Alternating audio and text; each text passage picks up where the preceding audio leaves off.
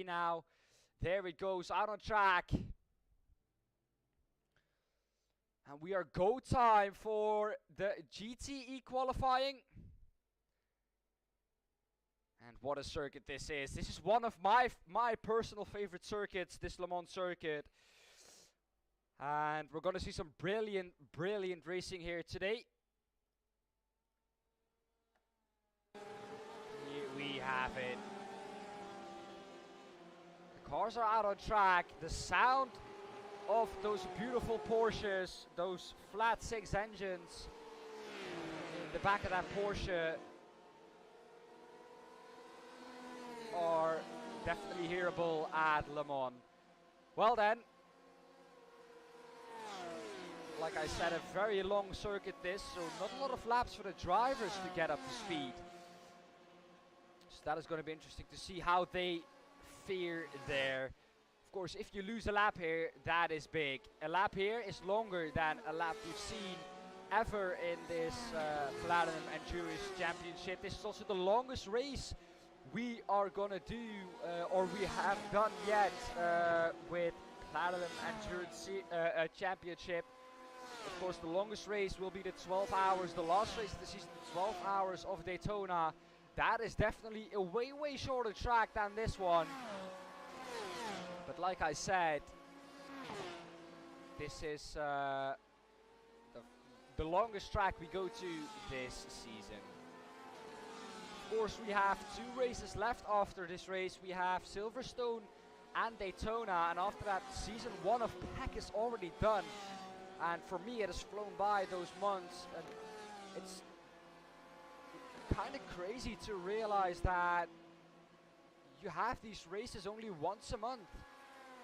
Usually, I think twice a month this time, but it's around a month always in difference between those races, 3 or 4 weeks, and time just flies by. Of course, when you're having fun like this, it goes even faster. But looking at the sector times, of course, 7 sectors here at Le Mans. This is the longest I think they're into now. This is the Delta Motorsports 40 car. This is the first one out on track. They are the furthest on track. Behind this is the Crips Racing car. They are currently leading the AM Championship. Like we can see here. Here we have them. Here we have the Crips Racing car.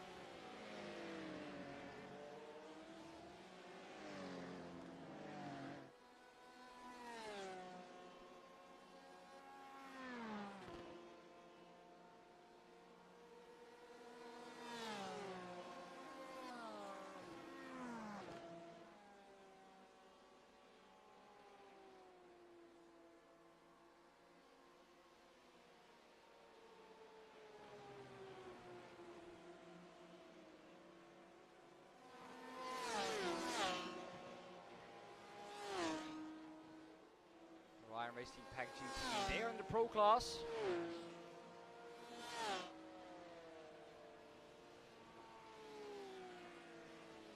They're just going to come across the line to finish their lap now. Here do you have the Delta Motorsports 40 car. We'll stay on board with this car because this is going to be our pace setter. This is the first one across the line. And onto the Dunlop curve now. Then into the Dunlop chicane, and then we go underneath the Dunlop bridge. A lot of Dunlop here in this part of the track. Really easy to catch slowdowns as well as off tracks here. We go under the Dunlop bridge, then we go down to, of course, one of the most famous corners on this track, which we know is a very difficult, of course, corner to get right, but it is a very important one as well. Of course, Mulsanne at the end of the straight, and then we have Tetre Rouge, the one coming onto the straight. Down into the S's there, we saw a little bit of a mistake, but then now down onto the Mulsanne we go. Then the first chicane to the right, then we go left, and then we go right again onto another long straight. These chicanes added, of course, way back in the day when this was a long straight. They just blasted down towards the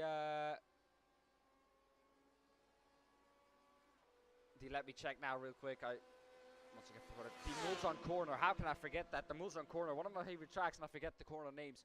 The Mulsanne corner, of course. And they arrived there with around, I think, 360 on the clock back in those days, easily. So the chicanes were added to keep the drivers aware and to keep the speeds on the straights at least within a boundary, instead of just giving them, of course, the opportunity to build up that speed and use it down the long straight. Into Mulsanne corner, then down now onto Indianapolis, one of the most tricky corners on this circuit.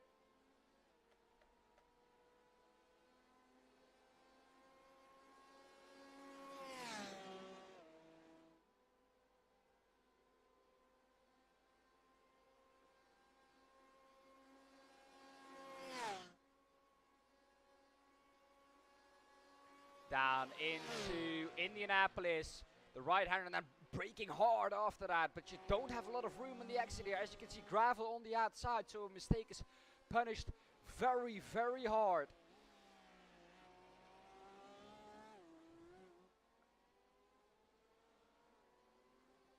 Niels Tiesers then in the pro class. He is the fastest at the moment in sector 1 and 5. The championship standings, we will go over them during the race. Not now, because we have qualifying to do. But because SDK, of course, didn't want to work with us for a second here. It was a hustle to get it done in time, so the championship standings do look or are not in there yet. We're working on it, but on board then with the number 141 Porsche. Down then into the 4 chicanes.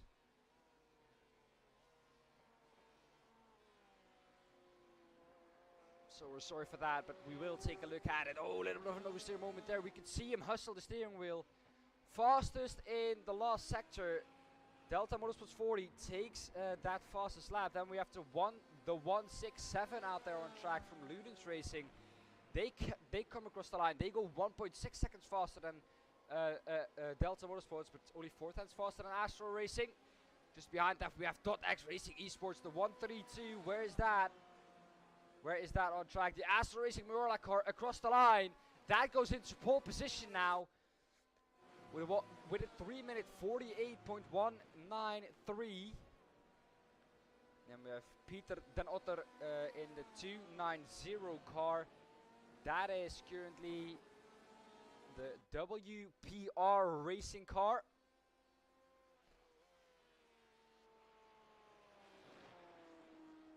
They are working on the standings, trust me. Stay on board with this car for a second.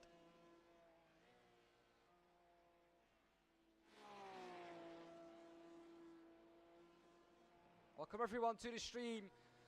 Welcome to the 10 hours of Le Mans. It's going to be a long one. You're going to hear me all throughout it.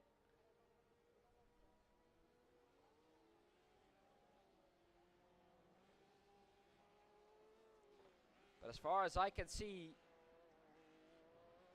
and I will show this now quickly to you, in the overall standings, this is how they're shaping up now.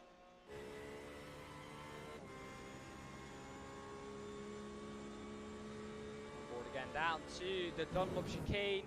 Oh, a big oversteer moment, and we see this a lot.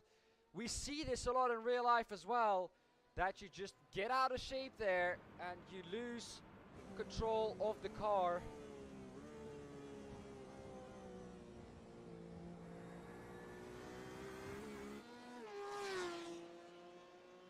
That is a very easy thing to do, under braking, just locking the rear end or getting the rear end unstable, and then it goes around on you just like that. He did well to catch that and not spin it fully, but he couldn't keep it out of the wall. On board then again with The Astro Racing Morla car, the provisional pole position car at this moment in time. Half an hour done of qualifying already, and it is flown by again. Everyone on an outlap, they're just doing one lap and then another push lap after that. Seems to be that is the fastest way of doing it. Of course, it isn't beneficial at this long track to run a lap extra fuel. Of course, every liter you run extra because you have to run, I think, around 8 or 9 liters extra to do an extra lap, and that is of course time over a lap that is this long on the straights. That's time, so that is, I think, why everyone is going for these one lap shootouts, but that means that you will get less laps, of course, to improve. We have Callum Wright in 7th position at the moment in this class, Delta Motorsports 40. He's going to come down to the 4 chicanes now.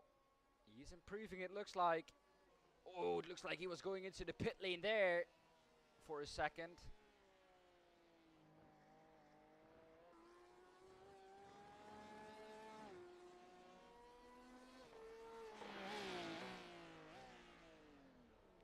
And he is done there now. Then we have the 237 car. They currently haven't set a lap time. The PM Esports car come across the line now. Then this is the only other AM car in this class apart from Crips Racing.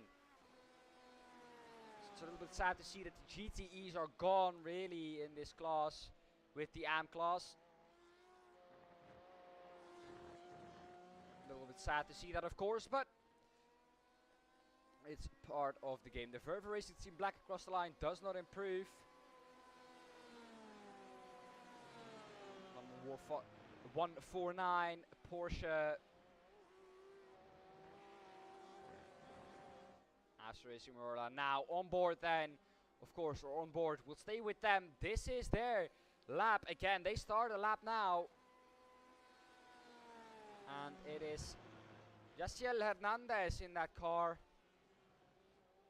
Trying his best, of course, to get the maximum out of that Porsche. Down through the S's. Then the left-hander here. Onto Tetre Rouge again. Very tricky corner. Easy to take that off track or take the grass on the outside. He's absolutely all over the curb. That is about as far as you can go.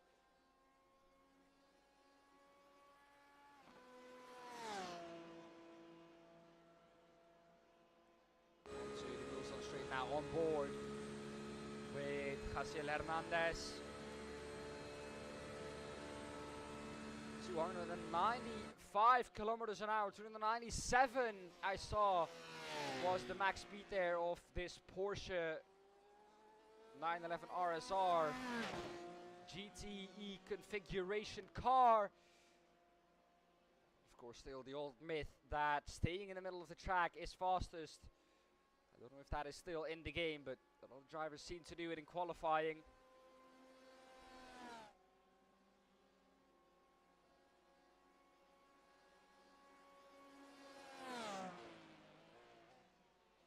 Into the second Mulsanne chicane now. Down and down.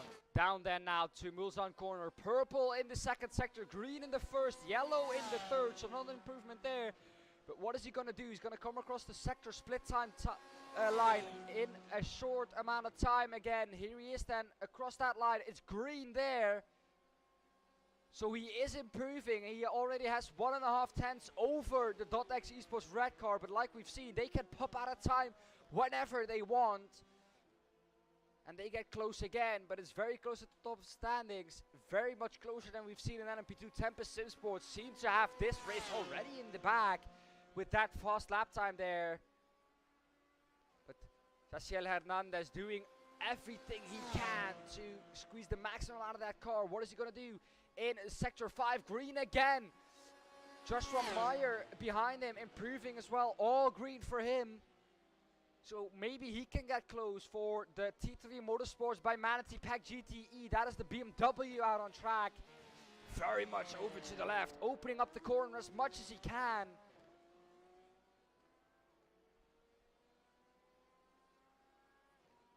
Now down onto the Porsche curves he goes.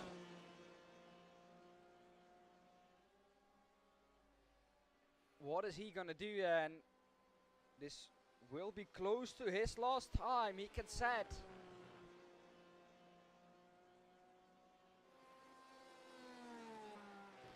Through the Porsche curves, very fast sequence of corners, not improving there in the 7th or in the 6th sector.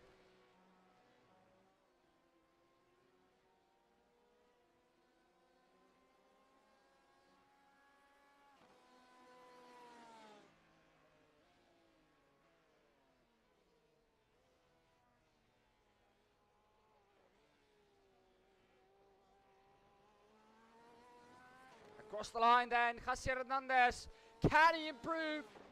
A 3:48.193 was his lap time. 3:47.526 is the lap time he can set now. Joshua Meyer behind him in 6th position for T3 Motorsports. What can he do in that BMW? And that is that lap to waste. He goes into the barrier, and that is sad. He was green everywhere. That is sad to see that lap time go, but in 11th, Crips Racing, can they improve? Can they take pole position in the GTE AM class back from that, I think, PM Esports car? Yes, it is the PM Esports car, which is in pole position in that class right now. For the people who don't know how it works, we'll get it on, and that is a big mistake for him as well. And that is GTE qualifying done for you there. We'll get this on screen very quickly. Here is the guide. The black numbers are the pro cars, and the white numbers are the AM class. That is how it works in GTE. GT3 and LMP2 only has the pro class. So of course, nothing to worry about there in case of classes, but in GT3 and GTE, of course, there will be a pro and AM class, like I said. White again for the AM cars, and black for the pro cars.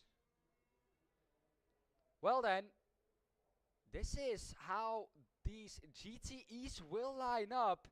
Astro Racing Mayorla, of course, with that banger of a lap. Like I said, only 2 laps they really had to put in a lap time that was compatible, really, with how everything is looking now. And it is Astro Racing Mayorla who did that best. Orion Race Team Pack GTE will start in 2nd. 7/10 is the gap. .X Esports Red, they will start 3rd. They have started further up in the last few races, but they are there now in 3rd. 8/10 off of the pole position time, but that doesn't tell much, since really it's a case of not getting enough laps in. And Ludens Racing in 4th, only just 0.08 of a second behind the .X Esports Red car on a track that is way longer than everything we've raced on. To be exact, 13.62 kilometers long. That is absolutely not a big gap. And that is a gap that you can come home with, of course. Now then, looking on through to the GT3 field then. I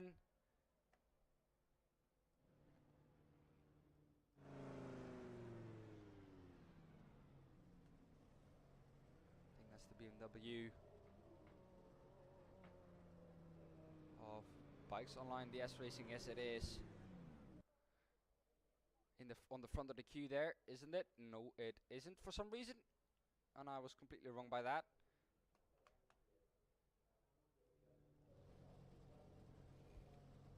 Well, Shea McNeely is the first one out in line, I think, for the GT3 cars. We'll go on with how they will line up. It will be Astro Racing in 5th, 6th in the BMW with that very good lap. They could have been very much higher up here. is the T3 Motorsports by Manatee Pack GTE. As we see it, GT3s now go out on track.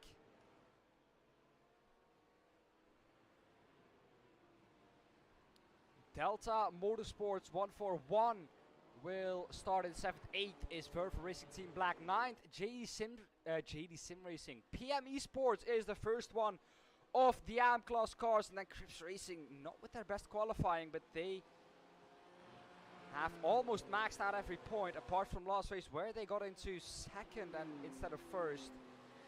PM Esports, I think, the one to finish 1st there. Well then, let's look on to the GT3 qualifying then. The last group that will qualify, and 20 minutes left of qualifying overall. Is that the Team Kersten's car that is overtaking now? We'll take a look at it.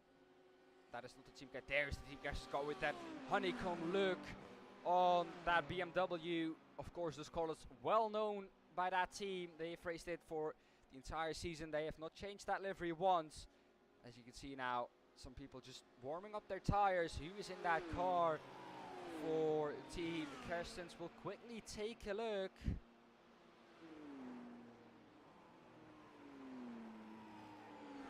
It's Freek Verkulen in that car for Team Kersten's.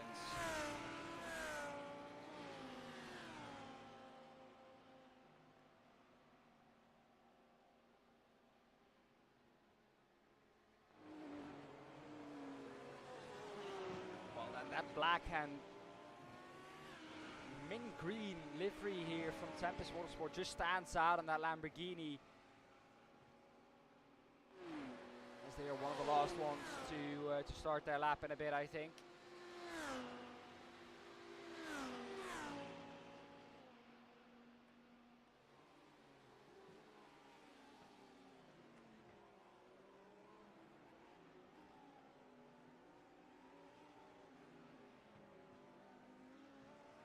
And it's very close at the front of this, so I'm gonna have to look to try and find the first ones. Or the first one's out on track at the moment. You know, this Tempest car is having a little bit of a battle here, but the Orion Race Team Pack, that was the car that was is at the moment the furthest out on track. So they will start their lap first.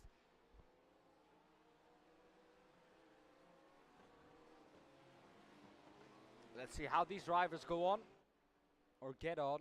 47 was the fastest time from the GTEs. We'll see what the GT3s can do.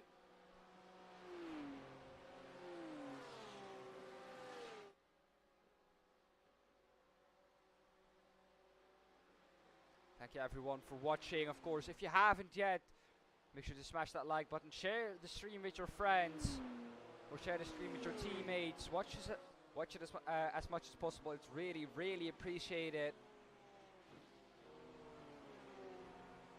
Everyone who watches this is one of us.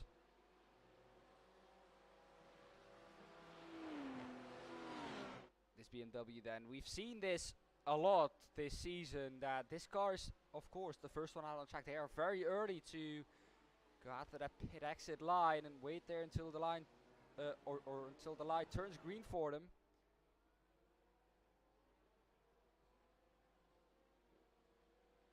Which will, of course, lower their tire temps at the beginning of their lap. But of course, this being such a long lap, that doesn't really change that much. As you can see, Tobias Kurz.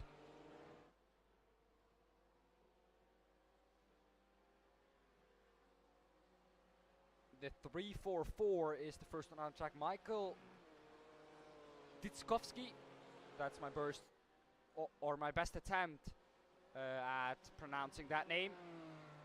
Will be the first one to start a lap time. So everyone will aim at that. The Porsche behind that, it's a livery that we know very, very well.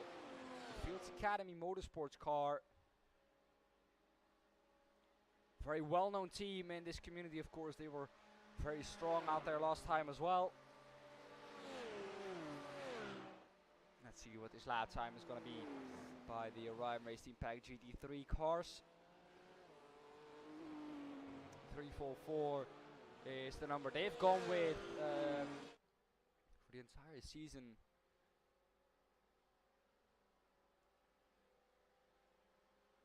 As you see them then come down now to the second chicane. On the Mulsanne corner. Mikhail Ditskovsky at the moment looks to be the fastest car out on track, but Shane McNeely in the AM car just behind that has purple in the third sector. That now goes to someone else, but Mikhail Ditskovsky will come across the line in a bit, and there he goes, purple again. But Joseph Hogarth takes that purple sector away from him. Looks like everyone is on the edge of the grip of these cars. Through Mulsanne corner. Now down then to Indianapolis again.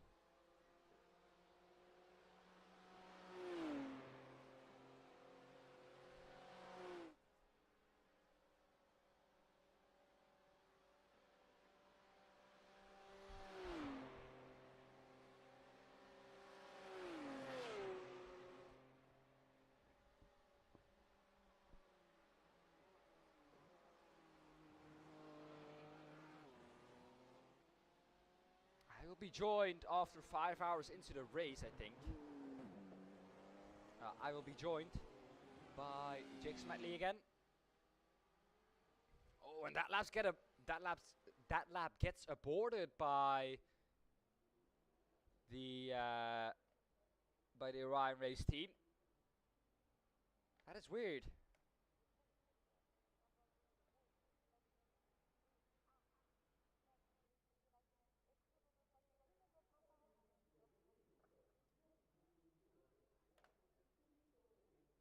That is weird. They were on a very fast lap there. For some reason, they have aborted that lap.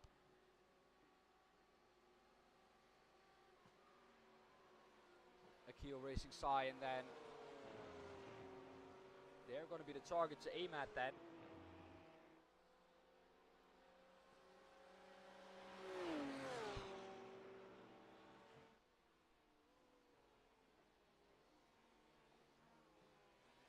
Here we have it. Diogo De Sousa, a very fast driver as well, so I'll be interested to see what he can do. But Shane McNeely across the line in the 412 BMW sets a time of 157.07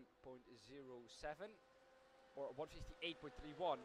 The YS Motorsports blue car sets a time of 157.07.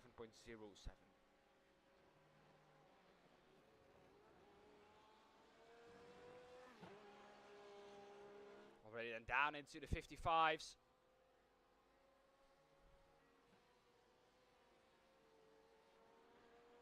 That is the Tempest Sim Sports pack car. Was that fast? Platinum Racing Team, a BMW. John Sylvester.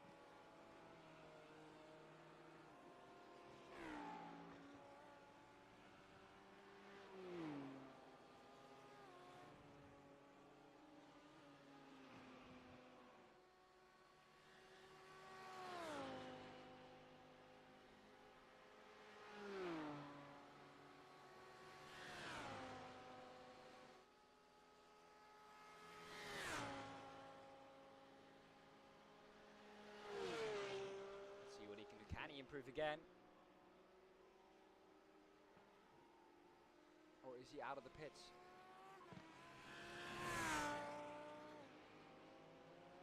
I don't think he is, but that could be the case.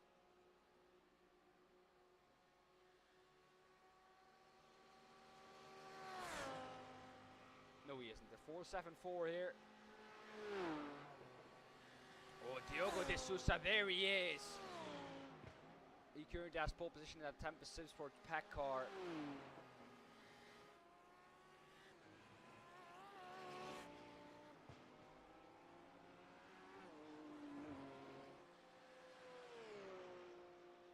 really, really looking to pick up the pieces again here. Last time out, of course, at Sebring, they had a 1,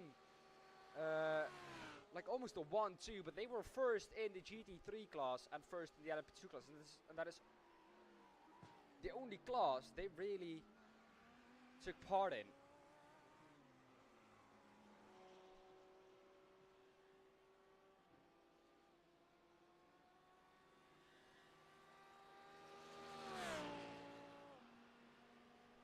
WPR Racing was the only one of the Porsches to not set a lap time in the GTE, by the way. That is something I wanted to point out about, as well. They haven't set a lap time, so they will not start, I think, in the position where they should be.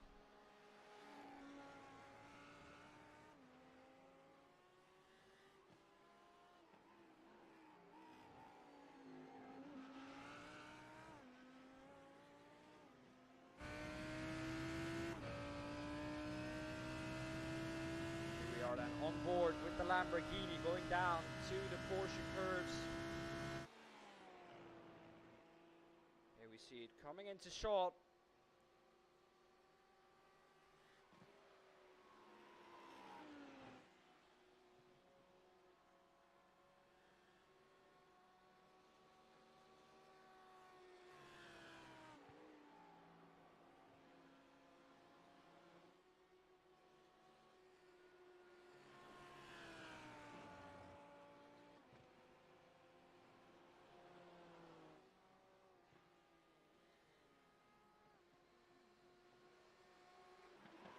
Opening up the chicane as much as possible, the 4 chicanes. Stable through there, very easy to overcook it. He comes across the line, almost inside the gravel, but here he goes to the top. He was already on top, but he improves his lap time to a whopping 1:54.463, 2.1 seconds clear of everyone else. And that is big, that is very big. The 358 car from RD Sim Sports. Just out of shot now, that purple and black car. Coming across the line now. Peter Sigdar in that car. Across the line for a time of 1:54 or 1:55.463.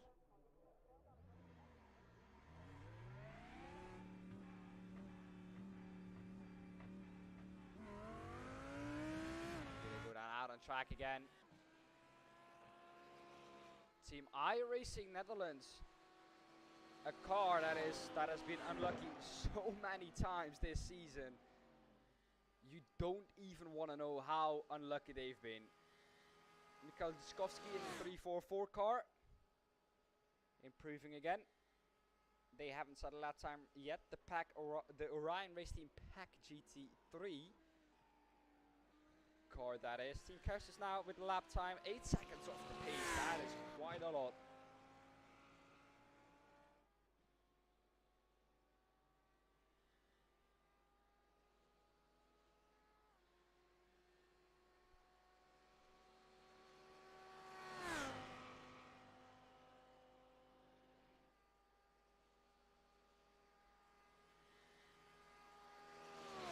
Here we have him then, Pascal Tegelaar. Not improving for IRNL.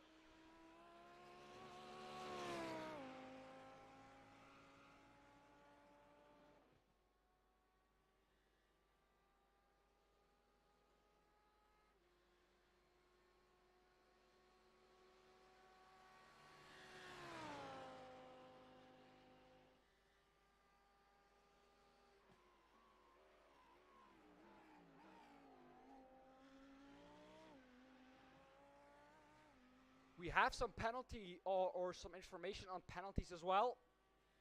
While this is going on, we'll look on with the 344 car, the Orion Race Team Pack GT3.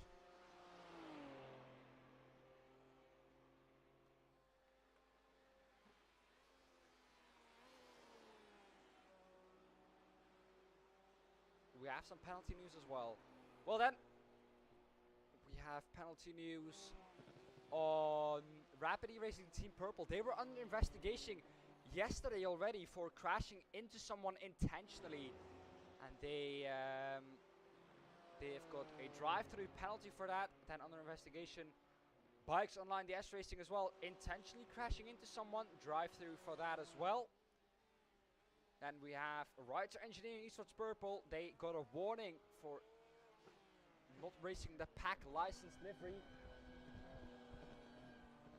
We'll stop with that shortly and see what Mikhail Dishkovsky can do across the line. And he gets to a 155.4, excuse me.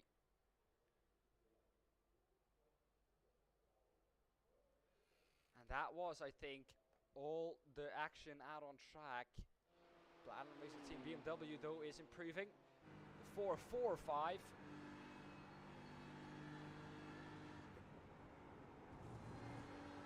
think they will cut into the pit lane because they will not be able to start the lap time in time again.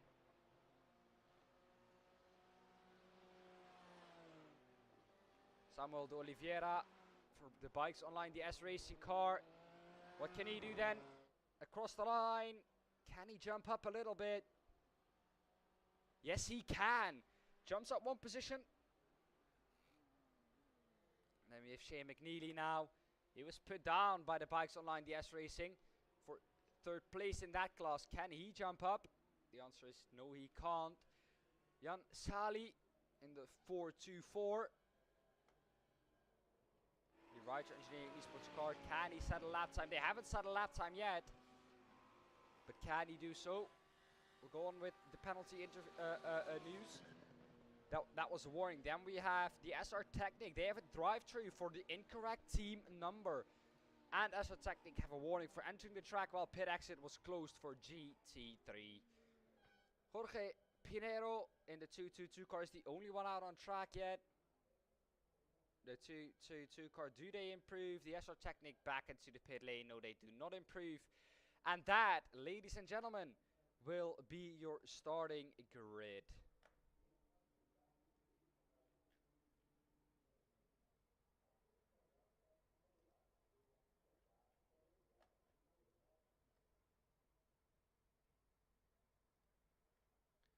Let's look at your starting grid then. Here we have it. It will be Tempest Sim Sports Pack on pole position. Overall, followed by Platinum Racing Team LMP2 Blue. Those are fiercely fighting for the championship. My favorite team in third, fourth, Criminal Motorsports. In GTE, Astro Racing Mirrorline first, Orion Racing Pack GTE in second. Third is .x Esports Red. And in the GT3 field, we have the Tempest Sim Sports Pack car on pole position. Orion Racing Pack GT3 in second, and third is RD Sim Sports. Well then, I'll quickly take a break now then for 1.5 minutes, and then we'll get back onto the lineup for the race and the formation lap.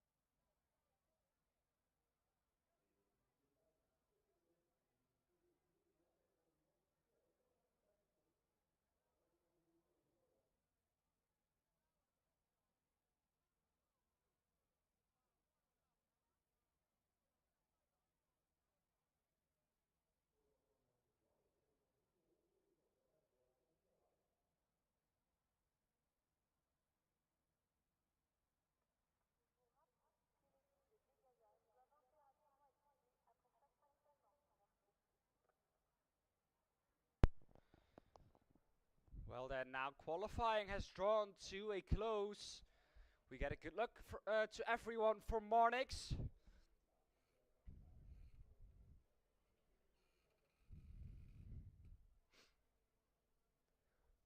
The Tempest Sim Sports pack car.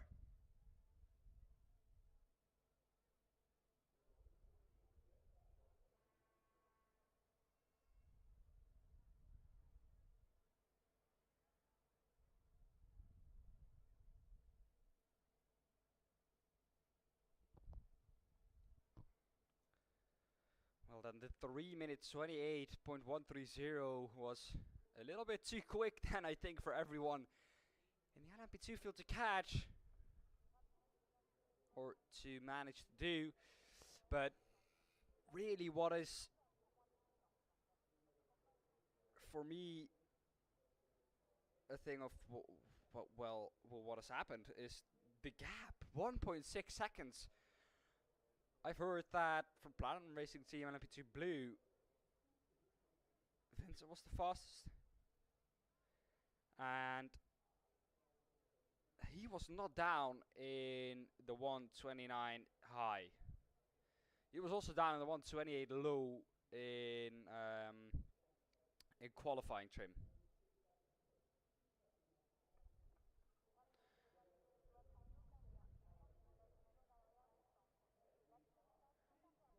As you know, a very, very long formation lap. We'll get on with the grid then. Here we have it. We don't have it for you yet, because we need to wait until the session is over. That is how that works. Yes. I think our waiting time is almost over.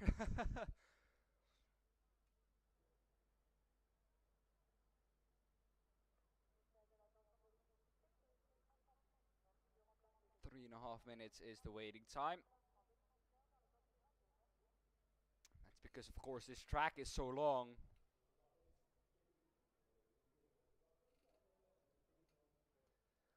Talking about this track, of course, I'll quickly get it up here, of course. Circuit des 24 Heures du Mans, a track that is at a length of 13.55 kilometers.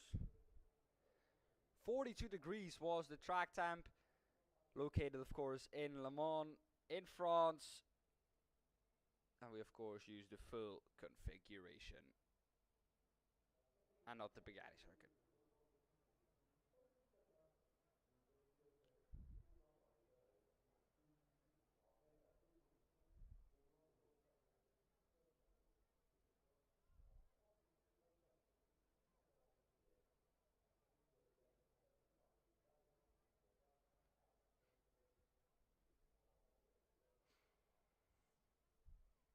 So 27 degrees is the ambient temperature. That is quite a high track temperature, of course, for 27 degrees. But as we know, asphalt is black and it takes up, of course, the heat.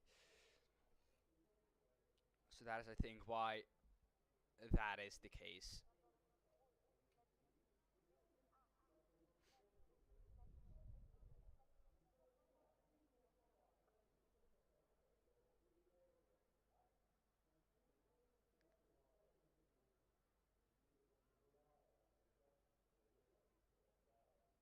And it seems like the waiting time is still not over.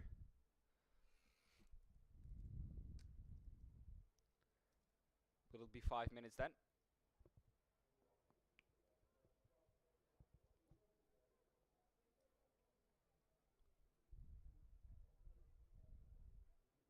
I wouldn't possibly know.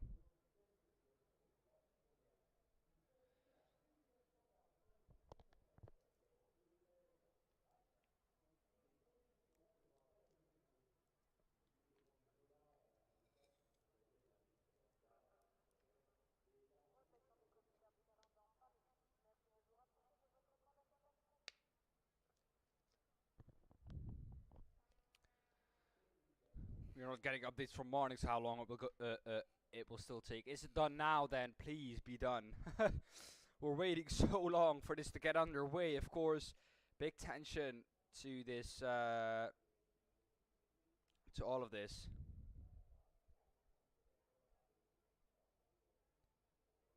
There we go then, I think it's done now. There we are.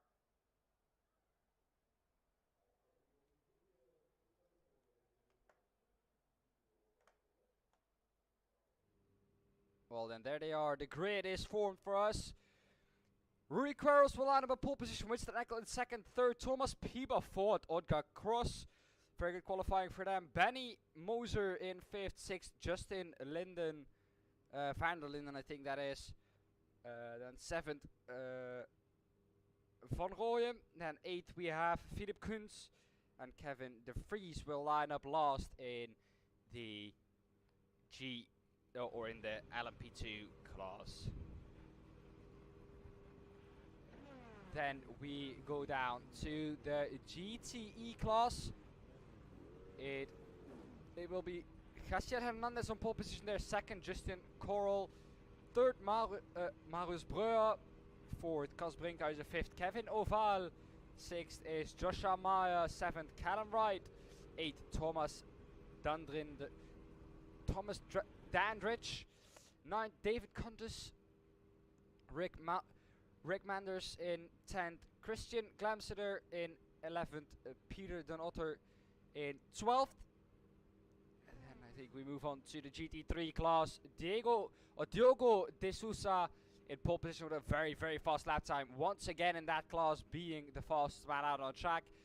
Miguel Dichkovsky in second. Third, Peter Sigdar in third. Fourth, John Sylvester. Fifth is David Ferreira. Sixth is Joseph Hogard, the second of the AM cars, class cars Platinum Racing Team BMW. Does that say BW? That says BWM. Well then, apart from that, Tobias Kurz is in 7th. 8th is Pascal Tegelaar. 9th, Samuel de Oliveira. And 10th, Shea McNeely. Then further down in that class will be Jan Hoppen. 12th, Jorge Pinheiro. 13th, Freek Verkoelen for Team Kerstens. Christian Streitenberger in 14th. And 15th, Jan Sagli. Well then, lining up then side by side are the LMP2 cars.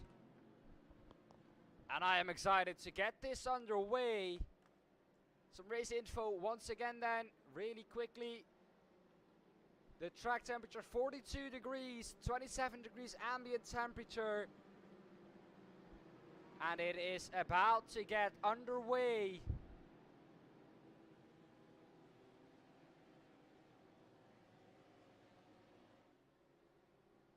The Tempest Sim Sports Pack car will lead the field to green.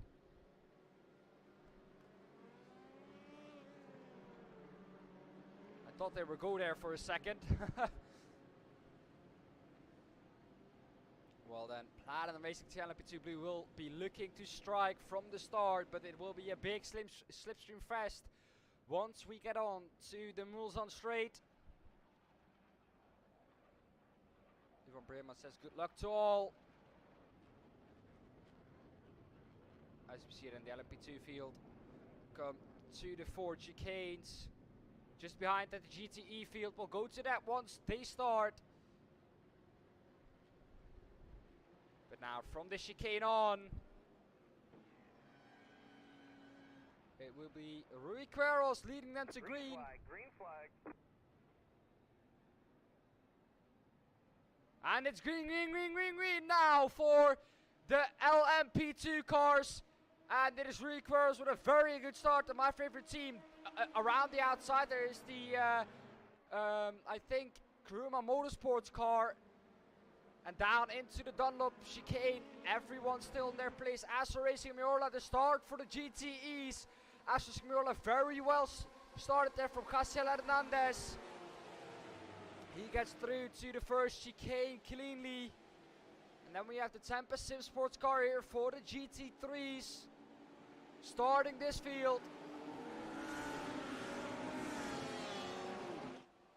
Was that a little bit of a jump start there? I don't know, but that looked like a very messy start from our leader. Orion Racing Pack GT3 into the lead immediately.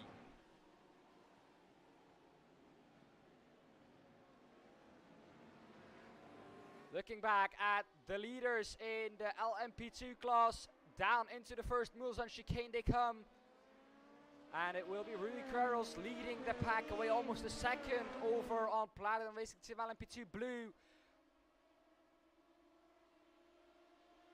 Let's see what sort of times they can do. 42 degrees track temperature is very, very hot. And they know that the Platinum Racing Team LMP2 Blue car does not handle well in these hot conditions. So once it cools down, that car will be a little bit more competitive. But as long as they stay in the slipstream, I think they will be fine.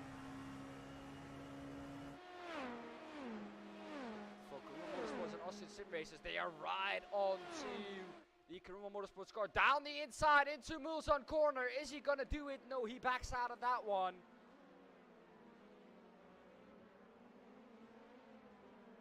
And they go now down then to Indianapolis. Platinum Racing Team car holding up very well here. That is, I think, through the Porsche curves that car is a little bit slower than the Tempest Sim Sports pack car, but of course that slipstream is so almighty strong here at the Circuit de la Sarthe. Down into Indianapolis. They get through there cleanly, all of them. Can Winston Eckel maybe set up a move into the Porsche curves? Needs to get away well here. Doesn't manage to do so. That gap opens up a little bit to 0.6 of a second. I think it will stay like that. Looking then further down to the GTE class, Cassiel Hernandez still leading that class 2 seconds ahead of Orion Racing Pack. That is the gap he already has. And the BMW from T3 Motorsports by Manatee Pack GTE, that team has had a very good start in that BMW. Of course, that BMW very strong on the straights. So this is a track that car maybe excel at. And then to the Porsche curves now. This is really where this BMW will lose out the most.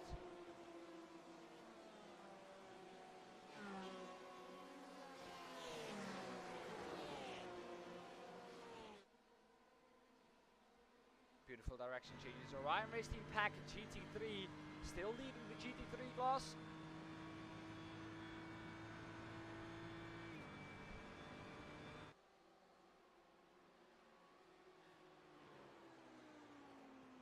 Ahead of the Tempest Sim Sports Pack car. Everything settling down a little bit now.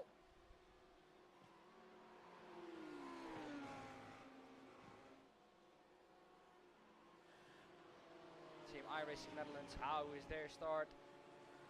Looks like the Verver Racing Team Black already into the pits. Something has happened to them.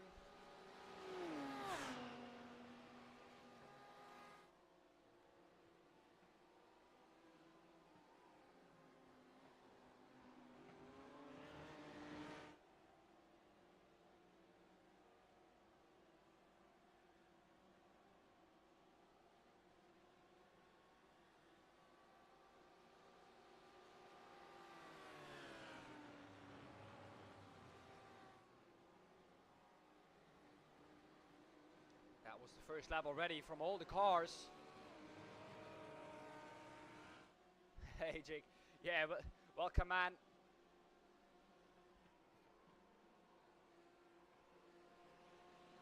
Can't wait man, 5 hours alone is long, but of course at this track that flies by. Here they are through Tetra Rouge on the edge of an off track there. Is the Tempest, is the Tempest Sim Sport Pack car. They were fastest in qualifying, but they lost out on the start. Something has happened there.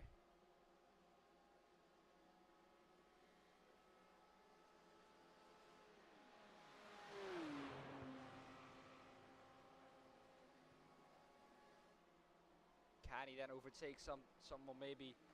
The team iRacing Netherlands car, where are they? They are in 6th now, in a big battle with the Platinum Racing team BWM. I'm gonna have to get so used to that. Just BWM. Wow. It's so easy to say BMW instead of BWM.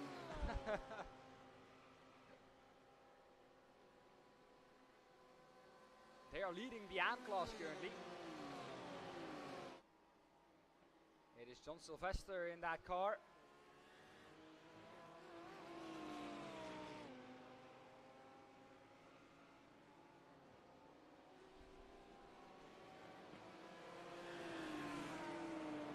Tempest Sim Sports still behind the Orion Race Team pack. This is the closest battle on track currently.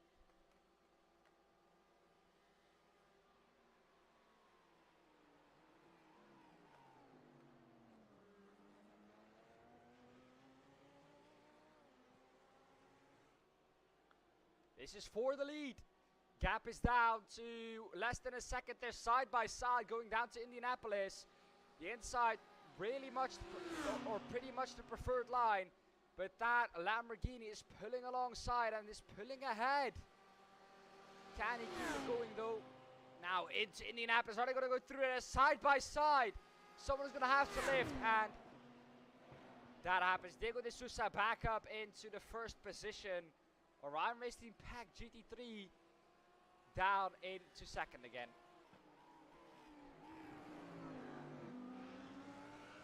So that is that position change done. Now they can build on a lead. I think Diego de Sousa at first, really edging away. Platinum Racing Team is just 1.8 seconds behind Tempest Sim Sports Pack. That gap has not opened up as much as I thought it would after Tempest has broken up that slipstream, but they look very, very fast, that Tempest car. My favorite team is in third. Just behind that is the Kuruma Motorsports car. Let's see what they can do. Oh, a big slide there from the My Favorite Team car. And that will make them vulnerable down the long straight again. Into the toe now is Odgar Kroos. And he pulls out to the left. That is pretty much the inside line for the next corner. Can he make it stick? Is he ahead? Yes, he is. And that is third position for the Kuruma Motorsports car now. But still a long, long way to go. So where everyone is now it isn't that important.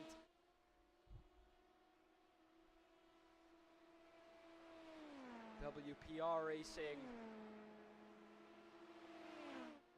They're into the pits already, together with the Bikes Online, the S Racing car. The T3 Motorsport BMW at the moment in 5th position. Now then down to Indianapolis we go again. Can the My Favorite Team car now stick in that toe? 4/10 is the gap. That is catchable. That is definitely doable. But it's going to be close. You don't want to be side by. A better line through Indianapolis though, onto Arnage. But that is the slowest corner on track, and you don't really have a big braking zone going into it, so really difficult to overtake there. Here we have the T3 Motorsports by Manatee BMW. .X Esports Red.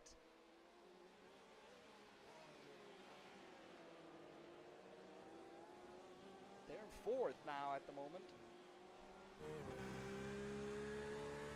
I really expected them higher up. They are a team that are normally very, very well known in the community for being high up there.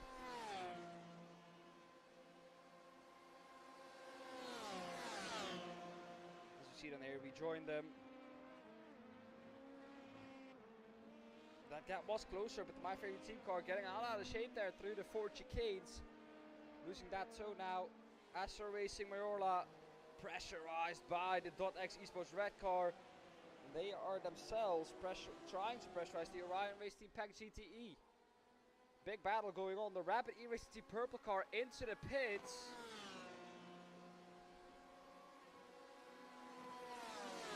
Already, that is very early on, after only 10 minutes. And that just looks to be for a drive-through. Yes, that is. They had, of course, that drive-through.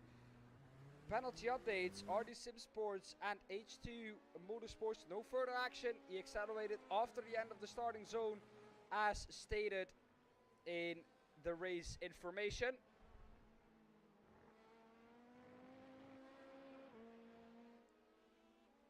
But Justin van der Linde surfing that drive-through for Rapid iRacing Team Purple.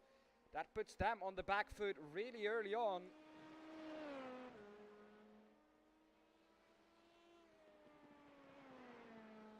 Looking at some battles in the Fields Academy Motorsports.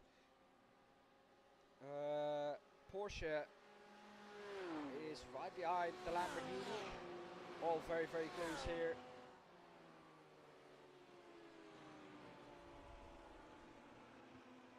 Into the Porsche curve now. Oh, it's oh so close to that wall. And it's also close to the back of that Lamborghini. You can tell I'm enjoying it. Gap at the front though, still 2.1 seconds, so not too big.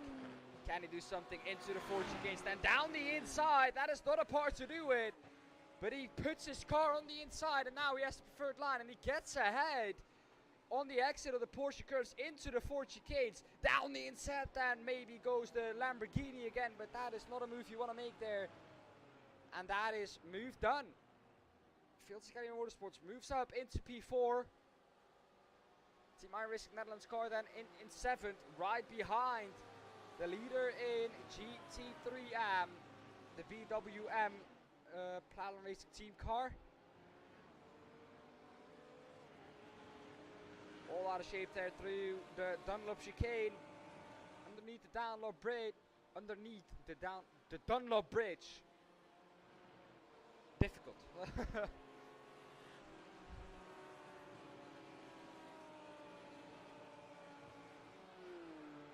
Team that is on the back foot very, very early on is this team, the Verver Racing Team Black.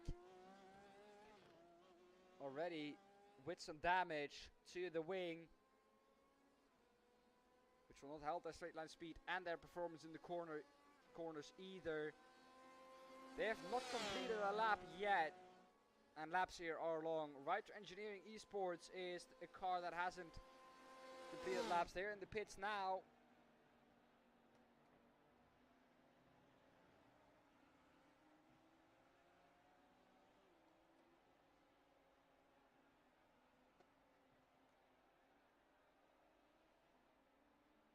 Looking then at the leader of the race. Here he is then, coming through to the Dunlop chicane.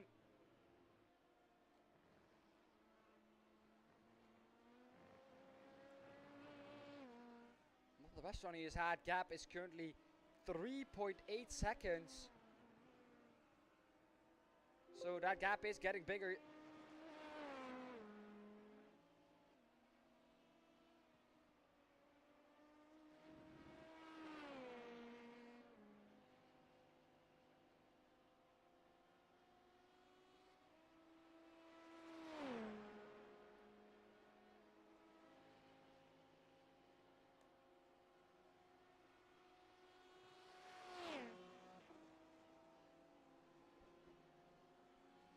There we go, and there are some battles for P3 going on. .x Esports Red got ahead of Astro Racing Mayorla.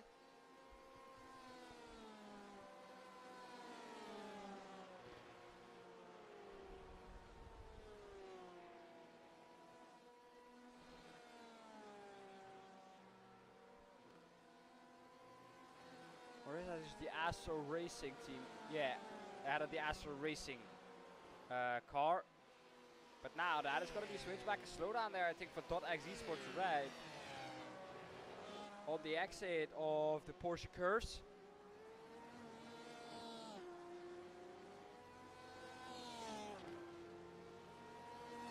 Okay, so the 424, that is the Ryder Engineering Esports car there now in absolute last. They had damage after lap 1, I'm getting told. And they had an incident and they needed to repair. Still a 10-hour race, so still I think some positions to catch up on. They've only completed 1 lap, which is not a lot.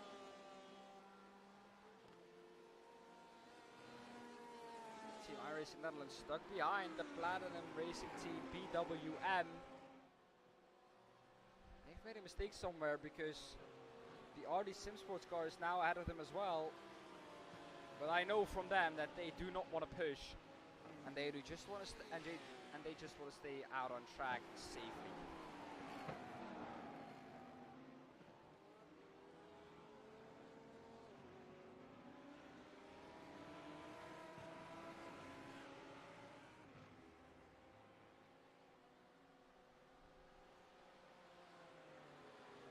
It's a very interesting battle here. The RD Sim Sports car on the back of that Platinum Racing Team BWM car.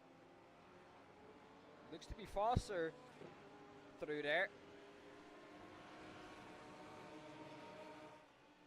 Hey Romsman, how you doing? Welcome to the stream. Welcome to the broadcast of the 10 hours of Le Mans. You're going to be hearing from me all the time throughout the 10 hours.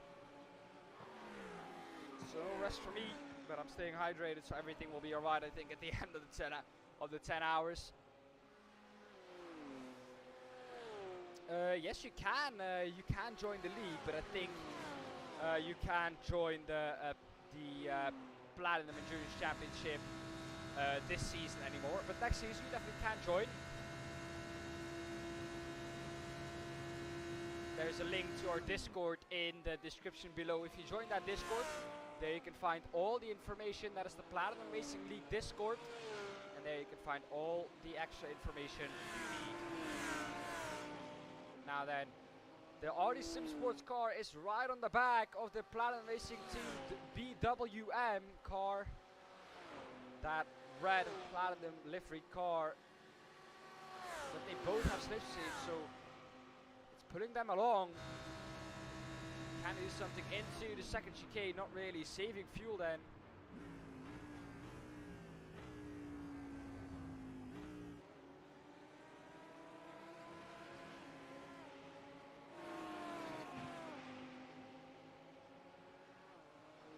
Looks like the BMW from Platinum Racing Team is closer to the Lamborghini now. And the Lamborghini from RD Sim Sports is to them. But is the RD Sim Sports car carrying some damage?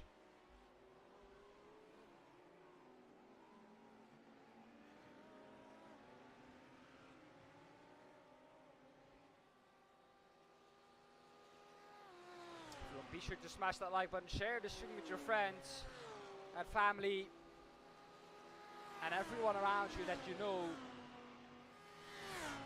Because the more people we have here, the more fun it's going to get, of course. And maybe get some support in the chat for your own team as well. As now the RD Sim Sports car looks around the outside, not really the place you want to be in. So that doesn't happen. So see then, PM Esports car in GTE. They are the leaders in the GTE class.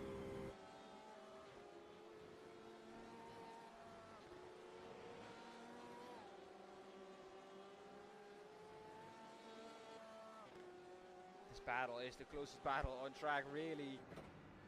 Looks like oh, was that the Team IRNL car that is going backwards there? Is that the Team IRNL that is backwards into the wall? No, they are still going around. Let's see what happened there.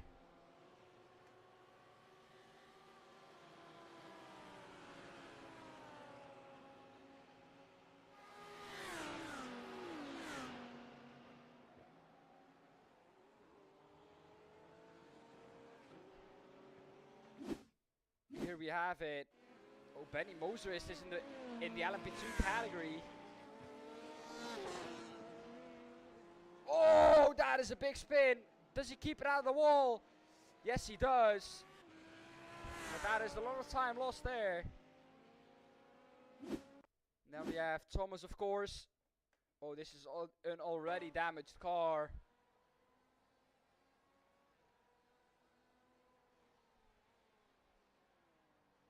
He's gonna have to pull off as well. Was that John Sally then who crashed there in the Porsche curve? Says, I think it is. You can see that car. That car was just out of the pits for an 11-minute repair. And here he is. Oh, losing it on the exit. Oh, that is a hard hit into the wall. And that will not do their car much good. Luckily, they're off the racing line there, but that is a very hard hit.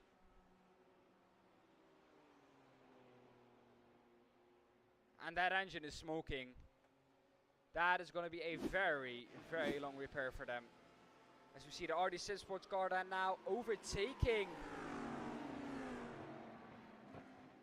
I think that is the Austin Sim Race's orange car. Team iRacing Netherlands now. Can they overtake the Platinum Racing team BMW?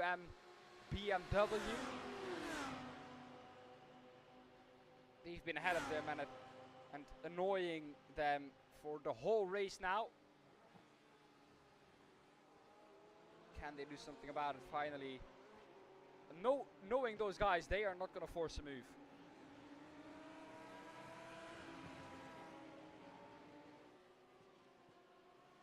This is a big, big battle.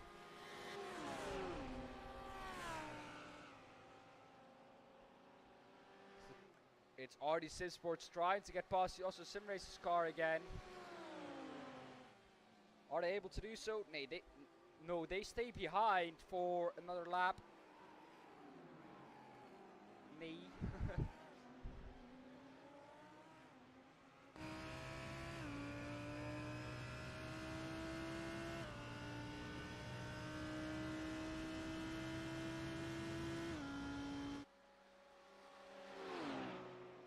Oh man, that is unfortunate. Which car is that?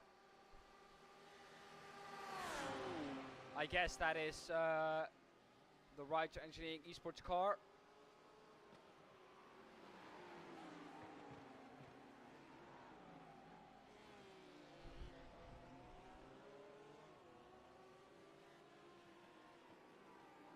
So we have our first retirement already.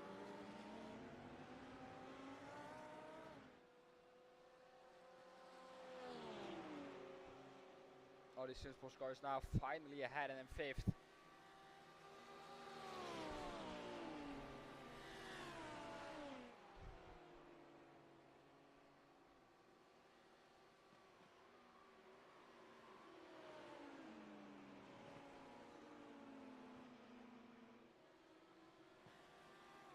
Delta Motorsports car is very close to the BMW, but this is where the BMW really excels on the straights. With the slipstream, this Porsche can still be very, very fast. And if he isn't able to do it now, he will be able to do it after the first chicane, I think. Very close, holding off here, not really wanting to do that move when he's not fully alongside and has to dive, of course. Which is very understandable. This is a longer race than only 5 minutes.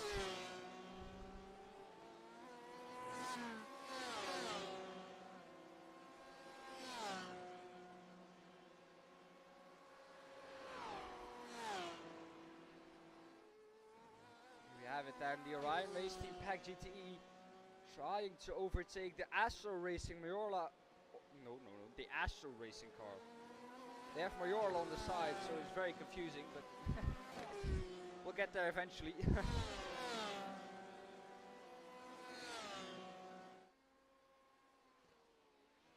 The Astro Racing Mayoral car has a gap of already 8.7 seconds to the Astro Racing, their sister car.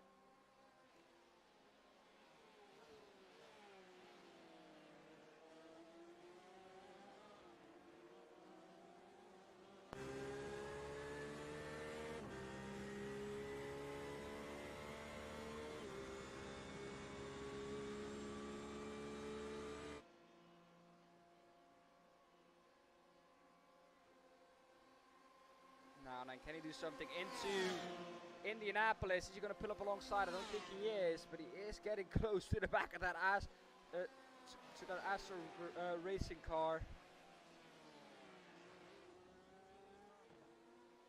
Very close indeed, putting it under pressure.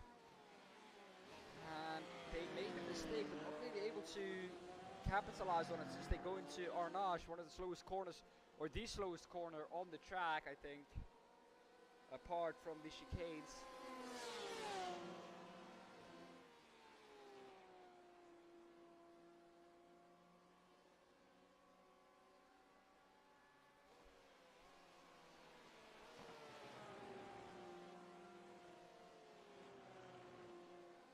The Austin Simmers blue car goes on to pit, and that does not look because of damage, but that looks like a regular stop. They're into the pits already for over 1 minute, and there they go out of the pits now.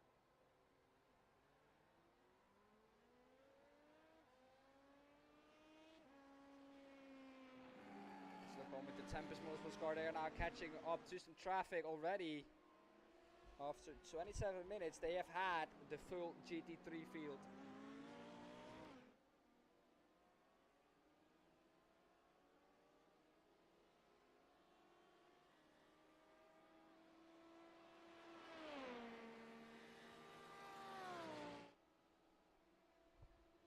Purple sector in sector 3, maybe with some slipstream from a GTE or a GT3, of course. The speeds that these cars are going at is absolutely amazing through the Porsche curves.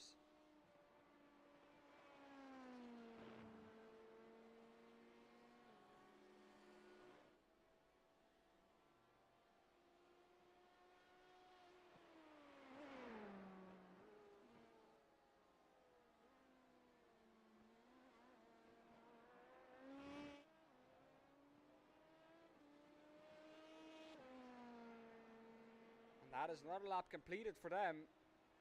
Now you can see in the background the Platinum Racing Team blue LMP2 car.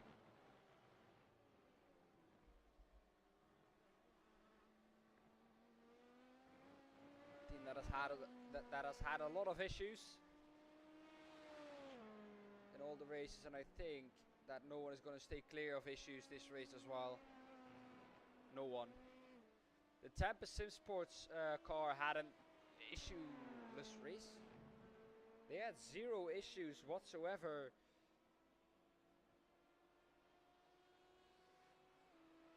Out at Sebring.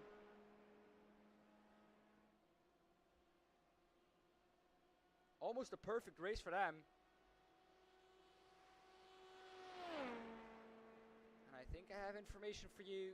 And I think, yes, it is the Writer Engineering car that has called it a day.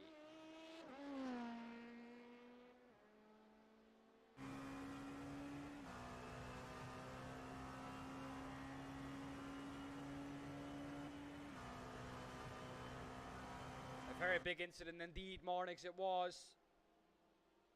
The gap from the GT3s to the GTEs is already very big. Gap from the leading GT3 to the last GTE at the moment is around 45 seconds. So that's how much faster they are. 45 of you here. Everyone, welcome to the stream. Be sure, of course, to smash that like button and share it with everyone you can. Everyone here is one of our community, and some support for your team, of course.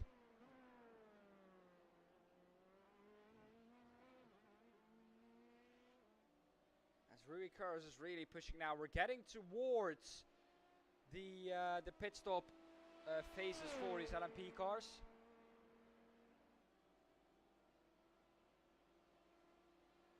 Lillinger, which car are you, just to confirm? I think the Writer Engineering car, but I could be wrong with that.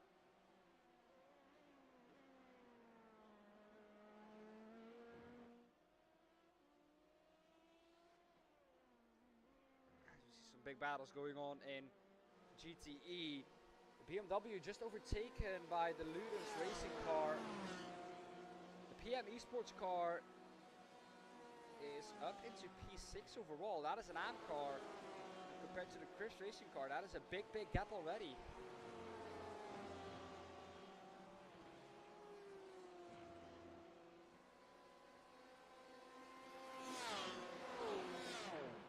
Okay, thank you. Yeah, that is unfortunate, man.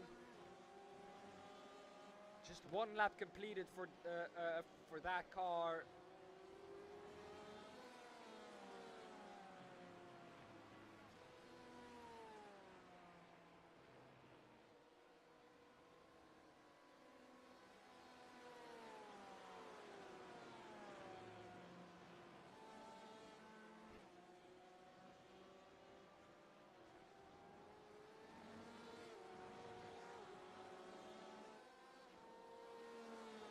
BMW has been high up in the standings this whole season, but has had bad luck and dropped out of that position a lot of times. But talking about bad luck, these guys know all about it. The team iRacing Netherlands car, they have had a lot of tough luck with Pascal Tichelaar in that car now.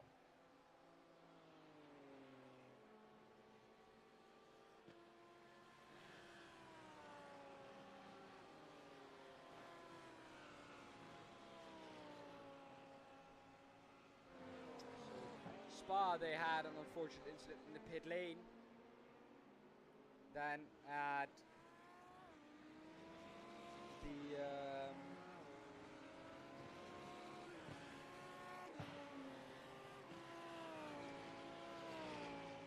at Interlagos, which means between the lakes for the people that don't know that. I've said that a couple of million times in that race. 4 hours of Interlagos, they I think got hit by an LMP. And in the 8 hours of Sebring, they had a steering wheel malfunction and they crashed. So all of those times they couldn't do anything about it. It wasn't their fault and they still crashed out a couple of times. And I've spoken to them yesterday and they really just want a good race in PAC. They love the series, but they just really want a good race. And they know they don't have the outright pace to score good points, but because they always drive as smart as they do, they have a really high chance and possibility to get a good finishing position.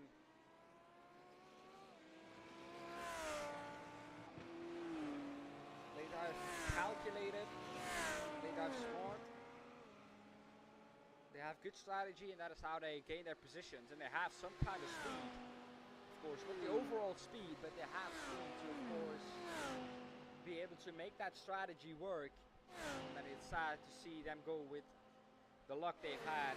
Rui Queiroz just posted the fastest lap in that Tempest Sim Sports PAC car, a 1:30.11.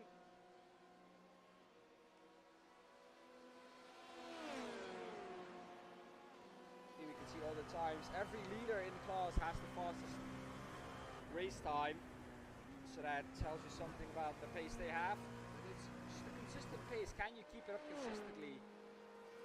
That is what will decide this. We have a little crash here.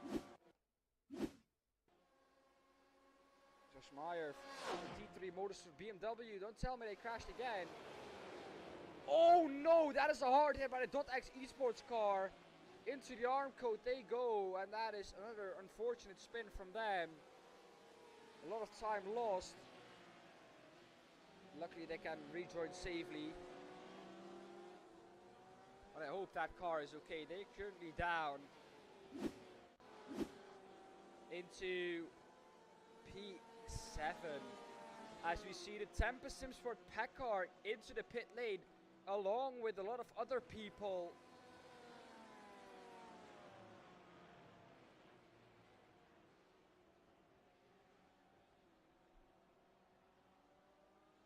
It's the Platinum Racing Team, LMP2 Blue Car, Karuma Motorsports, and my favorite team all into the pit lane.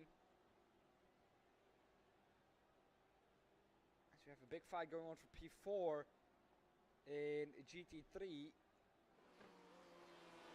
This is Fields Academy Motorsports Porsche behind the Digital Spirit DS Racing BMW, which looks really similar to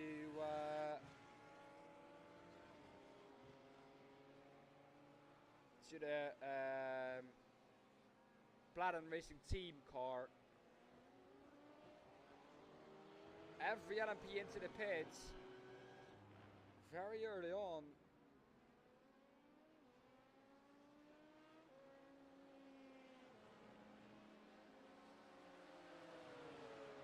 And then I'll get back into traffic. What can you do then now? Coming onto the long straight.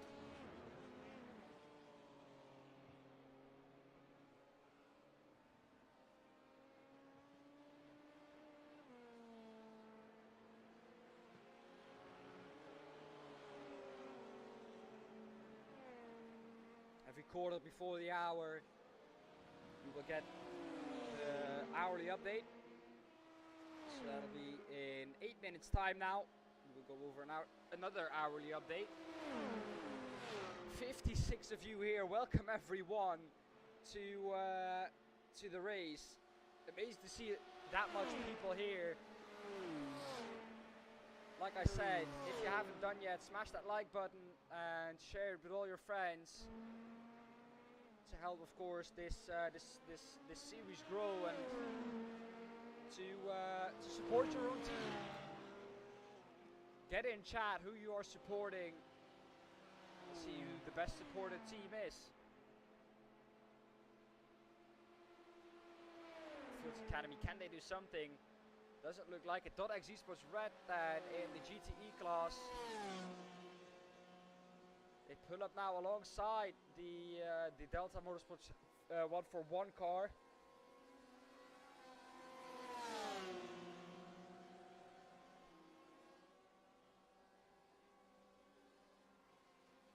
They keep it how they are now. Not really. Not a place that you want to go through side by side.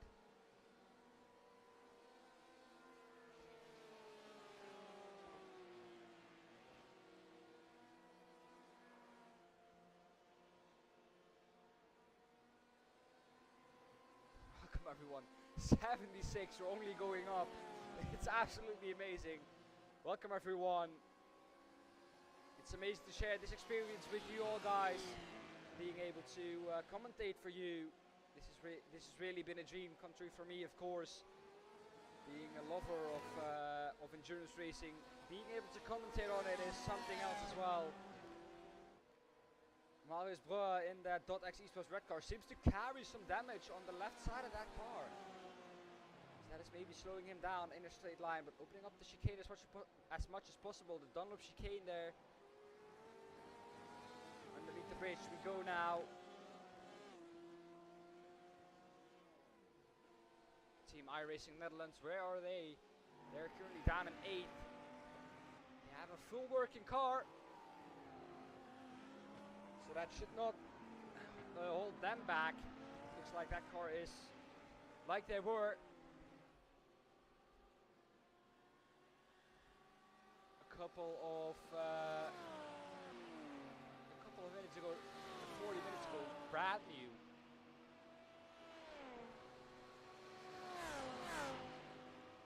Here is the .x Esports car again. Down the main straight now, 3 tenths the gap.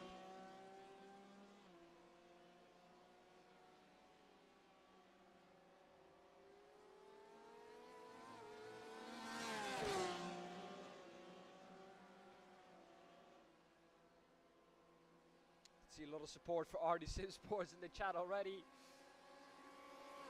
.x Esports, can they do it now? And down to Mulsanne corner, they have the run. We have actually another chicane to go. That is the second of the Mulsanne chicanes. They want to go to the outside, but they think the better of it.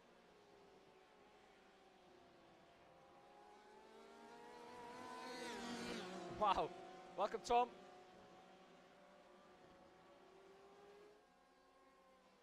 Yes, Ruud, there is a Discord server for PAC, but you have to be in PAC, I think, to be able to get in there.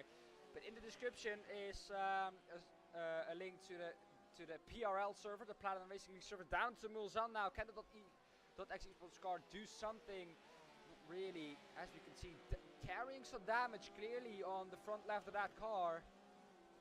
Not really hampering his performance. Good exit here. What did you miss? Well, a lot of action. Too much to tell. Depends which team you're for. If you tell me that, maybe I can give you a more specific update.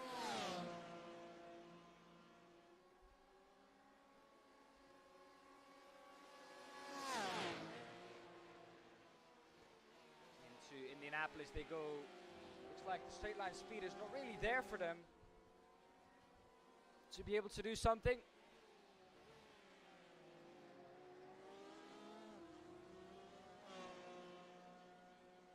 Wow, almost 100 of you here. Welcome everyone.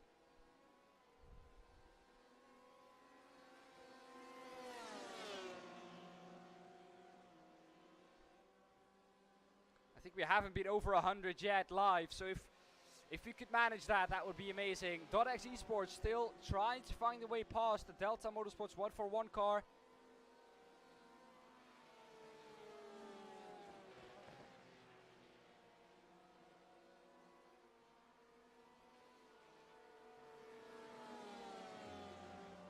A battle going on in LMP1 or LMP2 as well. Thomas Piva for my favorite team in fourth, chasing down the Kruma Motorsports car after the pit stops on the new tires. It seems like, or on the old tires rather, looking at the pit stop times, it looks like this car is faster on used tires. It's Thomas Piva faster than the Kruma Motorsports car on used tires.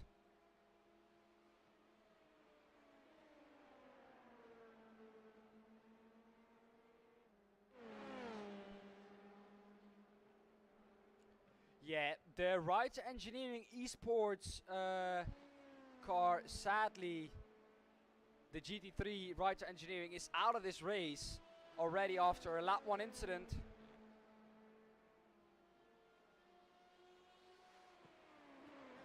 They had to call it a day very, very early on. Sad to see them go that early. They managed only 1 lap of this circuit.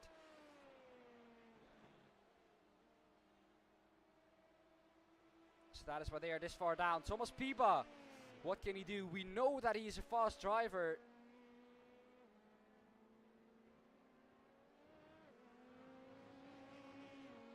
$113 of you here. Well, we have reached the new record, I think, for us live. 113. I don't know where you all come from, but welcome everyone. Amazing to see you guys all here.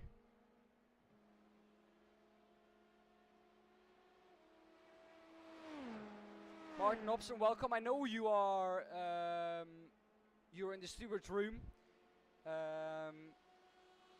If you mind popping in, maybe we can have about what the stewards do. We can talk about that. Thomas Piva still trying to find a way past. We have a battle in third in the GT3s.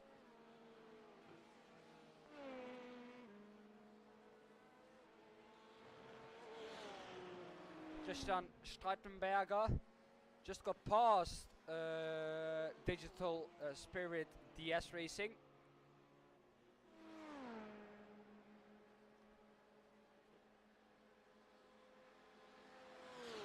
We have some penalties as well. This is from a long time ago, but still, it's worth mentioning.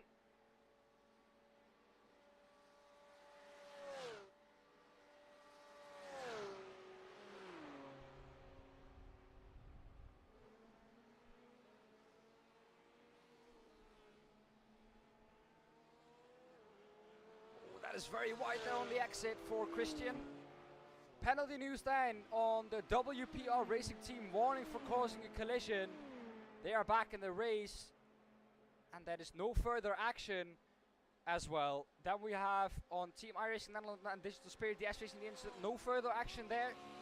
Bikes Online, the S-Racing and Team Cashers, no further action as well. That was a racing incident. ASR Orange and WPR Racing Team, there is no further action there. And they want a specific incident report. And then .X Esports Red, they have a drive-through. That is at the moment the 5th place car. And that has just been placed. That is the .X Esports Red car. They have a penalty, a drive-through penalty to serve. So when are they going to serve that? That is for causing a collision. Here they are serving the drive-through. And they are going to drop way, way down the order now. Hello there.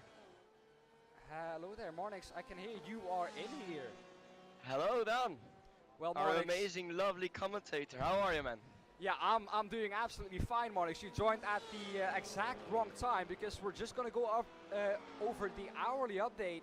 As we can see, the .X Esports Red car serving its drive-through. Yeah, we do it now because if we do it at the hour, we have most of the times after every 2 hours stops. We have the we have the pit stop. So if you do it a quarter before the hour every time, we don't have to worry about that. But Marnix, we have reached a new record. I think that is something we have to talk about as well. 150 viewers at the moment. That's it. Something new for me as well, and for this race as well. But let's quickly go over the hourly update then. It's Tempest SimSports Pack leading in LMP2. They have a 15-second gap. I expected the gap to be a little bit bigger, I think, after the first 45 minutes, seeing the pace after qualifying from them. But 15 seconds is still a lot over the Planet Racing Team LMP2. Blue car, Winston Echo in that car, trying to chase down the Tempest SimSport car. And Tempest, like they did last time out, being flawless. Karuma Motorsports then. Dangerously quick, man. Yeah. Rui Queiroz, 1.6 seconds ahead of everyone else in qualifying and showing the same pace here again. Karuma Motorsports, 4.5 seconds back on the Platinum Racing Team LMP2 car. And then my favorite team. It's not my favorite team, but the name is my favorite team. Just 6 stands back now, getting held up the Karuma Motorsports car by, I think, the Team Kersten's BMW, which is 4th, I think, in the GT3 Amplas? Or did that car have a drive-through as well? Might have had some damage. Let's see the stewards. Which team was it about? The Team Kerstens. No, I think they are pitting. They might have had some damage as well. They had an incident in the first lap, in the first chicane, where they were involved in. Maybe they wanted to go up in early, take that undercut maybe on the rest. Yeah, that might be a possibility. They were in 4th after the first round of pit stops then, I think. So interesting to see where they get back to. Astro Racing Mayorla is the leading car in GTE, mighty quick as well. Jaciel Hernandez in that car now, coming up to the pit stops for them. Astro Racing, its sister team, Kevin O'Vale in that car, 2nd, 12 seconds back, like I said. Astro Racing, or Orion Race Team Pack GTE, they are just 3 seconds behind the Astro Racing Team car. Then we have the first of our GTE AM cars, PM Esports, in 5th overall and 8 seconds behind Delta Motorsports. Crips Racing lacking a little bit of pace. They're in 2nd and the last of the GTE AM cars. As we could see there, the Team Cash's car clearly carrying damage. It's just, I think, my favorite team quite in good battle with Karuma, because I saw that Thomas Pieber had a slowdown going into the fast right-hander, going to the long straight, and he had a slowdown, so he had to give the position back to Karuma in Motorsport. But I think that will be an amazing battle as well. Yeah, definitely. That battle has been going on, I think, for the last 20 minutes, but it is closer than it has ever been. Looking then to the GT3 field, it is Diogo de Sousa. This man is in a league of his own almost. In the background there, we can see the Orion Race Team, Pack GT3. They are catching up a little bit, but not by a big margins. Then we have the Fields Academy Motorsports Porsche, Christian Streitenberger in that car. They are third in the GT3 Pro class. Platinum Racing Team, and here it is, BWM instead of BMW. They are in 6th and leading the GT3 AM class ahead of the AQ Racing side, who are 9th overall in that class and 7 seconds back on the Team iRacing Netherlands car. And in 3rd in that class and last of our hourly update will be the YS Motorsports blue car. Well, Monix, talking about the battle you said at the front of the field in my favorite team car, that battle has kind of gone down a bit, because it looks like that gap is now over 2.5 seconds. Might be another slowdown? I think maybe, yeah. Could be a possibility. Here we see the T3 Motorsport by Manatee Pack GTE. Has there been any reports from that incident they had earlier on into Indianapolis? Yeah, that was the drive-thru for with T3 Motorsport. I know there was something in Indianapolis with T3 Motorsport by Manatee with .x, and I think they had a drive-thru. Yeah, we saw that. We saw that. Yeah, exactly. Yeah, Martin, of course. Is Martin in that BWM car? Yeah, I think he'll be driving, but I spoke to him and he's not really, he's not feeling the setup, he's not feeling the car, it's just too oversteery, I thought it was. And I mean, he's not that excited to race, but for sure, it's an amazing track in my opinion. I think after all, we're really, I think he will be racing. I mean, he does want to have his laps in, but I think he really liked the setup. Yeah. I mean, well, sometimes the understeer suits you better than the oversteer, and I think some drivers prefer understeer over oversteer. But I don't know what I think Martin prefers understeer. I don't know. Martin, you tell me. Yeah, well, I think to attack. I think you need to have a little bit of an oversteery car, but the thing in an endurance race as well, Monix, is of course that you want to get to the end instead of just being the fastest. You have nothing by leading the first hour and being out of it when the checker flag drops. Yeah, that's true. You want to get there at the end, but you don't want to understeer with cold tires when you have massive understeer into the tire barrier. I think that's something you don't want either. I think it both have its negative sides. True.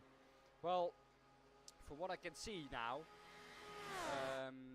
Monix, we're getting recommended on the YouTube fan page.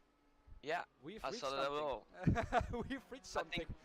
I was looking at the stream, and at one point we only had 30 viewers, and now it's over 170 viewers at the moment. I mean, that's just amazing. That's really appreciated. I mean, we're doing our hardest jobs here, putting a lot of work and hours into the streaming, and we will have Jake Smetley in 3 hours. He'll be with us as well, and I think it's only getting better, and we're only 1 hour into the race. Not even 1 hour, and a lot of things have happened already. I think I can't keep up with what is happening. But we have pit stops happening at the front of the GTE field. We'll stick with this battle though, because Team iRacing Netherlands, they might go into the pits at the end of this lap, but it's really close together with the Austrians versus Orange car. I mean, I hear a lot of people fuel saving when I go on board with them, because for sure, if you're behind, for example, Pascal is now behind the Austrian sim racers Orange, and I would outsave fuel if I was able to. I mean, if I'm faster, but I'm able to stick behind him, use his slipstream, and save as much fuel as possible to get one more lap and get the overcut. I mean, I'd prefer doing that, but for sure, it's a 10-hour race. It might not work in the beginning, but may pay off in the end of the race. Of course, of course. Martin says that he likes to trail brake into the corners, and you can't do that with this setup. That might also be a case of just fiddling with the brake bias a little bit, that it's a little bit too far rearwards, but I think Martin knows what he's doing, so we won't have to tell him that. Exactly. Hi Lars, thanks for the compliment. Amazing to see you here. I think there's a lot of people here from the front page. It's just amazing to see. Welcome guys to the stream of Platinum Endurance Championship. As Dan said before, if you're interested, scroll down to our website. We have live timing, track maps, and of course our social media with our Instagram, Discord and webpage. Yeah, well, of course, for the people that don't know the guy who was just talking, that is the man that has set this all up, that has made this championship come to where it is now. Yeah, I think we are all, and the drivers who are in this race are all thankful for what he and everyone around him has done to get the league this far. And of course, this stream, I put a lot of hours into it, so it's really appreciated too.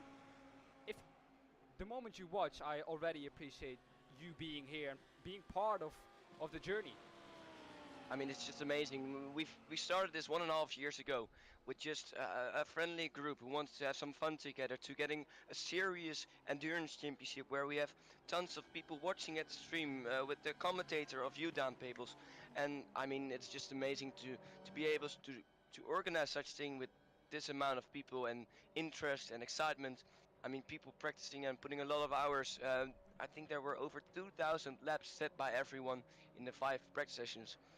We are hosting 5 practice sessions in each week, where they need to do a mandatory laps of 20. For Le Mans we had 15 because of course it's a bit longer, but this way people get to have that experience with each other, to practice with each other, and the excitement is just, it's just great to see. It's amazing, and I'm really grateful for it. I mean, for sure, we're already planning and working on season 2, so I hope to release more info about that soon. But yeah, it's just amazing to see that we put something together, all together, and made something amazing. I'm really looking forward to what the future has to give to us. Yeah, of course. And we have a question. When do we see people pitting? Well, I think that is your question answered here. People are already pitting, and I think the gap between the Team iRacing Netherlands and Austin Sim Racers orange car will stay the same. I'll be interested to see, can they maybe jump up a couple of positions? Pascal Tekela, of course, fast in that car in the last stint, dropped down a couple of positions due to, I think, being stuck behind the Platinum Racing Team BWM car. But let's see what he can do. Can he catch up? Because that gap has widened a little bit, of course. Pit stop time from the Austin Sim Racers red car was only 40.1 seconds, and the pit stop time from the iRacing Team Netherlands car was 42.7. So that's why they've lost that amount of time. Maybe there's some damage to repair, because there was some incident in the, as I said, in the first couple of chicanes in the first lap. Maybe that have caused it to have them a longer pit stop. Might be, as we see the Platinum Racing Team LMP2 blue LMP2 car coming through. As we see, I think Carbon Blue as well fighting with the Ryder Engineering car. They now have a GTE between them. Getting a little bit feisty there, I think, trying to get past that GTE, but I think it's a matter of time before Varoy gets past the Ryder Engineering red car. I mean, it's amazing that it's just, we're almost about to hit the first hour and they're still so close to each other. I mean, that's just amazing.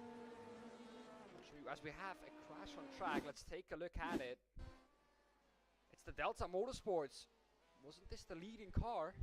Or one of the lead cars? This was definitely one of the first. Oh, he kept it. Almost spins. Oh, just kept it in the. Wow.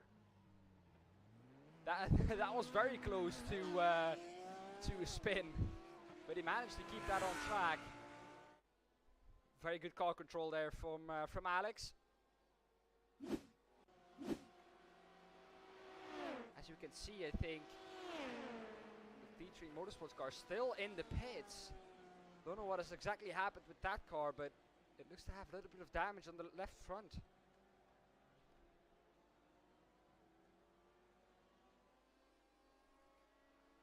Here we are again. Cover Blue got past the Ryder Engineering car. Let's take a look at how that happened. And then, of course, down the Mulsanne straight into the first chicane. I think that was a little bit of, I'm letting you pass, sir.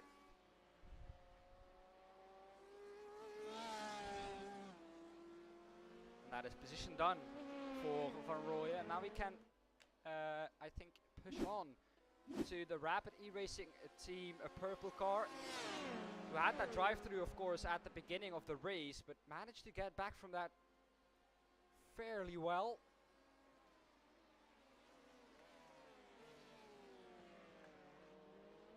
favorite team. That gap has widened a little bit after the pit stops. Looks like the first lap after the pit stops they were faster, but that gap now has stabilized a bit around 4.5 seconds, and 4.5 seconds is around the gap that you need as the driver being ahead of this in the Karuma Motorsports car to work with the traffic and to maybe get lucky with traffic. Because if he's right behind you within 1 second, most of the times the driver behind can just use the gap that you created by trying to overtake the traffic, and just use that to get past as well. And he won't lose as much time as you do, of course, by creating that gap. You will lose slowly but surely. You will lose that time. I mean, it's kind of odd. It's Thomas Bieber, who is he is an Austrian sim racers driver, but he's driving together with an old Austrian sim racers driver, Clement Schmidt, together with in my favorite team. Of course, not my favorite team, but as Dan said, they are called my favorite team. You could see on this picture that he has a ASR background. So a few teammates of him, he'll know what their driving styles are. So if they encounter them during the race, I think for sure he knows how to handle with them. For example, we have the Austrian sim racers blue, but they are in 8th. There they have him. Traffic.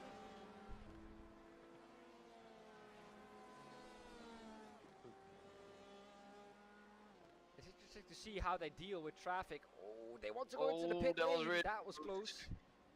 I think it was holding back because and it goes. I think that will be a slowdown as well, but of course going into the pits.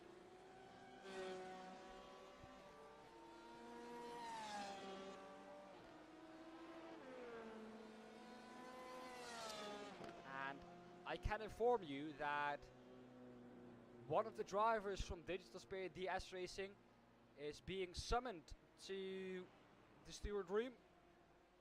So there will be an incident to talk about. Able to see. I think they were. Sometimes we're unable to see some incidents because we're looking at one car on the other side of the track, and of course the track is 13 kilometers long, so we can't see all of it. And sometimes we're unable to load or see the replay of it, and then we have to summon one of the team members to show the footage of what happened, and from there on we decide the verdict.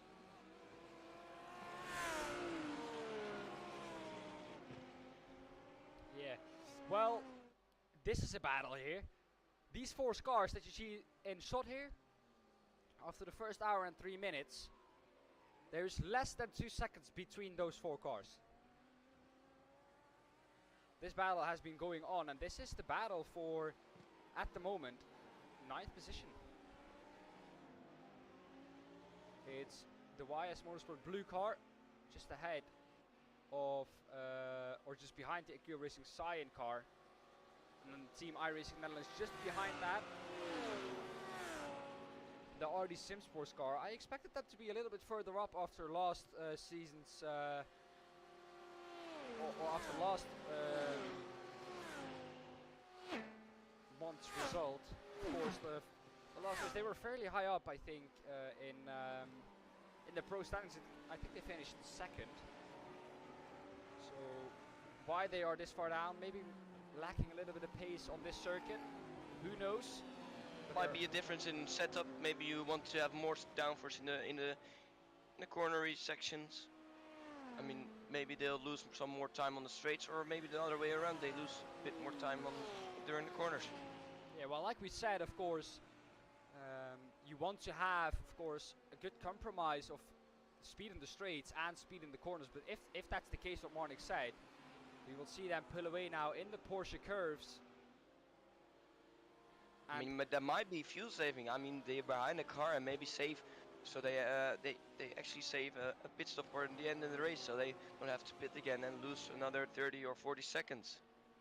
Yeah, that could be a strategy as well. Well, Marnix, what I find ironically, getting back to how many views we had, is that it happens at Le Mans. For some reason, Le Mans is just magical. I mean, for sure, it's a magical place. 10 hours, long time, and I mean, it always gets good racing. I mean, there are 3 straights after each other. I mean, people slipstreaming past, getting past to each other. and then getting past each other back again.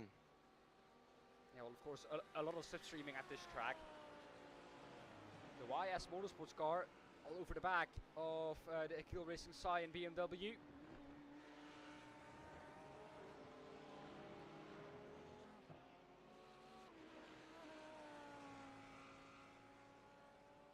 Looks like this is going to go on until the straight. Of course, the Akil Racing Cyan BMW will have the slipstream from the RD Sim Sports car.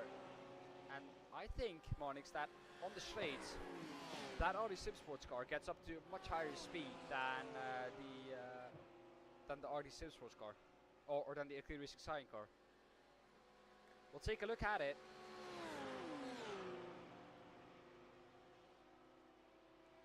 This is for the YS Motorsports blue car. This is the last car in this train. But where has the Team iRacing Netherlands car gone? I think they're currently in the pit. That's in the pits. Has something happened to that car? I mean, I know IRNL for a little, and I think they're really cool dudes, and I really hope they'll score some points today. They didn't have that luck on their side, and I hope they'll have their luck, hopefully, on their side today in the 10 hours of Le Mans. Well, it seems like that is not happening. They're still in the pits. Their pit it's stop really has already been 1 minute and 37 seconds. Oh. So I think luck isn't on their side today as well. We have a crash though to take a look at. Kevin O'Hale crashed. That is of course I think the second of the Astro Racing cars. Oh, that is a big jump. And that is into the arm code. That was our second placed car. Now back into P3 he goes. There is the Orion Racing Pack GT E car. Backs up into the barrier as well. But was that a little lack of concentration? We'll take a look at it again. Here over the curb, of course, you see. Gets to the outside. No, he just gets pushed to the outside by the curb and then over the bump, loses control of the car. And That's that is really, really unfortunate. That is them, I think, out of contention. I think they for sure have some time in the pit for repairing the car. Here they are now, still going with a front wing that is like a rear wing. Yeah, a rear wing that is hanging at an angle, which won't help their aerodynamics. I think Karuma is closing a bit up to Platinum Racing Team. I don't know how long they've been this close, but they're within 4.5 seconds is the same they were before the pit stops. It's actually bigger, it's 6.1. I think it will be eventually but the fact that they've been this close since the pit stops, which happened 30 minutes ago, tells you something about the speed they've got. They are very similar on pace. I think eventually it's a battle who gets fastest through the traffic between Karuma and Platinum Racing Team. If, for example, Platinum Racing Team gets up to a slower car and a bad place, Karuma has a chance to get closer, and Karuma gets the car on a straight fix, for example. I mean, then for sure they will get closer and closer. Yeah, at the moment that gap is 3.6 seconds. Closing a little bit on the straight. It seems like that Karuma car has a little bit more pace on the straights than the Platinum Racing Team and LMP2 blue car does right now. But I have to give to you, Monix, the fact that you can be in here now tells me something about how the race is going, because normally you are not in here with me because you have to be in the steering room. But yeah, normally we have really busy. The first few rounds we had over 70 reports in the first round, which was only a 6-hour race. I mean, that was insane. We had it so busy. We were at 4 of ours, and I mean, we just didn't have any time to do anything else. It's always busy on race day. People wanting to change drivers last minute. People wanting to remove or add drivers, change their names, liveries, or whatever. So it's always a busy day. But I mean, somehow don't want to jinx it, but somehow it seems quite okay. You know, we had 15 reports with quite some the same, where people did duplicates reports. For sure, sometimes there are instances that other drivers or teams want to report another incident where they were also involved, like the 4 cars involved, and 3 cars will report the incident. Gap down to 2.9. Oh, they're getting closer. But for sure, I mean, it's the way. I mean, I think eventually the first few races people have to get used to multi-class racing or just experience how to drive with multi-class and other slower or faster cars, and eventually they'll get used to each other. I think that really improved the racing and multi-class driver standards as well. Definitely it did. Here we can see in one shot, 2.6 seconds, does that Platinum Racing Team Blue car have some damage? It looks like that the right front is damaged, but we have a crash to take a look at again. Ferdinand Geertman, we have it. And the WPR Racing Team car, they have been hampered this whole race already. Oh, and that is a very easy incident to... That's really nasty. Yeah, that is what we see happen a lot of times. Rejoining, I thought there was a car coming there, but... Right in front of the second placed Orion Team Pack GTE car there. But they are again trundling around with some damage. Here we see them coming into the pits. We'll see if they have some damage, if their pit stop is longer. Maybe struggling on all tires could be Winston Eckel. Oh, this will be hard. Maybe they'll triple stint. I don't know. Maybe. I think it's possible at Le Mans. Yeah, but the track temperature at the moment seems to be way too high for that. We can take a look at that. We have a track temperature 43 degrees. I think that is way too high to be able to double stint the tires, or be able to triple stint the tires. But we'll see. We can see it on the pit stop times. I think my favorite team is in the pits as well. Yeah, just behind them. And Rapid Team Purple also coming in.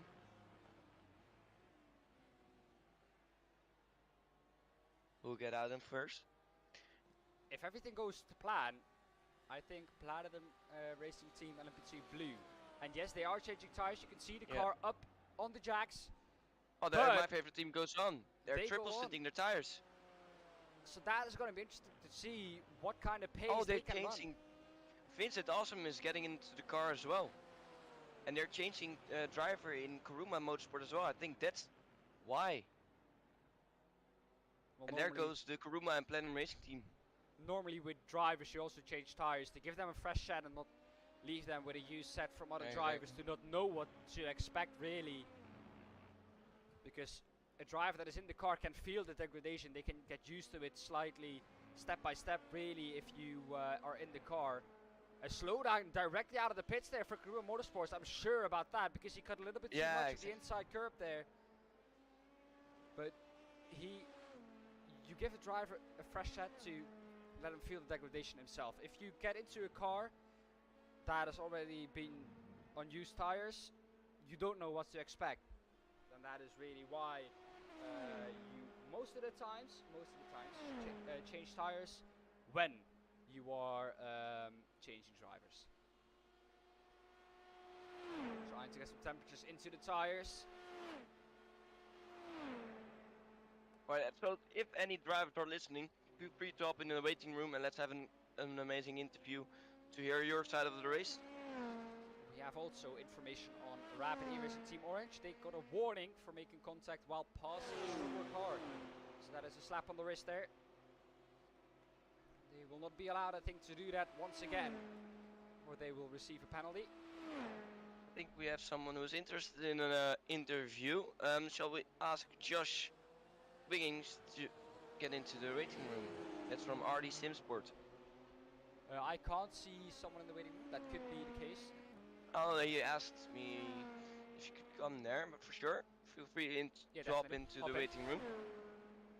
I think there he is, waiting. There he is, Josh. We'll get him in here. Josh, welcome. Hello, how are you doing? Yeah, we are doing great. We are having a very good stream. Josh, talking about your car, the RD Simsports car. Like I said just a moment ago, I expected that car to be higher up than it is right now. Were you going into this race with the same expectations? I think so. Yeah. The roster that we've put out is strong at Le Mans. I'm probably the weaker of the three-man team that we're fielding. We qualified well. I think there was a bit of a confusion at the start. The leader didn't go, so we got jumped by a few cars. Picked up a bit of damage as well. So you know, it's nothing serious, but we're certainly down a few kilometres an hour on the straight. For sure, the start was weird. How was it from the cockpit? What did you expect? Because for sure there was a green zone, but he didn't seem to go in the green zone. No. So yeah. So we sort of were just waiting for the leader to go, and then we got to the end of the green zone, and it's a bit like, what now? And we didn't want to pass and get a penalty, so we thought it was best to sort of hold position, and then we sort of got jumped by a handful of cars that made the decision to go. Which we put a process in, and as I think came back no further action. So we'll learn for next time. For sure we have to clarify it a bit more into the rules. I mean, we never expected to have this kind of situation during the race or during the start. No. I mean, why would you? Usually you'd be chomping at the bit to get the race going. Exactly. But yeah, we're sort of struggling a bit, like I say, with a tiny bit of damage we picked up from a couple of contacts. That I think were both sort of racing incidents anyway. I know that we were racing. I think we're racing for top 5 at the moment. You're currently in P5. We're P7 at the moment. We're sort of 12 seconds down. I think there was a spin on the cold tyres as well, which hasn't helped. But 16 class is just fine. I mean, just get as much points as possible, I'd say. Exactly. Yeah, we're in quite a good position in the championship. I think we're 4th in the pro championship at the moment. The 3 cars ahead of us are also ahead of us in the race. So I guess that kind of has to be our objective now. Austrian sim racers, I think, are P2 in the standings, and they're 8 seconds up the road. So maybe short to medium term, that's our goal. All right, it's still a long race to go. I wish you all the best, and hopefully you get some more points out of the pocket. Yeah, absolutely. Thank you, man. All right, cheers, man. Thank you very much. Cheers. You too.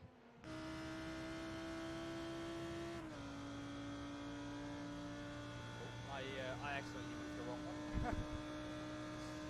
Well, Onyx, like you heard there, they were sportsmanship, like I think, to stay behind, of course, at the restart. But how come that someone doesn't start in the green zone?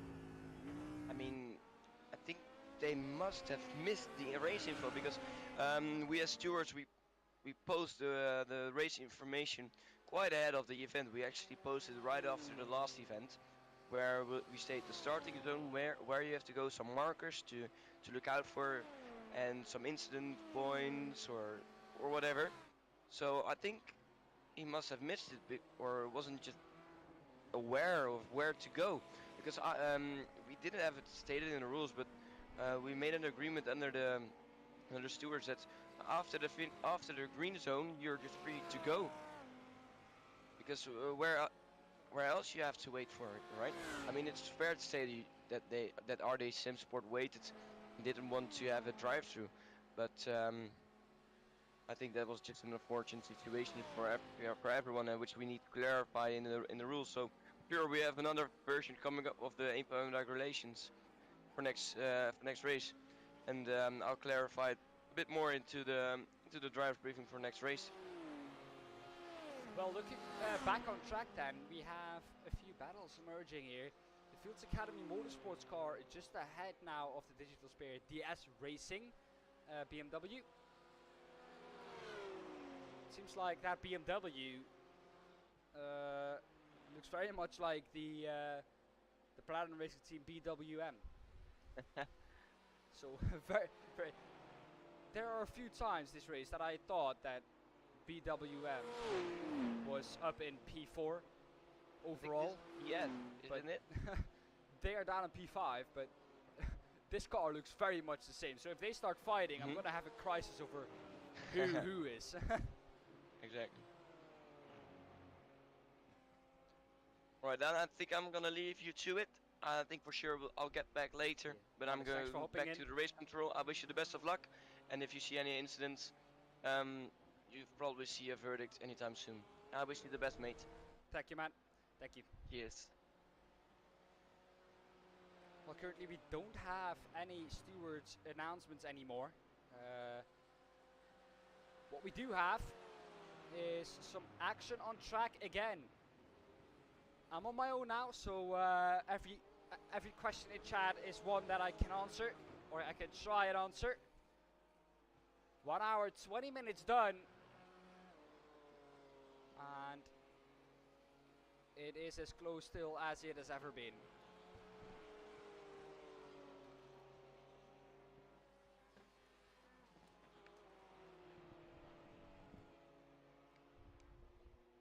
Still 100 of you here. Like I said, if you haven't, be sure to smash that like button. Share it with everyone who might be interested. Support your team, and yeah, we'll see how everything will go. Of course, still a long time to go. 1/10, just a little bit over that of the race done. Thank you everyone for watching. It's appreciated so much by the whole community.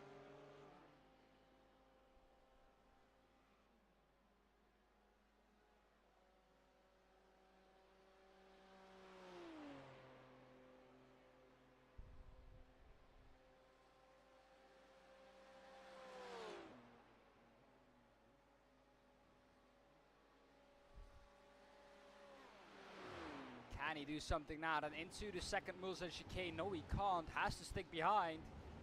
But David Miguel Ferreira is close to a overall podium position here for the Digital Spirit DS racing car. Can he do so is the question, though.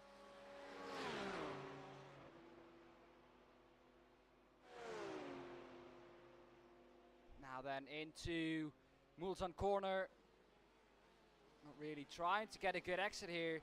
It will be crucial for him to try and do it down to Indianapolis. He is very close now within 2/10. This should be enough to try and launch one up the inside maybe on this straight. He is close. He's all over the Porsche. What can he do? Can he chuck it out of the slipstream? Get to the outside maybe, or to the inside. He's going to try and go to the inside. Not really able to do so right now, but he's going to do it into Indianapolis. He's on the inside. The Porsche is going to have to give him room, but backs out of it. Maybe the best thing to do now.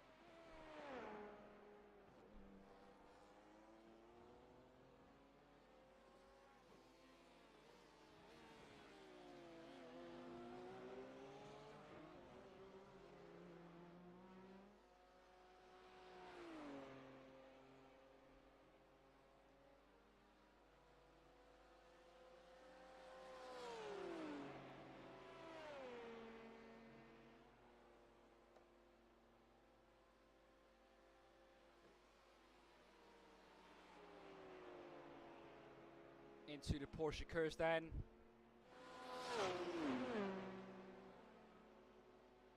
How close do you like it?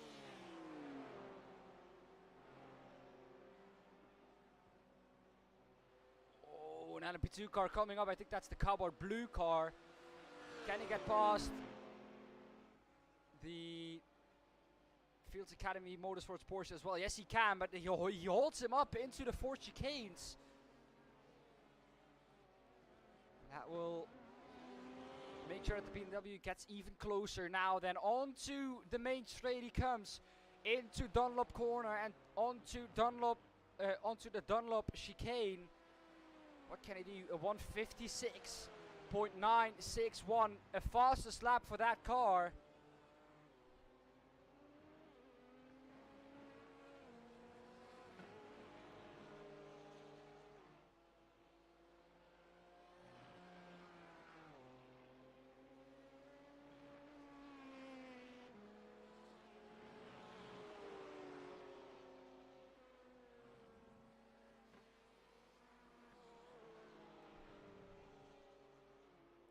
David Miguel Ferreira. Can he get onto the back again of that Porsche?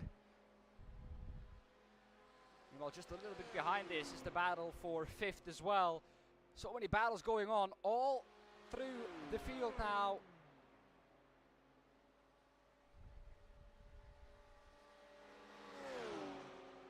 Brent, buddy, you are watching live.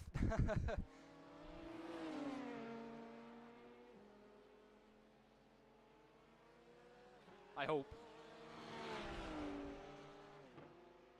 Now then, he is very close. 3/10 is the gap. He should be able to pull out maybe to the left or to the right. Yes, he is. A very good exit out of that chicane. Here he is then, the BMW from the Digital Spirit DS Racing. David Miguel Ferreira, can he jump up one more position? Looks like the Porsche is so fast down the straight that the BMW has the acceleration, but just not the top speed to get past.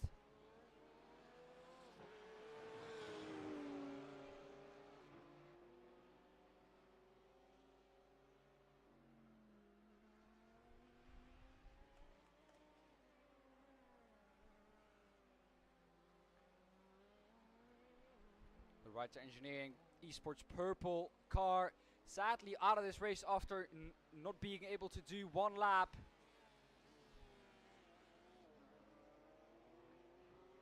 It's a bit sad to see them go that early. Like I said, the BMW gets close, but then it just stops at 1.7 or something. And he can't get closer anymore. Look, this is where it stops, and at this point the Porsche just starts to pull away even though the BMW has the slipstream.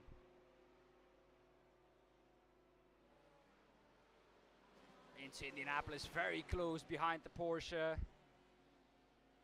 Through Indianapolis, onto Arnage, Porsche getting onto the gravel. That is not the ideal line. This happened a little moment ago. We quickly take a look at that. This is the Porsche from Josep Høgaard.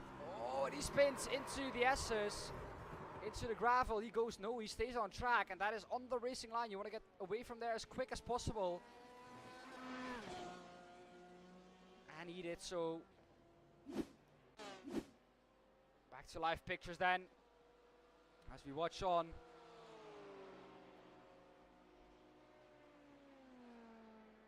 With this battle into the Porsche curse now. It is exactly the same as it was last lap. The only thing that is different is that there's not a cardboard blue car to throw between those cars. And it looks like the Porsche is just a little bit faster through the corners there. Onto the 4 chicanes, through the 4 chicanes.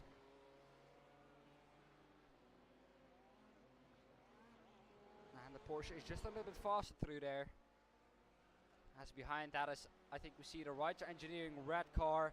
There we have it. There we have it. 22 seconds behind the cardboard blue car. Gap between Karuma Motorsports and Platinum Racing LMP2 Blue still 4.4 seconds. That gap has retained like that for I don't know how long. My favorite team now ahead of the Platinum Racing LMP2 Blue car.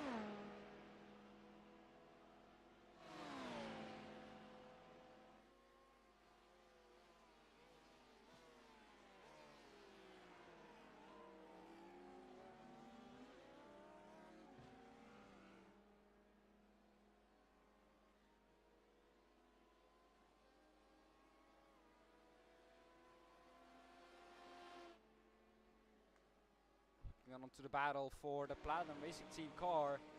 There is the RD Sim Sports car. Closing up to that Platinum car who are just behind this Lamborghini of Austin Sim Racers Orange. If they can keep that up, that is a massive performance for them then.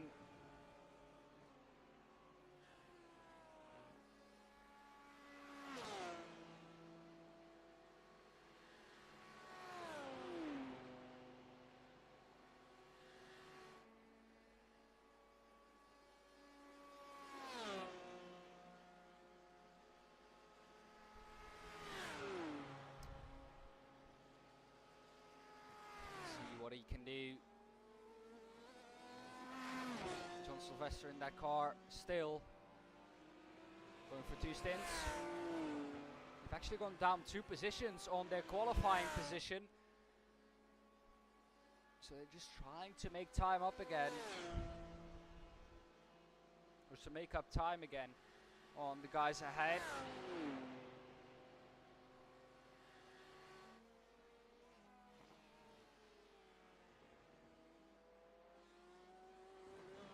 And being able really to make the pass on that Lamborghini.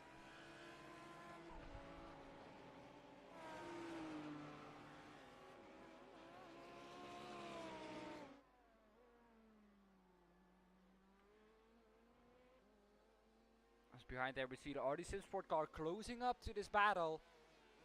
Last lap the RD Sim Sport car around 3/4 of a second faster. So 7.5 tenths than both of the guys ahead of him. So he will be joining that battle in no time if he keeps putting down those lap times. Yeah, indeed, Josh. Very, very close now.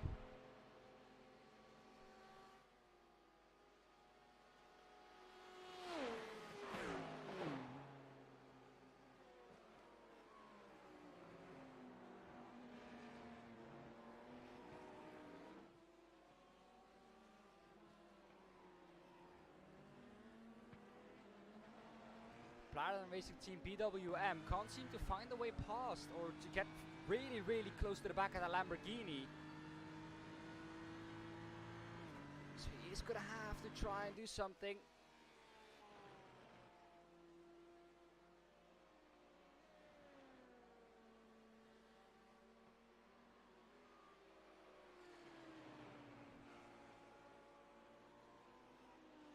Very close to the back of the Lamborghini into the Porsche curves. He had a little bit of a messed up line into the Porsches, but the BMW just seems to be tighter and just sticks better everywhere. The RD Sim Sport car getting closer and closer to this fight.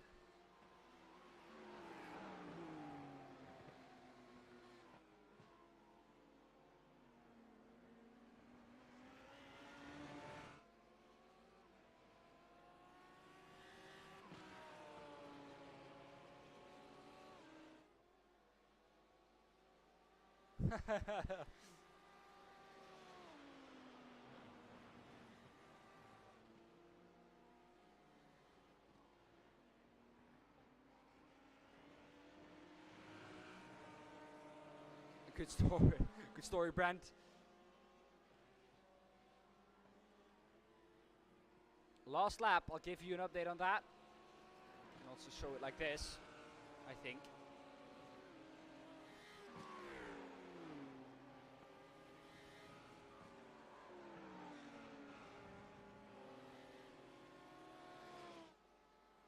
There we have it.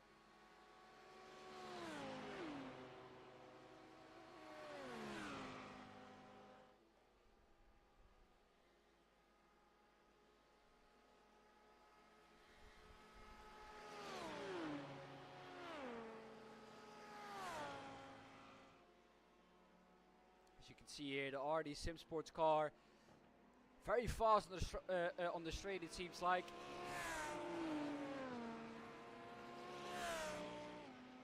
Looking with Sylvester in the BMW. 2.5 seconds is the gap only now to the back of the BWM Platinum Racing Team BMW.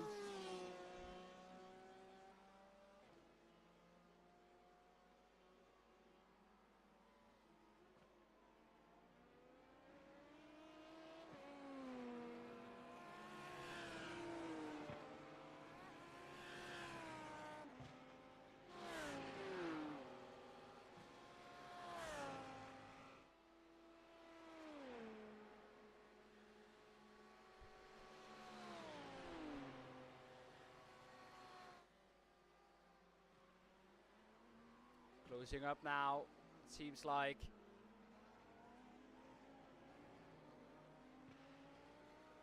It's really interesting to see where everyone is faster and where everyone is a little bit slower than the rest.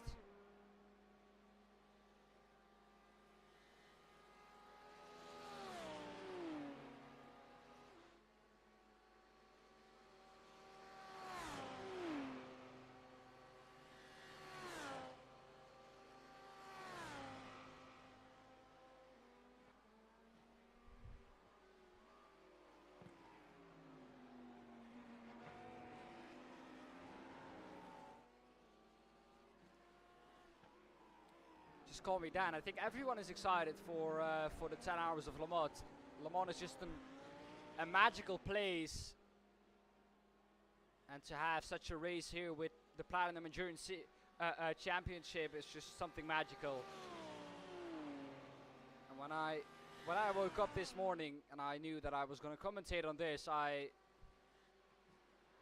wanted to get out of bed as soon as possible, and I wanted it to be this time as soon as possible.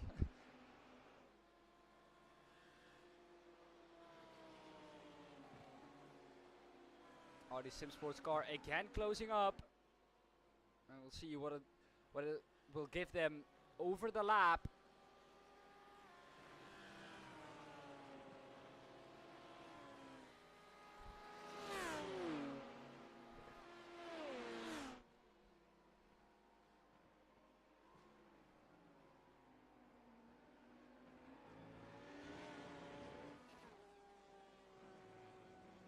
We're getting close to another hourly update into Sector 7. Very, very close there. The RD Sim Sports car.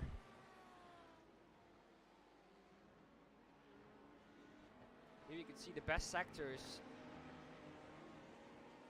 And overall in Sector 7, so the twisty sector is where the Austin Sim Race's orange car loses the most.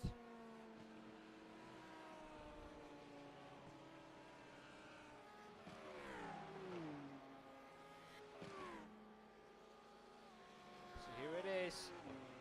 Curtis was just a little faster this time round than Sylvester.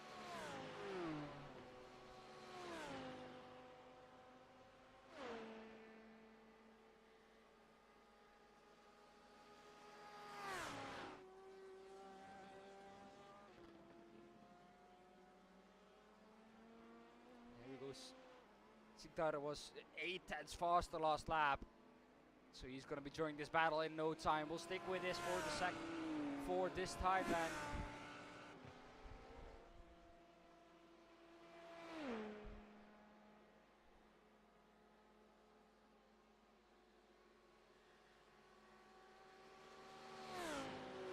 Another crash to take a look at. Alex here again in that Delta Motorsports 41 1-for-1 car. Too deep into Indianapolis. Just a little bit too deep, but again getting away with it. They've had a lot of things happening, but they've got away with it a lot of the times.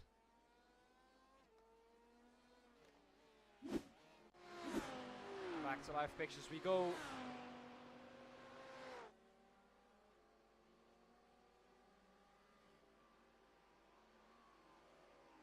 We have a pause, I think, for third.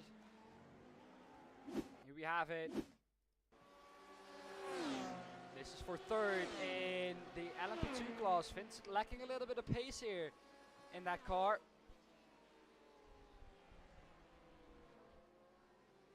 And that is Karuma Motorsports passed the Platinum Racing Team LMP2 car.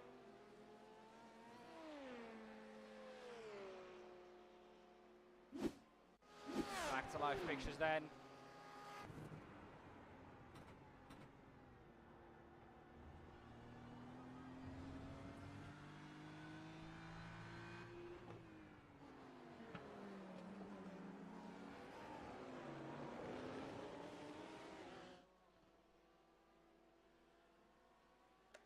Seems like that battle is going on for a long time now. Can the Karuma Motorsports car get past again into Indianapolis? He's going to try it around the outside. Is Vincent going to bail out of this one? Yes, he is.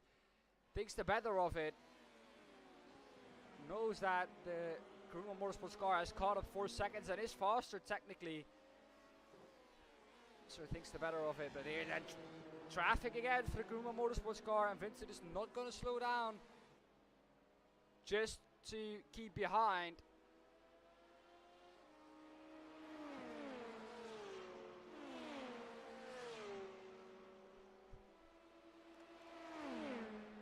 And ships him into the Porsche curves now then.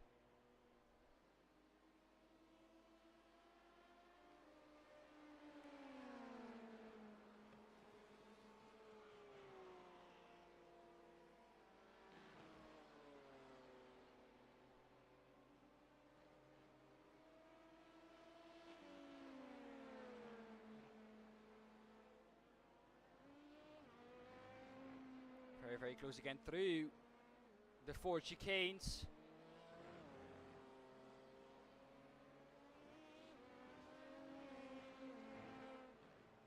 Eight tenths is the gap now. We'll go back to our GT3 battle.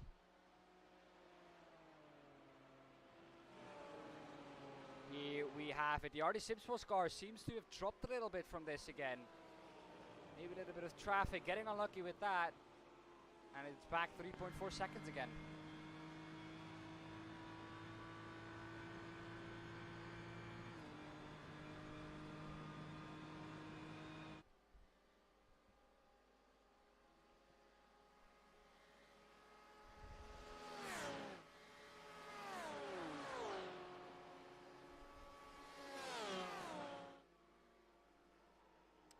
Getting closer again to the hourly update. Just 2 minutes to go until you get a new one from me. And that is an hour, another hour passed again. And just 8 more to go. There goes its bigger version. GTE BMW. Now that has slowed the Lamborghini right down. That Lamborghini will get that tow, of course, from the GTE. So that will help him again.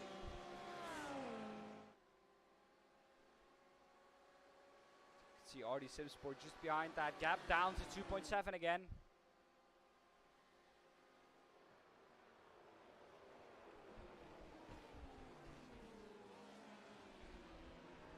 As H2 Motorsports enters the pit lane.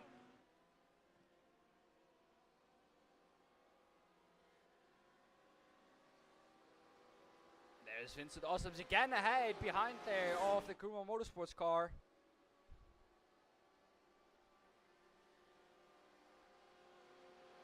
We'll take a look at that again.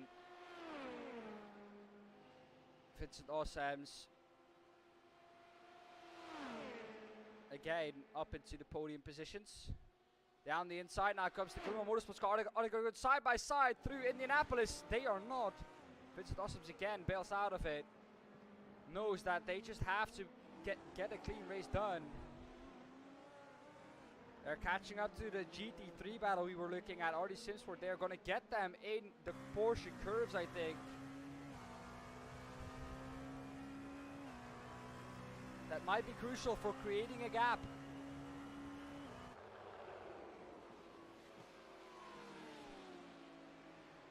RD Simsport, they're going to have him in the Porsche curves. On an annoying place as well, trying to go around the outside, up the inside, not working for the Kuruma Motorsports car. Up the inside, now a little bit of damage there, or a little touch there to the RD Simsports car. Again, the RD Simsports car getting unlucky with traffic. Not how you want to see it. Not a clean overtake by Kuruma.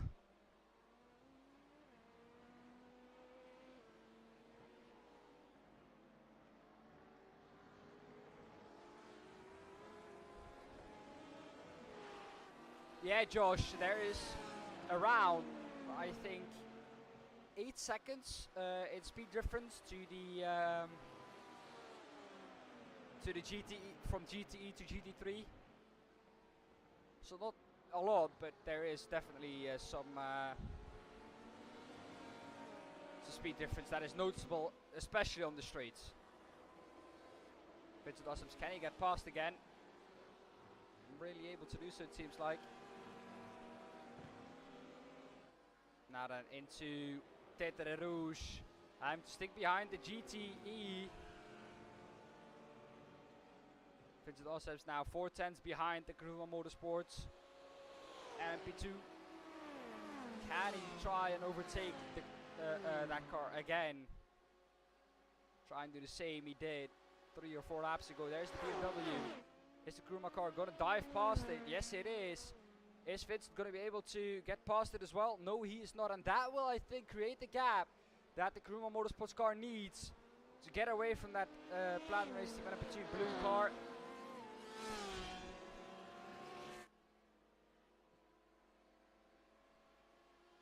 We then now look back to the GP3 battle. Here we have it. 6/10 is the gap still. Or just over a second is the gap now. 6/10 is the gap still in this fight. But now the BMW is ahead of the Porsche. Let's see now if the Porsche can do this on the straights. 3/10 is the gap. Better exit out of Mulsanne corner. Can he try and get past? Pepin, you will get to the GTEs. You will get an hourly update in just a minute time. Let's see what the Fields Academy Motorsports Porsche can do. Can he try and go up the inside into into Indianapolis? No, he can't. He sticks behind for a second. And that will give us chance to look at the hourly update. I will just give the names and times to you. We will keep a look at this battle. It is Tampa Sim Sports Pack leading in the LMP2 class. Just behind that, it is My Favorite Team. 37 seconds behind them. And then 10 seconds behind that it's Karuma Motorsports in a hard battle together with the Platinum Racing LMP2 blue car. Then we have in GTEs the Astro Racing Mayorla car in first overall there. Orion Racing Pack GTE in second overall. .X Esports Red in third there overall. Then first in the GTE AM class is PM Esports, just ahead now of Ludens Racing. And Crips is second there in the GTE AM class, and also the last of the GTE AM class cars. Into the pits now goes the BMW, very close there together with the Porsche. The Porsche does the overcut, will stick with it to see if they can make a gap there. That Digital DS Racing BMW was in third in that at that time of going into the pit in the battle with GT3 with Fields Academy Motorsports, the car that we see on screen now. Tampa Sim Sports Pack is leading in GT3 Pro as well, and in GT3 overall.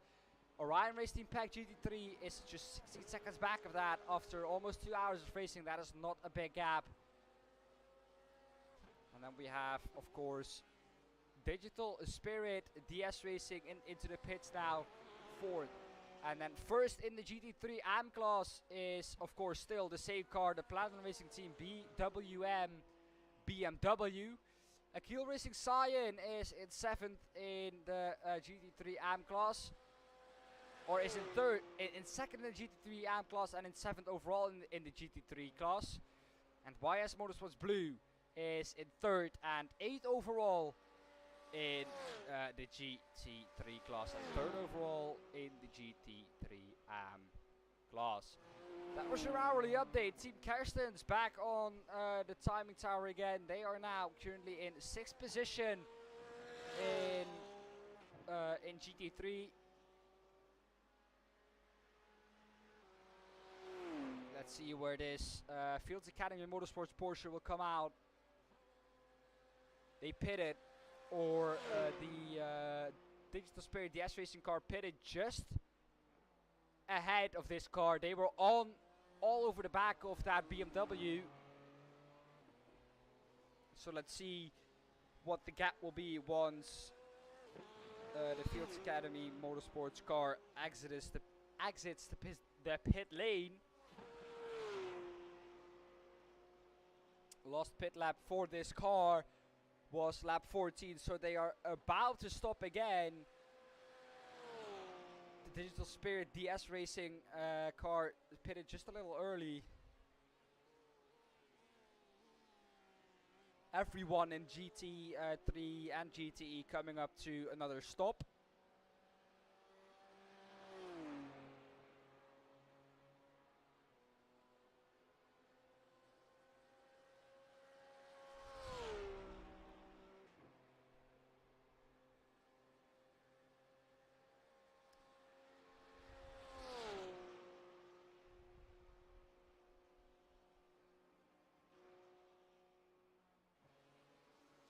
As the pit stops are also cycling through in the LMP field. Oh, little mistake there. Too hot into Indianapolis. And that will definitely cost him time. If the BMW gets out just ahead of him, he knows where he has lost that time. And that ensures us that he is pushing. He is pushing, and he is, I think, going to be pitting this lap.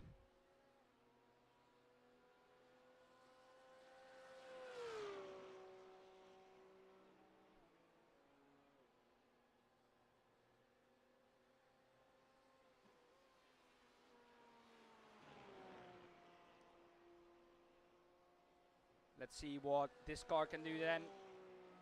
Is it going to be into the pit lane this lap? I guess it will, but looking at all the other GT3 cars, I think it will, yes. Into the pit lane, Orion Race Team Pack GT3, are they into the pit lane? The answer is, for the moment, yes. And then the Fields Academy Motorsports car, into the pit lane they come as well.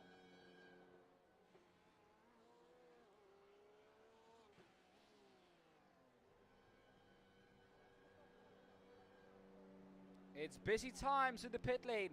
GTE, GT3 and LMP2 cycling through now. Around about the hour.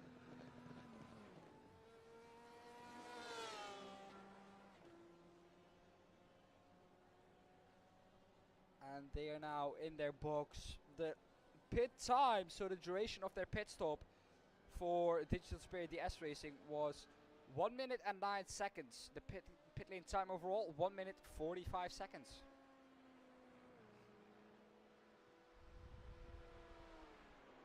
So just behind that, the second place car in GTE boxing.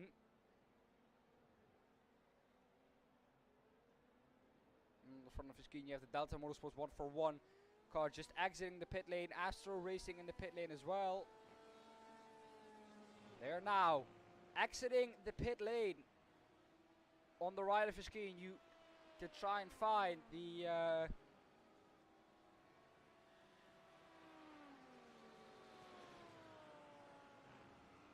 Digital Spirit DS Racing car, but it's nowhere near to be seen.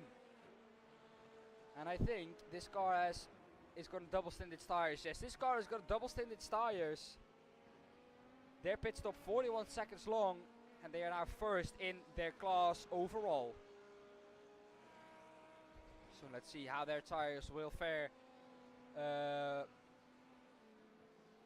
compared to the others. Of course, they have tires that are a little bit warmed up, so they will have the edge, I think, in this first lap. But then we will clearly see where they will be going the next couple of laps.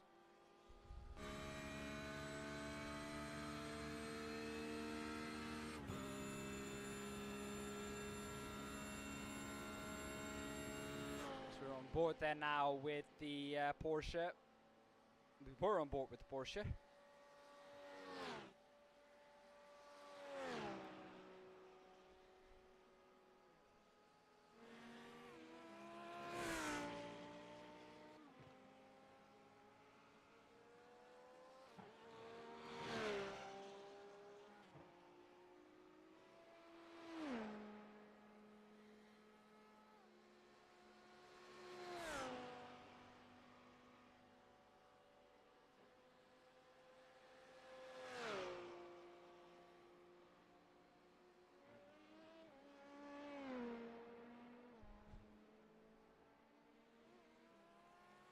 As we can see here, Platinum Racing Team closing up to Karuma Motorsports again.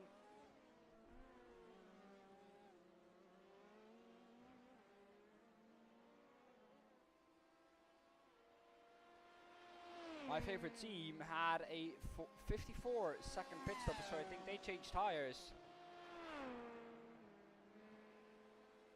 And they must have triple stinted maybe.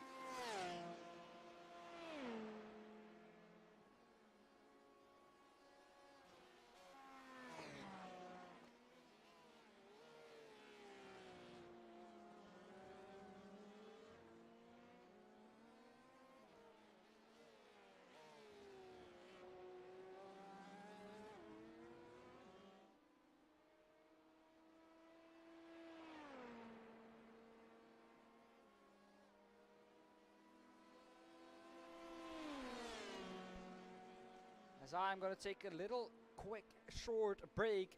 It'll only be 2 or 3 minutes, but I'll be back after that because I have to do the full 10 hours and my voice won't hold up, I think, if I do that on my own for 10 hours straight. So I'm gonna take a quick little break, drink something, and then I'll be back to commentate on this race again for you guys. Until then, I will leave you with shots of our leader in the LMP2 class.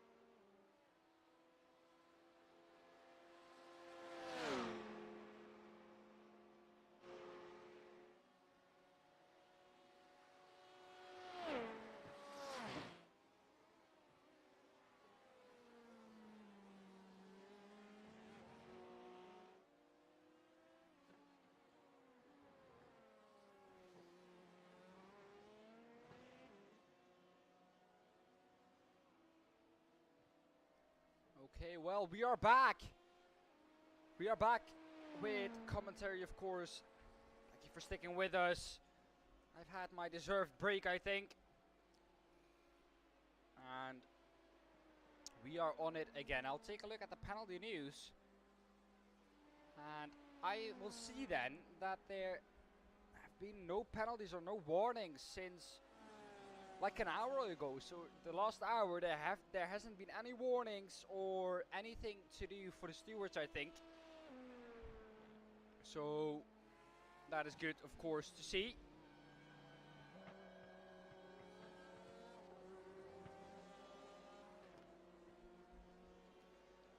Felipe Silveira now in that car.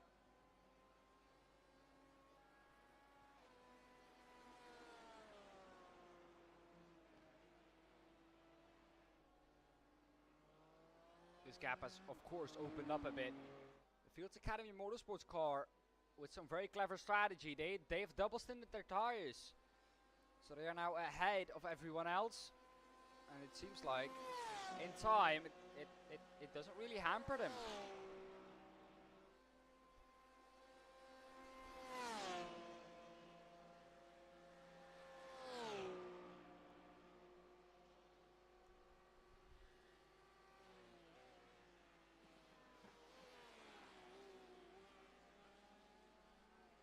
They're actually building a gap now to Tempest Sim Sports.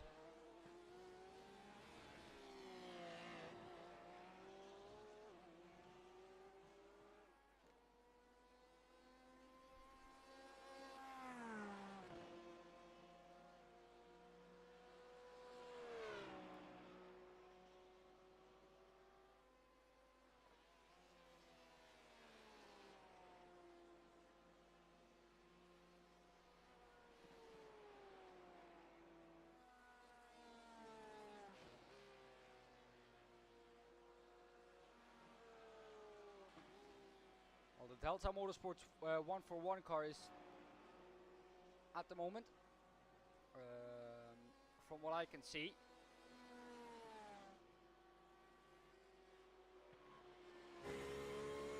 seconds to the good of the first GT3 car. So that is how close it still is at the front of the GT3 and or at the back of the GT3, at the front of the GT3 and at the back of the GTE field. English, difficult. Christian Streitenberger.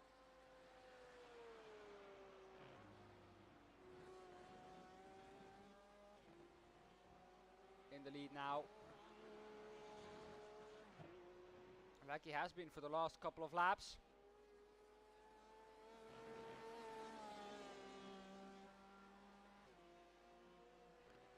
Tempest look like they have a fight on their hands. They've changed tires after their pit stop.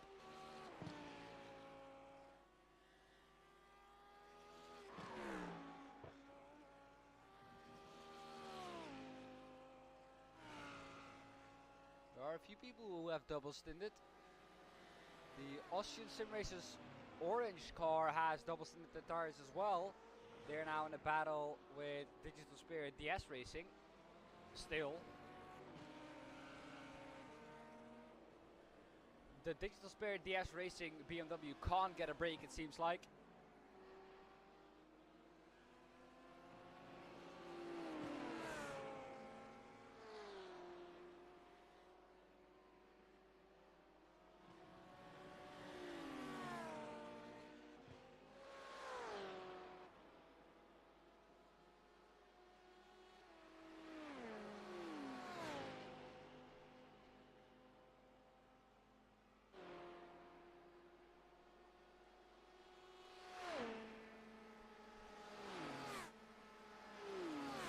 Just 1 minute and 39 seconds back from this is the Astro Racing car. They've had some kind of incident. Because of that, they are now within the GT3 field. So that is how close it is. And it is not going to be easy for them to make time up.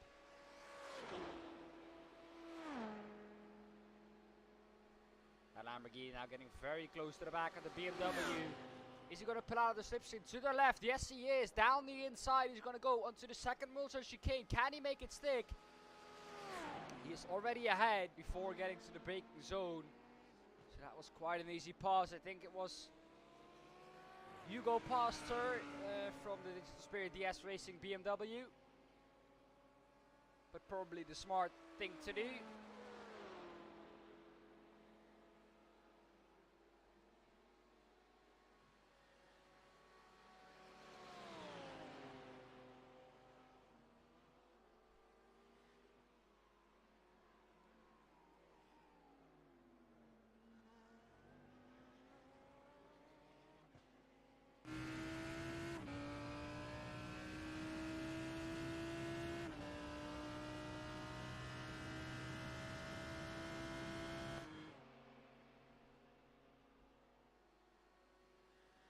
Can the BMW now stick behind? That is the question. Stick within the slipstream and try and hang on to the pace of that Austrian Sim Racers orange Lamborghini, because that seems to be very, very fast in the hands of Tobias Kurz. Tobias Kurz. I think that's how you say it.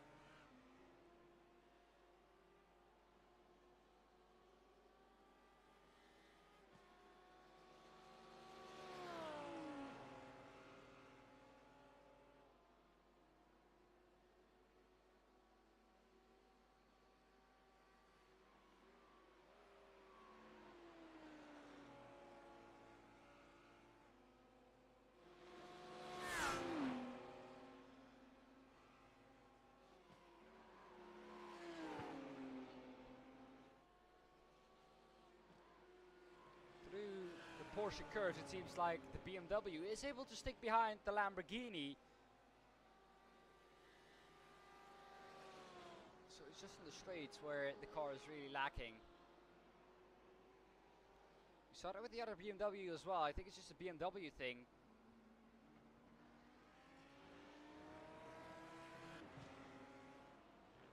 Through the 4 chicanes, also sticks behind pretty well.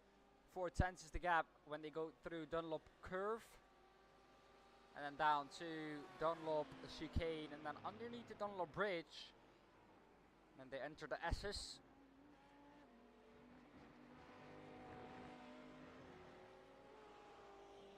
Here now into the S's.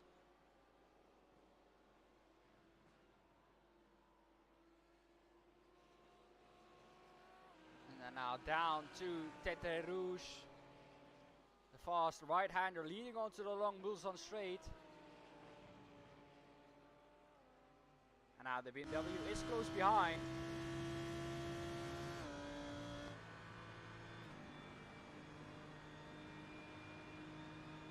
But is he close enough? And here we see again the BMW closing up, but just stopping at the 2/10 mark. The straight line speed from this BMW and the other BMW just doesn't seem to be there. It just doesn't seem to be existing. That is why they have difficulties with overtaking. They are so easily overtaken.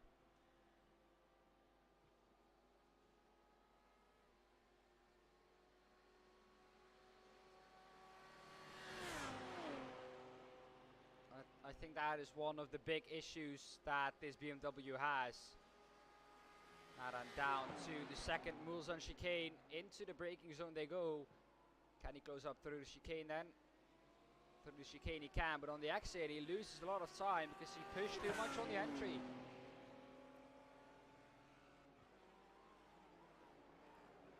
Very close battle on track as well is this one. My favorite team right behind the Platinum Racing team, LMP2 blue car. And the My Favorite Team car gets past, swipes across the nose of the Platinum Racing LMP2 blue, and they go into third position now. PRL or PRT LMP2 blue trying to hang into the slipstream, maybe get past into The second Mulsanne chicane again. That is a possibility. But breaking the toe there is my favorite team car. Getting back to where they belong. 29 seconds is the gap at the head of the field. So that gap is growing and growing and growing.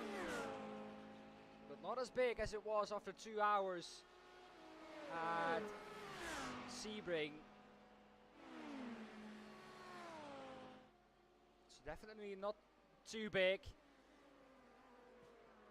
82 of you still here. Welcome everyone to the stream. We appreciate it very much if you're watching. Rapid Racing Team Purple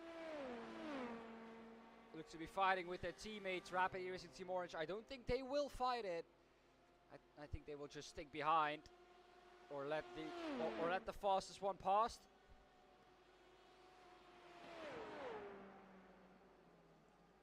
Platinum Racing Team, LMPC Blue, can they stick behind my favorite team car?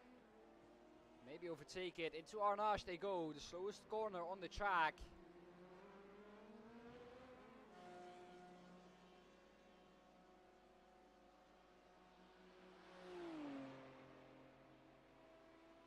They go over the bumps into the Porsche curves now in a bit.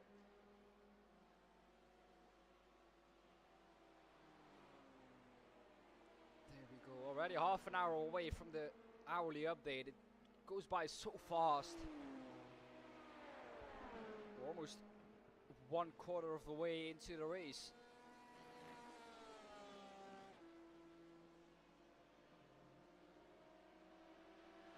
But now that toe has been broken. As there we see the Platinum Racing Team BWM car.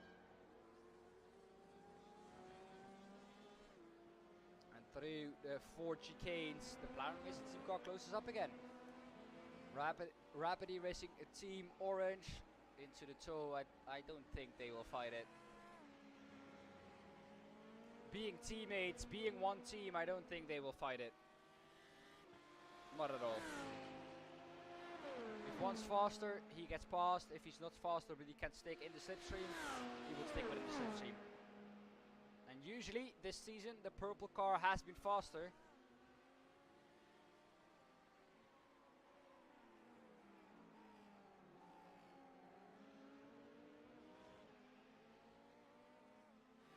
So that proves to be the same again. And Team Kersten's car is in the pits already for 8 minutes, so they will have some repairs, I think. Here we are on board then with the orange car. And as you can hear, it is saving fuel and sticking behind the purple car.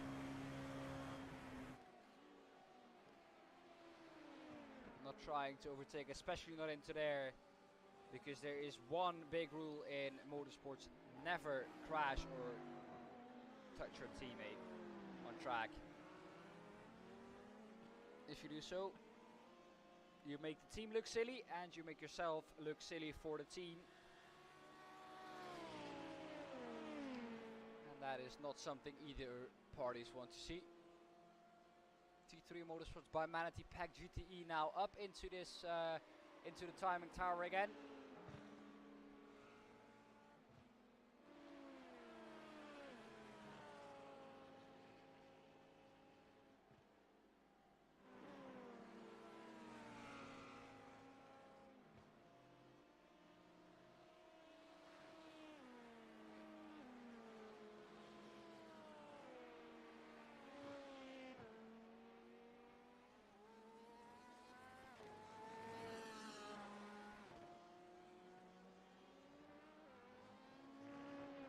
Kevin O'Vale crashed again, it seems like, in that Astro Racing car.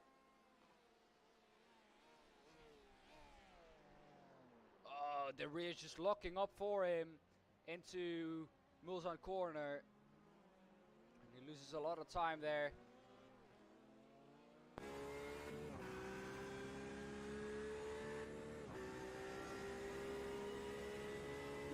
Back to live pictures then.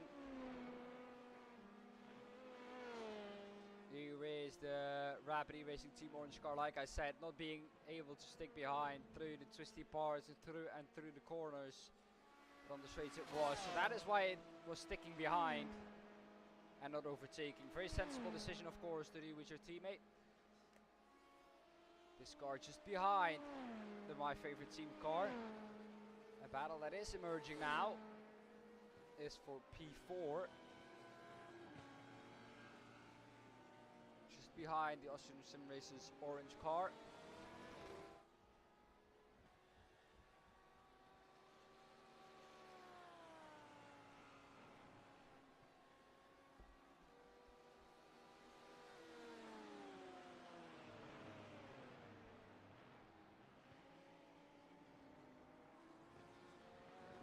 Hours and 18 minutes into this race, as Austrian Sim Racers Blue come into the pit lane. They are in their pit box already, and I think that is just a scheduled stop.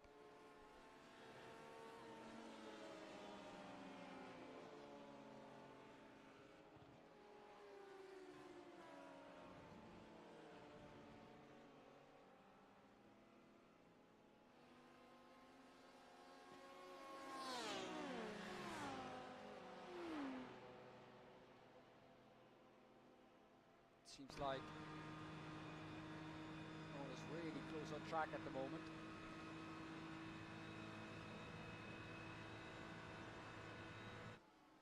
The battle we're looking at now is the closest battle.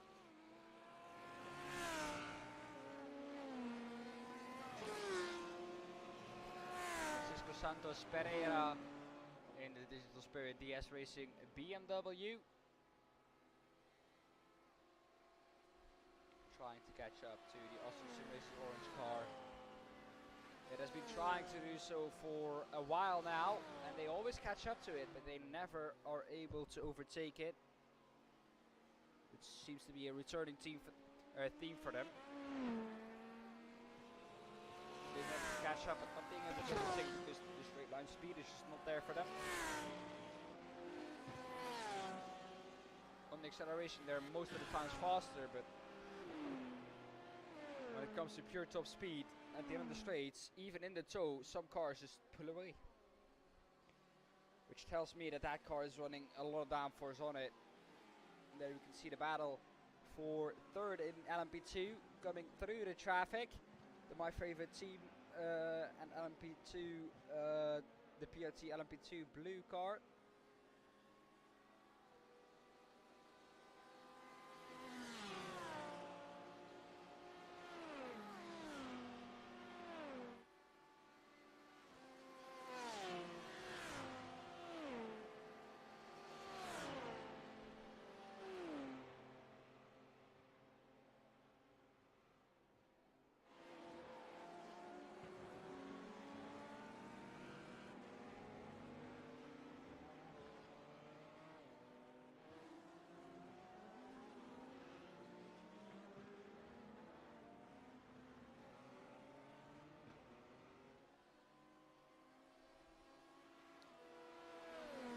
Like the T3 Motorsport by Manatee Pack GTE car.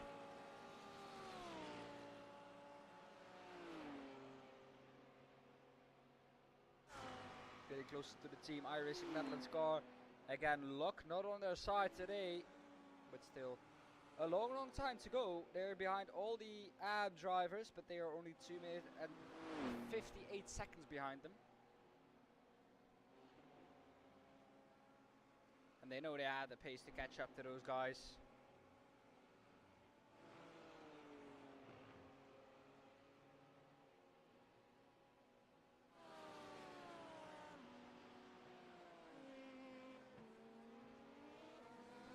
But they have lost over a set or over 2 laps maybe already to P1 in their class overall. So that will not help them.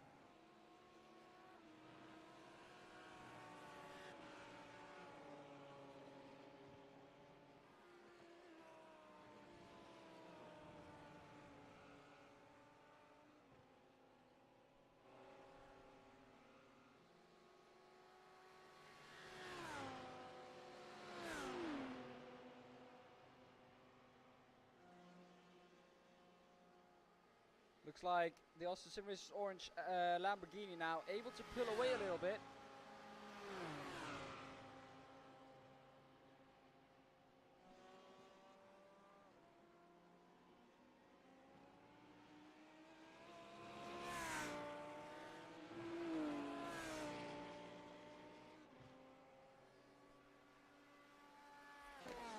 Yeah, man, it's only just 2 more subs until we hit 200. Which is big.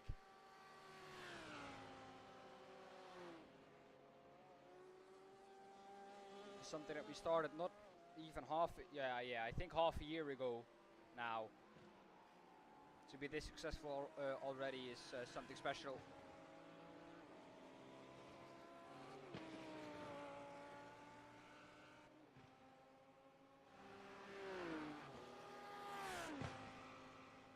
Looks like once that BMW is out of the slipstream range, it just isn't able to stick behind anymore.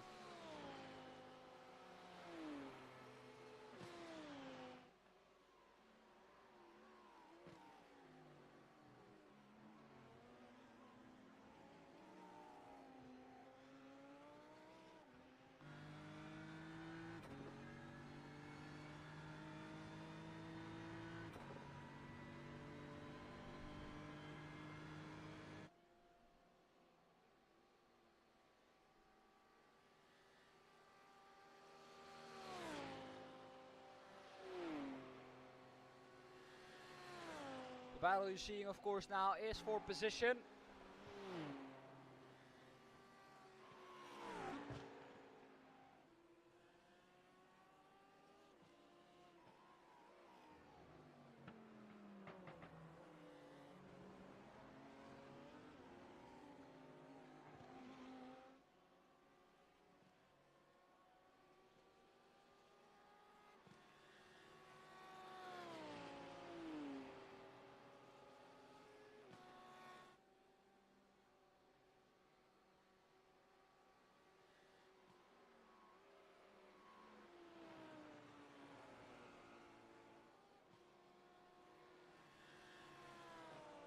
As we are almost 1/4 of the way into the race. It is really settling down as we have the pit stops going on now for LMP2. And this battle is heating up again. Get down to almost a second. Or to less than a second almost.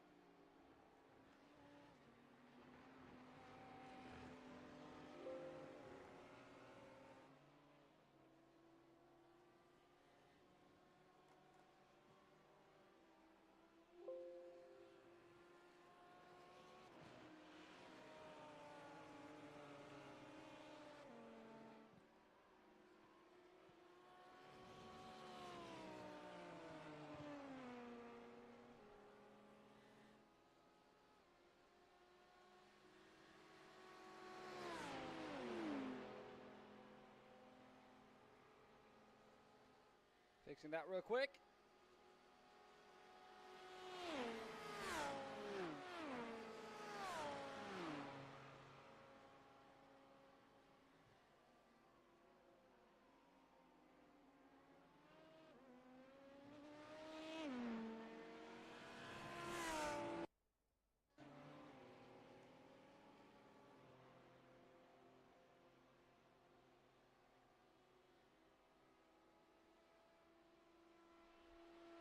So now it should look all okay again.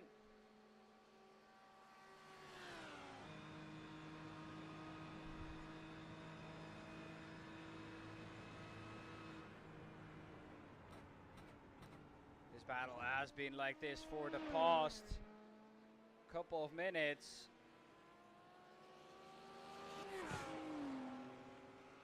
But can the BMW now finally make a fist and just punch through the door instead of Just knocking on it every time.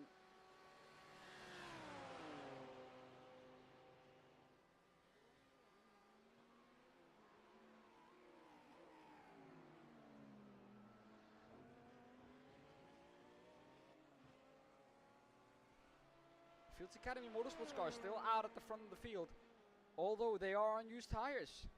So that is very interesting.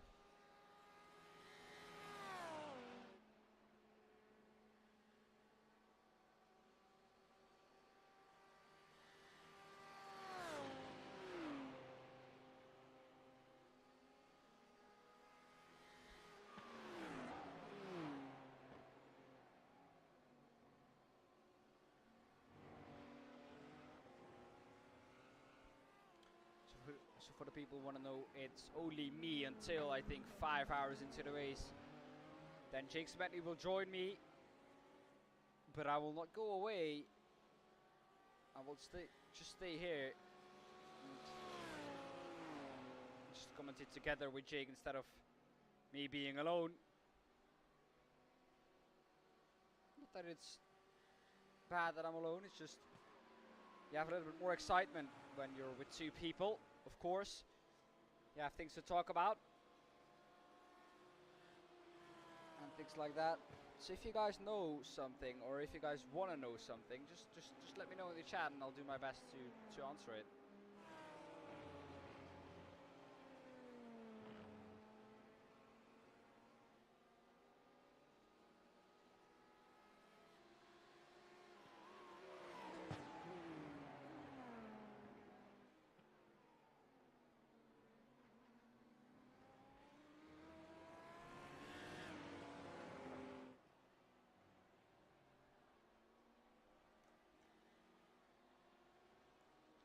Here's my favorite Team LMP2 car coming through.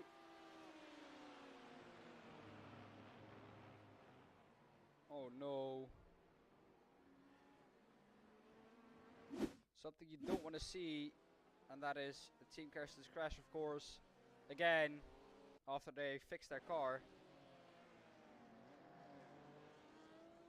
Oh, they were lucky to not take anyone with them there.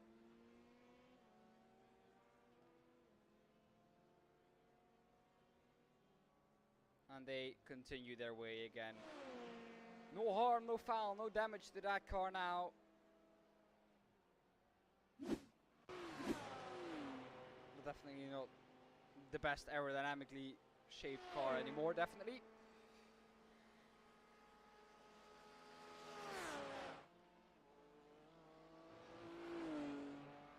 Only one subscriber left to reach 200. Oh, so close.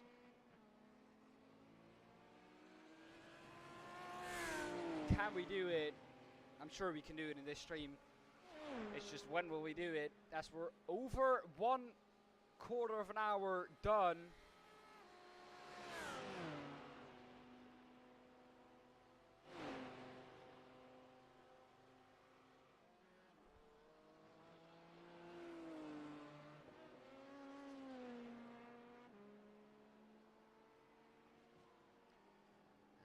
Close as he's ever been before, going on to the second straight on the or the third straight on the Mulsanne.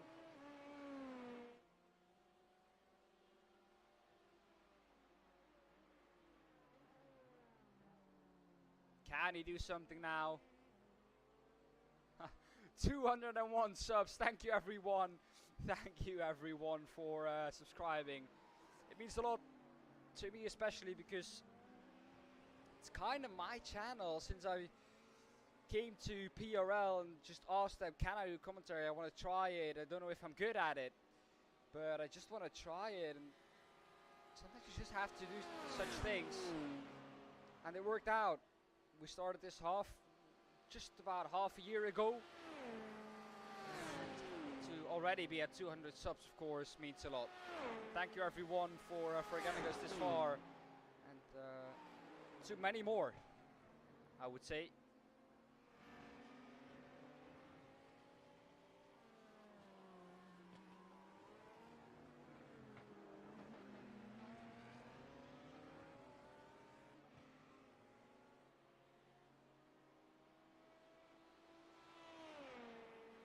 8/10 is the gap now. Looks like Austin Sim Racers Orange is building that gap again a little bit.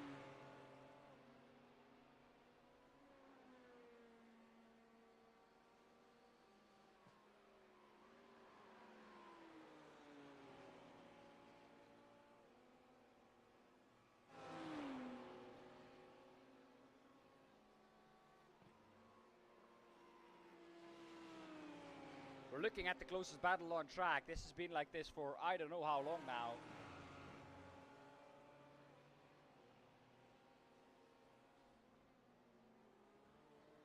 4/10 again, down to 4/10 the gap.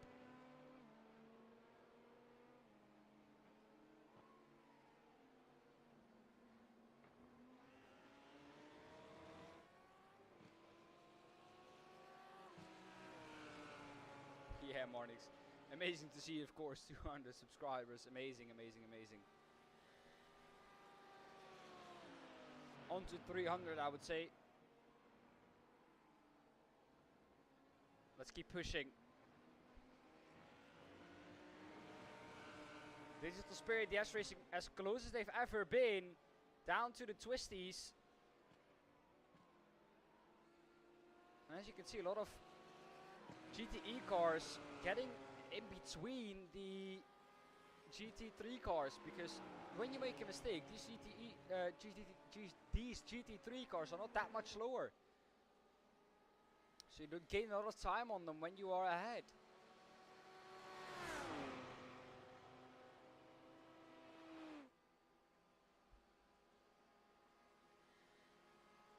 Can he do it now then? Pull to the inside then maybe of the Austin Sim Racers orange car. No, he doesn't. The LMP2 blue from PRT coming through in the background. He will overtake them on the straight, luckily. But Austin Sim Racers orange, a better run through the chicane. So that will benefit them all down the long straight.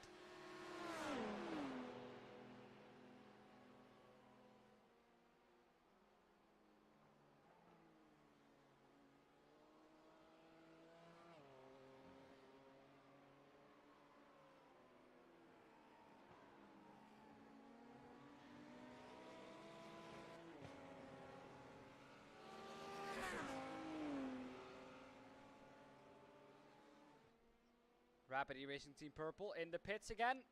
It's around that time again that we pit, yes. Kiel Racing Science just posted their fastest lap. That car now trying to catch up to RD Sim Sports. That gap is getting closer and closer as well. Could be a cool little fight.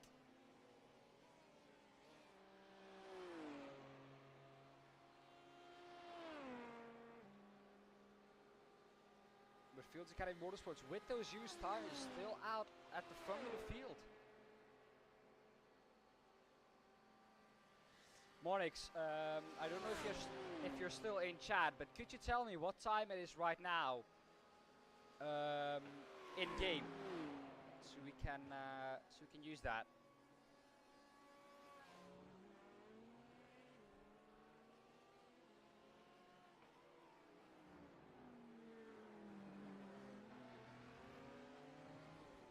Looking at the race information, it looks like the track is 4 degrees, cooling down a little bit.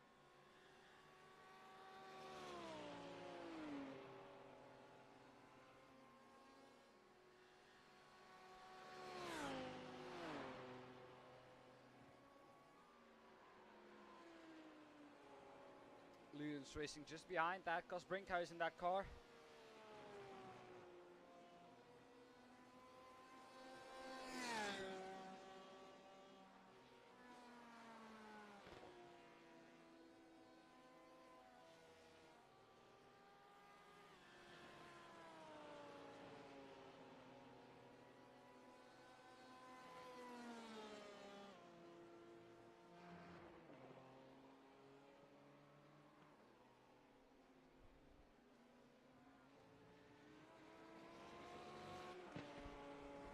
Gap to the podium positions for them is 37 seconds, which is quite a lot.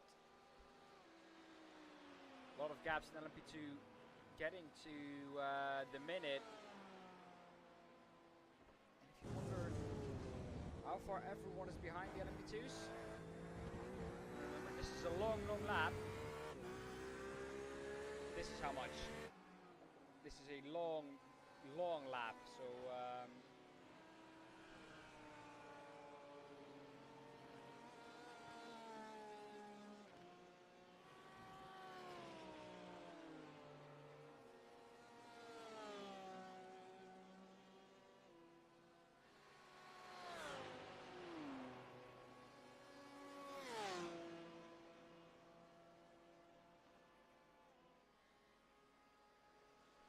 Tempest Sim Sports Pack, yes, they are out of the order. Good spot there, Antoine.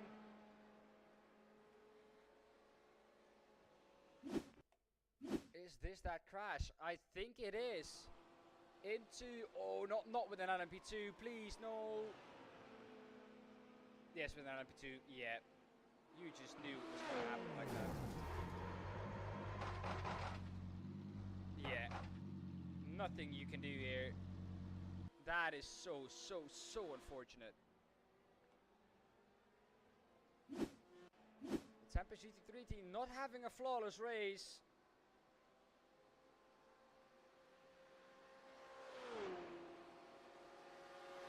Fields Academy Motorsports car just ahead now of the Team iRacing Lemans car.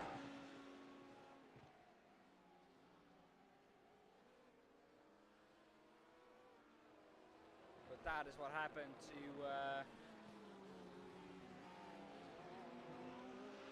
the Tempest Sim Sports Pack car. Stuck in a wall and then stuck with repairs in the pits. They've been in the pits for 3 minutes now, so they've lost almost a full lap to where they were before. And that has given Fields Academy Motorsports a big gap to second place.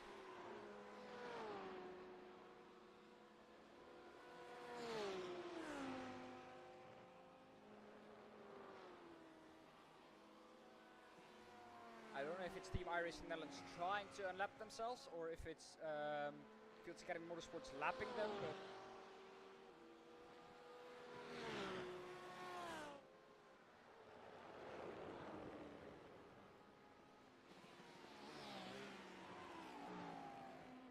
It's a battle. Right to engineering. Ahead of Rapid iRacing, a team purple. Over and done. Yes, there we go. Ryder Engineering knows they're slower, or don't they? Side by side into the second Moses chicane. Can he keep it on the inside? Yes, he can, but he swipes across the nose. And that is position done for the Rapid E-Racing Team Purple car. Can the Ryder Engineering LMP2 now try and get back at him? That is the question we all ask ourselves.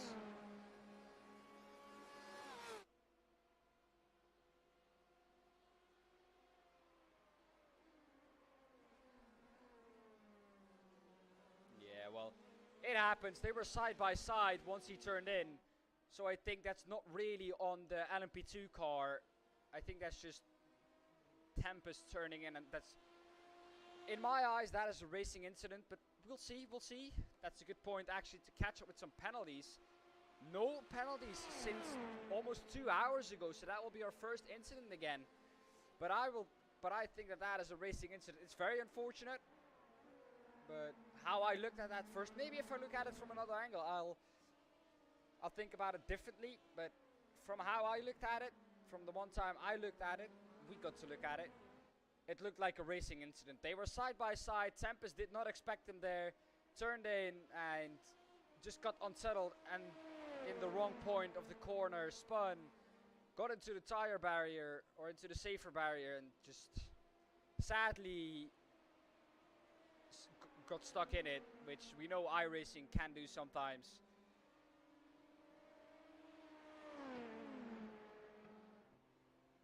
And if that happens, you're basically done. You have to access back to pit lane.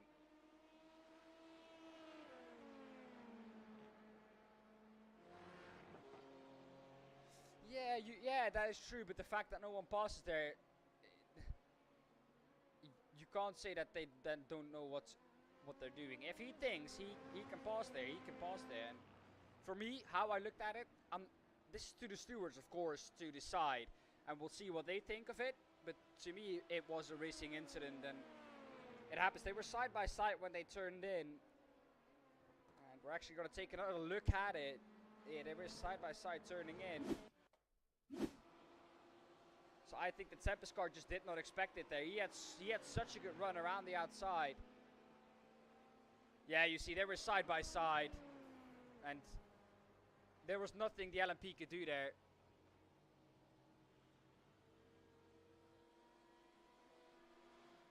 Of course, you have to expect the Tempest car to take the inside line that should cut back. But once an LMP is on the inside, you can't. That is basically what I'm making of it, and you can't turn in. And the fact that he turned in there is not on fault on the LMP2. That's how I think. If the LMP2 crashes him, yes, that is true. That is then the LMP2's fault. But I think that the LMP2 didn't crash him. He was just there on the line where he wanted to turn in. And unfortunately, he got shoved out to the outside and then got stuck in a tire barrier, which is very, very unfortunate. Don't get me wrong. It's very unfortunate to see that happen to a team that was fighting for the lead so much and so strongly as well. But yeah, there's nothing they can do about it, of course.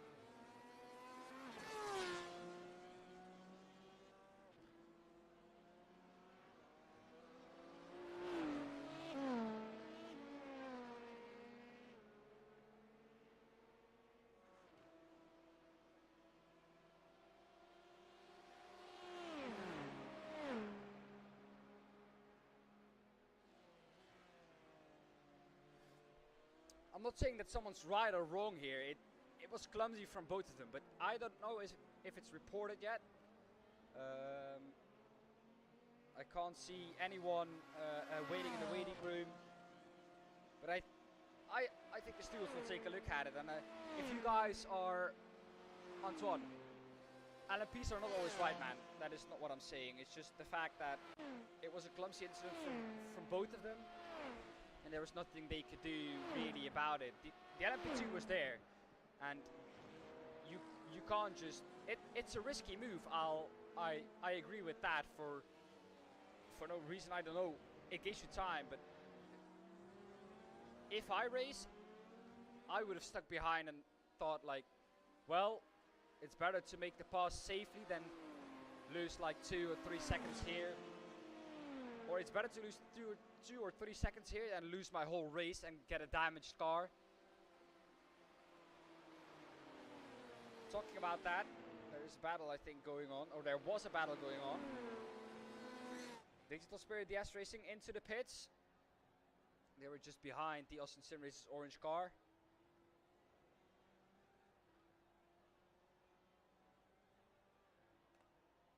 Astro Racing. This is a GTE car on a GT3 car. As we have another hourly update coming up for you right now. We'll start from the bottom this time. In GT3, it's Fields Academy Motorsports leading the way ahead of Orion Racing Pack GT3. And in third, it is Austin Sim Race's Orange. We saw, of course, that the Tempest Sim Sports pack car got stuck in a barrier after a collision with an LMP2 car, and sadly they had to escape back to the pits, and they are still in the pits. 10 minutes and 30 seconds is their current pit time, so they will be out of the running for a good result in their class. But the fact is that they are out of it. First then in GT3 it is Platinum Racing Team BWM ahead of Akil Racing Sign. They are both in the pits now, and third there is YS Motorsports Blue. They are really out of contention at the moment for those top 2 positions. They are 1 minute 27 back on P7 overall in that GT3 class, so nowhere near P2 in the GT3 AM. Then in the GTE field, it is Orion Race Team Pack GTE leading the way ahead of Astro Racing Esports Red, of Astro Racing Majorla, ahead of .x Esports Red. Very close it was between those two. In the pits now is Orion Race Team Pack GTE. We'll see what the gap will be once they come out, but I think Astro Racing Majorla will be ahead of the Orion Race Team Pack GTE. Then we have the AM leaders there, PM Esports. They are in first and 6th overall in that class. 59 seconds behind P5 overall in that class. And Crips Racing are down into the GT3 field, but they are second in GTEM. Then going on to our fastest class we have here today. That is the LMP2 class, Tempest Sim Sports Pack. The number 92 Tempest Sim Sports LMP2 leads the way ahead of my favorite team, the number 19 LMP2 Dallara. 36 seconds back from Tempest. They are 14 seconds ahead of P3 in that class, Kuruma Motorsports, and just 13 seconds behind that is Platinum Racing Team LMP2 Blue. They have dropped a couple of positions, 2 positions to be exact, from their qualifying position.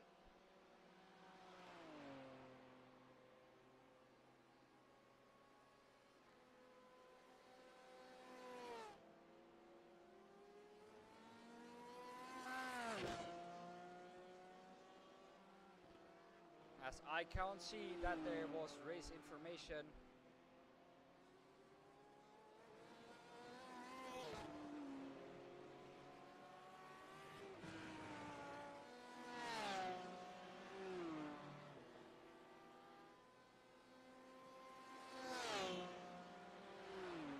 At the moment, from what I can see, no reports done yet.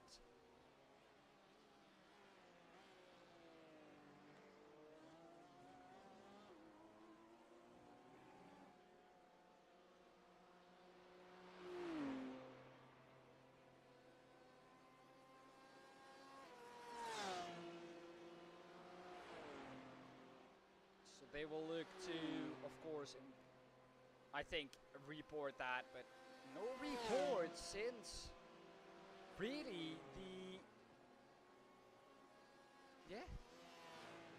there hasn't been a report since 2 hours ago. And it's only that incident that happened. But looking back then on the action on track.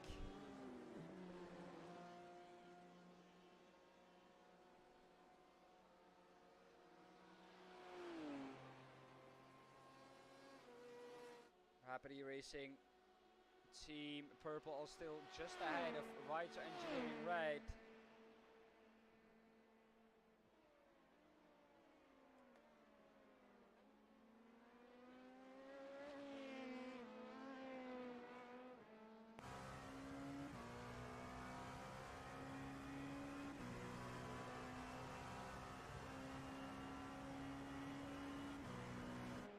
Of course, this circuit well known for the 24 Hours of Le Mans, with exactly the same cars, but we have LMP1s in it as well.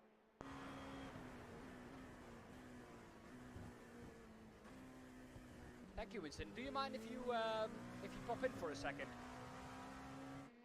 to the waiting room? I'll get you into the commentary booth.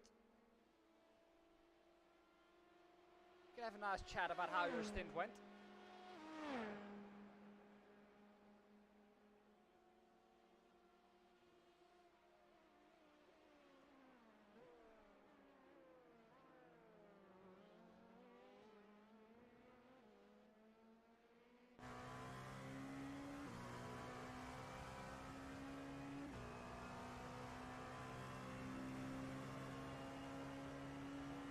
Hello, Kaden man. Welcome to the stream, buddy. Great to have you here with us on this Saturday, racing the 10 Hours of Le Mans.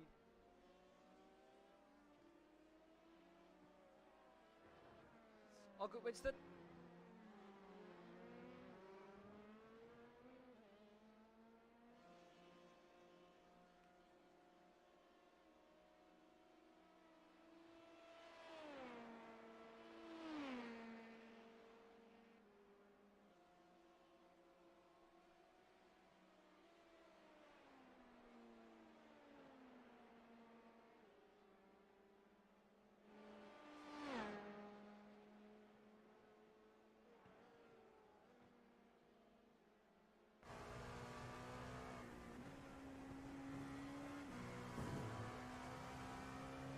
drivers watching this.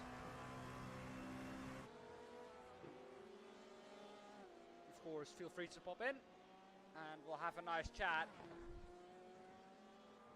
This is a car from Winston Eckel in 4th position at the moment. Perry Osevier in that car.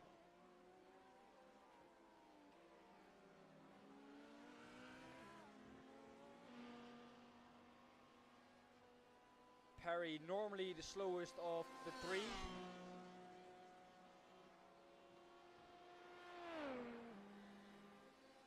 So we expect that car to lose a little bit of ground to the cars ahead of it.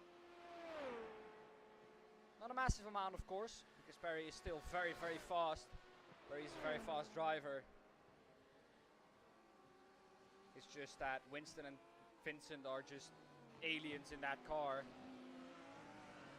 As Rapid Racing Team, the purple has just set a personal fastest lap time, a 3:32.06.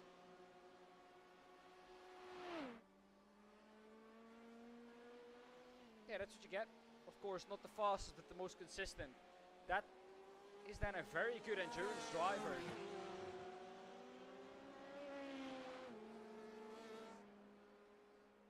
Here we can see it, the best times from everyone.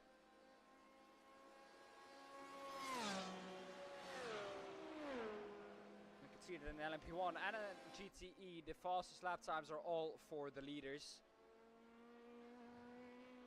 And I think the fastest lap time was once for the Tempest Motorsports car. Yes, it still is. But that car, of course, got that hit and is now out of the running for that.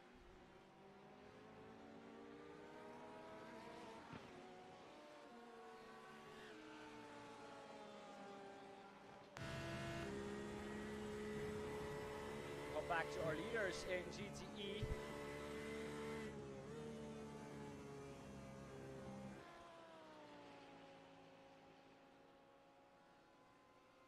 We are currently 50 seconds ahead of Orion Racing Pack GTE, which is in second.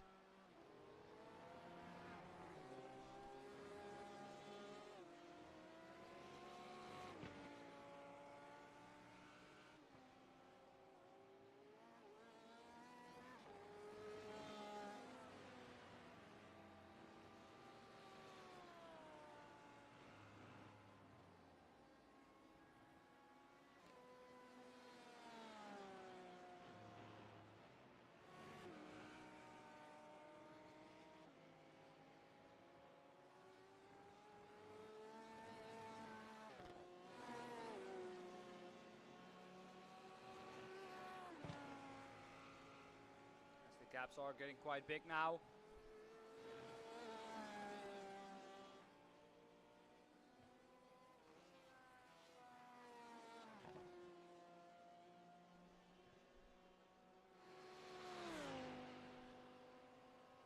Orion Race Team Pack GTE. Definitely not a slow team. And I think Cassiel Hernandez has been in this car since the start, really. And I think we'll look to do a triple and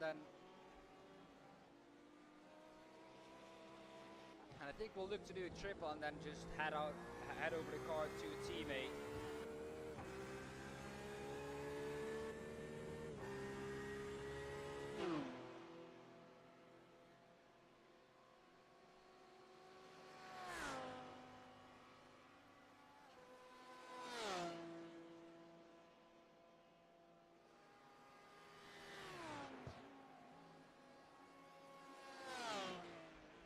Yeah, the Porsche sounds good, doesn't it, Winston? Porsche definitely sounds very, very good.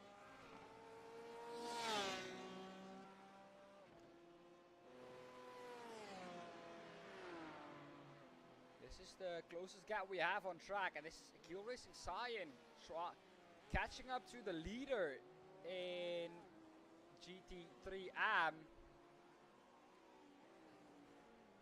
That car currently in the hands of Miles Owens.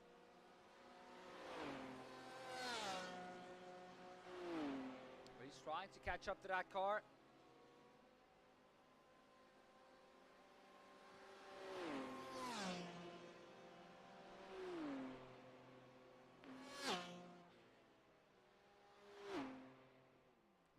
almost 3 hours already done of the race.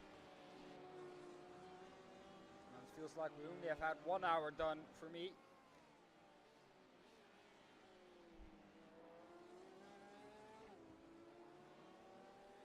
Winston, you are still in chat, right?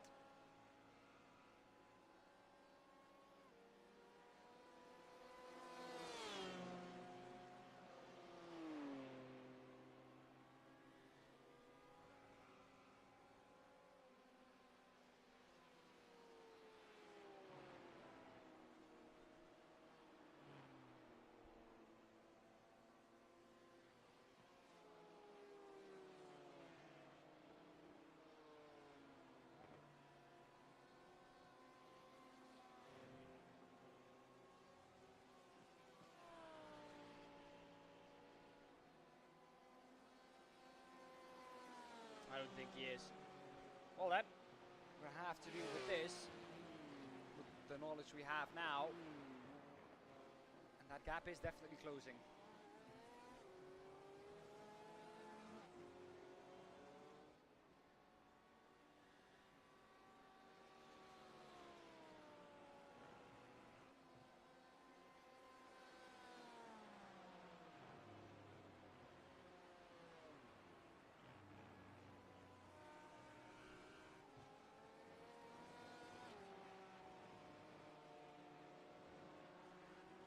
Cameron White is just hammering that car around, trying to catch up to Miles Owens. He is doing so, caught up 1.8 seconds last lap. 2 seconds the lap before, 2.8 seconds the lap before that. Just remember, we are just after a pit cycle.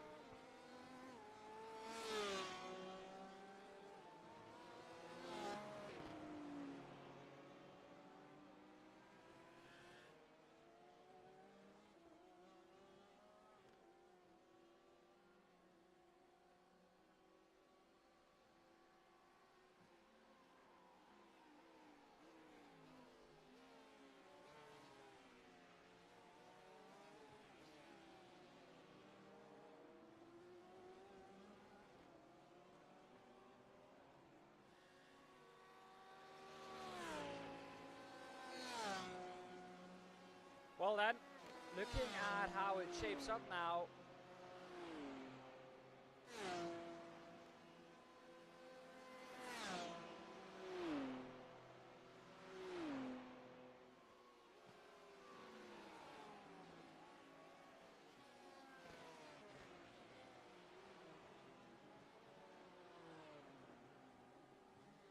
Someone's already passed. Have I missed that?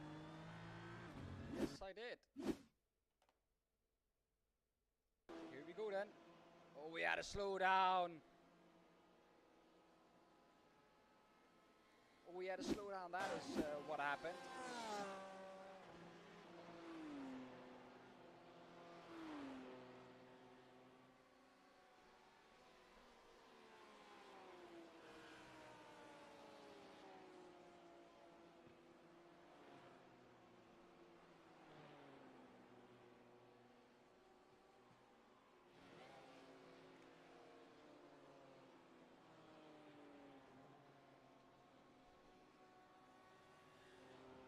Or 5 seconds back from this is Peter Walton as well.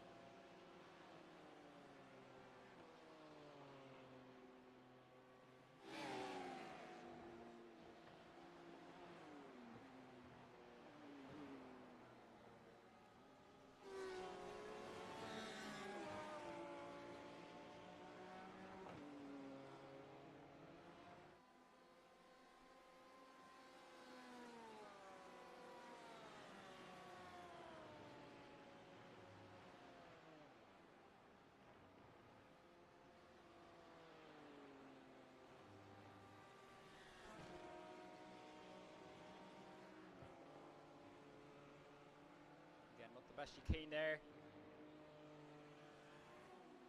Also losing a little bit of ground. Losing a lot of ground actually to the leader here.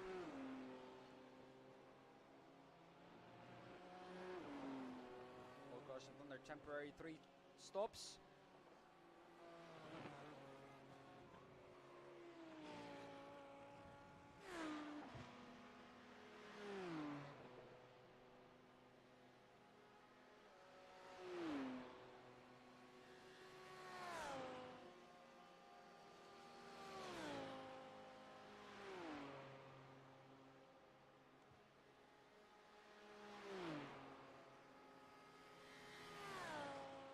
Still nothing on the incident about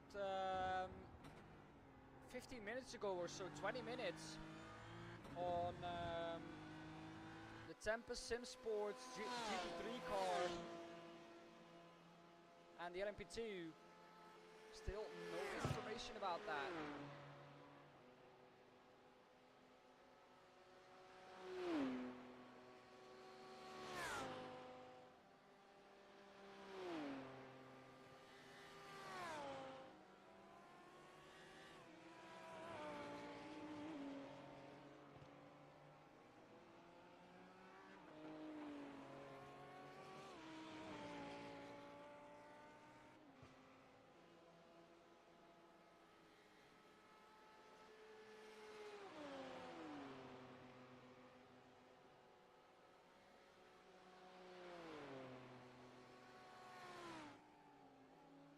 YS Motorsport Blue.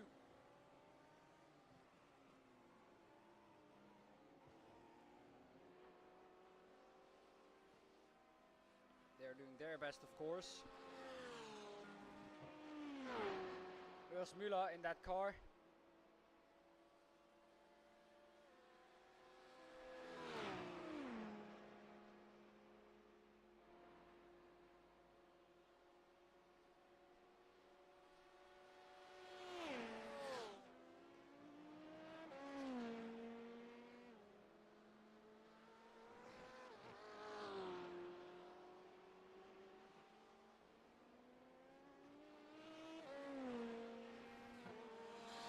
Very fast as well. Some cars posting their fastest lap time. Frank Verkulen posting the fastest lap time of this car. They are way down. They have 42 laps completed. Leader of GT3 has 46 laps completed. That is around 12 minutes down on the leader, if it isn't more. I think around 14 actually. So they are out of the running. Tempest Sim Sports are just out of them, though. They have now completed 43 laps. So they are 12 minutes or something, 10 minutes behind the leaders. Not that they're going to catch that up in like 7 hours time, but that's a little bit closer. Team iRacing Netherlands. They have 44.5 laps completed. Just ahead of the leaders now. So almost 3 laps down. So around 9 to 8 minutes down on the leaders. T3 Motorsports, here they are trying to get back up through the GT3 field.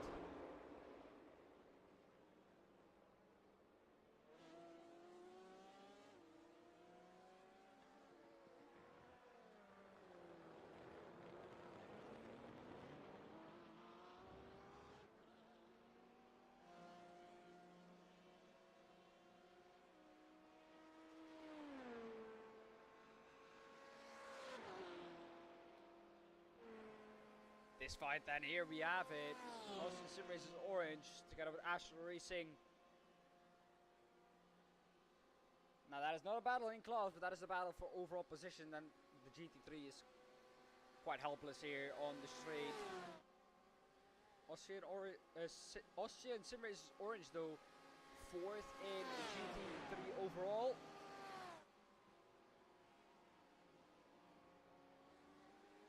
And that Lamborghini looks as fresh as it looked at the start.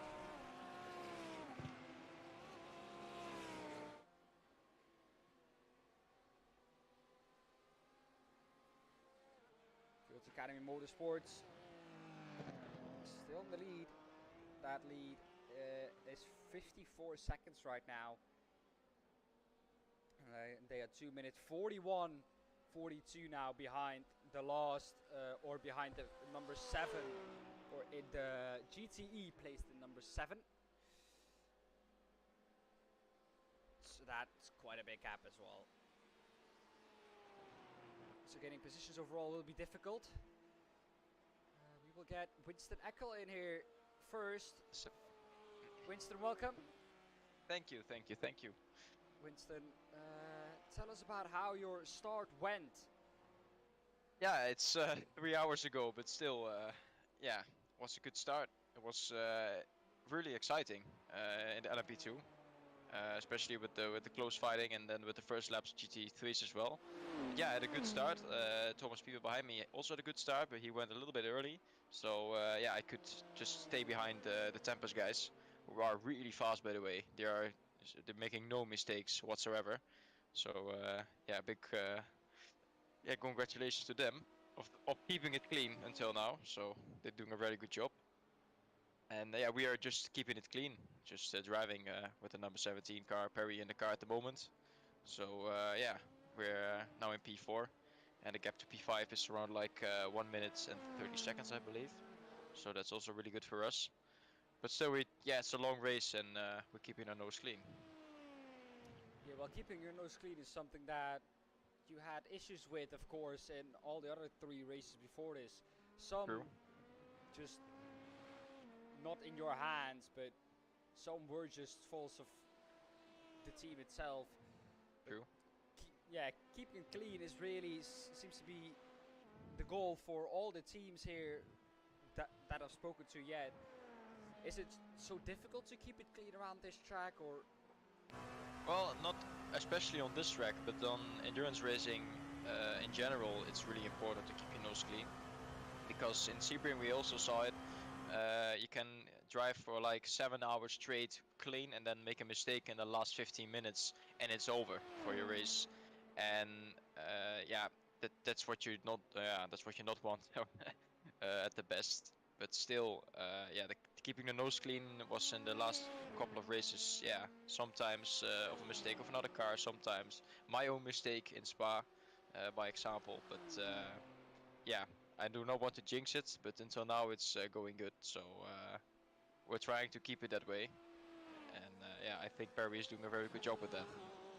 Yeah, well, I have a question for you regarding the time in game. What time is it in game now? So we have that information, because I do not have that. At the moment, we are 3 hours in. 3 hours, 12 minutes, and 50 seconds. At my point That of I view. know, but the time in game. What time is it? I don't know, to be honest. At the moment, no, I can't see that. I don't have any widget for that. I don't care. I will see it by myself when the sun is going down. So. You don't have the iRacing bar? It should say it on there. On the top. Oh yeah. No, I don't have it. No? No. Okay. I'm gonna Information. have to ask Marnix then. Oh yeah, wait. No, it's at the moment it's 5:30 on track. 16:32.35 seconds. 16:32. Yes. Okay. So we're going to finish at midnight in game. Exactly. So. Yeah, well, at midnight in real life as well then, because it's 16:24. Yeah, that's true. So Gonna it's be going a to long be very interesting. Yeah, it's going to be a long one, but very interesting. Also for you, I hope that Jack Smedley, or the co-commentator, will help you with that, keeping you awake for the couple of hours. Oh well, if you guys just entertain us enough, I'll stay awake from automatically. Yeah, let's try overtake the GT3s around the outside. No, I'm joking. But, Yeah, well, yeah. the thing I haven't seen yet is in the Porsche curves, overtaking a car on the outside in the first right-hander, I think. The first right-hander. No, So the long that's right-hander. really. No, you don't want to do that. That's it can be really dangerous for both cars. I think right outside of the third corner of the Porsche curves, that's much more convenient for the GT3 or GTE as well. So that's also the thing why we don't have any accidents for the last 2 hours, I believe. I think Marnik said that to me, so that's really positive. Well, we have and, had one, which or like one, yeah, but one is better than we had in True, Spa true. compared. So it's really good to see, and I think the driving standards of all the classes did really improve in the couple of last races. So yeah, really happy about that, and it's good to see. yeah. Well, I have one incident that I'm gonna have to ask your opinion on. I think it's this one. Yes. You can see it, right? No, I can't at the moment. Are you live streaming? Yes, Or yeah. yes, I can see that. This incident, and just I want to know your perspective from an LMP2.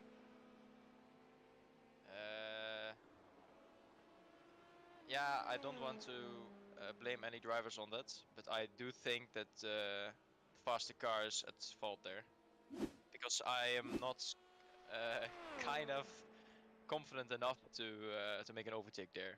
But yeah, I'm not a steward. I don't know what the stewards decide. But yeah, from my point of perspective, what I saw from you, I didn't have seen any other footage, but on offboards, I think the LMP2 was, yeah, he was there, but still in the Porsche curves, it's so dangerous. That's what I meant when you said to me or on the outside there. Yeah, because it can happen because the GT3 can understeer and the LMP2 as well, and then yeah, they hit each other. But that was the #1 GT3 car, right? The Tempest car. Yeah. No, they were in P2 at that point. The Fields Academy P2. Motorsport, double stinted Oh, yeah. tires, and for some reason they were faster on old tires than the Tempest on new. Well, where's the Tempest now at the moment? Are they in 12 or what? Tempest is all the way down in 12th in class, and they are somewhere around 3.5 laps down on the leaders. Oh, that's really sad for them. It's unfortunate of the accident. Well, my view on it was that the the LMP car is there. He is already committed to the move, and at that point, the GT3 turns in. It's not the blame on the GT3. It's not the blame on the LMP2. I think that's just an unfortunate racing incident. That was my view on it. Yeah, it's the thing, because reading each other's how do you say it, driving style can be really difficult, and that's the thing. What's here also, it's really difficult to read all the movements of the cars. And I think the LMP2 car was 100% committed of the corner, and yeah, the GT3 as well. And yeah, that can make for some bad things to happen. But yeah, the Porsche curves overtaking as a faster car, I think it's a no-go. But yeah, that's my opinion, because I will never do that there, because I think it's too much risk. So, but yeah, that's the thing about different drivers, and that's why we're now at the moment in P4. So yeah, that's the thing in endurance racing. True, very true. Well, Winston, I'm gonna thank you for your time. Of course, thank you for giving your opinion on the incident. No problem. No problem. I wanted to hear it from someone who was in an LMP2, just knowing their mindset. But yeah, thank you for your time, and good luck in the remainder of the race. Thank you, mate. I'm going to head back to my team. Yeah. See you. Thank you. Well then, very interesting to hear there from Winston, as of course a LMP2 driver. No, really interesting to hear how he thought about it. All good, Martin. Good luck with your stint. Try and catch up to P1 and give us an entertaining fight with them. An entertaining fight we do have for the lead overall in GT3. This is the Fields Academy Motorsports Porsche ahead of the Orion Race Team Pack GT3 car. That gap once was 54 seconds.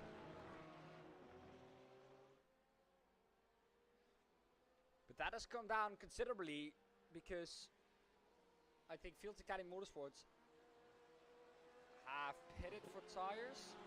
Yeah, they have pitted for tires, and Orion Race Team Pack GT3 didn't.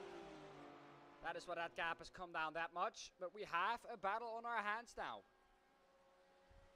Brian J. Holmes in that car now.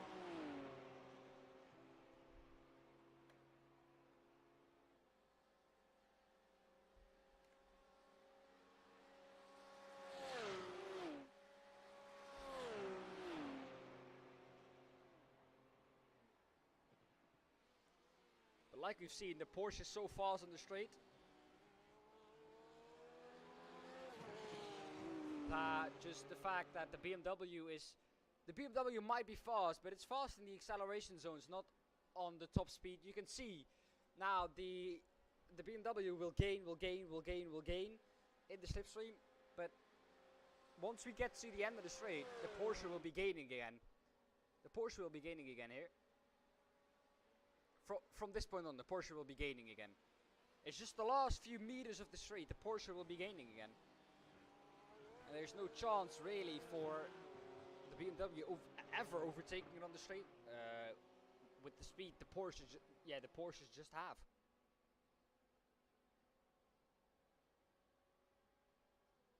But this is an interesting battle now for the lead in GT3 of 3 hours and 20 minutes. This is how close the battle between P1 and P2 is in the GT3s overall. I think that on itself, it's something really, really special. And this is without any safety cars or anything happening. So this is on pure pace. And after 3 hours and 20 minutes of pure pace, this is the gap between P1 and P2.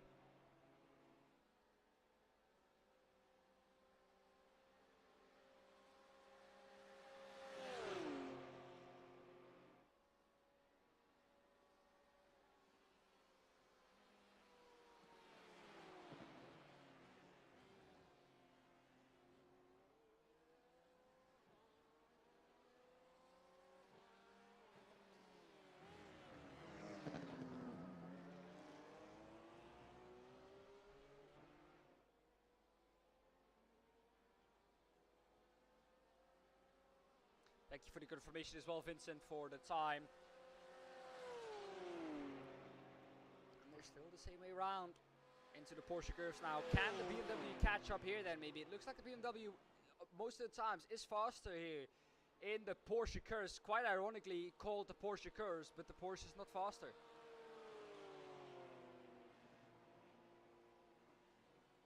But the Porsche is proving us something different here. It looks like the Porsche is faster now. Might just be the setup of every car. The Porsche is faster through the twisty bits, but also fast on the straight, which I don't get really.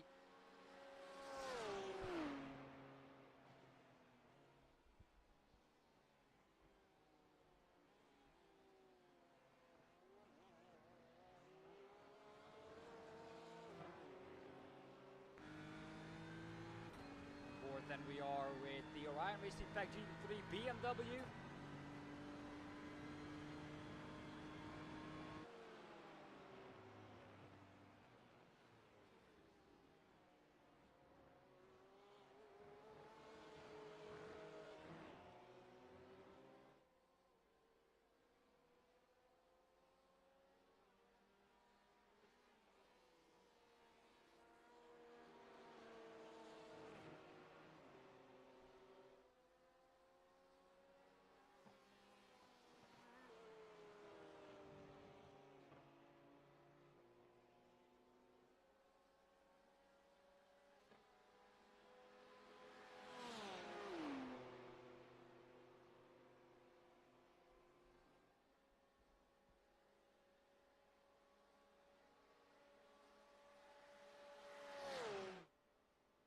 Now then, he is very, very close within 2.5 tenths. Pulls out of the slipstream. Can he do something into the first Mulsanne chicane? No, really. Not close enough.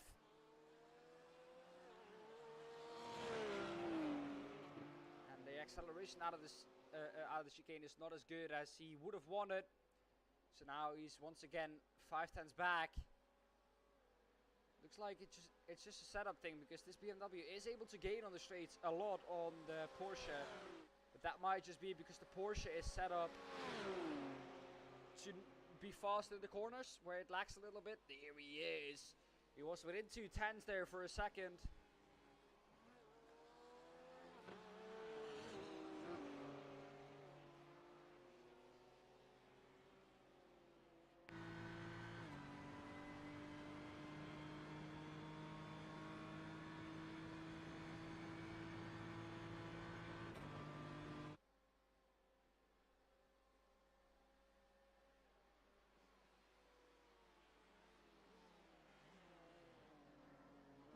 down to through Mulsanne corner, then now down to Indianapolis. And we have another long straight coming up. Well, not really straight, but it is a straight. It has two little kinks in it.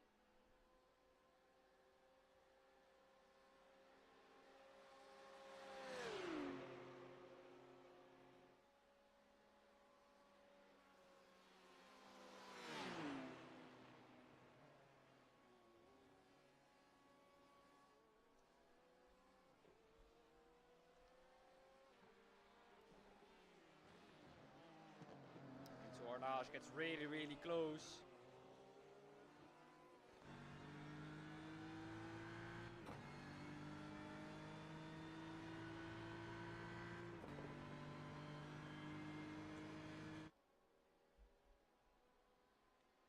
Down to the Porsche curves now. Gap is less than 3/10 going into it. Oh, but he has a little bit of an oversteer moment there, the BMW. And that will lose him time all the way through the Porsche curves because he's now off sequence for these corners. Gains time back there in the middle sector though, or in the middle part of the Porsche curves. Gap is 4/10 into the 4 chicanes. We know that the BMW is quicker.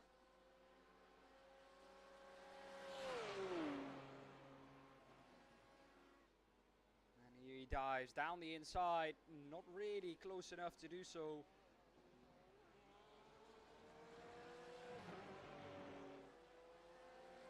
Onto the main straight. Gap is only 7/10. Is there a slowdown for the BMW? I do think there is a slowdown for the BMW. And that ruins this battle for the moment. There is a battle in GTE as well. PM Motorsports just behind. And there it is. There is the first overtake I've seen done there around the outside from the Ryder Engineering red car. Cowboard Blue is also just behind the Rapid iRacing team car. Well, not really.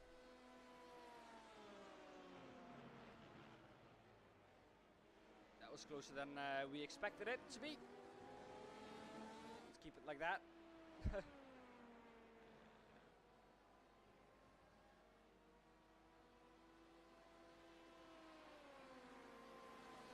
Just behind that, you can see the Tempest Sim Sports Pack car. Team iRacing Netherlands, though, 5th in the Pro class. A lot of people behind them have bad luck this day as well. They only need 2 Pro teams to have bad luck to fall their way, and then they could be on for a good one.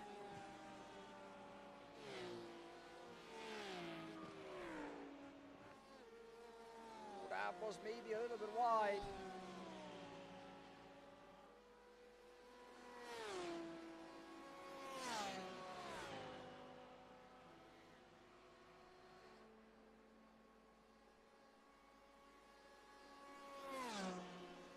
Alfonso Ruiz in 5th here, trying to chase down Delta Motorsports 1 for 1.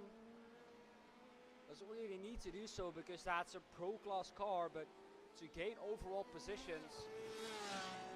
At this point, he's racing to improve overall positions and not increase any point gains, so he doesn't have to race with a attacking mentality, which will help his tires, fuel consumption, and everything really. Because his closest rival is down in, at the moment, between the GT3 field.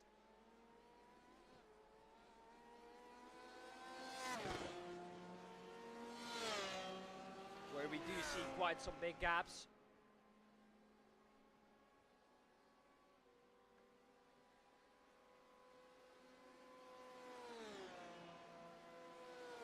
So we're getting up to 3.5 hours done.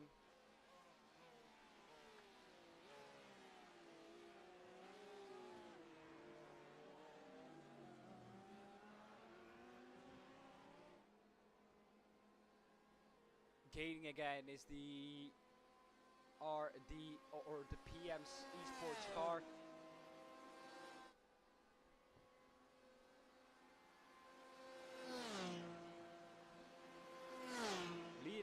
Am class right now. Here you can see both cars in one shot.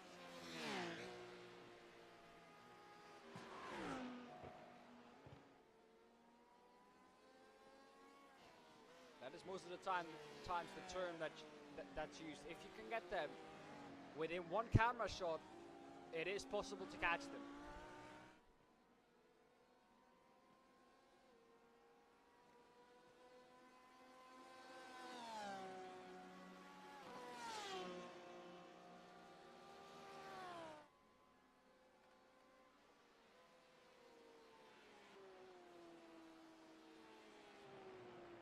Bowmeister in the Team IRNL car, I think. No, Joost Bowmeister in the cardboard blue. He crashed just a little time ago.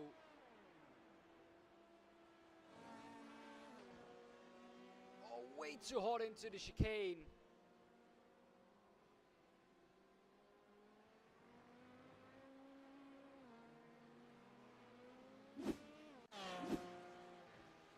That now gives, I think, the Writer Engineering car the chance to close up.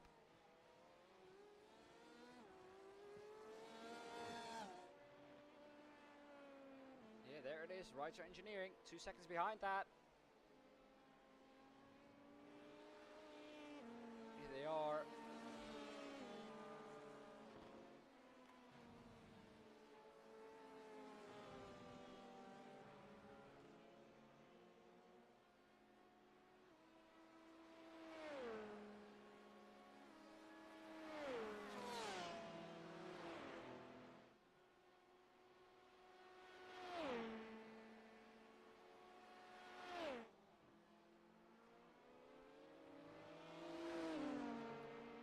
See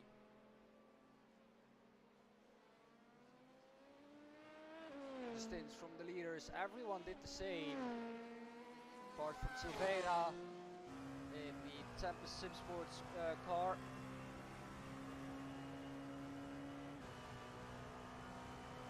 So we're about to see another sequence of pit stops for the LMP2s.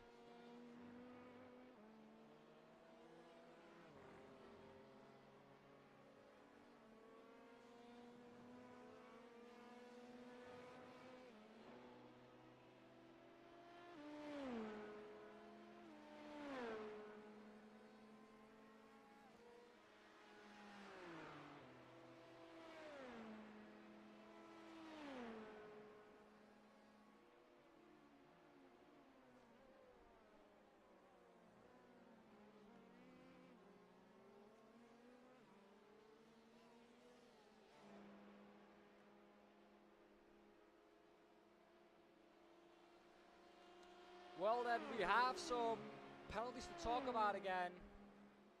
It was Loucos Racing. Please have a member of your team join the waiting room. So they were summoned to the stewarding room again. And Loucos Racing and the My Favorite Team incident. No further action. Racing incident. Platinum Racing Team GT3. Drive-through for causing a collision. They were second in the GT3 Anfield. They're now way further down.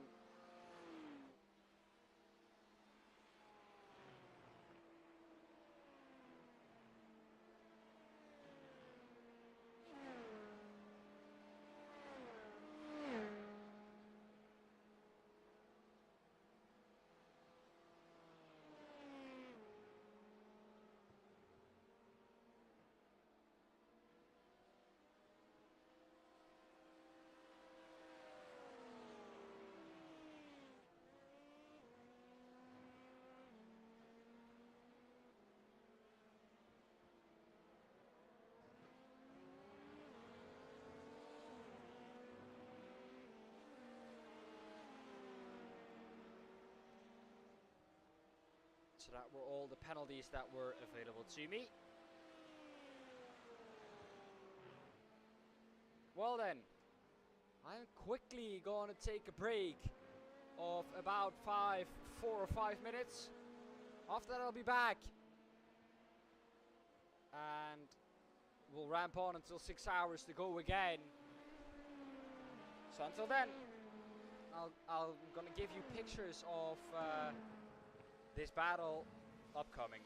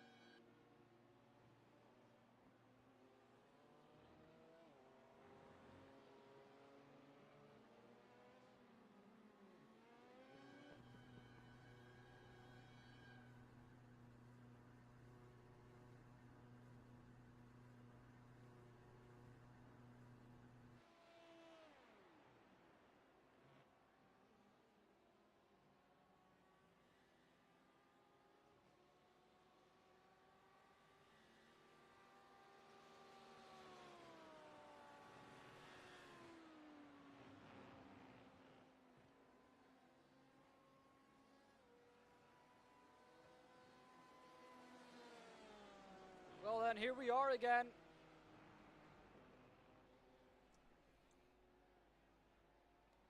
Thank you for sticking with us, of course. That was my hourly break, so I won't have any until 6 hours to go again. But hopefully then I'll be with Jake Smedley.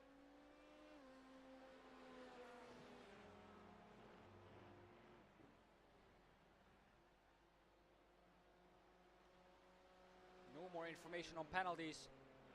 Except, of course, the Platinum Racing Team GT3 penalty.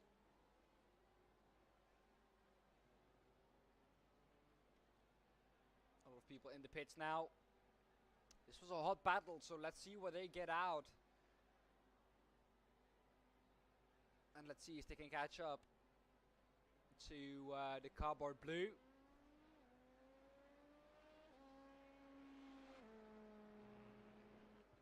They were ahead going into the pits. But of course you can lose a lot and you can gain a lot on the pit entry and exit.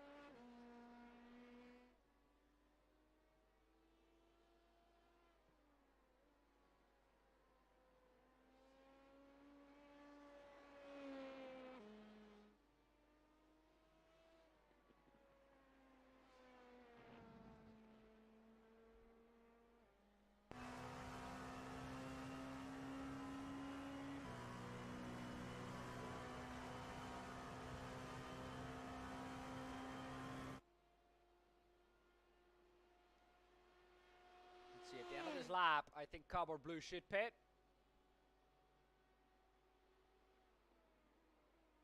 Or they might continue for 2 more laps.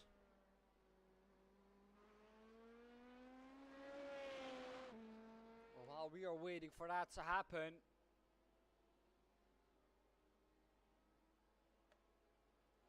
Platinum Racing, Martin Ops in that car now, TCE Virtual Motorsports. They were before, but now it's Platinum Racing Team BWM.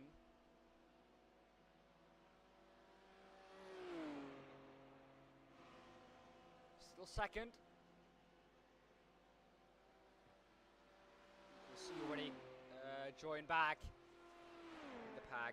Akil Racing Cyan already exiting the pit lane, so it'll be around 4 minutes. That is a lot.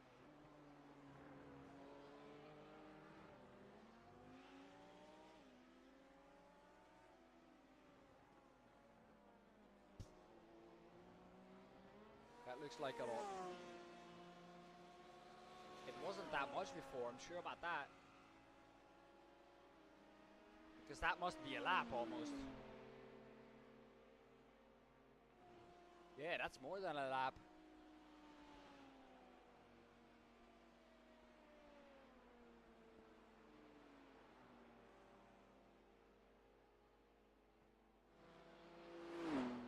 No, that is not a lap, but that time is gonna close drastically.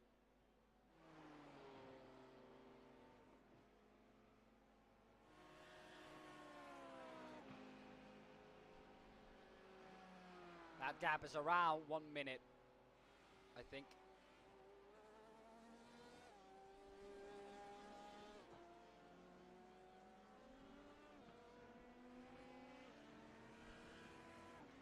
Audi Sim Sports in the pits for 3 minutes now. Let's see who's in that car. John Wiggins was or is in that car.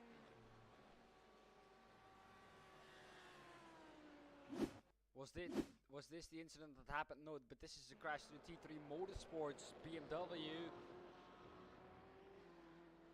Does he go deep into Arnage? No, he looks at the rear into Arnage. Not a lot that happened there, really.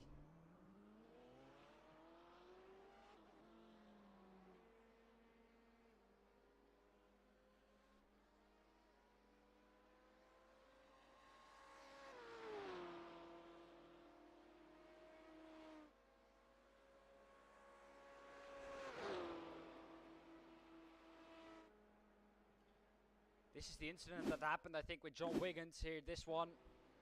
Oh. Oh, that is very unfortunate. Into a concrete wall. That nothing they could do about that. Very unfortunate. Nothing both drivers could do about that.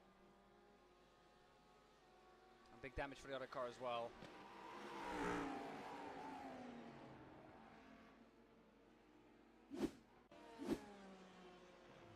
And that has promoted Team iRacing Netherlands up into what I think at the moment is P4 in that class. P5, excuse me.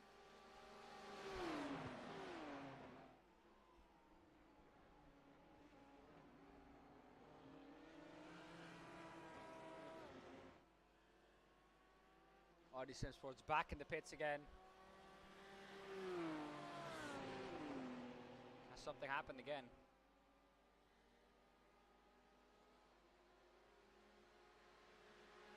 Could be the case. Who was in that car? Rui Teixeira.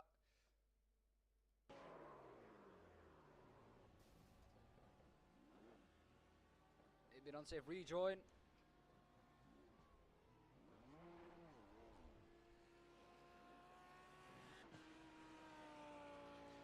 He's trying to reverse that car, but that car does not want to listen anymore.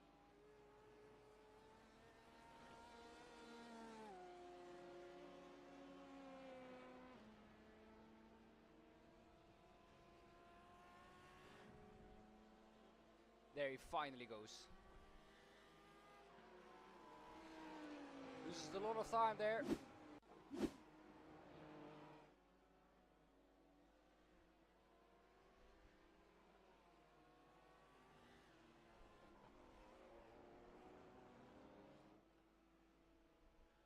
Yeah, indeed, RD Sim Sports is dead.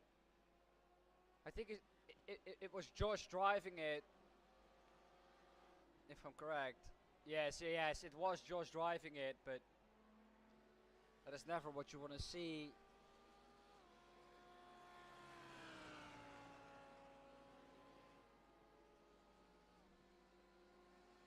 Three minutes already in the pits again. That has promoted the iRacing Team Netherlands car up into P5 in that class.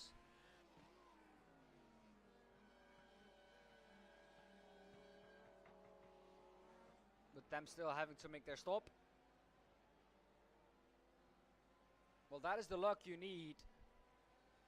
Oh, Josh is in chat himself. Yeah, Josh, very unfortunate there, man. Very, very unfortunate accident.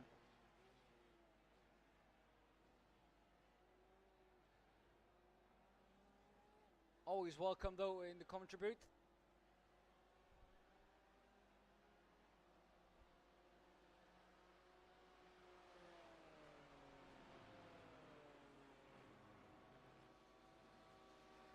Astro Racing is back to the GTEs.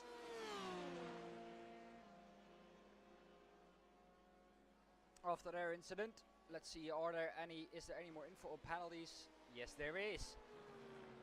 Loucos Racing and my favorite team a warning for causing the collision.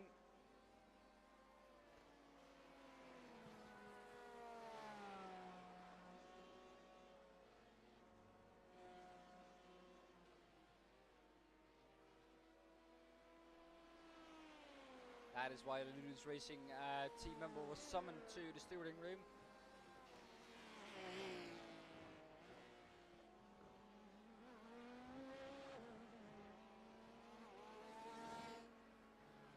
Oh, that is sad to hear, man.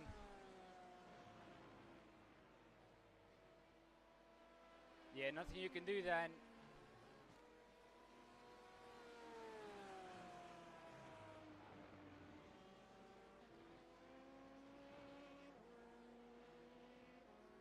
That is another car that was looking great for the championship as well, out of this race. Tempest as well, one last race, but now again out of this race. Very, very unfortunate to happen again.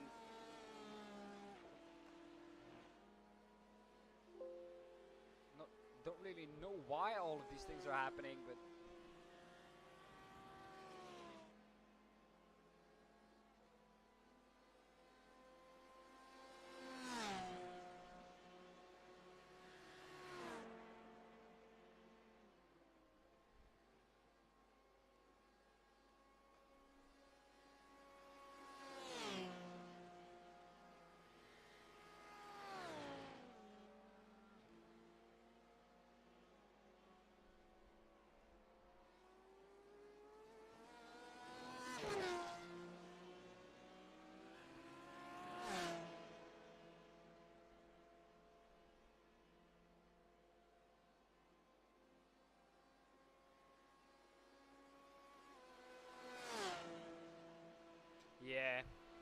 it looked like a weird one, of course.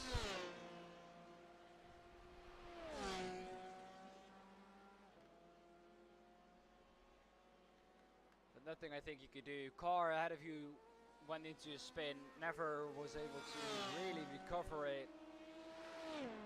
Just went into it.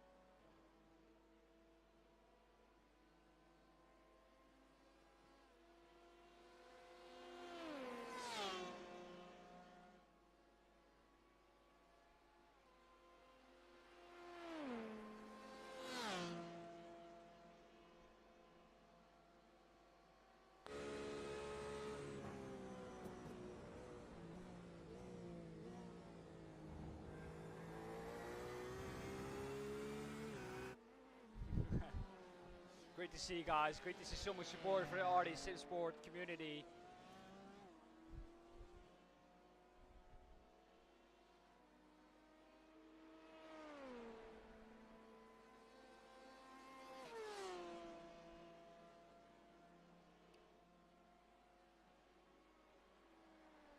Platinum Racing Team BWM are, yeah.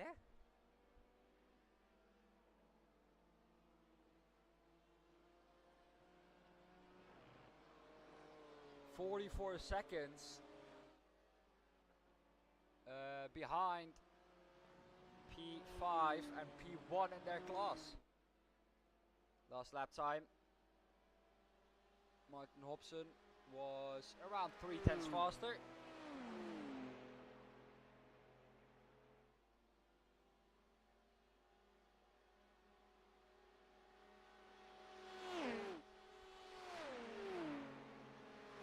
Guys, great to see so much support for the RD Sim Sport community.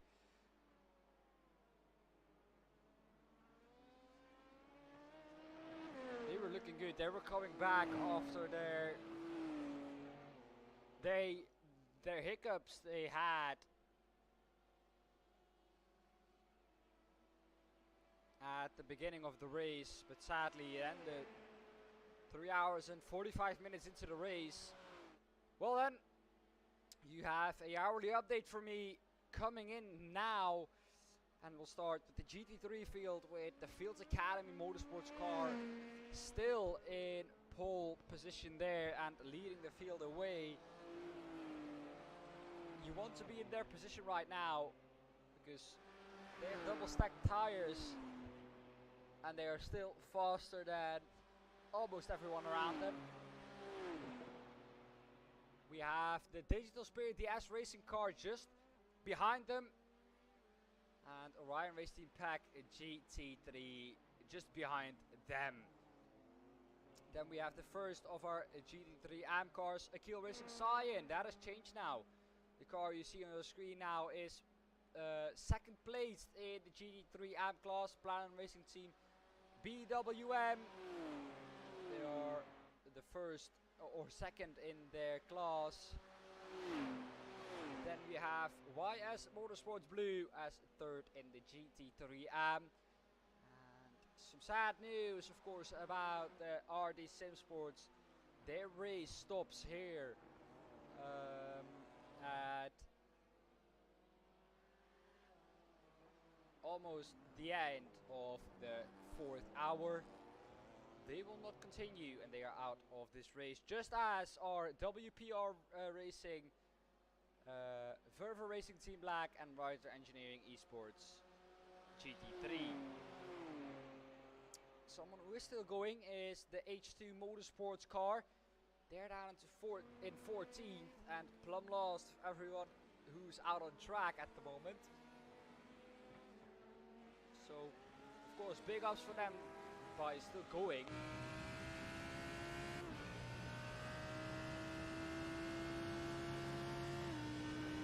Then we move on to the GTEs, where we have, of course, this Yaciel Hernandez still in that car for 4 hours now almost.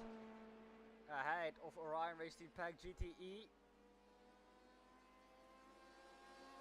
Then we have .x Esports Red in third. They're first in the GTE AM is PM Esports, and they are ahead of Crips Racing, who are several laps down on them, or 1.5 laps down on them. Let me quickly check that statement.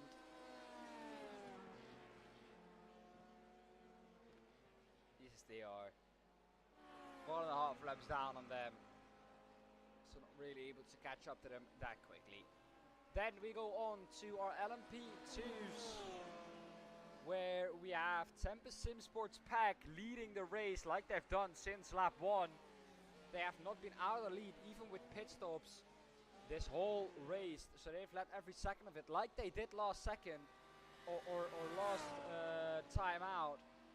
Karuma Motorsports is in second, just 1 minute and 1 second behind that. And then we have my favorite team ahead of Platinum Racing Team LMP2 Blue, and just behind Karuma Motorsports. That was your hourly update, sponsored by MS Drops. And you will get another one from me in 45 minutes time, when I hope to be together with Jake Smedley.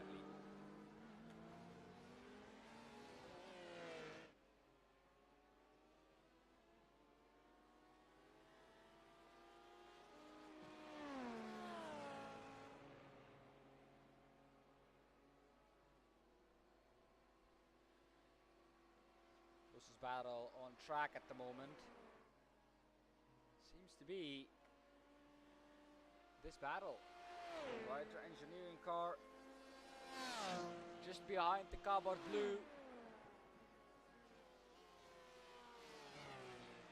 like it has been for so long now. He must be tired of seeing the back of that blue and black car.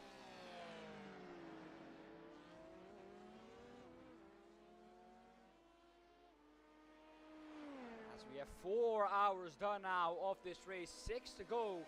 This is Spa length now, just to go now.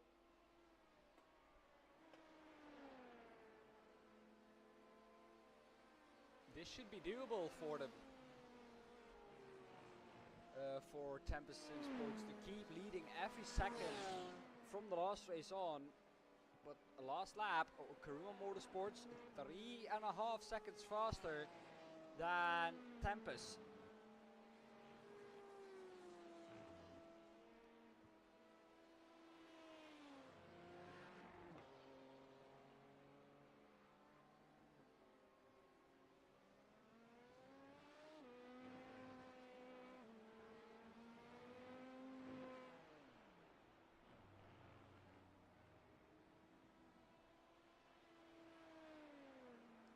Let's see what they can do then. The gap there is around the minute mark, just below that, sometimes just above that. So it keeps swinging around there. But a 33.202 by Tempest and a 30.760 by Karuma. So they have the pace to catch up.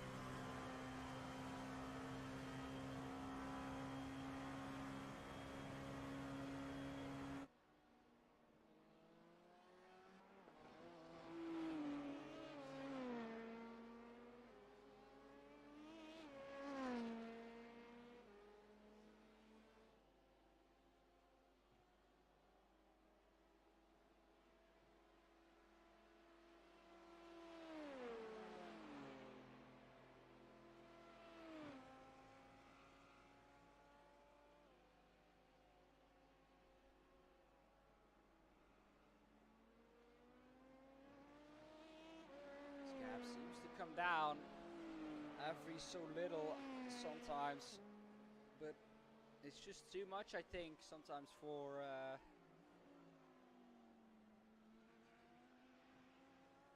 for the Writer Engineering red car to keep up with the consistent pace that the Coward blue car has.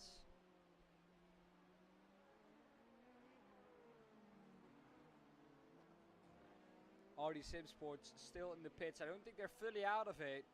I think that they will continue.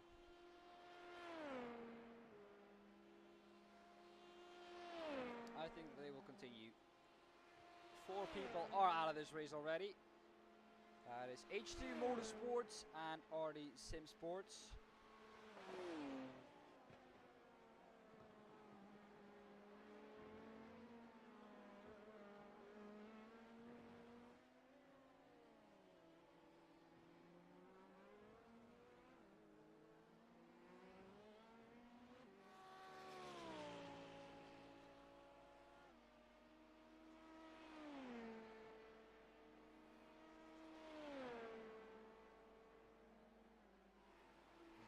All Porsches now in GTE.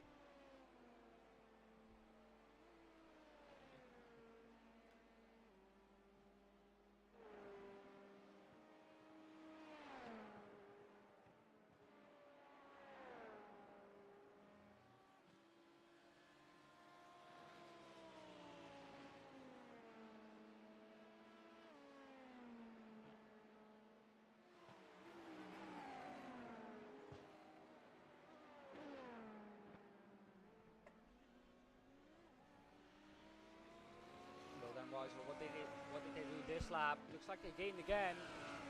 1.7 is the gap now. 136.478 for Cardboard Blue, and 137 or 135 actually for Writer Engineering Red.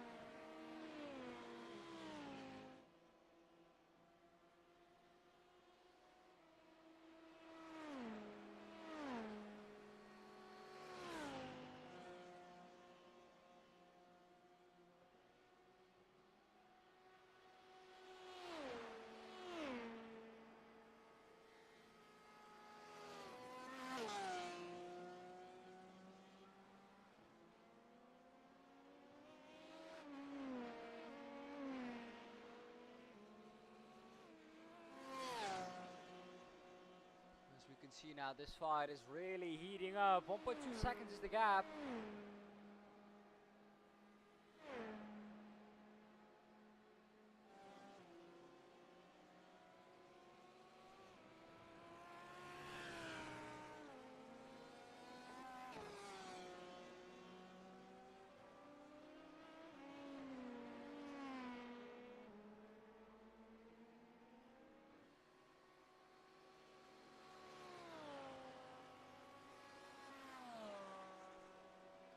Tenths now.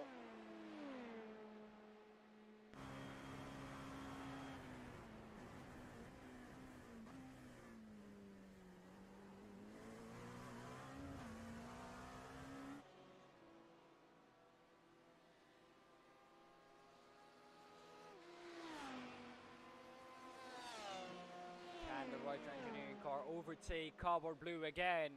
We've seen them do this so many times now.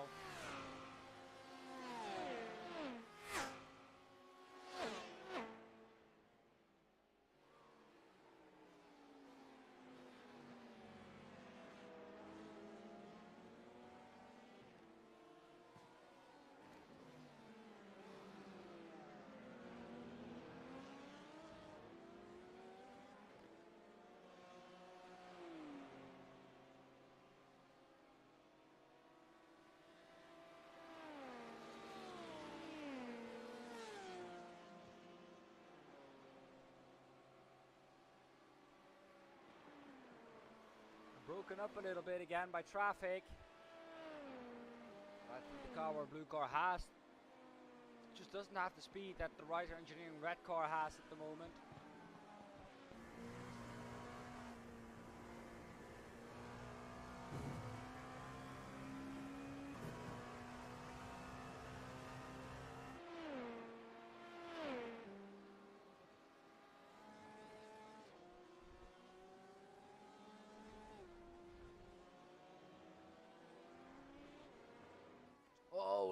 closely there on the exit for Daniel Kuhn.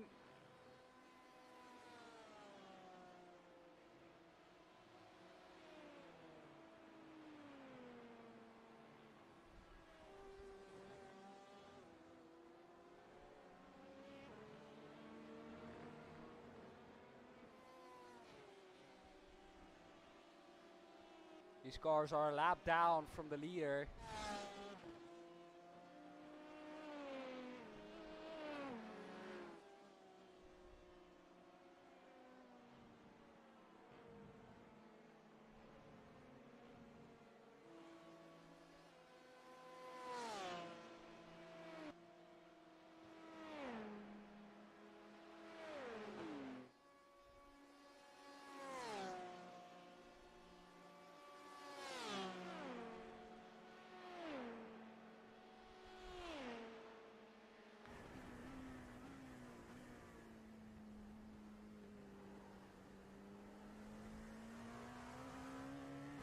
No more penalties to speak of as of yet, which is good.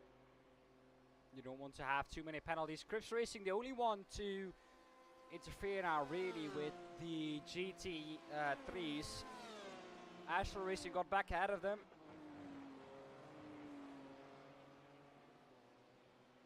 And all the other cars have fallen down again.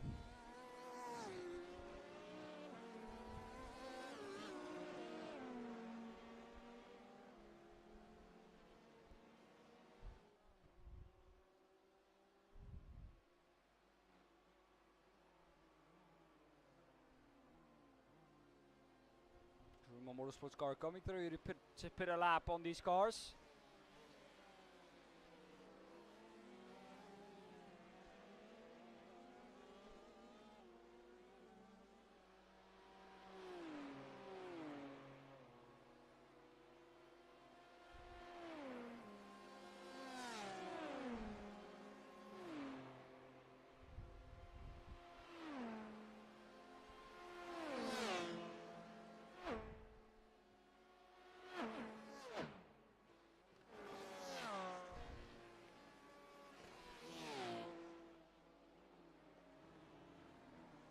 Well then,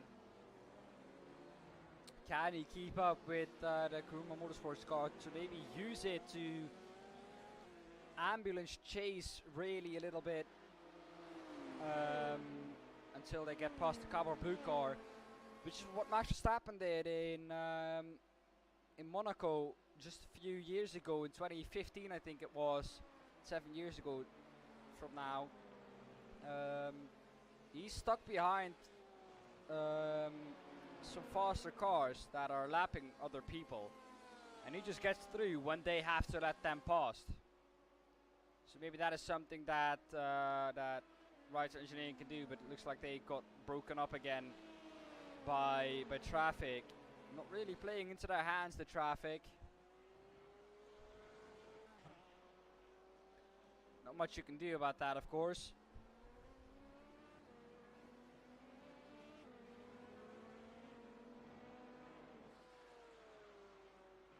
There we see Carbon Blue on the front of your screen.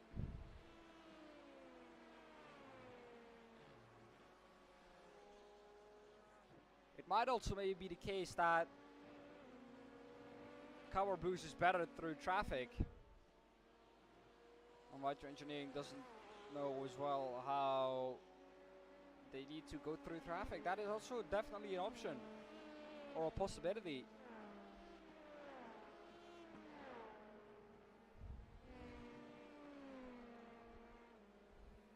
Although a possibility that I think is more unlikely than others.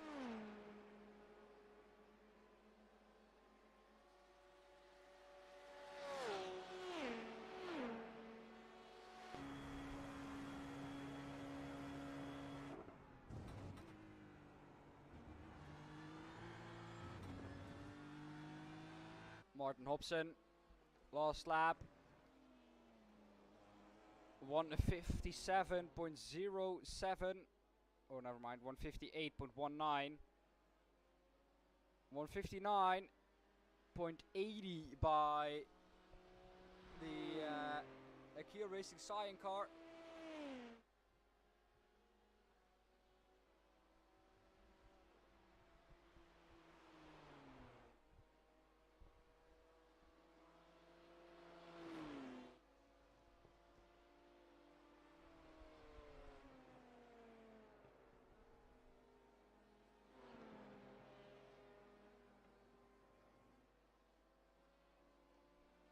As the gap at the front of the field keeps increasing between Tempest and Karuma.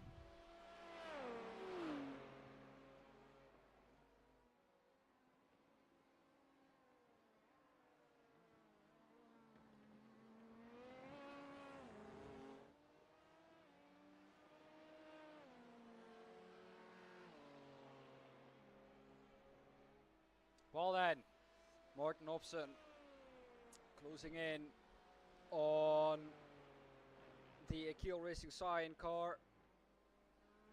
It was 44 seconds. It now is, if we quickly check that, 1 minute 22. So that gap has actually widened a little bit. Or I shouldn't say a little bit, a lot, for the time that we've run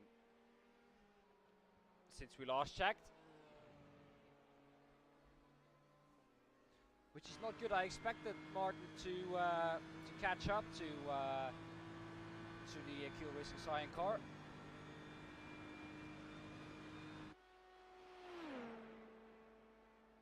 Martin, for some reason, really struggling. 158.24 last lap. Gained over 1.5 seconds there on P1 in class, but couldn't really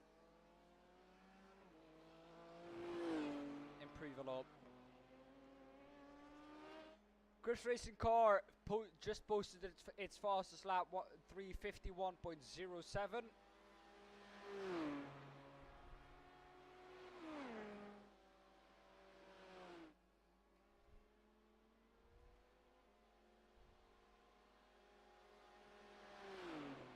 But still, the Fields Academy Motorsports car leading by 22 seconds. It has been like that for I don't know how long. The Digital Motorsport or the Digital Spirit, the S Racing car and the Fields Academy Motorsport car are so close to each other all the time.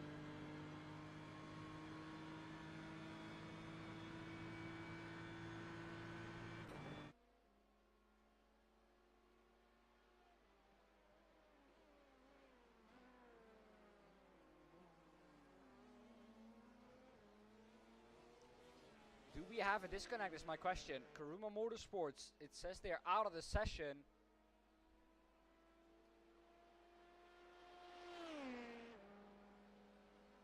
They're not moving on track. They are not here.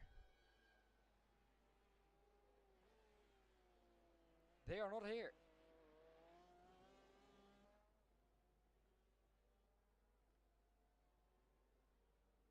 Okay. Well, that is something to take a look at. Because that looks like a disconnect. And that will promote Platinum Racing Team LMP2 Blue up a position. And my favorite team, I think. Those two cars.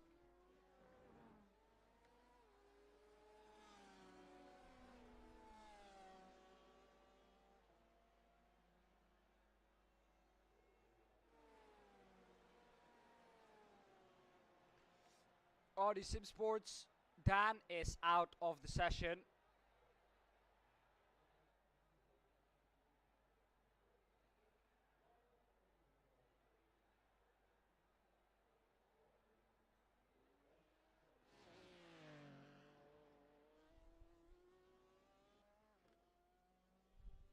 Yeah, well, very, very weird, to be honest.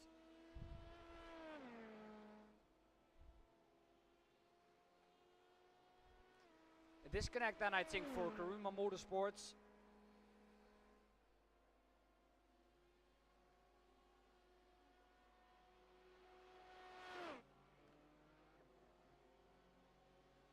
Nothing they can do about a disconnect, I think.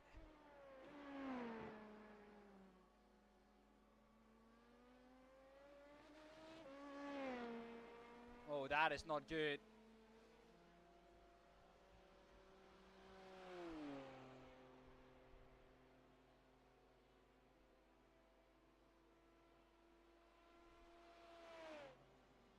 Looking at the car in second then.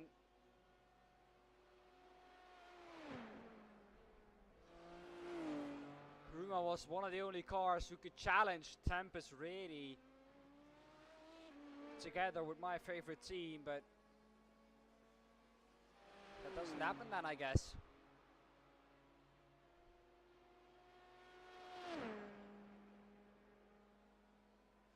There they are, right engineering in the pit lane.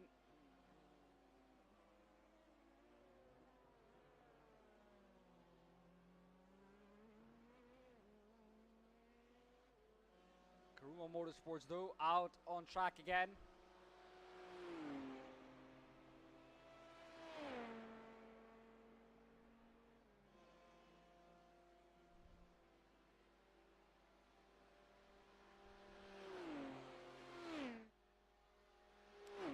They have only lost a minute to the leader, or to P2. So a lot still possible for them.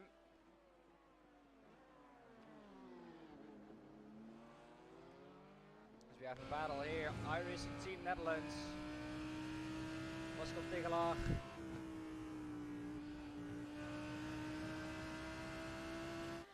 Trying to overtake the SR Technic pack car. This is not for position in class, but this is for position overall. Around the outside he goes. Can he chop across the nose? Yes, he can. As our Technic tries to slipstream back past again. Not gonna happen.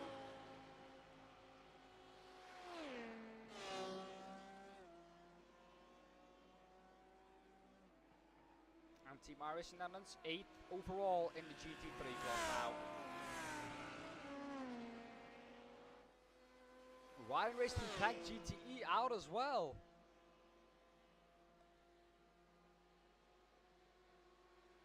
What is happening to everyone all of a sudden losing connection?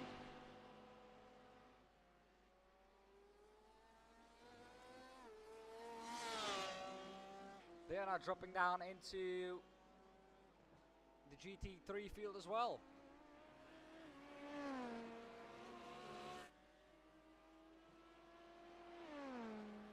A race with not a lot of stewarding things to be done, but a race with a lot of retirements for some reason.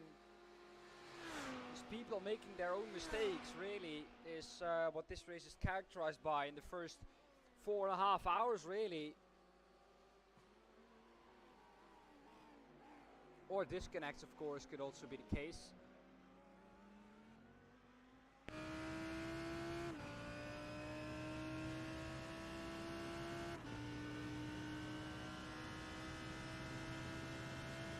That, I think, will promote the Crips Racing car up one position.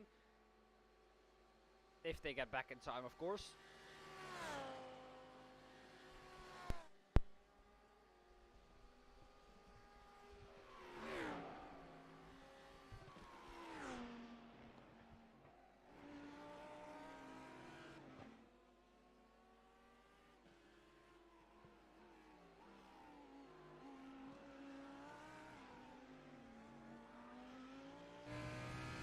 There they go, they're now ahead of the Orion Racing Pack GTE.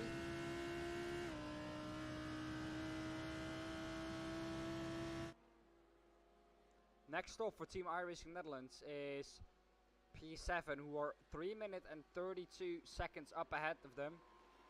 And over 6 hours, that is really doable. That is really, really doable. That is within one lap, and the pace that those guys have got.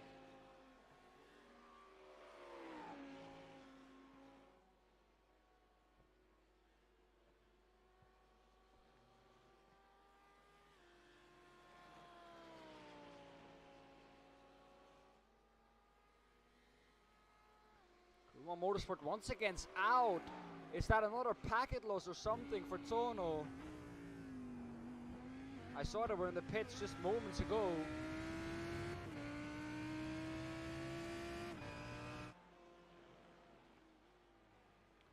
Very, very weird. Reality is, they're out of contention for the win.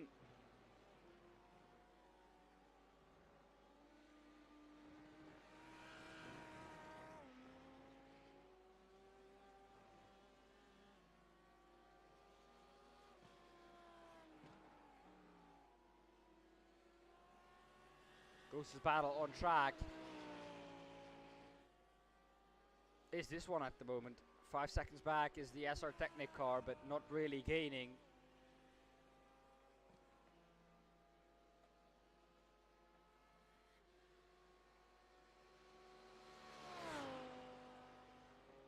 This could be a fun one. Orion Racing Pack GTE in the pits again. So they've got connection again. They've been in the pits for 7 minutes now.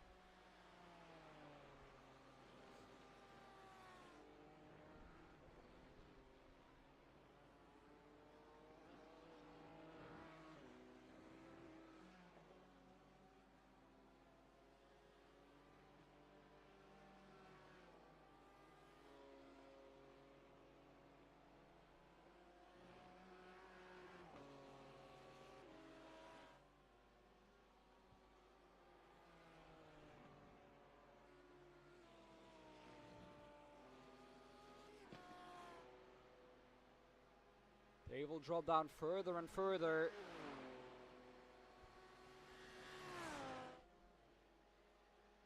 Through the GT3 field.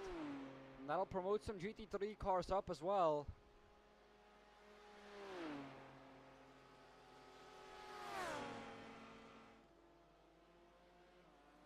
Only 6 GTE cars ahead of the leader in GT3.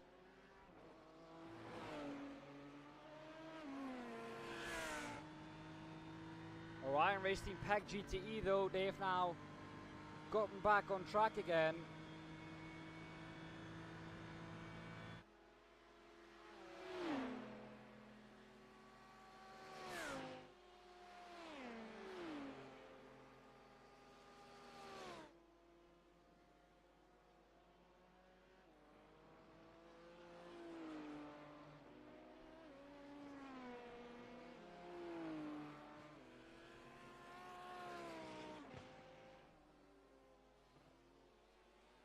Let's see where they are. There they are.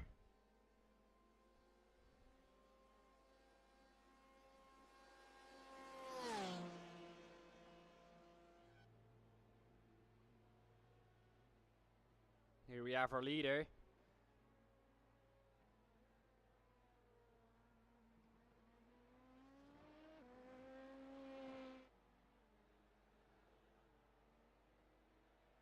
One minute, 18 seconds is the gap there.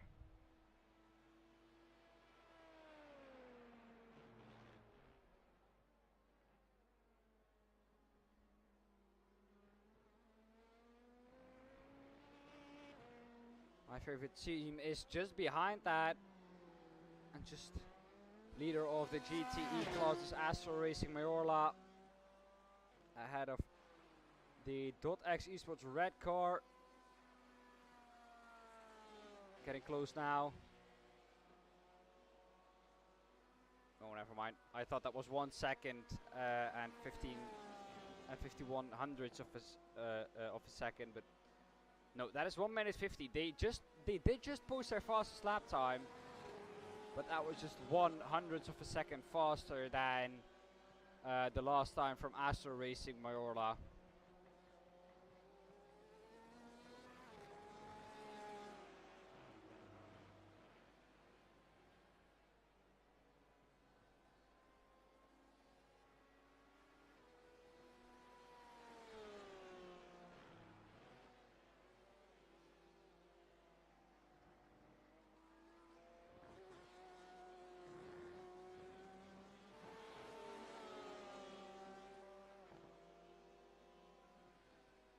Still nothing again after 16:33 last time out. So again an hour without any reports.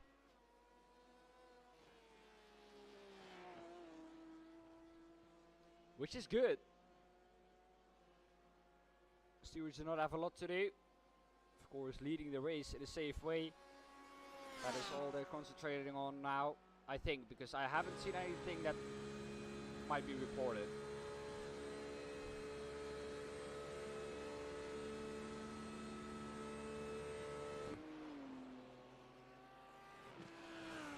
This car and gap is 2.6 seconds. They've been gaining on Orion Race Team Pack GT3 for a long time. Little by little, they're getting closer. Marcus Rima in that car for Austin Sim Races Orange. They are always there at the end of the race, it seems like. The longer the race is, the better these guys look to be.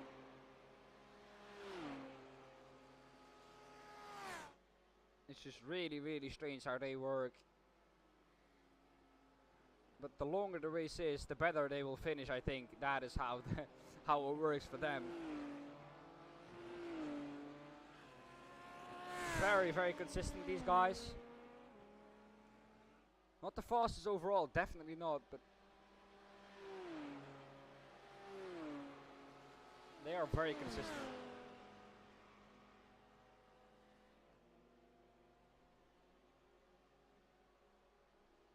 They just do not make mistakes, and every position that another team drops, they will take that. Fifth now at the moment in the GT3A Pro standings is Team iRacing Netherlands. They've been there for quite a long time now.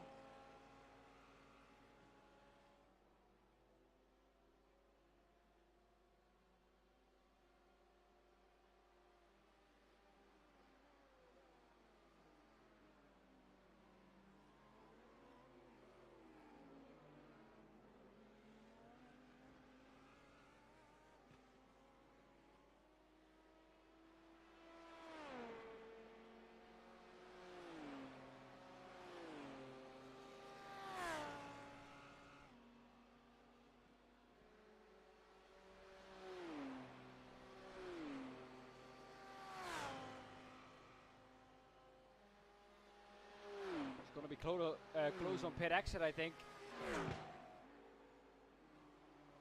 between Cowboy Blue and Ryder Engineering.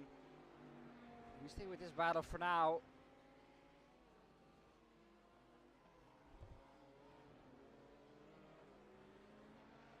Bruno Motorsports again in pit lane. They're now in their pit box again. Their last pit box time was 4 minutes.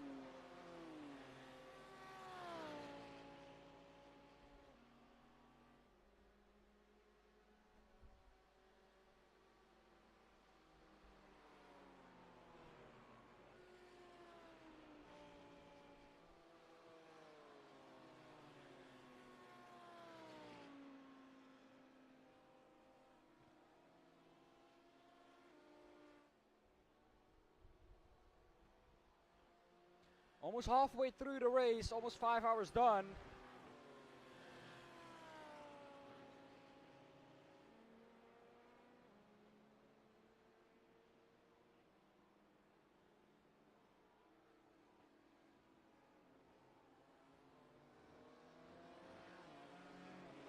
Ice Motorsports Blue in the pits ahead of iRacing Team Netherlands. Ruma also still in the pits.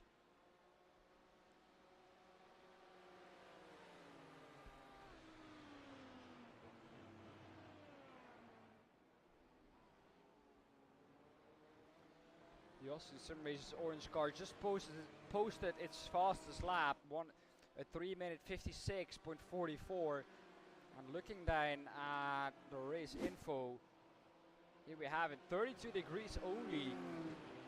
The time in game is just, it's almost 6 o'clock on Circuit de la Sarthe.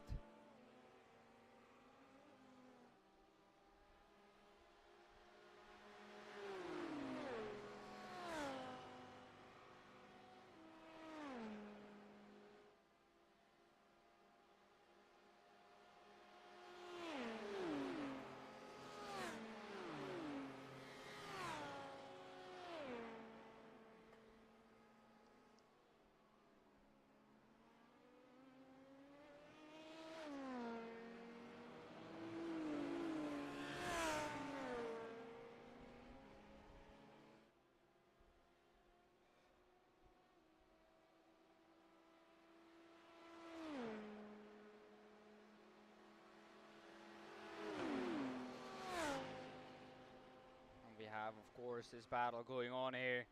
7/10 is the gap now. Can he try and do something? Only 17 seconds ahead of this is the Digital Spirit DS Racing card. So that might be a possibility for ASR as well. Also, Sim Races Orange to get up into second in one stint.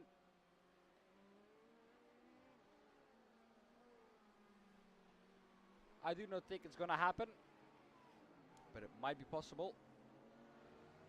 And it could be possible he could do it. Oh, on the gravel, that will not improve his exit.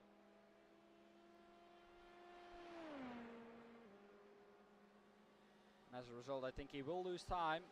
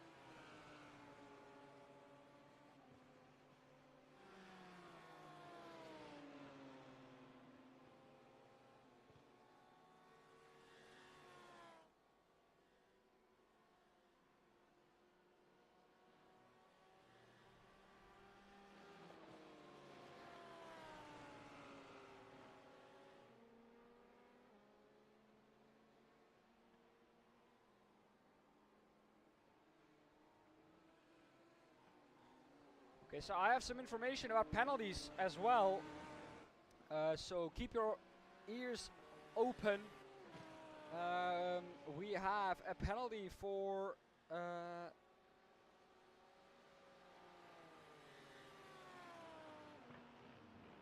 Crips Racing.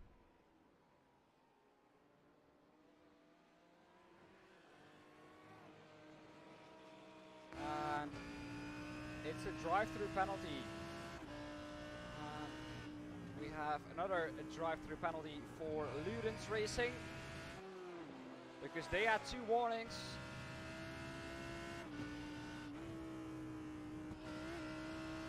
So they will get a drive-through. So Ludens Racing, they're in 6th. And Crips Racing, who are in 9th. Not really positions where it will matter a whole lot, but the drive-throughs have been given.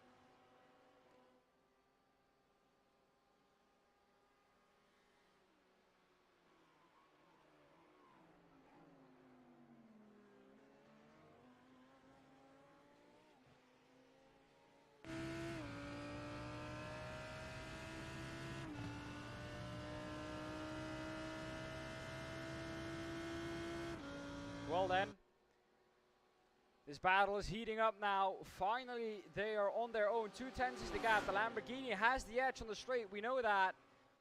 over the BMW. They are side by side going into Indianapolis. Do they make it through there side by side? Yes, they do. No one wants to back out, but the Austin Sim Racers car comes out ahead.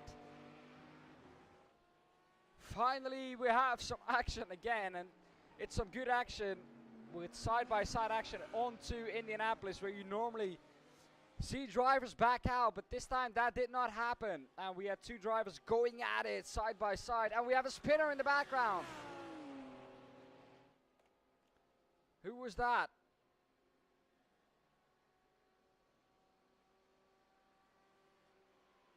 Is this a spinner? Yes, it is.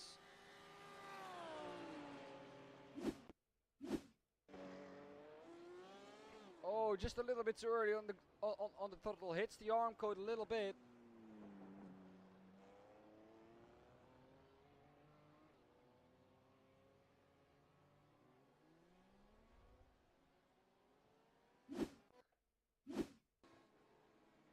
This here then. It's the green car in shot. Oh, just on the gravel. And as I said, a lot of spins.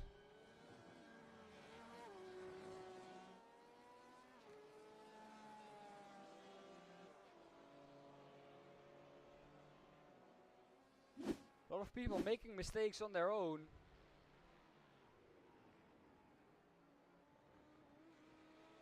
That is what this race is really just characterized with. P2 for Austin Sim Races as well. Oh, that is because Digital Spirit DS Racing is in the pits.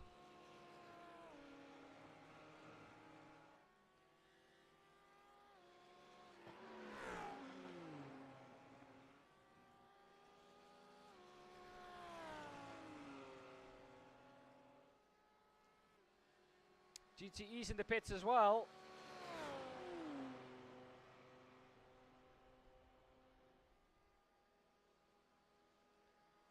It's almost time for another hourly update. Sponsored by MS Drops, of course.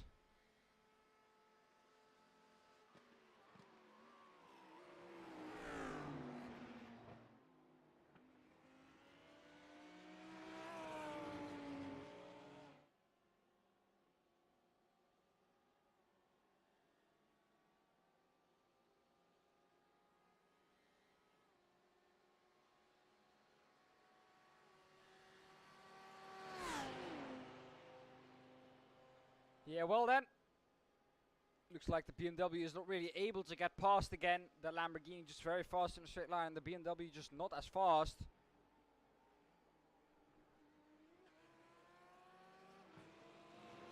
iRacing Netherlands, they are in 8th at the moment. Gaining on the YS Motorsports blue car.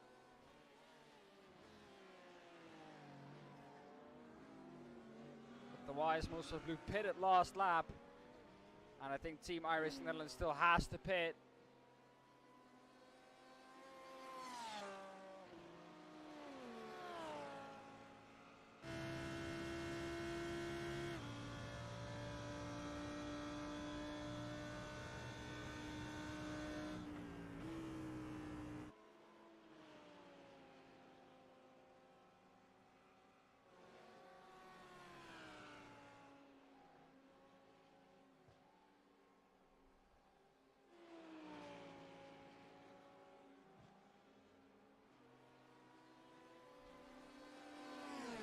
See where they can end this race. At the beginning it looked like the luck wasn't on their side, but it has turned around at least a little bit.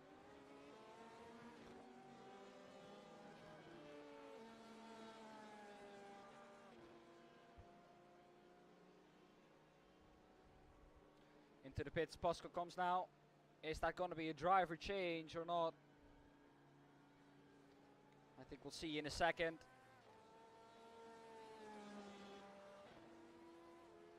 There we go. Pascal's still in the car. And I think if he stays in the car this long, he will still be in the car when the pit stop is done. Karuma Motorsports now Looks like they are out of this race again. Like I said, not really a result that they were hoping for, that no one is hoping for.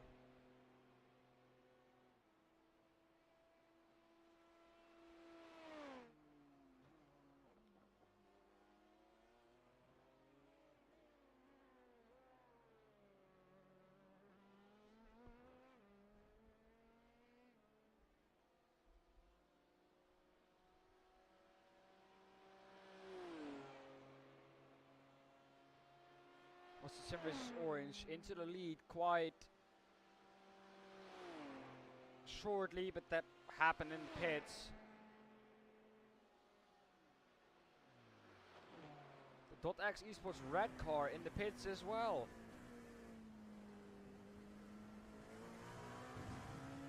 Even in the pits for 9 minutes and 20 seconds now, so a problem there as well.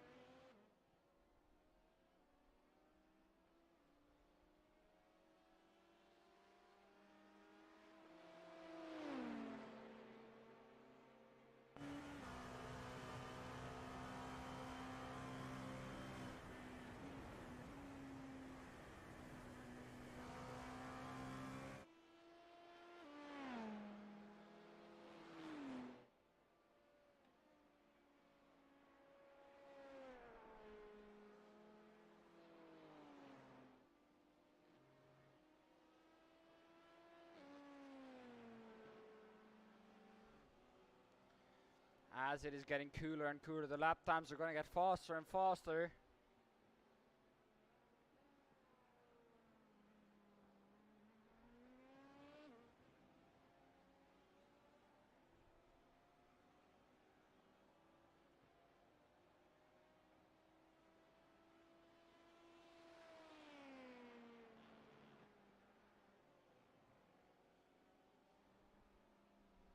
.X Esports red falling down the order.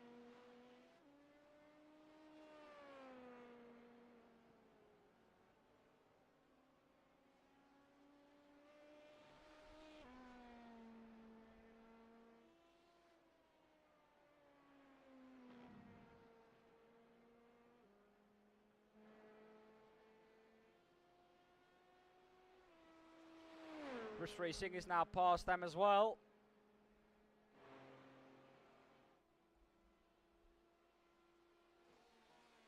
This is a battle then for P4 in the GTE Pro standings.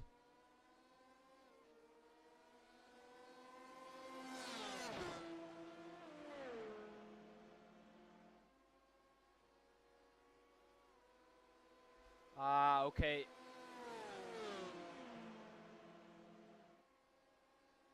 Thank you for the information, Marnix.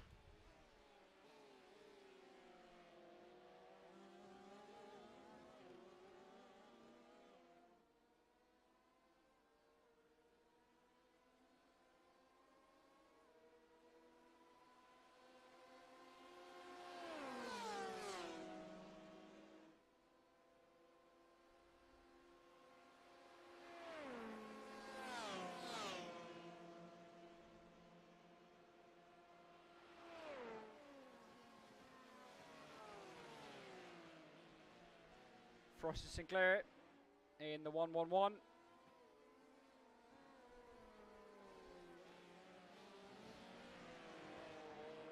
Both coming up now to overtake the Karuma Motorsports LMP2 at the end of this lap.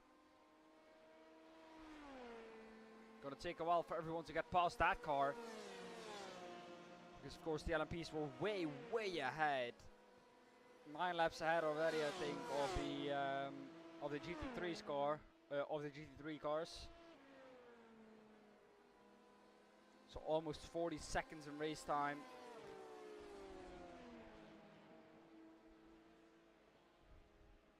Hey, Cos, welcome to the stream, man.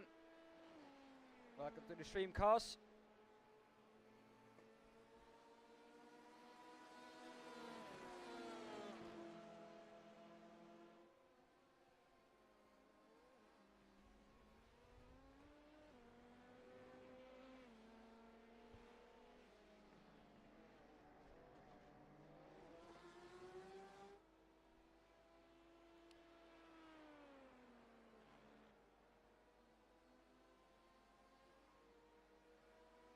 There they go, past the Karuma Motorsports LMP2 car. And coming up to another hourly update right now from me, sponsored by MS Drops. Tempest Sim Sports Pack is leading the LMP2 field, just ahead of my favorite team who are pitting right now. Platinum Race Team LMP2 Blue is in third there. Then we move on to GTE. Astro Racing Mayorla is leading there with 1 lap over JD Sim Racing. So not close at all there, if we say it like that. And then Delta Motorsports 141, 21 seconds behind JD Sim Racing. Then we have PM Esports as our first GTE AM car, ahead of Crips Racing, who are second and also the last GTE AM car. And they are among the GT3s.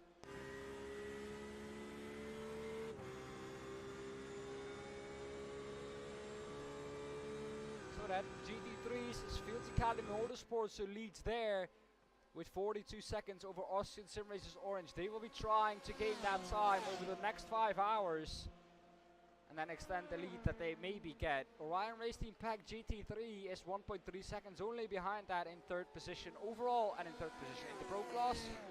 Then in fourth position overall there we have our first GT3 AM car, Digital Spirit DS Racing, and then just fifth overall and second in GT3 AM. So very close the AMs there to the pros. Akil Racing Cyan, sixth overall. Platinum Racing Team BWM. They were looking very good until the 4th hour of the race struck with a drive-through. And now they've been trying to get that time back, but it's only going downwards for them. They're in a downward spiral. So that's not what you want to see, but they are now still third in the GT3 AM class. Well then, that was your hourly update at the end, of course, of another exciting hour. Almost halfway there, almost halfway home. We still have, at the halfway mark, 5 hours to go. Hopefully that will be made a little bit easier.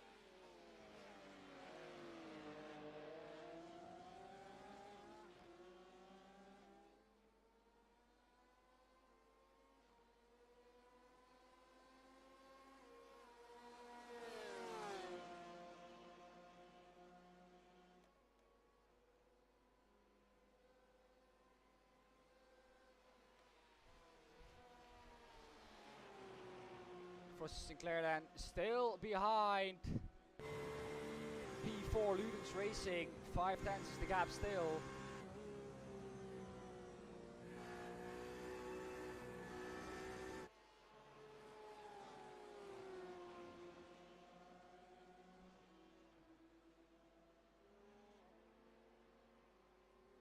Dota X Esports Red almost down to all the cars that are out of this race. Karuma Motorsports will go down to there, I think, as well. They're only 2 laps ahead of that, of the .x Esports red car.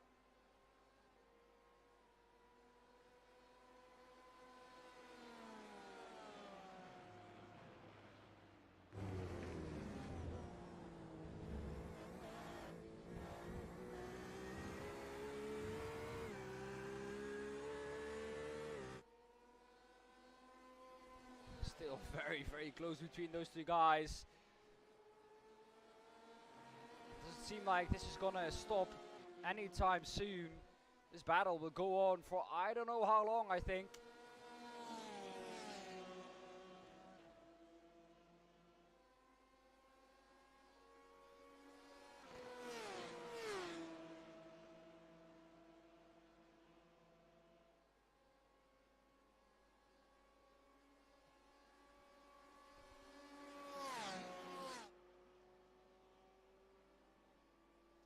Team Caches are the last cars running on track. They will move out 2 spots, I think.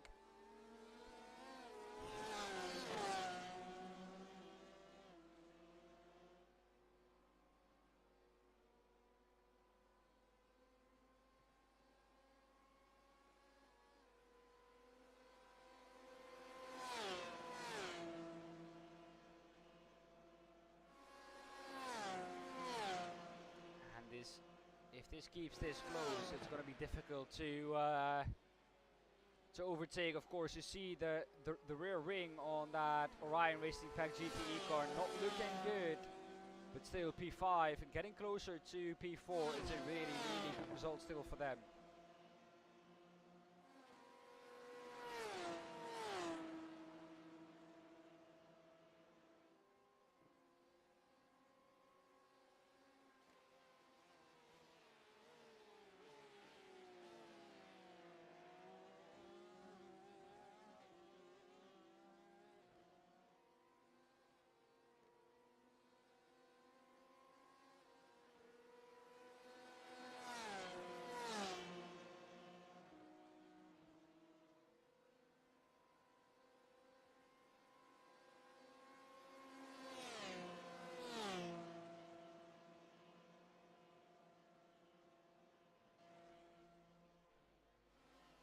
Exi Sports Red still not back into the race.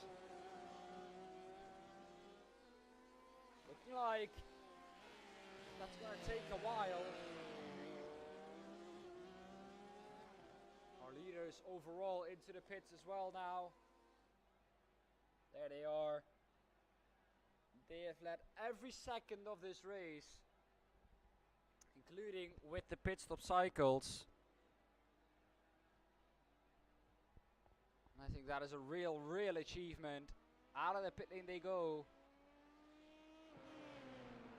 Here was the cardboard blue car unlapping themselves. Oh, but overcooking. Oh, overcooking the chicane a little bit and blinking. This will not be good for the lead car. So since that car now doesn't know where the cardboard blue car is. Because this is not only for us, but this is for everyone else on track as well, of course.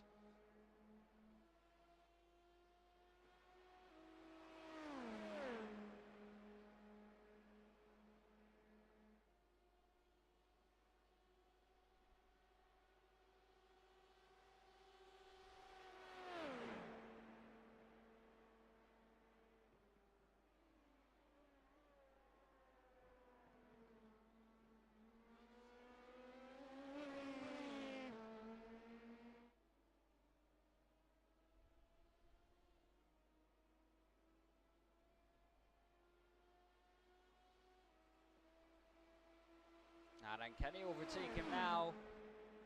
The blinking stopped at least.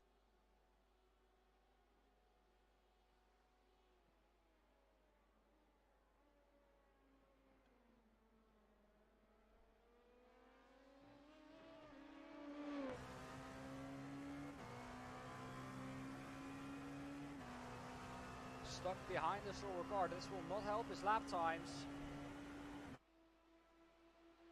My favorite team is not messing around.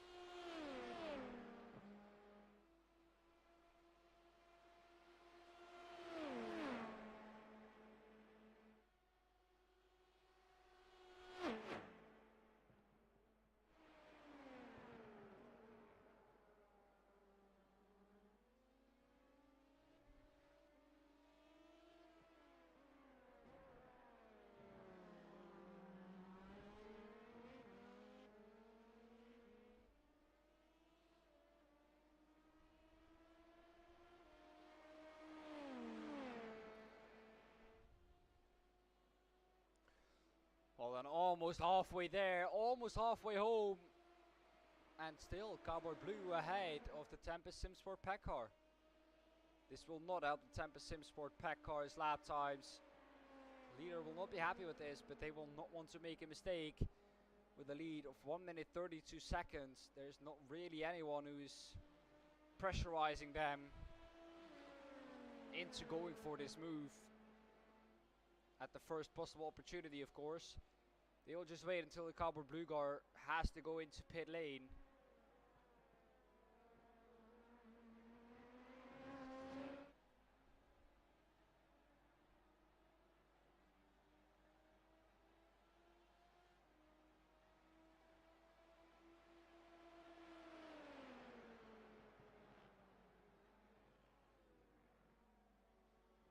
There again, overcooking the chicane a little bit.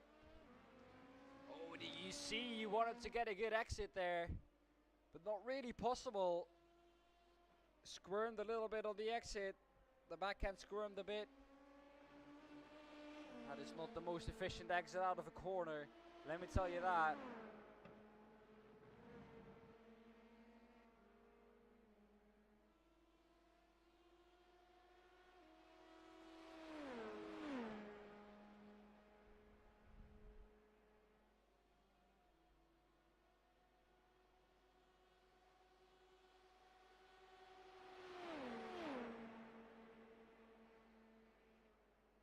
We'll see the lap time if he sticks behind, or if he has to stick behind. We'll see the lap time at the end of this lap. It certainly looks like he has more pace on his own.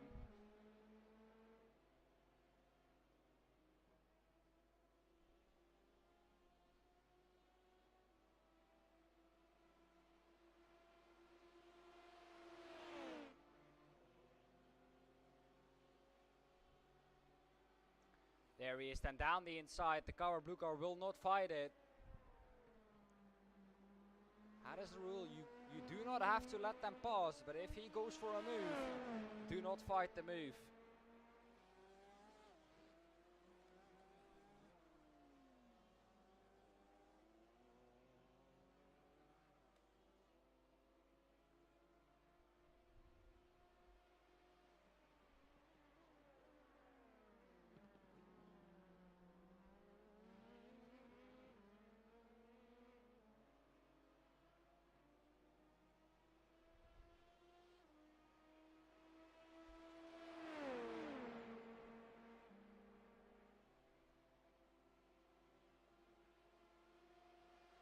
Now the blue car, I think, can stick behind Pedro de Sousa.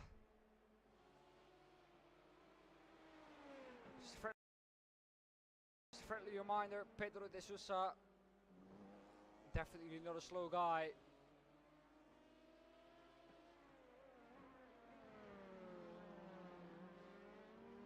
Rui Queiroz, I think, fastest in that car, but they're just not making mistakes.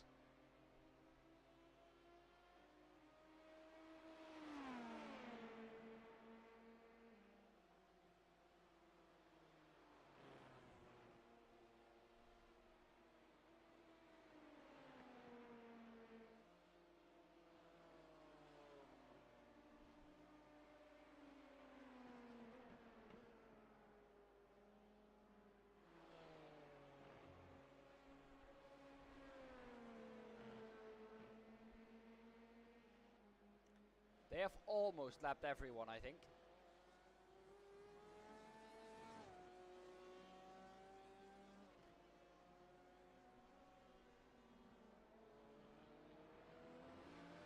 Apart from P2, 3 and 4, they have lapped everyone. At least once.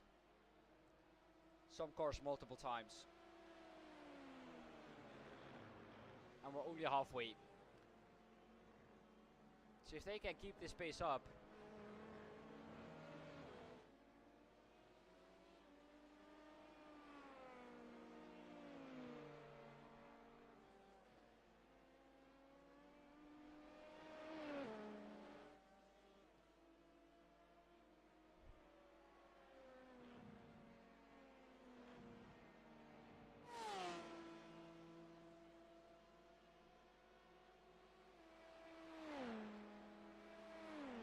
everyone is doing well.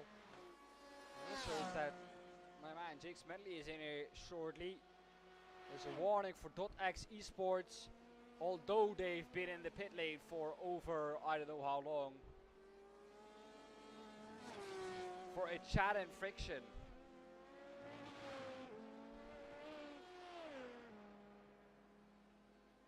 That explains that is the only thing they can get a warning for.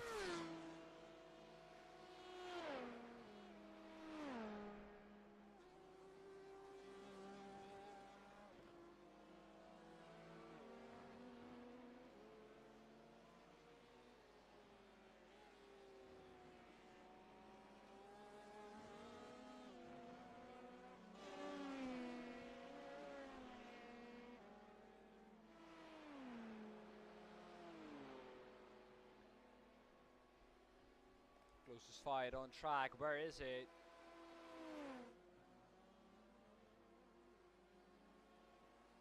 At the moment is this one. The Akil Racing Cyan car, which is 5th overall, just behind the Digital Spirit DS Racing. And this is for first position in the GT3 AM class.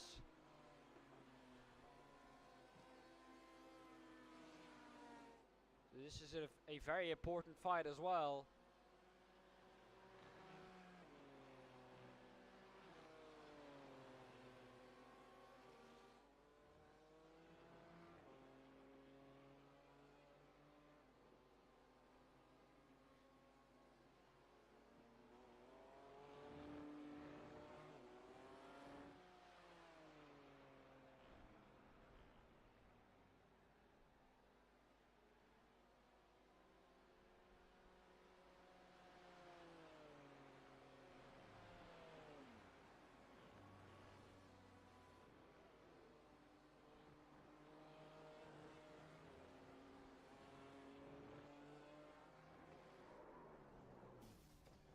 We hear a big crash on the foreground.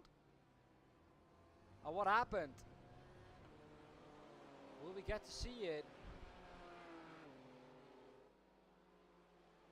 I think that was one of the BMWs that has gone past there. Richard F. Santos crashed. Is what I'm getting. Yes, that is this car, the Bikes Online DS Racing.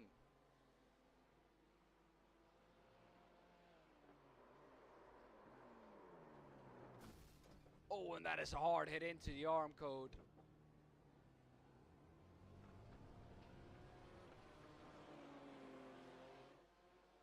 Hard hit into the arm code.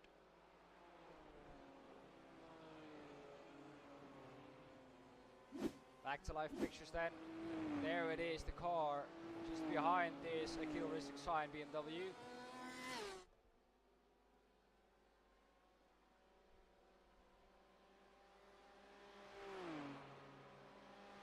It's 1.9 seconds now.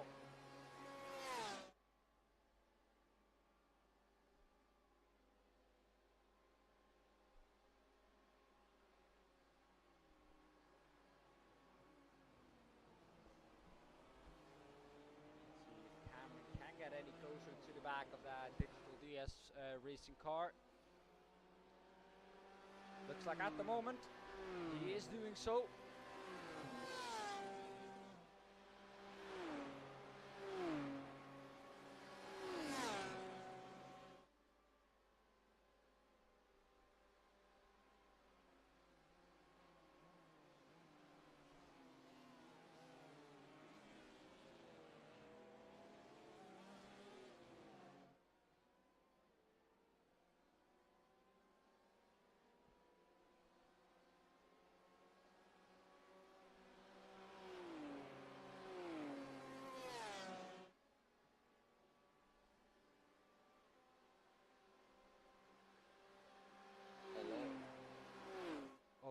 Who do I hear there? A stranger that's invaded. Jake, welcome. How are you? Yeah, I'm good. It's 5 hours in, just over halfway, and wow, we saw a lot happening already. Yeah, I just saw the crash that just happened. Yeah, well, there happened a lot of crashes, but not caused by any other than the teams themselves. At the moment, we have 1, 2, 3, 4, 5, 6, 7, 8 cars out of this race. Are they all from one class or just like separate classes? They are separate classes. They are GTE, MP2, and GT3. Well, yeah, Le Mans quite a tricky track to learn. It's got quite a few bends and turns, so if you don't master them, then you could end up in the ball very, very quickly. People have seen that a lot of times. Yeah. With this battle now, getting stretched out a bit because of traffic, of course, a big factor in multi-class racing. I think. Indeed. Yeah, I think traffic is a talking point whenever you go and watch multi-class racing. Definitely, because as I said last time, you don't want to infracture anyone's race, and that just sometimes happens. You just sometimes get caught up.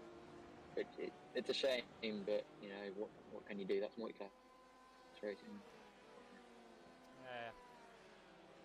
Well, Jake, you've missed something really amazing. I don't know if you got it through, but at the highest point today, we had 177 live viewers. That's amazing. So yeah, that's a big record for us. That's over, I think, plus 100 on the record we had before this. So yeah, that's big. And very big. Thanks everyone for tuning in. And we passed 200 subscribers. So going strong now. Hey. Le Mans is good luck to it. It's a magical track, and it proves that once again. Oh, cone flicking going on there.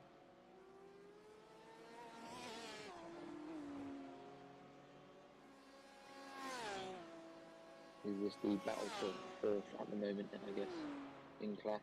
Yes, this is the battle for first in class. Oh. This is the battle for first in GT3 AM.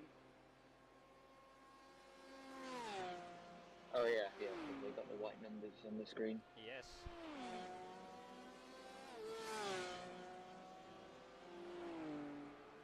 Gap just over 5 seconds, just under 5.5 seconds. So, how long has this battle been going on then? This battle, for the last I think 15 minutes, but it has been closer. It has been down to one, even closer than that seconds, and now because of traffic, it has stretched out a little bit again. So let's see if Cameron White has the pace to catch up again. The 4-1 to Akil Racing Science sponsored BMW. Tempest Sim Sports Pack just set their fastest lap time in GT3. Again, a faster lap time, 3 minute 54.82. I think that is also the fastest lap in GT3.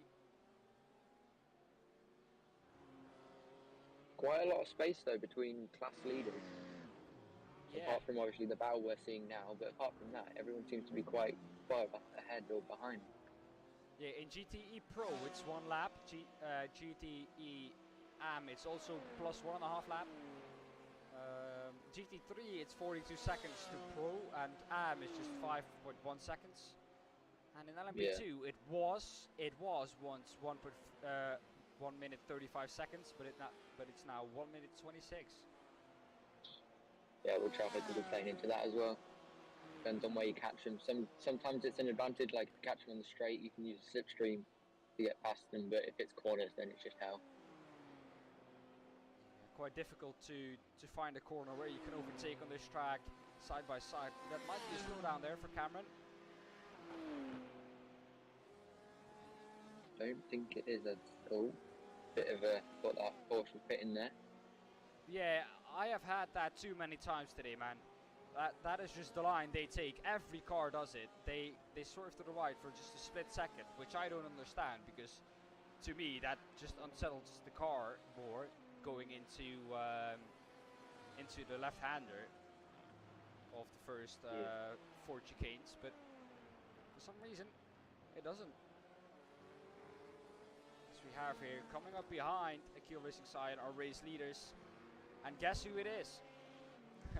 Again, Tempest Sim Sports. They have led again every second of the race from the start. They have not been passed once, even in the pit stop cycle. Did they win last race? They won last race without getting out of first position once for a second, and they're continuing that. Clearly a strong team then. Qualifying 1.6 ahead of everyone else. Rapid. So they're in the league of their own, really. It may not sound a lot, but in motorsports, 1.6 seconds is amazing to be that far ahead. Especially in qualifying. Like in a race, it's quite close, but qualifying, it's massive. Definitely. Well, the thing is, on a normal track, ooh, very wide there from Cameron. I thought it was going to hit the barrier there for a second. Yeah, so. But on this track, which is, I think, 13.55 kilometers long, if I'm correct, then 1.6 seconds on a real track would be somewhere around 8 tenths, 7 tenths, but then still in qualifying, being 7 tenths ahead of everyone else is still a lot. Yeah, definitely. I mean, that's motor racing for you. And 6 tenths 1 faster a second. lap. Go on. Yeah, 1 second you're like 2 seconds behind someone, mess up a corner, then you're like 3.5 seconds. Yeah, that is difficult to think how fast it can go. Really, we saw it with Kuruma. They disconnected. They are still not out on track, but they disconnected, and yeah, they went from second, only 40 seconds back from Tempest, to being within the GTE field in like 5 laps. So what is that, 15 minutes? That's a lot well from Le Mans, yeah. And they have had already done 4.5 hours. So after 4.5 hours, the GTEs are still within 5 laps. Jesus. And that is without safety cars or anything. So that is on pure pace, which amazes me. It amazes me as well, as there's a pass there in GTE. That's because of pit stopper. So 4.7, slowly gaining again, Cameron. I think once he catches up to the back of him again, I don't think he has the pace to really drive away. I think once the Digital Spirit, the S-Racing car, can tuck into the slipstream, it'll be a back and forward battle by overtaking on the straight every time. That is what I think. Yeah. And he will need traffic to break the toe, and then he can drive away. Because without a toe, he clearly is just a few tenths faster a lap. Yeah, toes are everything in motorsport. Well, especially here on this track with like 4 long straights after each other. First Mulsanne, second after the chicane, second after the other chicane, and then after the Mulsanne corner you have another long straight leading into Indianapolis. And then actually after Arnage you have another long straight, which is not straight, but it is straight because it's full throttle all the way until you get to the Porsche curves. Yeah, this track, it's a really nice track. I do like it, especially with all the straights and you get to some different. Yeah, it's really quick as well. Definitely. Or for what I understand, you're in the car now. Yeah. If I disconnect or something, just I'm doing back as quick as I can. Yeah. Yeah. Well, once you're at home, I think Marnix has sent the invite to the league, so you will be able to join then. All right. And then you can take over for an hour. Yeah, no worries. Cameron White then. We've been looking at him for quite a while now. Gap still around the 5-second mark. Not really changing a lot, but the fact that this is the closest battle on track at the moment tells you a lot. Also GT3 seemed to have always been the one, though, during endurance racing. Yeah. Well, the gaps further down, if you go from Crips racing, so I'll quickly get this for you or for everyone on screen, because this is where I'm looking at. From Crips racing on, Crips racing itself is 6.6 seconds back from Platinum Racing Team BWM. Don't say BMW because that's not their name. BWM. I don't know why, but it's BWM. They can't spell. So from Crips racing down, it's 3 minutes 39 seconds, 2 minutes 48 seconds, 2 minutes 2 seconds, 2 minutes 45 seconds, 1 minute 10 seconds, 9 minute 42 seconds, and then we have all the retirements. Yeah, so it's quite spaced out then. Yeah, Quite quiet then. Quite quiet on track. yeah, definitely. At least now. But that's the thing with multi-class racing. Once you get after like the first hour or so, everyone starts to spread out, and then it just relies on strategy. Yeah, and then once you get to the last couple of hours, the last 2 or the last hour, then you really see those strategies play out. And then Yeah. after that, really, it's just a straight sprint to the finish. And sometimes they get crazy. Definitely. We're actually only a month away from the real Le Mans. 11th of June, 12th of June. Yeah. Which is amazing to think, of course. Which means that a lot of drivers will, I think, be using this. And that is why a lot of drivers are still going at with that spaced out gaps and having crashed. Yeah. Is to just use this for their 24 hours of Le Mans practice. The iRacing 24 hours of Le Mans. Of course, we know that iRacing can't host the 24 hours of Le Mans there, but iRacing will just fiddle a championship in where 2 or 3 or maybe 4 24-hour races are on it, and magically Circuit de la Sarthe is in there as well. Which I think as iRacing community we can be thankful that they do at least those efforts instead of just, well, we're not allowed to do it anymore, well, just bugger off then and we'll not do it. Yeah, at least they're actually like giving us a race to do, whether it be called the official Le Mans or whatever. At least we're still racing for this track for 24 hours. It is still called the 24 hours of Le Mans by everyone who will race in it. Yeah, definitely. And winning it will be just as special as if the name was 24 hours of Le Mans. Hopefully I'll get to experience that, but someday. Someday. I'll keep trying until I die, man. So I have around, till I'll make it to 100 years, I'll have around 82 attempts more left. They're trying in every one of those attempts.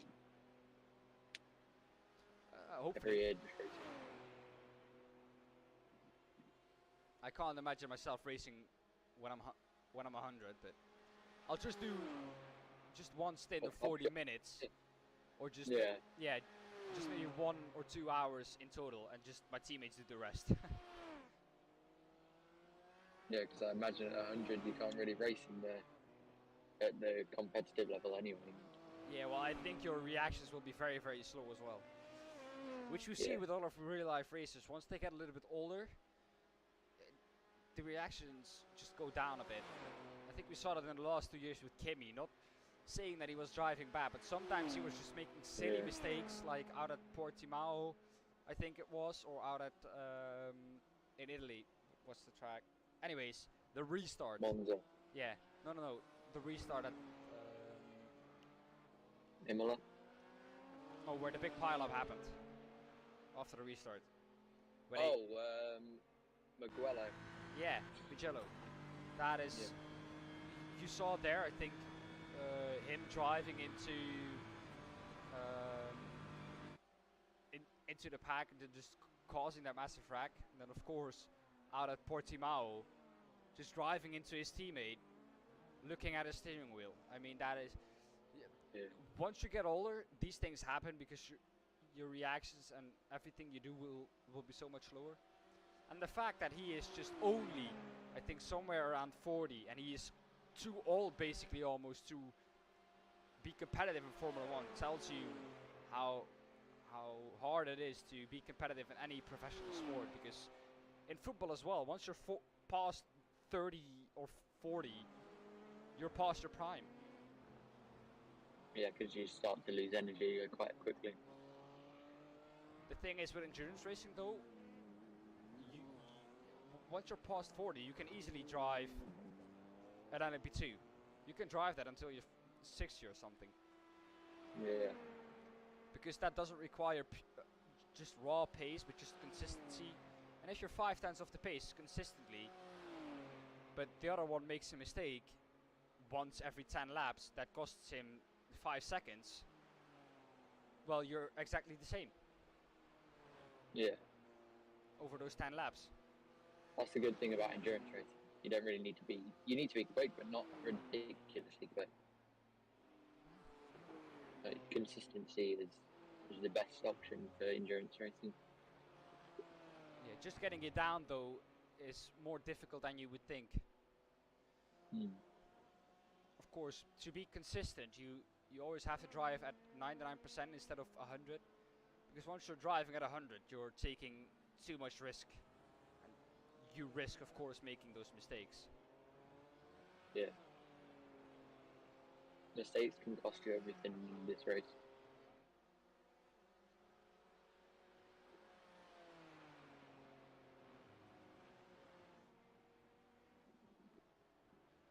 As we see the leader in AM Pro, is it AM or Pro class? That one? This is GTE AM. GT. Still got about 3.5 seconds, is that? Yeah, two and a half, somewhere around that. 2.5 to 3 seconds. That is Yeah. the gap. So, like I said, it's Come just down since we lost track. yeah. Like I said, Cameron White is just he is gaining, but he's not gaining that much. So that is why I said, like, once he gets into the slipstream, he will be gaining a lot. But once I think Pedro will be in the slipstream of Cameron, then it'll be the other way around, and you'll have a little slipstream fest just along the straights all the time. And that is why I think once the slipstream breaks to Pedro, then Cameron will be able to just get away from him. But breaking that slipstream is harder than you think once you're both within 2 or 3 tenths on this track. Because 2 or 3 tenths, you gain like 7 or 8 tenths being just in the slipstream. You can go from a 9 second or just And 9 tenths behind Yeah. at the start of the Mulsanne to just being 2 It's the- tenths behind at the end of the Mulsanne.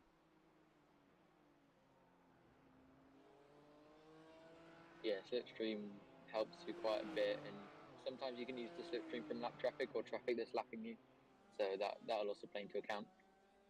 Yeah.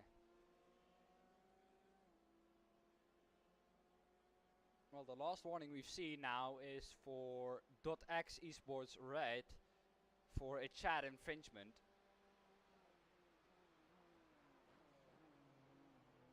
Naughty.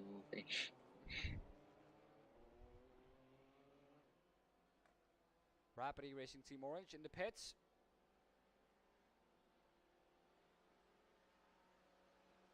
Now the gap has come down quite considerably this last lap.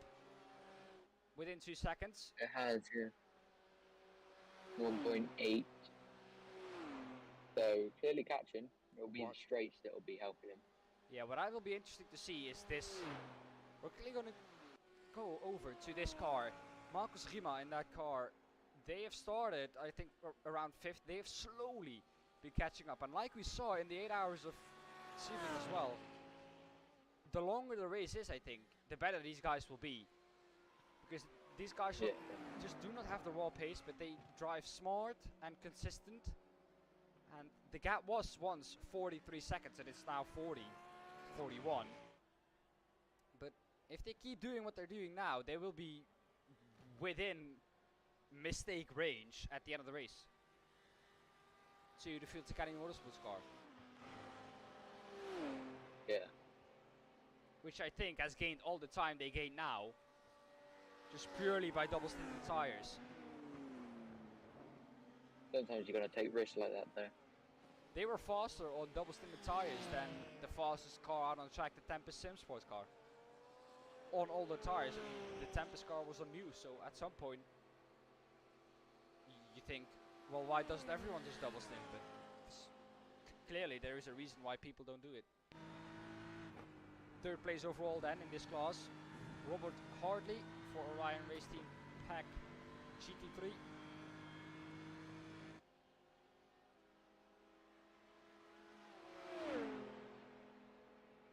by the way, if you want to use cameras, TV mixed works perfect. You don't have to do anything.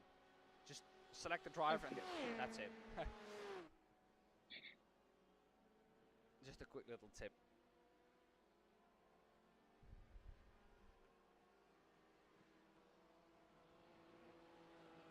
Yeah, well, how long do you reckon until the sun starts to set? It What is time about, is it now? for you, it's an hour and 10 minutes ahead of your real life time. For me, it's 10 minutes ahead, so it will be around 7 o'clock in game. So That's when the night starts coming in, and that's when temperature starts to drop. And in iRacing, that's when you get more grip. yeah, for some reason. Well, of course, 42 degrees is a little bit too hot. We have to, of course, admit that. But That's having a barbecue weather, that is. That's temperature. yeah.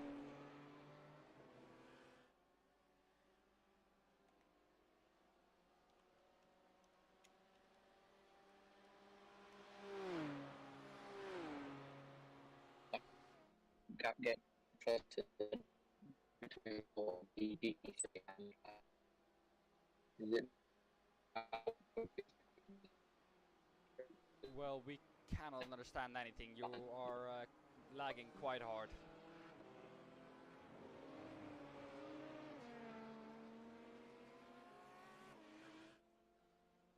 I think that was Jake his internet going down. I was just saying, there's an LMP2 in the mix there, and he could have used that slipstream from the LMP2, but the gaps. Yeah. Gap is opening up a little bit too much now, but I think Cameron is now within slipstream range. Yes, he is. 8/10 is the gap, and now we'll see him gaining. We'll see him gaining a lot. 8/10 is not that much. But you can see here, 2/10 he will gain, I think, around 2 or 3/10 at the end of this straight. Yeah, there you can see. That's an easy 3/10 just by doing nothing. Just by sitting in the slipstream and doing nothing. A little bit wide there, I think, from Pedro.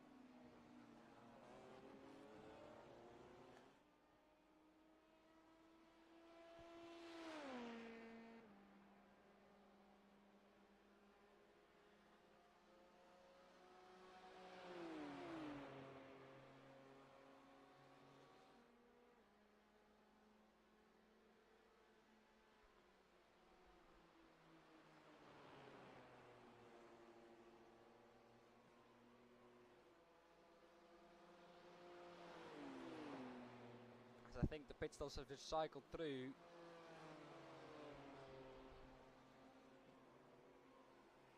And a P2. Hello, can you hear me? Yes, I can. Oh, you're good. Sorry about that. Don't have to be wrong. It happens. Software, hardware. It happens. I think there's now... Oh, yeah, someone coming into the pits. Exactly. That is Digital Spirit DS Racing. That's Pedro coming into the pit lane. Why is it pulling? Oh, a slowdown there for Cameron, I think. He was not expecting him to pull into the pit lane. Was offset by that. Broke himself, I think. Yeah, sometimes you can get distracted by other drivers and what they're doing. So if a driver moves slightly, then it'll throw you off course quite a bit. Again, a slowdown there for Cameron. That is not helping his in-lap.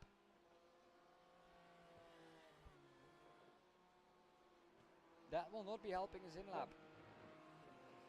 So But these guys, were these guys the one that you said was double stinting? No. The tyres? That was Fields Academy Motorsports. They are in first. I was going to say, these tyres could be going off now. Yeah. Trying to get some temperature in the tyres by the looks of it. Maybe the pressure's too high? Potentially, I mean, that could be a factor. Could be the temperature as well, though. Looking at the race info then at this point in time, 7 p.m. on Circuit de la Sarthe. 32 degrees is the track temperature, 26 is the ambient. The track is still as long as it was at the start of the race.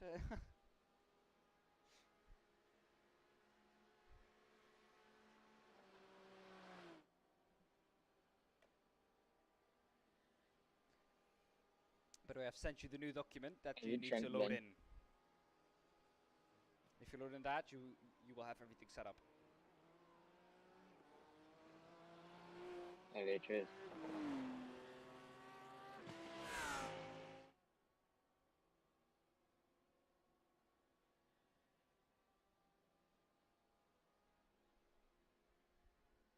Just under 4.5 hours to go then. Oh no, not, yeah, 4.5 hours. Oh man, so much still to go. After having done 5.5 hours, you get to the point where when you see 4 hours still to go, you think it's much, but once you start a 4-hour race and commentate on that, it's not much. But you've already done 6 hours.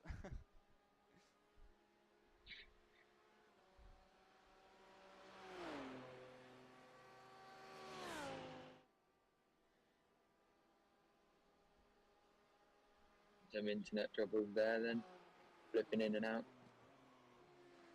Yeah, we've seen that happening. That's another thing on iRacing is, yeah, that's another thing on iRacing, like, because that throws you off massively as a driver, when the driver just disappears right in front of you, then all of a sudden pops back out. We had that with the leader overall with Tempest. They came out just behind Cardboard Blue, and Cardboard Blue overshot the first chicane. Spun, I think, on entry because they are rear locking, or had a half spin, continued just ahead of them, and after that they were just massively blinking the whole time. So at that point he couldn't just overtake, while when he overtook you just saw that Tempest was way faster, and normally on this track overtaking is not the issue. More keeping the advantage.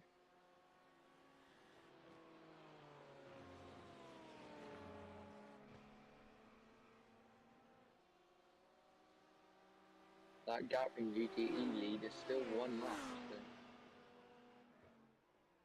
So. Yeah. And there is Cameron pitting now. Well, we'll see where he gets out. The gap was within a second at the end of the last lap. Now with him pitting, having had 2 slowdowns, we'll see where the gap is. I think it opened up to about a second or 5.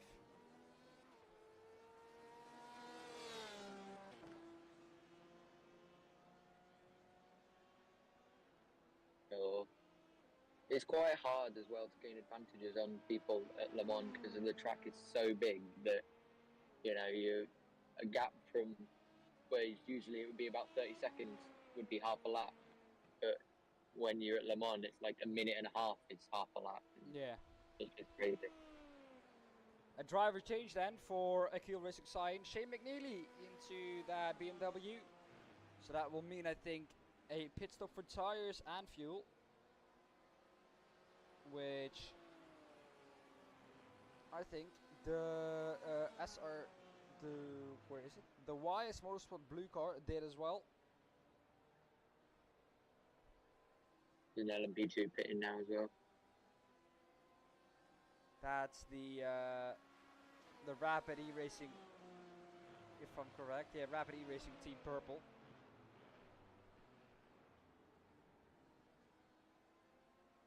Well, leaving its pit box. And there in the background, I think we could see the Porsche.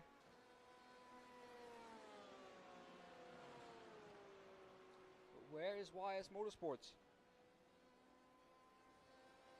They're passed already. They've just got ahead. Yeah, I did see the Porsche go ahead.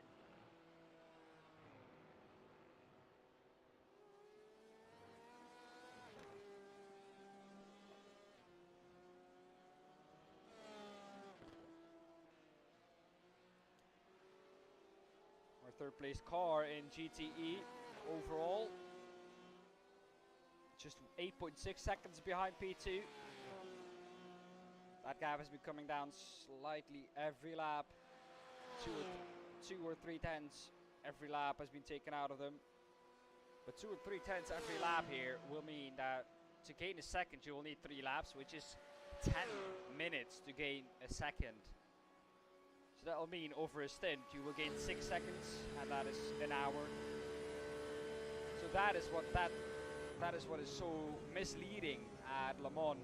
Gaining 2 tenths normally at a normal track will give you around 12 or 13, maybe 15 seconds over a full stint. But this track is so big that gaining 2 or 3 tenths is almost nothing.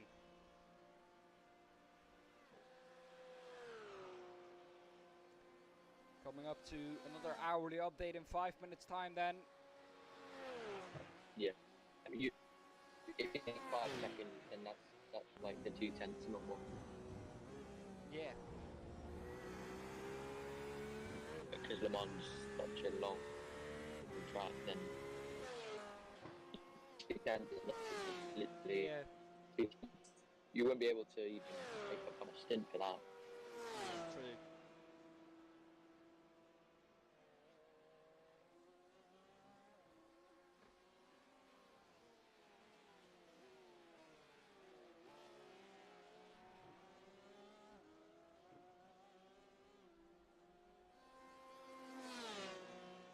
Well, then looking back at this battle, Akil Racing signed Digital Spirit DS Racing. 27 seconds is that gap. Jesus. That was because It's they not that double much though stinted. in Le Mans. Digital Spirit DS Racing double stinted their tires. I'm pretty sure about it. Their pit stop was around 20 seconds slower, or faster than Akil Racing Cyan. So that is, I think, the reason why that gap is now that big. But let's see if Shane McNeely can also close down that gap, and if he has the same pace as Cameron. Rapid Racing Team Purple Yeah, car pit coming stops, through. Go on. pit stops tend to play a big part in endurance racing. Because you If you make get a pit so stop much of wrong, them. right, then Because you make so much of if them, you get of it right, course. then it- you gain. True. Yeah, because you make so much of them, you can gain a lot in pit stops. 10 hours for these cars is, I think, 9 pit stops at least. So, yeah, if you gain 5 seconds every pit stop, do that times 9, and you will have the amount of free time you gained without doing anything for it. 45 seconds. And that is quite big in endurance racing, 45 seconds. Because that could mean that Orion Race Team Pack GT3 now would be all over the back of Fields Academy Motorsports. And that is for P1. So that is what that can mean. If the gap is as big as it is at the front of the field. As we go back to my favorite team. 1 minute 31 is the gap still. So that gap has stabilized.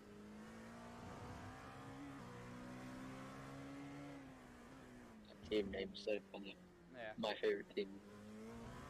Yeah, well, after the first race I stopped saying my favorite team. It's not my favorite team, but that's the team name. I just say my favorite team, and if people think I'm just biased, then just yeah. I don't bother anymore about it, because saying every time that it's not my favorite team, but it's their name, is quite annoying. Let me tell you that. Yeah. Some new Let's fast call it laps. MFT.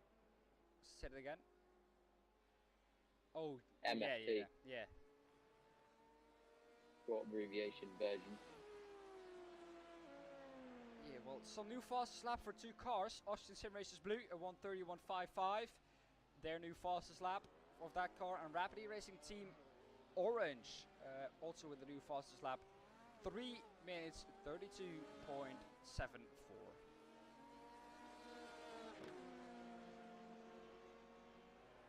Quite quick then. Closest battle on track. This one. But that is not really a battle because Crips Racing is in a GTE and Austin Sim Races is in a GT3.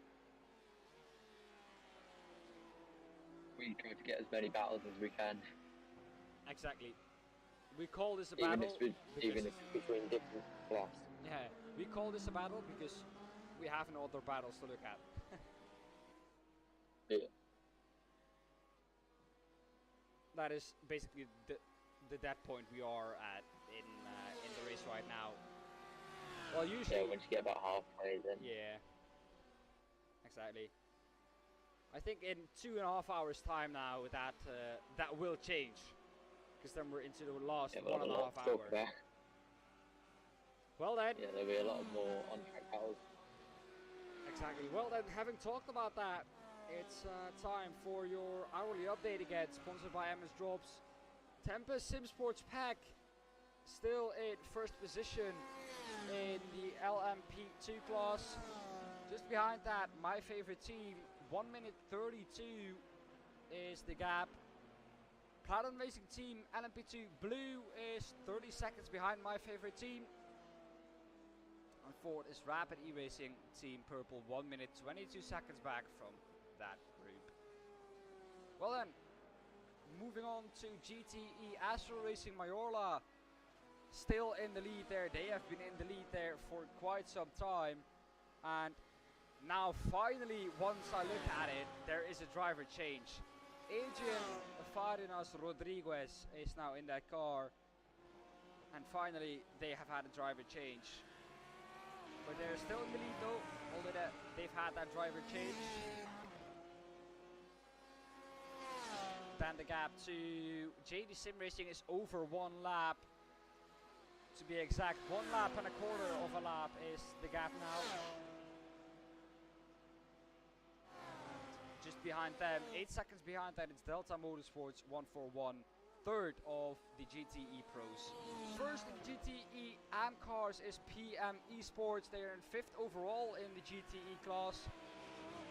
And second there is Crips Racing. They are in 8th overall in the GTE class, and also the last GTE AM. Sadly, not a big field there. What can you do about it, of course?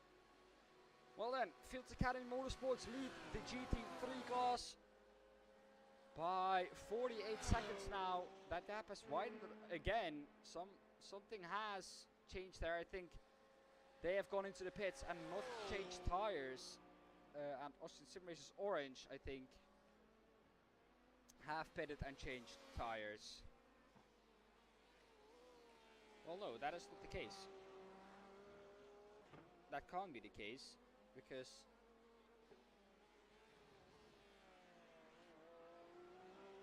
I'm confused now. Why are you confused then? Because they haven't pitted, but the gap and ASR Orange have lost around a lap or something. More than that.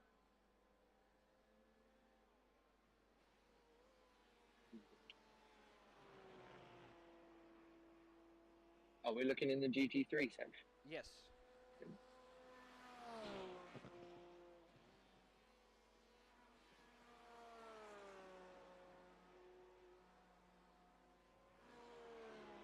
I don't know.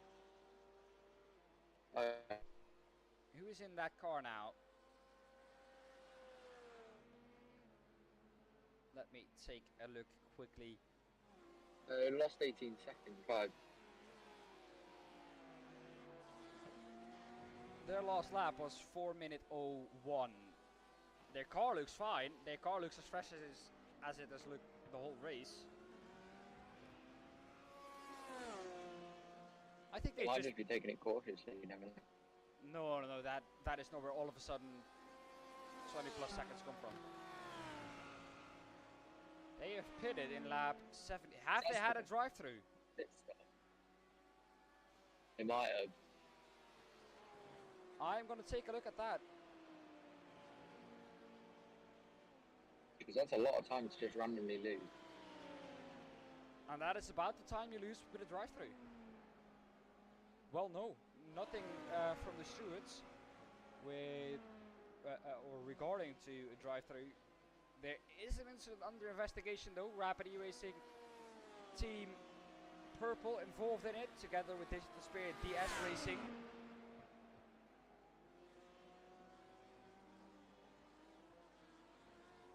And that is about blocking someone.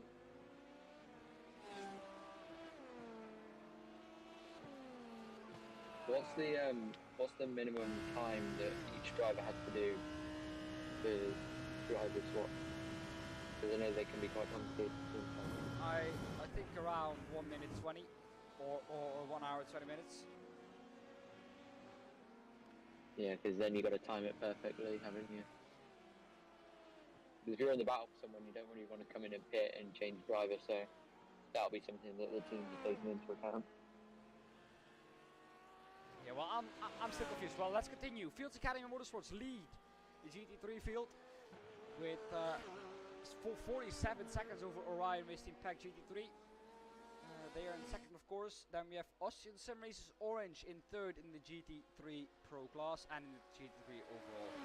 Fourth GT3 overall, we have our first GT3 AB car. Digital Spirit DS Racing ahead of Akil Racing Cyan, who's our second GT3 AM car.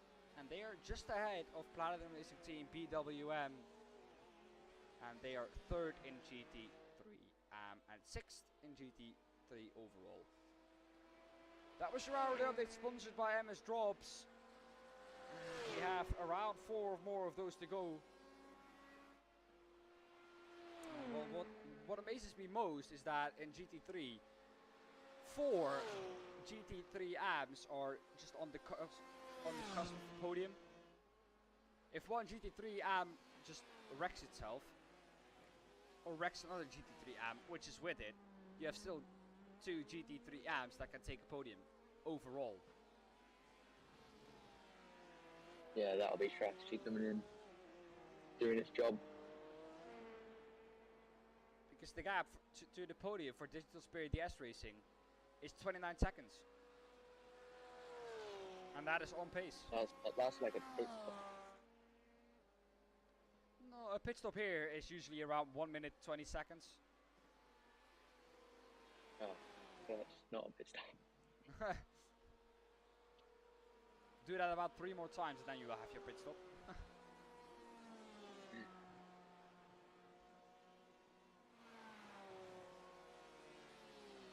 It's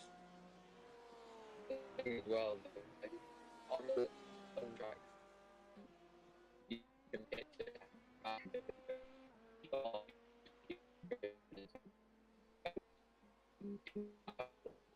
Yeah, you're going again.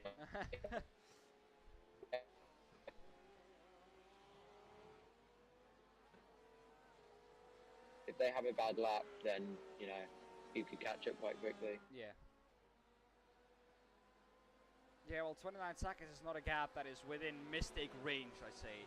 If you're within 10 seconds, you are within mistake range. I think if someone spins off, within 10 seconds is enough to just capitalize from that.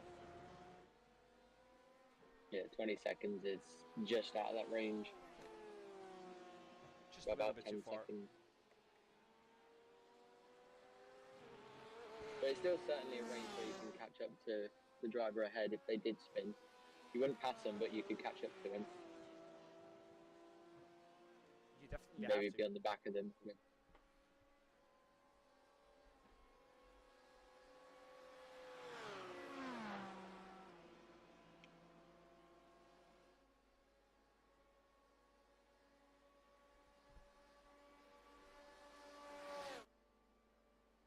Yeah. Is that a GTE that's just passed him? Yes. The Porsches look so similar though. GT3 and GTE, Yeah. they both look really Yeah, they do. They do.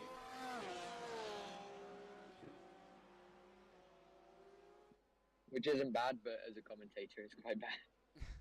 You can't tell the difference. Well, let's see which car that is, because if we do this, we go to that car. PM Esports, like I thought, just overtook the Fields Academy Motorsports Porsche. Gap though if we look at the Field Academy Motorsports car coming down 43 seconds and 9/10. That once was 48. So coming down rapidly all of a sudden.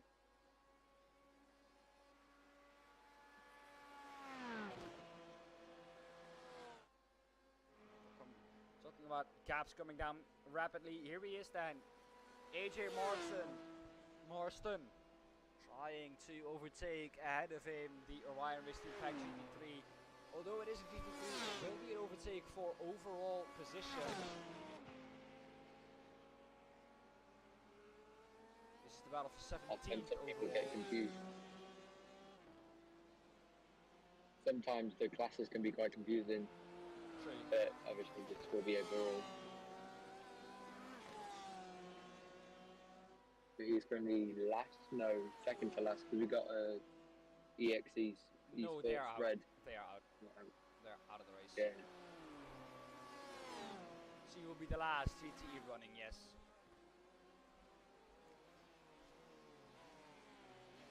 And Team Kerstens is the absolute last car running at the moment. So what happened then to the EXE esports red? They had an incident with, guess who? Team Kerstens. But there was no further action on that incident. So, an incident that doesn't even penalize someone else has taken them out of the race, which must be a big shame for them. There we go then. It can be all down to like if the wheel's out of alignment or something that could Yeah. take them out. Yeah, true.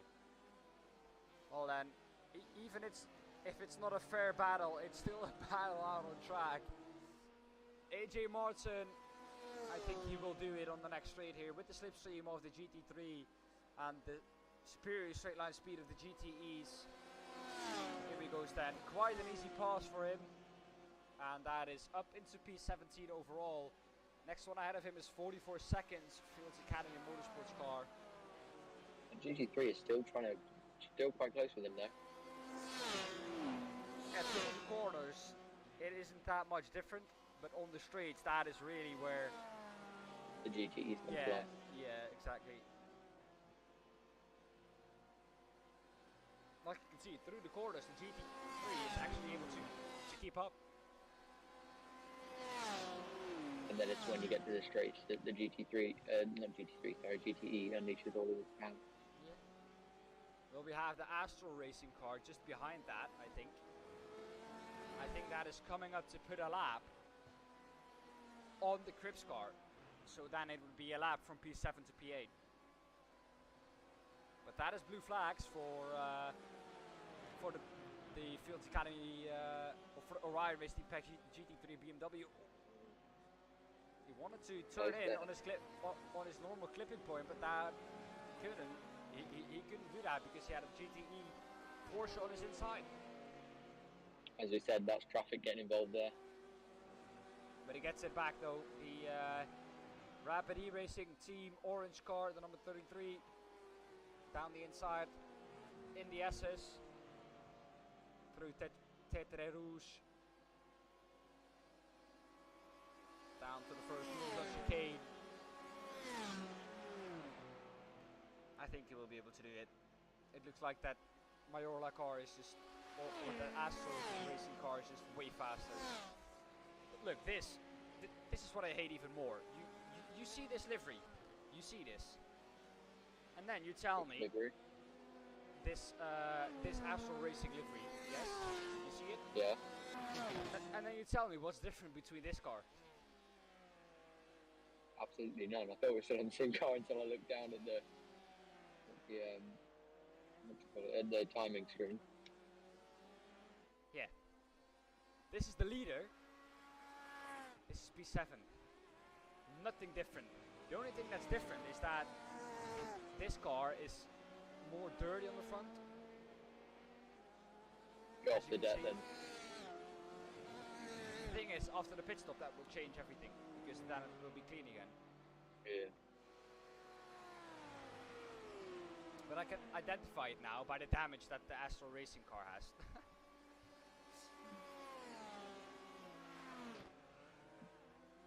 Coming up to 6 hours done then. 4 only to go. This is 4 hours of Interlagos distance to go. Our shortest race in the calendar.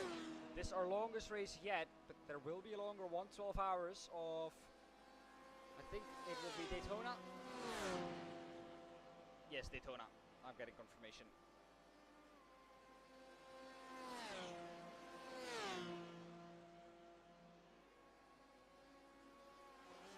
When will the GT3s be making? GTEs be making their next pit stop?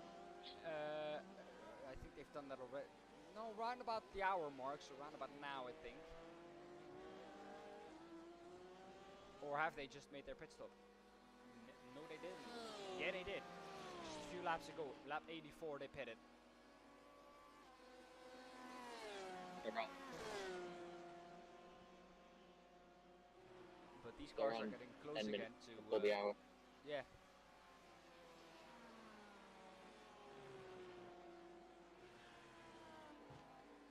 Which is weird, because on all the other tracks they could do around about an hour, but on Le Mans they could only do 50 minutes with a tank.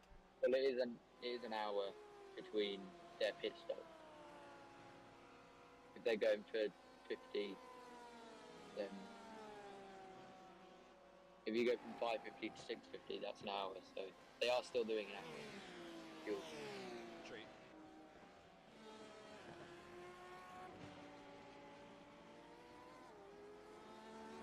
And the LMP2s will be even earlier than that. Yeah, the LMP2s are doing around about 37 minutes, and that is because they could do another lap, but they would run out, I think, in the Porsche curves. Which is something they definitely don't want to happen.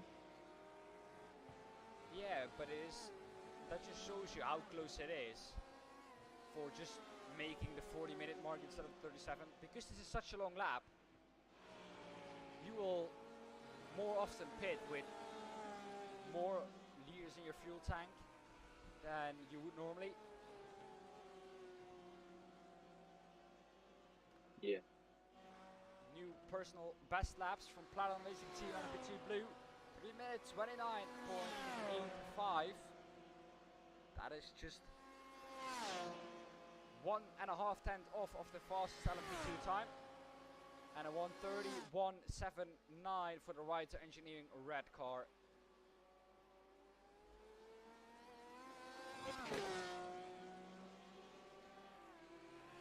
Not many battles happening on track at the moment. As we said, probably about the time that battles tend to calm down. The only battle that has happened is that the Mayola car lapped the Crips Racing car, which is now 1 lap down on the Aston Racing car. Yeah. The Crips car, though, only 34 seconds to P1 of the GT3s to get ahead of him and slot in where he belongs. Back Again. into that. And it shows you how long they needed for that, because they were down in that position after 2 hours into the race. So they've nearly needed 4 hours to make up a lap, or maybe 2 laps, somewhere around that region. No, a lap on a GT3. That shows you just how close it is between those cars. Yeah, as we said, it's mainly the straights that separate the GTEs from the threes. Yeah. Which is where they make their pause easiest. We saw in the back or in the foreground here, there we have it. Just 4.5 seconds back of this is the Astro car. This is your closest battle on track. Frosty Sinclair. And there's been a steward summering. Rapid iRacing Team Purple. Okay, so a member of the Platinum of the Rapid iRacing Team Purple car is summoned to the stewards. And we do have someone in the rating room. I don't know whether that's for the stewards, but That is Pepe. We will quickly get Pepe in here. Pepe, welcome. Hi. Pepe, your team is currently down in the last running position. Luck was not on your side today and still isn't on your side today. Tell us about how your race went up until this point. As expected, I guess. We weren't supposed to race at all. I mean, me and my son weren't supposed to race, and we managed to get some team extras,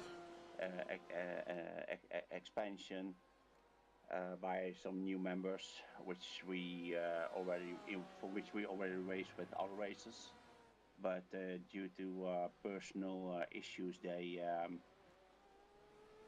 couldn't compete today, and Nick and I weren't supposed to be here at all. Just so happens that we were in Curacao around this time yesterday. So we're both awake just about 30 hours. Yeah, you're both dealing with a jet lag then. Quite a bit. We didn't train for this circuit, but we just managed to get back in time, and we had to fill in the gap. We're second in the amateur class, so we figured, well, we should just try and get our rounds done. In the championship, you mean? Yeah, okay. Yeah, but to be honest, we already knew that wasn't going to be one of our greatest races. We didn't train. We didn't know the track. You probably can notice our times aren't there. But we're hanging in there and trying to drive as clean as possible. We had 2 accidents, I think, and I think I was the one who was involved. One with a GT3 or GTE car, and one with a leader. The which was red. Yeah, I don't know exactly, because I was totally focused on keeping my car on the road, and my spotter just warned me, hey, the LMP leader behind you just spun because of you, which was unfortunate. I wasn't expecting that. I was totally focused on keeping my car on track. We'll try to keep it clean and let everyone pass and get our rounds up. Well, my next question then is: are you going to do the 24 hours of Le Mans, the absolutely not 24 hours of Le Mans in iRacing, if it comes this year? Probably. I don't know.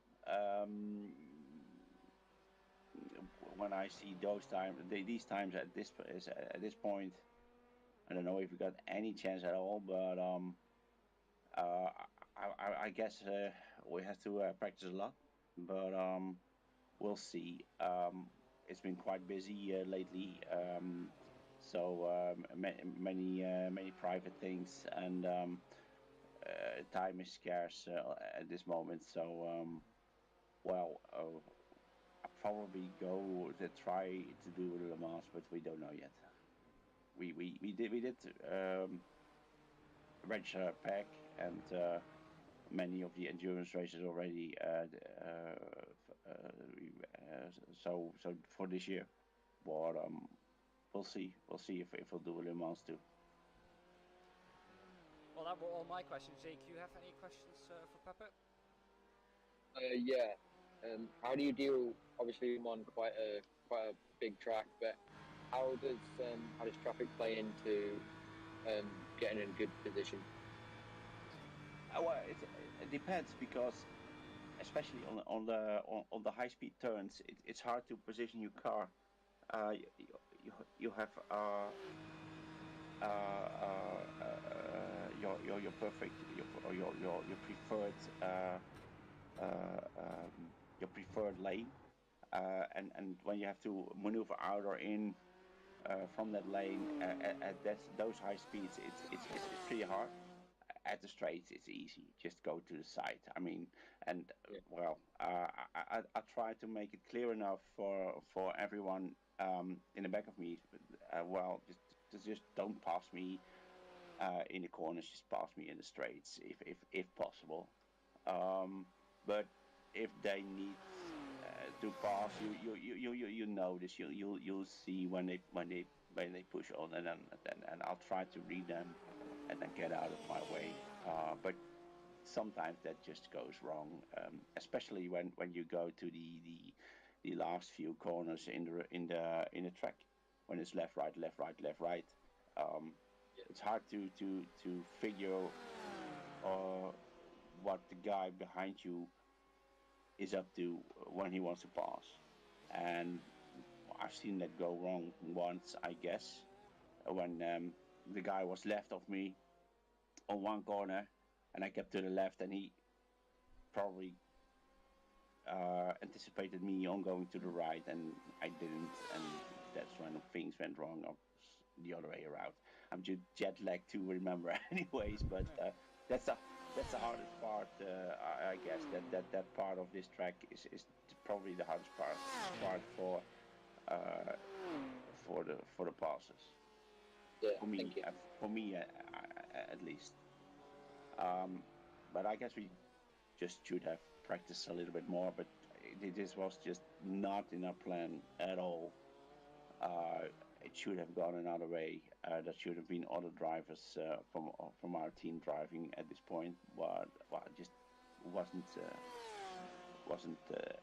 possible. So, and we were in luck. We were home a little bit early, so we just ditched all the suitcases and went straight to our computers. Yeah.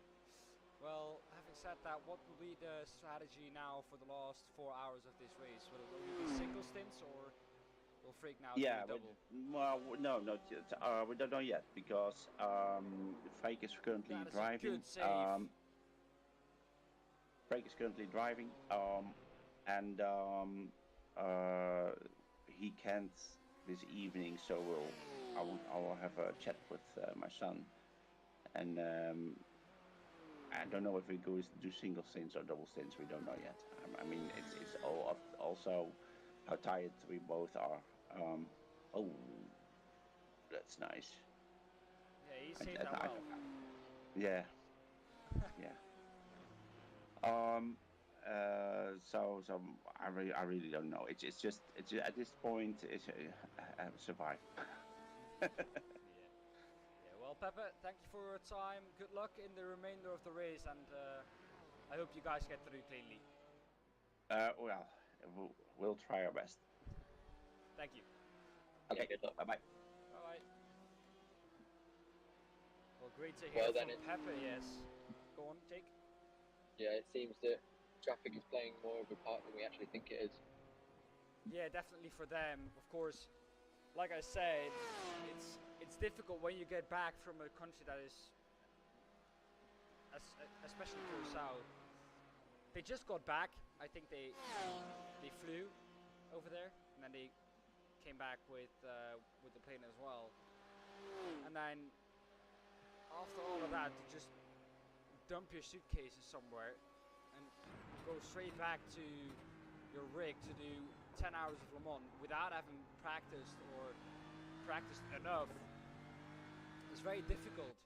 I think that shows the kind of mentality that they have to still be in this race, and even though it's going this bad, that they're still in it. They are at the moment, I think, they're in 4th in the GT3 AM class. Yeah. 5th. Yeah.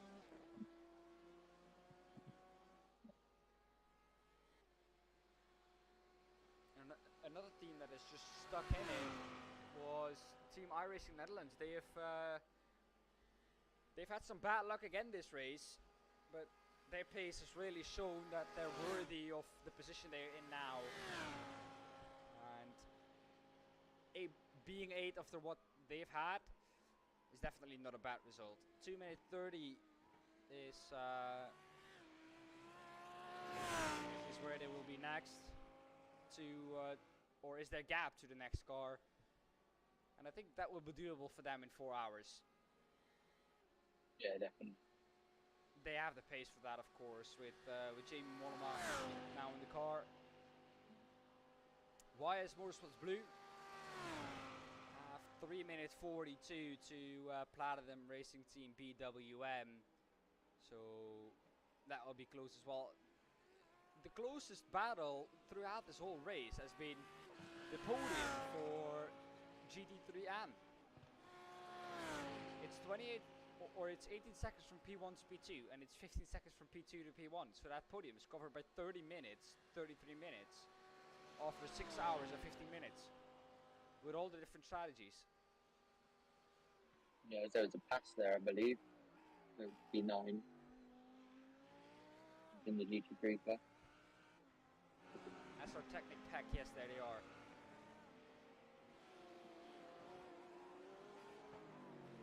Well, Tempest Sims Ford Pack getting up to a good position again. They are now, I think, somewhere around 7th or something. Yeah, they're 7th now in the GTE, or in the GT3 Pro class. That was not a pass for position in class, but a pass for position overall.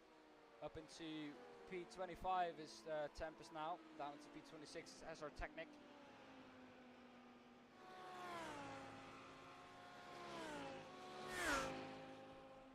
A bit confusing sometimes for people that don't really watch endurance racing. The fact that we've got overall results, they've got P1 to however many drivers are in the session, and then you've got the classes, and sometimes you would have classes in classes, which gets a bit crazy sometimes. Yeah, definitely. Well, of course, just to clarify that, what Jake just said, here we have a guide. This is a GTE class.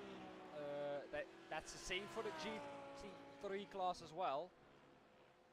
The black numbers on the blue background are the pro cars in GTE, and the white numbers on the blue background will be the AM cars, and that will be for GT3 exactly the same.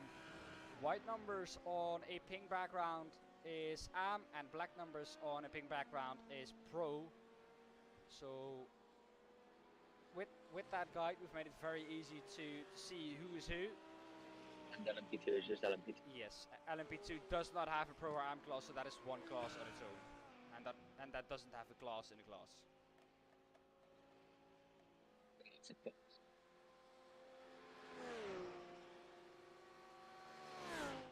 Well, and this is a close battle as well. Not really a close battle, but again, we take them. We take them. This is for overall position. Then Chris Racing trying to overtake Austrian Sim Racers Orange.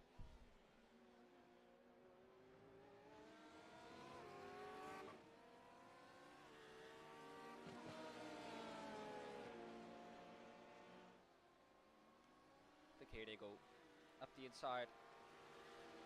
Not really. They're waiting, which is good on them. They don't really have something to fight for. P1 is way too far away.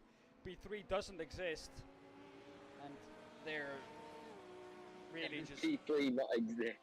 Yeah, P3 doesn't exist.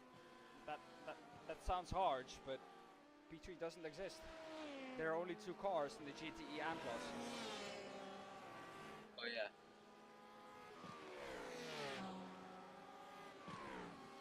They would just be focusing on maybe even practicing just for the 24 hours Le Mans at this point. But he would definitely be trying to get past the 3 remaining GT3s. Yeah, definitely. Which I think he will be quite easy doing here. As he gets past Austrian Sim Racers Orange. Well, they will say thank you for the slipstream. Yeah, it's going back to my point that I made earlier, isn't it, Dan? That you can use slipstream from people overtaking you, even if they're lap traffic or whether they're lapping you, you can use it. But in this case, that was an actual overtake.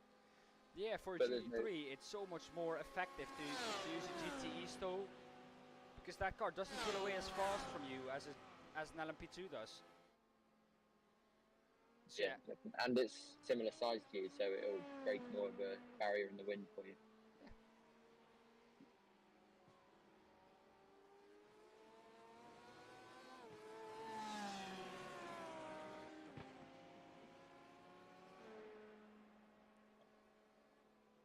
gap to P4 overall in the GTE class is 12 seconds.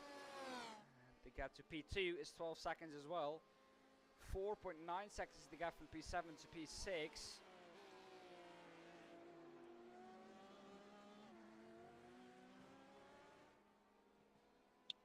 So we'll take a look at that real quick.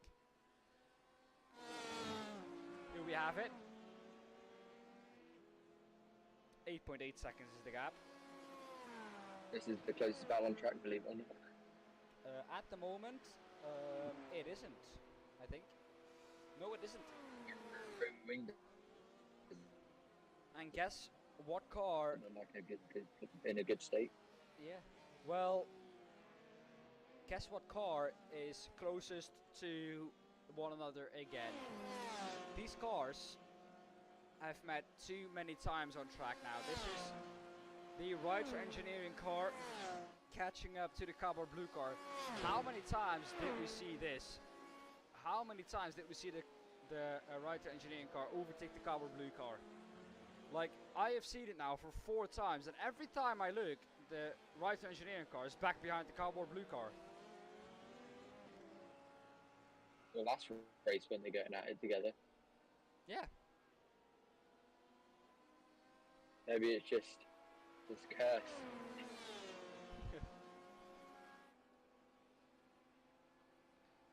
Some information on the Rapid E-Racing Team Purple incident together with the Spirit DS Racing.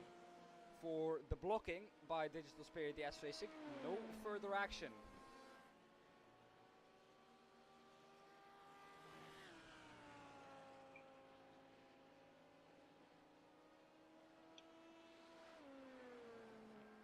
Yeah, that's good then. That's a relief for the team. You never want anything to go down for the stewards. True. But once I heard that someone was summoned to the stewards, I was like, wow, this is something serious then. But then getting away with no further action, I did not expect. Usually in the WEC or something like that, when a team manager gets called to the stewards, it's a definite penalty. Yeah. Or at least 99 times out of the 100, it's a penalty. That one time that the team manager comes up with a good excuse, you don't see that often. No, definitely not. I mean, you don't tend to get called to the stewards for nothing. Yeah. This time they were though. Here they are, and that is the battle we are looking at. Austin Sim Races Blue in 7th overall and in 7th in class.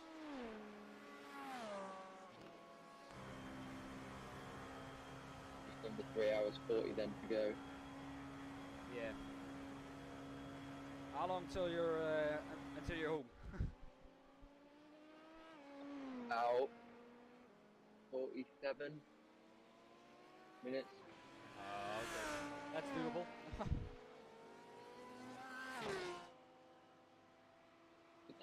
Have you had your dinner?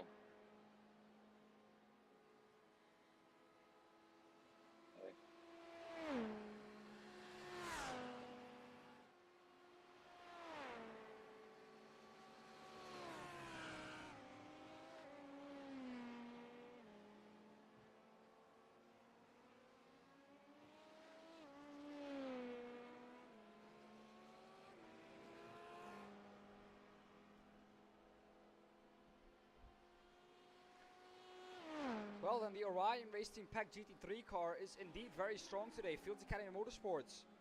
That gap is only 32 seconds. That has come down considerably since we last saw that.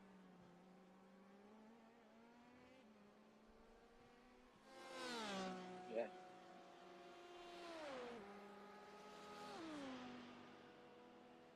.2 seconds. So. Yep. 6.22. That's very close in Le Mans. Yeah. For Le Mans terms, that is Gap. very close. Yeah. That tends to be about 20 seconds, or maybe even a minute. If If you're would within say 10 it's- seconds, you're close for Le Mans terms. Yeah, definitely. Especially after 6 hours and 24 minutes.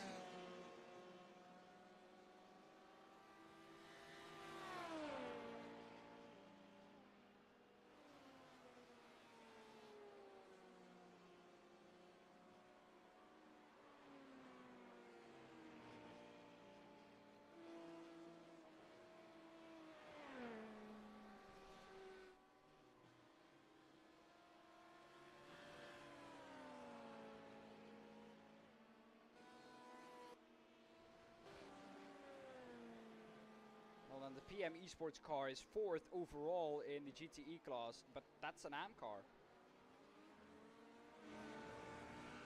And for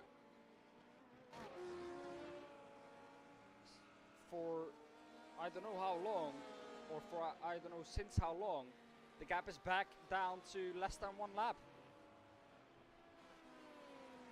They're definitely on the cap then. Delta Motorsports 141 within 3 minutes and 27 seconds.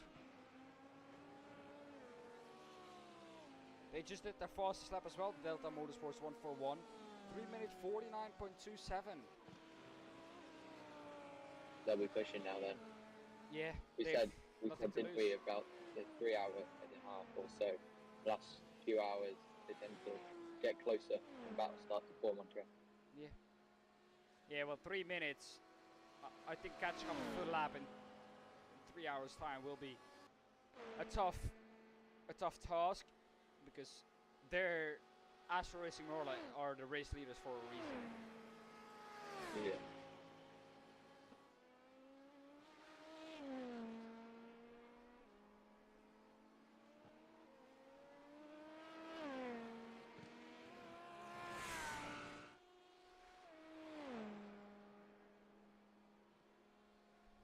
That battle now about 5.6 seconds between Astra and Sim Racing Blue and, how do you say that? The first word of that? Writer. Yeah.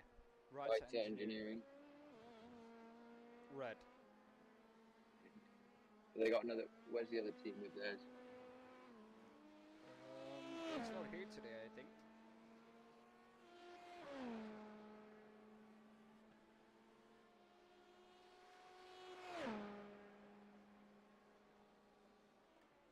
If you quickly let me check.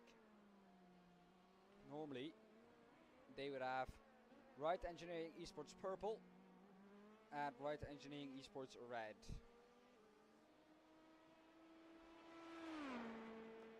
Yeah, I can't see them. Right Engineering Esports purple, as you can see, out of the race. They were the first ones to retire. They haven't even done a lap.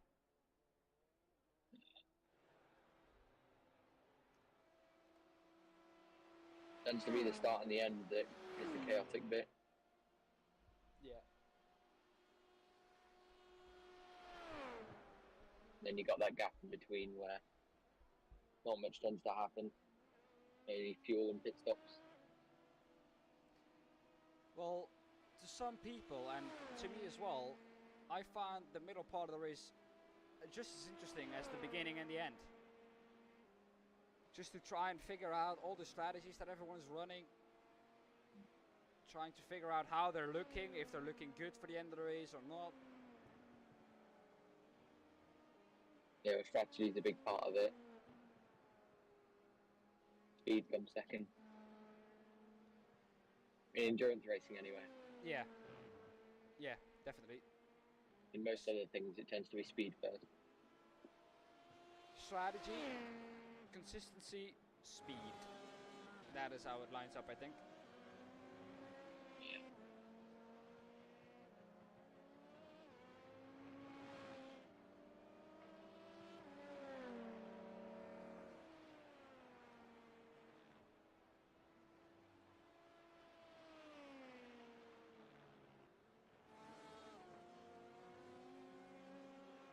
Ooh, a little bit of You a got slide planned? there. What do you...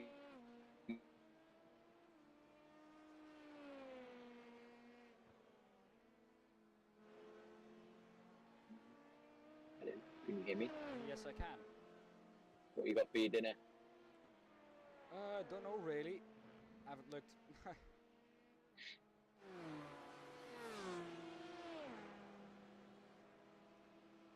It's how Spa was today. Oh, this is an interesting battle.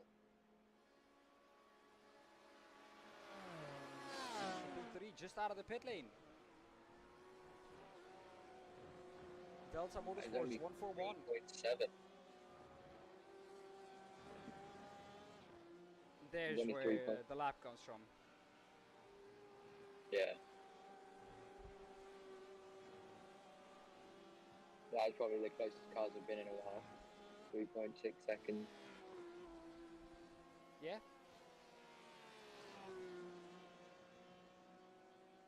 And that is for P2 in class as well.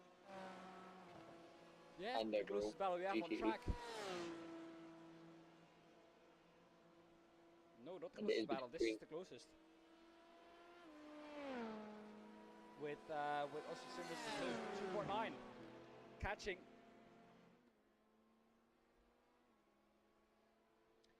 Just did their fastest lap in that car, 3 minute 30.65 for Tyler Klaus.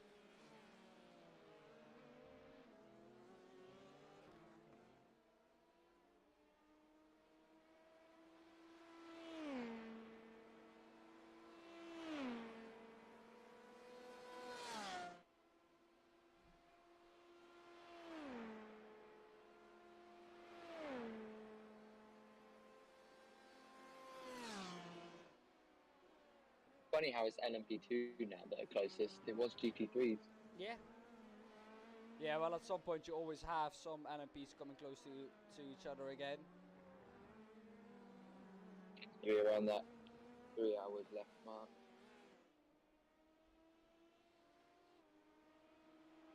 Three and a half left to go. God bless me.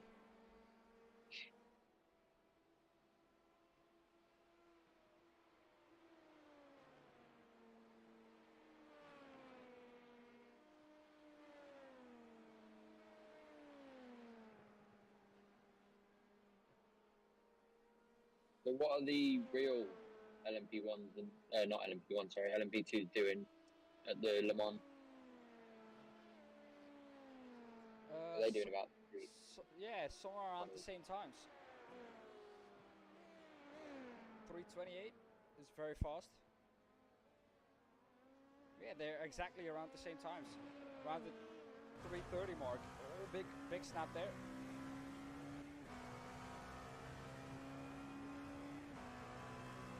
Three minutes 14 is the fastest. But that was obviously set by a LMP1. Yeah.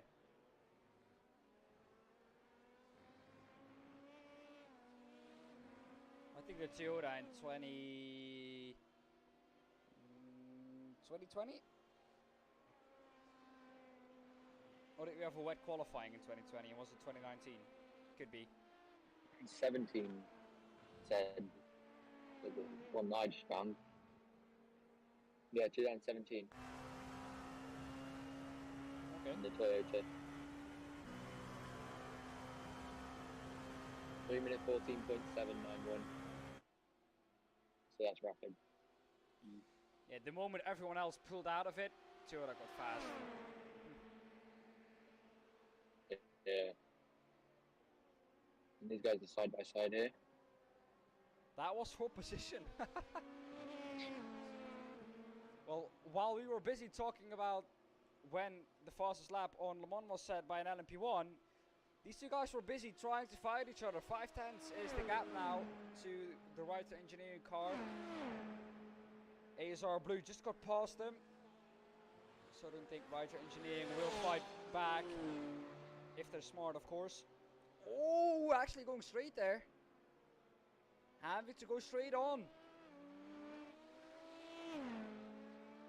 That's something that you don't want to do. That's going to cost a massive amount of time.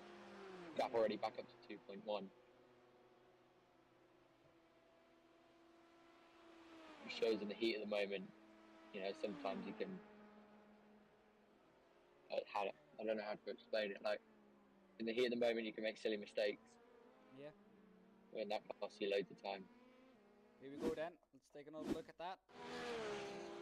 This was the overtake.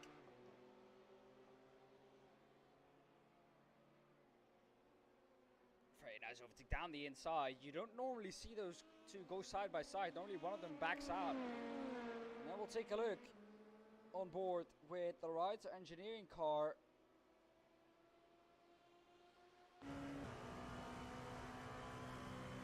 Was it the lock-up? I think it was. It sounds like a lockup. Yeah, too fast. Just outbraking himself a little bit there. Oh, going very fast. Look at that chicane. Server slow down, of course.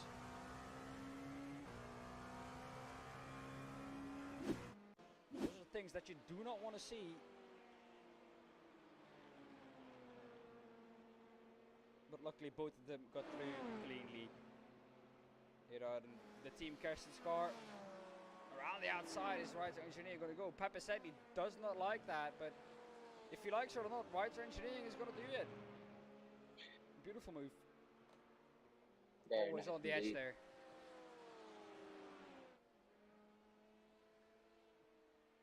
Carbon blue. Yeah, they are then. Wow, what a shot.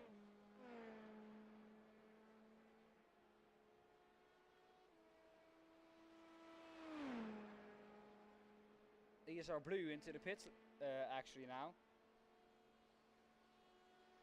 So Rider Engineering red gets back ahead. And look where they are. Just behind Cabot's blue. Yeah, some 43 seconds. That gap once was closer. They were actually ahead multiple times, but I swear that every time I looked, they were back behind again. I don't know. They Yeah, has to be behind each other. must be coincidence every time I looked that after a pit stop they were behind or something, but I don't know, man. Pure coincidence.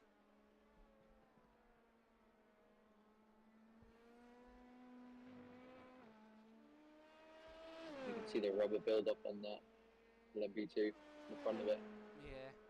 Well, we're getting closer to another hourly update again. That is how fast an hour just passes by.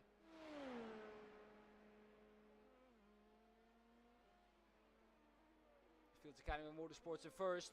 In the GT3's pitting now. Together with Austin Sim Racers Orange. But they are back out onto the pit exit already.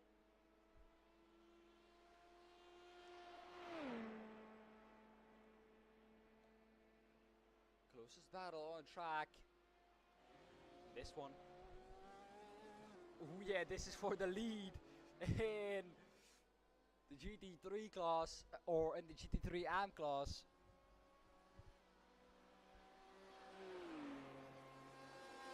It's only 3.8 seconds.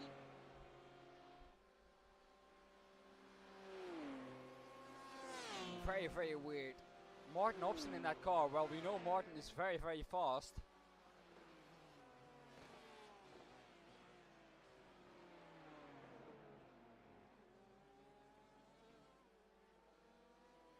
He's got the LMP2 there behind him. That's gonna get involved here as they go. Oh! That was just rear locking, I think, there from Martin. And that is something that he said halfway into the race or something. Around that 4 hours in. He likes to trail brake into the corner, but he can't do that with this setup. It's just way too oversteer, and we saw that happen there. We saw it happening just when we were riding on board with them live. But it looked like their rear just locked up. Yeah. Then it's spinning. Just from rear looking, the Platinum Racing Team LMP2 blue car, lucky to not get caught up in that one. They would not be happy with their own team in the GT3s hitting them. But that has cost him a lot of time. 5.8 seconds they got now. Every time we have a battle, it's ruined. By one mistake or another. No mistake can cost you big time. Yeah. Almost another there on the exit oversteery.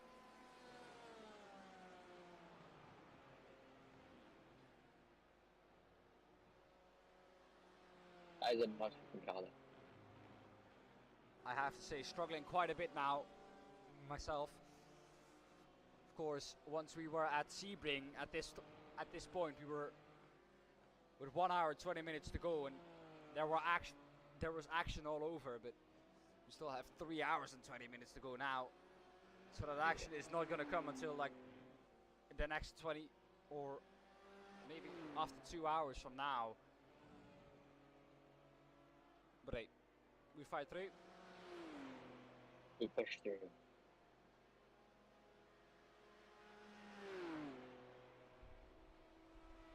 Once you're home, I'm going to get a nice hour of rest. That'll fill me up for the last hour or two.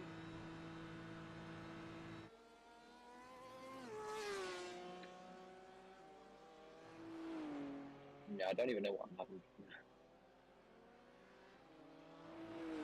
So how long until you're home?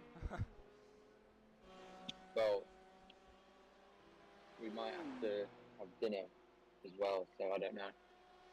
Well, we're about half an hour away, so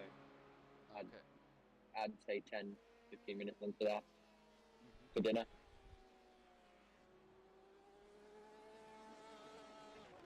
Okay, yeah. Well, I'll be joining you then, I think right after, or right at the it's getting exciting now time. Yeah, just as the action starts to bring back. Just before the last hour.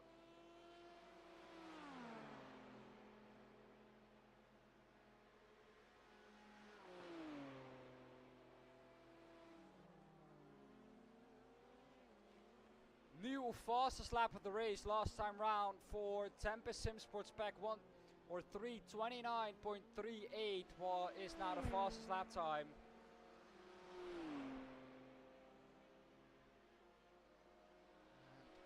They gained 6 seconds on Platinum Racing Team LMP2 Blue that last lap, and that is a lot. Rapidly Racing Team Purple also getting into the 129s, 129.66. That is a new improvement for them as well. Team Kerstens with an improvement at 3 minutes 57.3 for them. So it's getting into the magical hour now. When the track starts to cool down a bit. Yeah, track getting temperature. into the night phase twos. Around, yes, still 32 degrees. Hasn't changed yet. 26. Did I not say 26 or was that 10? But definitely a lot more grip, of course. Yeah, definitely.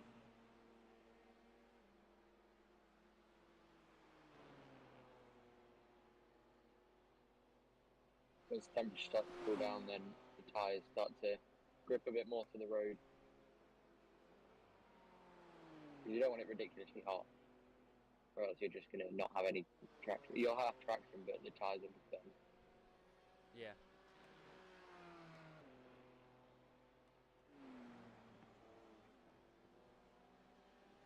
And the second place car in LMP2 is in.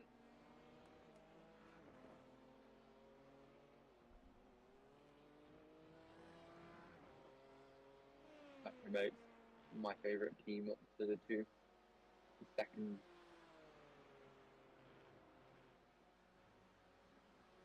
Still a 3 minute and 2 second gap though to the leader. Yeah. But I think the leader has to pit as well. Still. Yeah, they pitted on lap 101. And my favorite team pitted on lap 109. So I think my Tempest will pit on in the next lap. So they will enter the pits in any second. I think now. Around now. Yeah, there we go. Tempest into the pits. Well, if you run back the strategy, which we can do, then it's quite easy, as you can see. Just run 10 laps and you'll be okay.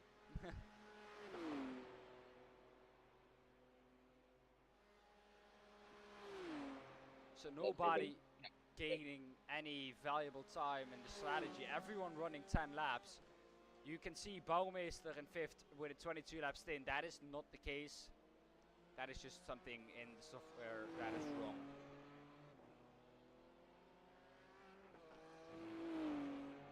And that doesn't sound a lot, but around Le Mans when you're doing 3.5 minute lap times. It isn't. Yeah. Or it doesn't sound like a lot, but when you're doing 3-minute lap times, it is a lot. Yeah.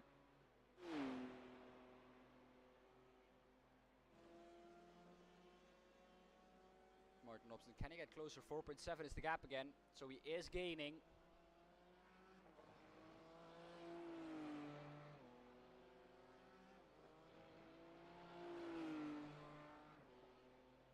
Although that lap time not really what he wanted last lap, of course, with that spin.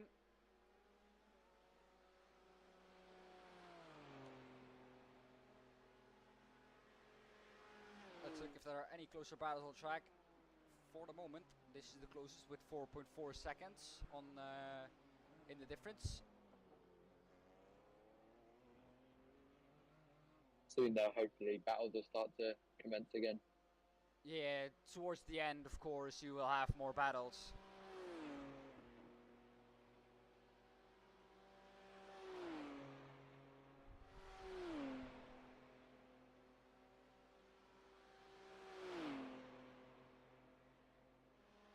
I have to say the BMW is quite a nice car. Yeah, It definitely. looks quite nice. Definitely.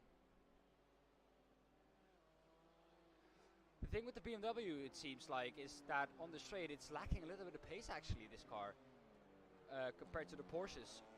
Every BMW, when it was behind a Porsche or a Lamborghini, it just couldn't pass on the straight. It gained until about 3/4 onto the straight, and then the Porsche or the Lamborghini just started to eke out a gap again. Which is odd because While the earlier in the BMW week. was having slipstream. earlier in the week when we saw the PRL race, the GT4 BMW is just quick in the straight. Yeah. So it's the reverse. And they pulled a new reverse car this Saturday.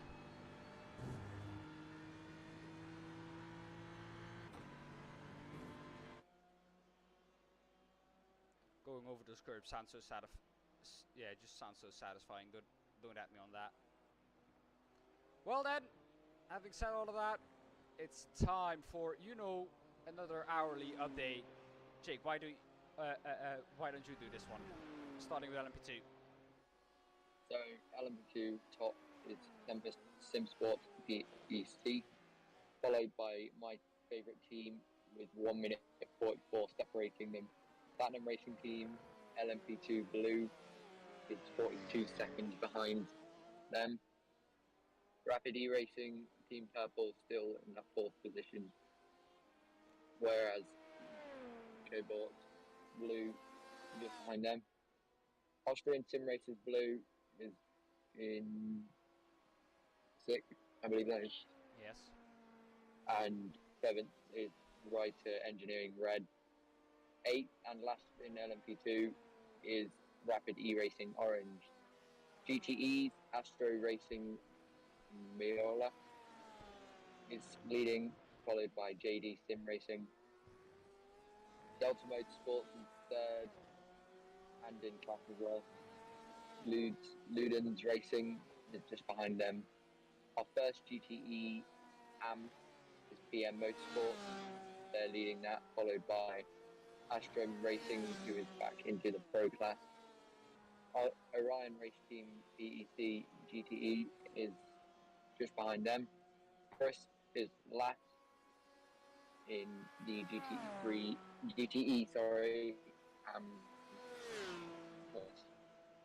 GT3 field is Field Academy Motorsport leading them, followed by Orion Race Team Tech GT3, which is about 40 seconds behind.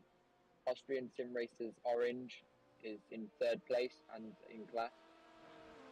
4th and our first GT3 AM car is Aquila Sim Racing Cyan, followed by Platinum Racing Team BWM. Yeah. So Very weird. in class is digital Spirit. Yeah, pardon. Yeah, very weird that Digital Spirit. BWM. It put me off as well. Digital Spirit DS Racing is 6th in GT3 class.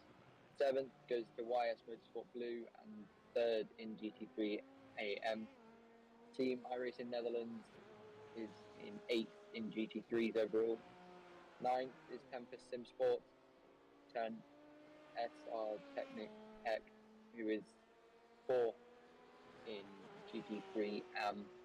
Bikers Online is 5th in GT3 AM again, and Team Kirsten's is the last of the running cars. Yeah, sadly. Yeah, How many retirements do we have? 2, 4, 6, 8 retirements out of the 36 cars. So 28 cars only running on this big track of Le Mans, where you normally see 60 plus cars running. yeah, it's definitely quite a small field for Le Mans terms. Well, I think the drivers won't be too worried about that, because that will mean that they will get enough free track running. Yeah, and as we said, only a month or so until the real Le Mans, so they'll probably be getting some valuable data from this race as well. Yeah, definitely.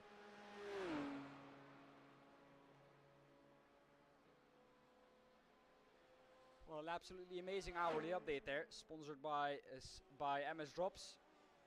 Felipe Silveira still leading the way for the Tempest Sim Sports Pack team. And they led every single lap like they did last race. Yes. And like it looks right now, I think if nothing happens, of course, with them, because in 3 hours and 10 minutes, still a lot can happen with them. Yeah.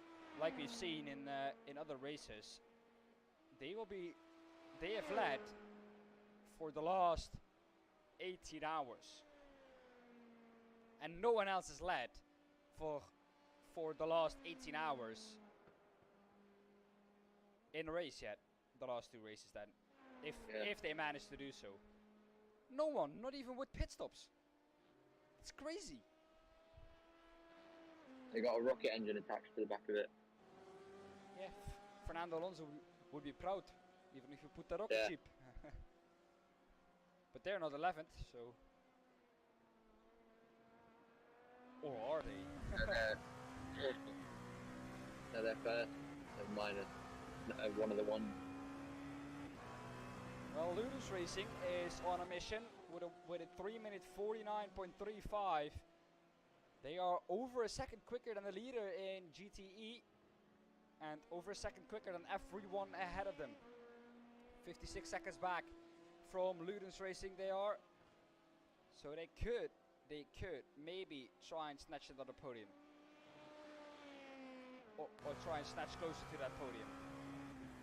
Yeah, definitely. A lot can happen in 3.5 hours. Not 3 hours, 3.5 hours, 3 hours, 10.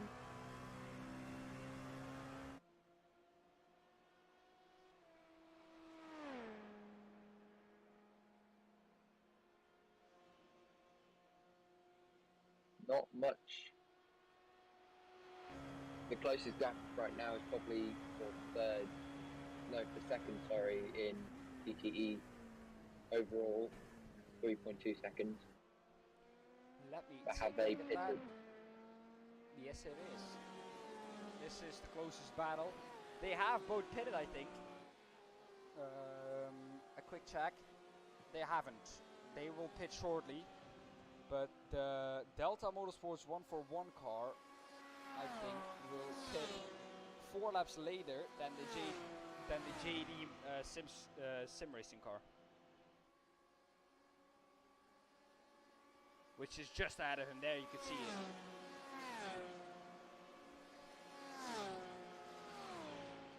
Yeah, strategy is quite a big part, especially in the closing stages.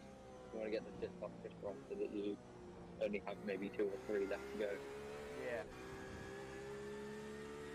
Well, the gap is closing between JD Sim Racing and Astro Racing Majorla, but we'll see that once Astro Racing Majorla, I think, has entered the pit lane.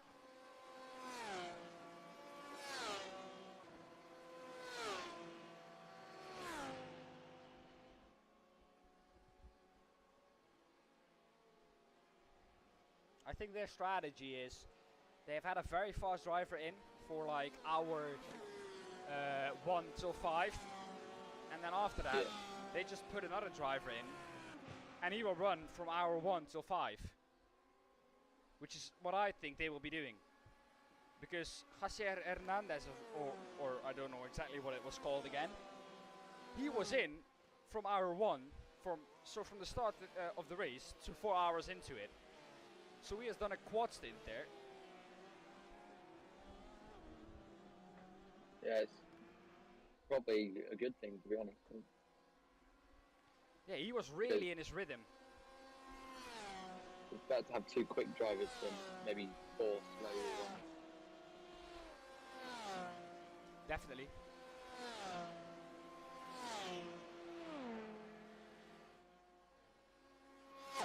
Well, tiredness is going to be a big factor, I think, as well. Oh yeah, definitely. So the further we get into this race, or the closer we get to the end of the race, the more tired I think the Astro Racing Marola guys will become. And that could lead to more little mistakes. Yes, exactly.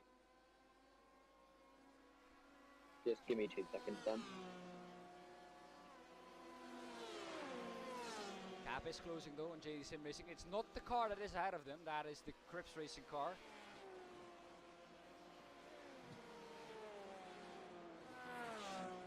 It is the car just ahead of this. There you can see it.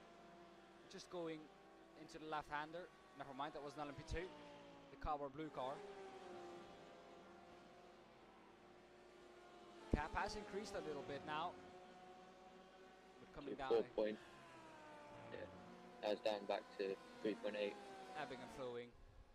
There you can see it. Now in the front of those 3 Porsches, that is the JD Sim Racing car.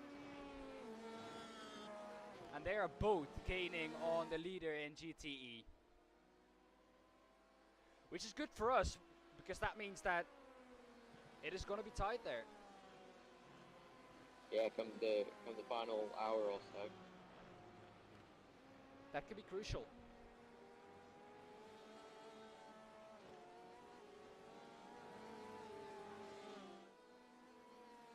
Crips Racing's back up to 8th in class, where it should be. Yeah, finally. They are now 44 seconds ahead of the Fields Academy Motorsports cars, so once they pit, I think they will be behind again, but not for long.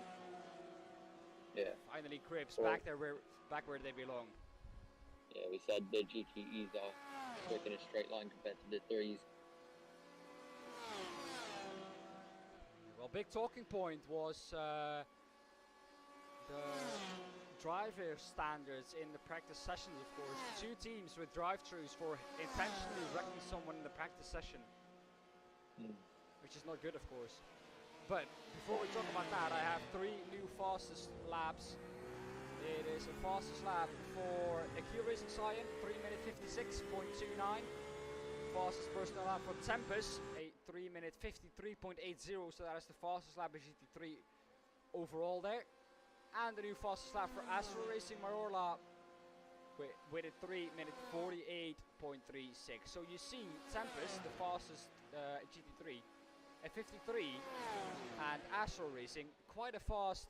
They were second at one point in GTE with a 3:48. So that is only 5.5 seconds, which is not a lot. I bet if you do a 24-hour of Le Mans with these cars with only GTEs and GT3s, there will be a GT3 in the top 10 overall. Yeah, definitely. The thing is also, if you only do it with them, there is less multi-car incidents happening, or less people getting put up by multi-car, you know what I mean? Yeah. This gap is stabilizing at 3.9 seconds. So here we have the, I think this is the, or is it? Yeah, the Delta Motorsports 141 car we're looking at.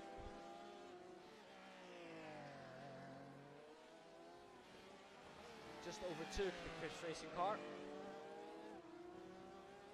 That rear wing on the Crooks Racing car doesn't look very stable. It's a bend. That'll be costing him a bit of time then. Yeah, definitely. There's nothing they can do about it because I think in the pit stop they won't fix it. It's like kind of an unfixable damage. Piet Oosterveer, you know who that is? No. Let me tell you. Brother of this man, Barry Oosterveer, in the number 17. He says go 17. That is the Platinum Racing Team LMP2 blue car. Currently down in third in the LMP2 field. I think this will be Perry, his last stint. Or Perry, his last outing in that car. I don't know how long this stint will be, if he will do a double or I don't know. But Perry's brother is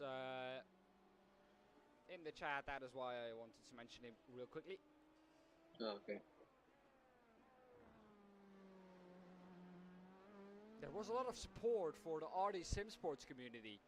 When they retired, there were so many people like, oh no, why them? And it's quite weird to see how much support they had. Not in a bad way, but just like, are they really that big? You know, I have personally never heard of them. Not to any disrespect for them, but No, same. big ups to him for creating such a great community and having such Yeah, great well, support. clearly if they've got a lot of people, but it's sad to see him go then. Yeah, definitely. It's sad to see anyone go, really. Yeah, that is how sim racing and racing in general works sometimes.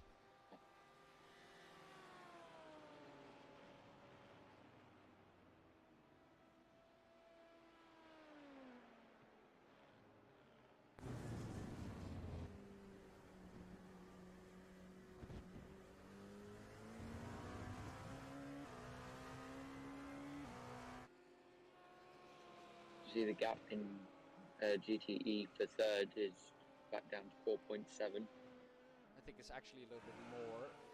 5.2,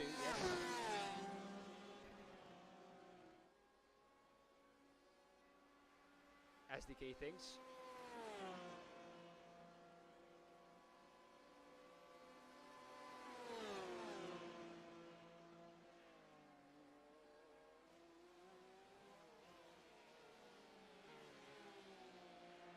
Orion GT3 for P1, easy. Well, at the moment, my friend, they are in second, not gaining on the Fields Academy Motorsports car anymore, with Michael Ditchkovsky in the car. But I would love to see them get closer to the Fields Academy Motorsports car, just of course to have the battle for a lead. That if you could see a battle for the lead at this stage in the race with less than 3 hours to go, that would be amazing. That would mean that battle would carry on from now until the end of the race. Every battle that happens now will carry on until the end of the race. Yeah. We are just under 3 hours to go now. That is why 4 hours is such an amazing time, I think, for endurance racing. Because after 2 hours, every fight that then happens will carry on mostly until the end of the race. Or one car or another must have a certain pace advantage. If you're not like 5/10 quicker per lap, then that will put out that battle automatically. If you're faster than the car behind by 5/10, that battle will be done by the end of first hour. But if you're closer than that, then that battle will carry on. Fastest laps for Austrian sim races orange, 3 minutes 55.56. Still slower than Orion Racing Pack GT3. Their last lap was a 1 or a 3. I keep saying 1. So I'm so used to saying one. One or Yeah. two, but three never. But at 3:55.19 for Orion Racing Pack GT3, and that wasn't even their fastest lap. Their fastest lap was a 3-minute 54.04. AQ Racing Cyan though behind Austin Sim Races Red with a personal fastest lap as well, 3-minute 54.92.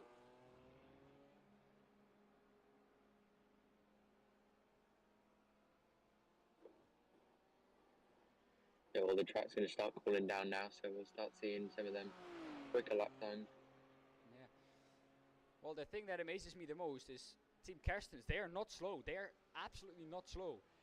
There is a car with similar fastest lap pace than them at the moment in P7. That is the YS Motorsports blue car.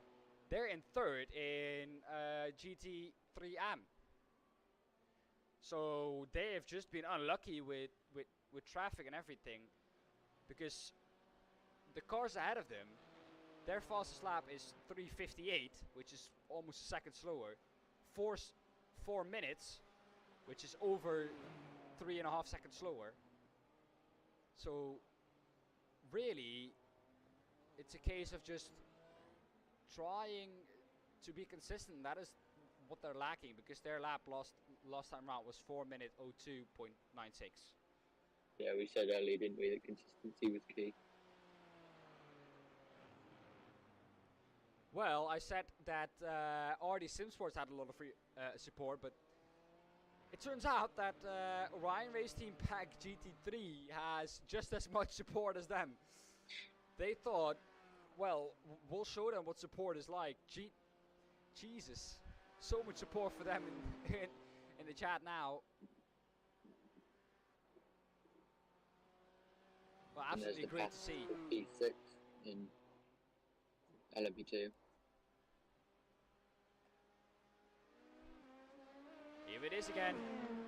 It's Austin Sim Racers Blue trying to get past Reiter Engineering Red. Or the other way around. I think the Reiter Engineering car can slipstream back now, but he will have the outside line for the next chicane. Will he be able to make that one stick? He will have to go around the outside. And he is ahead before they get to the braking zone. And it's Just some battling on track. Say it again. I said, finally, it's getting into that stage now where battles are actually starting to happen. Yeah, finally. Something to keep me awake.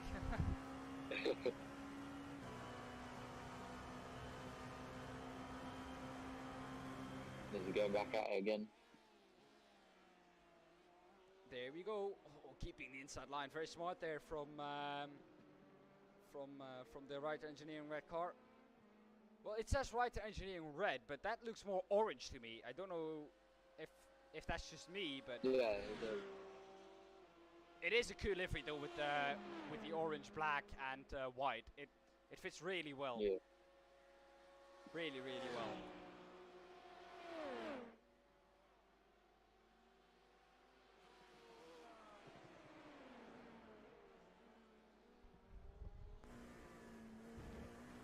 Oh, a little bit of an oversteer moment there.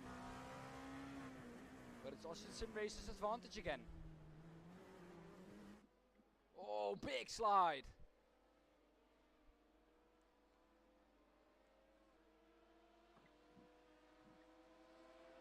Reiter Engineering having to do all the work over again.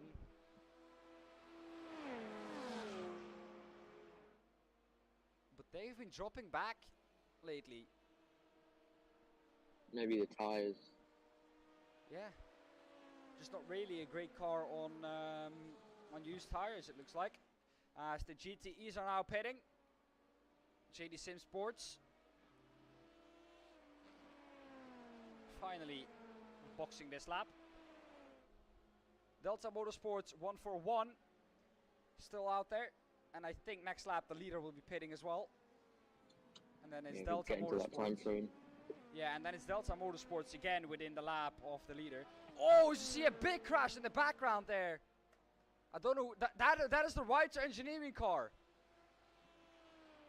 That was a big hit, I think, into the wall. Or was that just a spinner? I can't see any damage on the car, so. Here we see it. I think it was just too hot, and then he spun, and he kept the throttle down to just do a 180, but it looked like he hit the wall. Yeah, he exactly. just got into the. He kept the throttle in and got going again. I thought he hit the wall there. Wow, lucky for them. A really, really slow and shameful spin that was, but managed to make a nice 180 of it, so we can say that he wanted to entertain the fans. At least he didn't crash. Alright, I've got to go for a bit, but I'll be back in about maybe half an hour or so. Yeah, all good, man. See ya. See ya. Well then, that is Jake sadly gone, so I'm on my own now for the next half an hour again. And being on my own now, I am quickly going to use this as my hourly or my after 2 hours break. 5 minutes, and then we'll be back with live coverage again from me. Until then, I'll leave you with some shots of our race leader.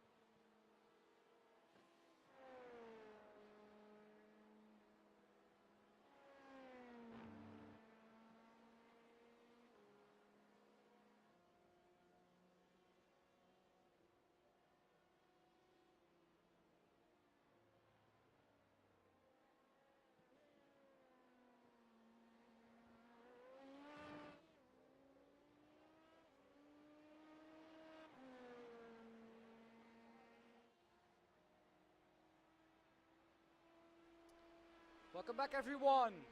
Here we are again, back at Le Mans with live coverage.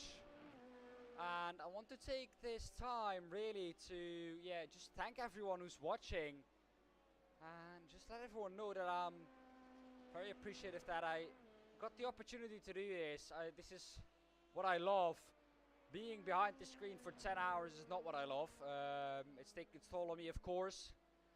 So thank you for sticking with me always through the short breaks that I take.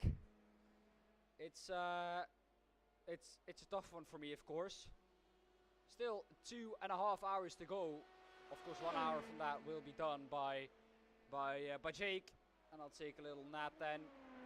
I'll do whatever I want to.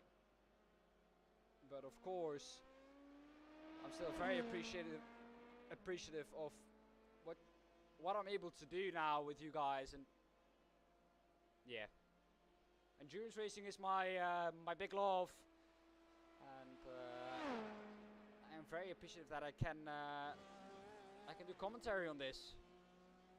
And although it might be sim racing, although it doesn't matter, sim racing is sim racing, and especially at Le Mans, it's a very, very beautiful track. But we have a battle on our hands, I think, between my favorite team and the Platinum Racing Team LMP2 Blue. There we have it. But going on then with what I was saying, it's just an absolute pleasure for me to be able to give you guys this stream, and it's amazing to see that you guys are enjoying it, which is a big thing for me as well. So yeah, really thank you a lot, everyone. If you're here, thank you a lot, and hope I can keep doing this for a long time. For Platinum, for everyone who needs me, I'm always up for a good chat. So yeah, there we go then. Perry Oosterveer into the pits, and it's now Clement Schmid who will take that second place. And let's see who will get into that Platinum Racing League or Platinum Racing Team blue car. But there we have it.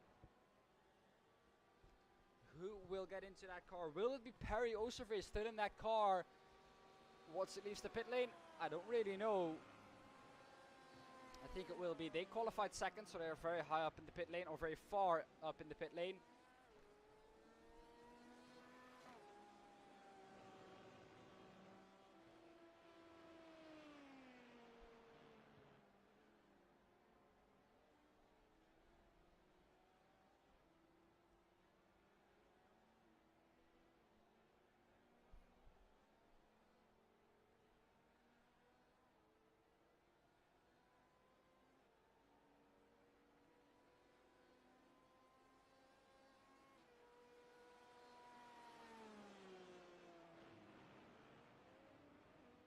And here we go then. Perry Oosterveer stays in the car. So excited to see what he's going to do now. Oh, there is the Rapid E-Racing Team purple car immediately on his ass. So doesn't get 1 second to rest, really, Perry. And immediately into another fight again.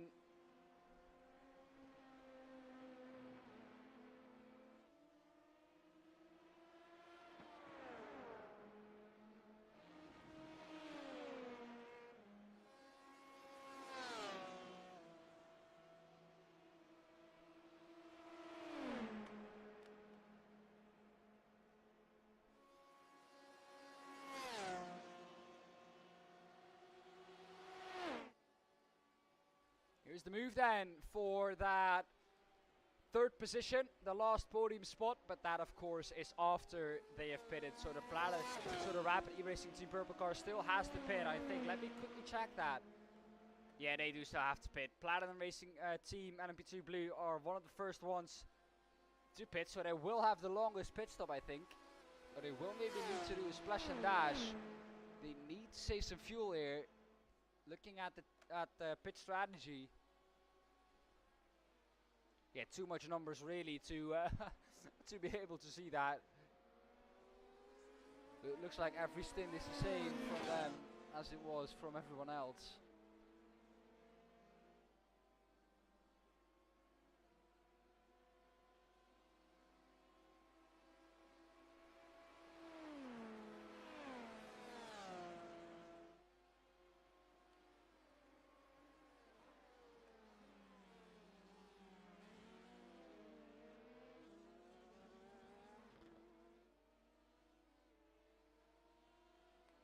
Looking then in the GTE, this is the strategy there. Everyone does 14 laps.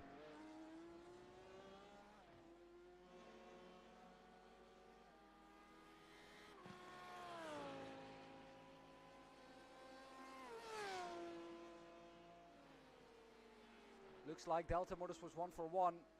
Is within the lap of the leader again. And now I think that is a legit within the lap of the leader. Isn't it? Nope. Nope. No. Don't take my word on that. That is not the case.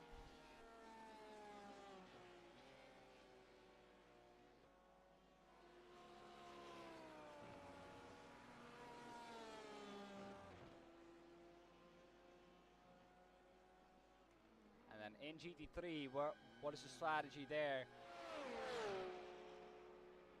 Well, as you can see, 14 laps as well. Shane McNeely, the leader, iRacing Science in 4th. Yeah, Shane McNeely. He did 15 laps in his 6th stint. Or that car did 15 laps in his 6th stint. Its 6th stint. Some people like Team RNL only being able to do 13 laps. So they will need a little bit more fuel at the end of the race here.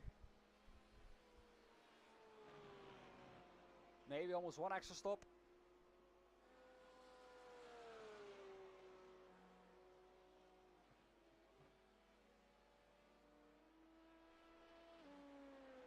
One minute 40 is the gap to P7 for them now, so they've closed up almost a minute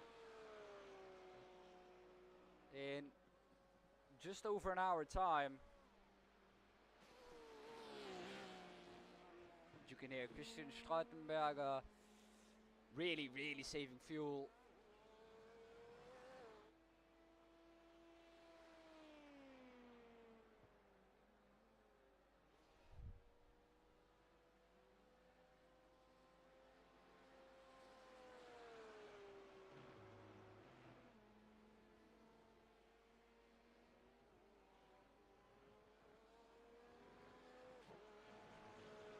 Well then, enough of strategies.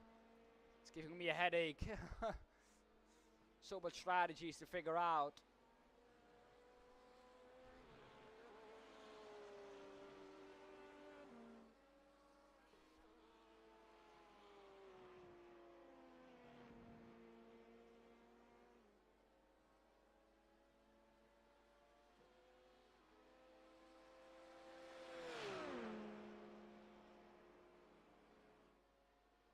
Yeah, their gap is too big to even take that into account, the sectors.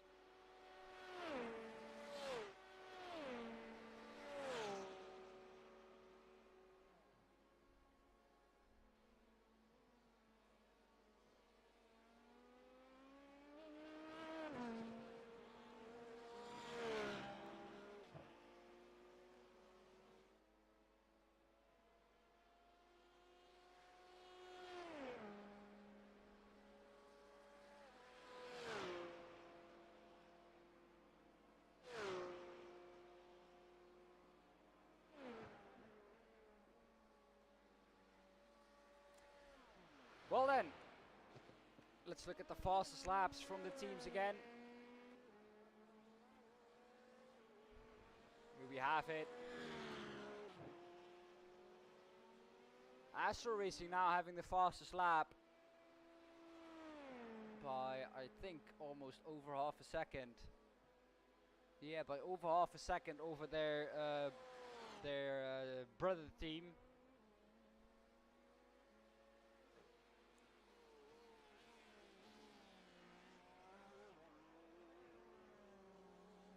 And in LMP, of course, Tempest with the fastest lap. Who else? Although Rapidly Racing Team Purple getting very close to that lap.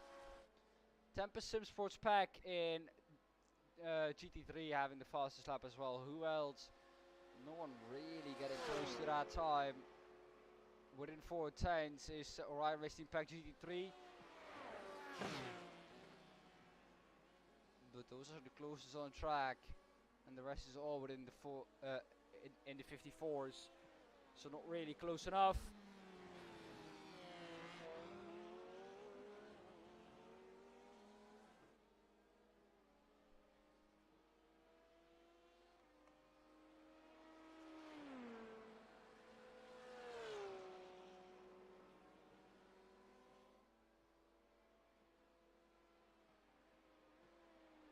So this is the time on pit lane for every car.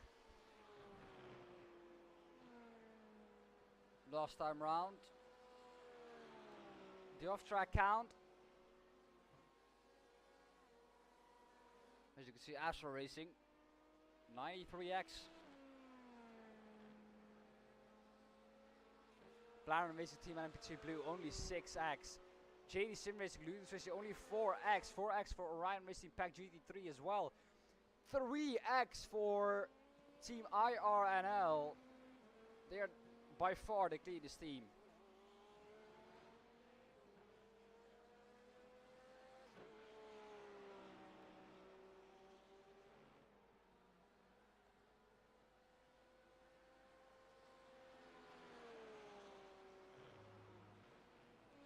A lot of battles are spread out at the moment.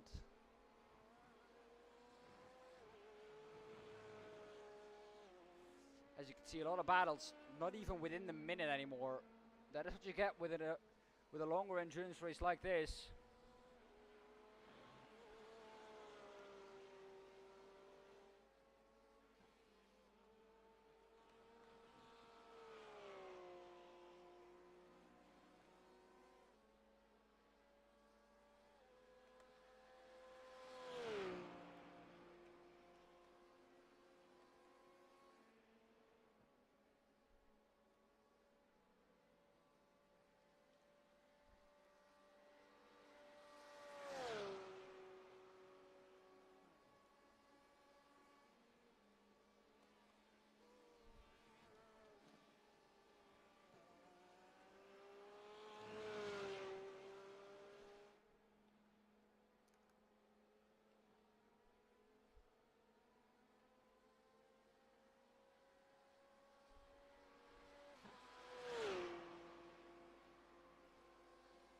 Let's take a look if we can find some other penalties.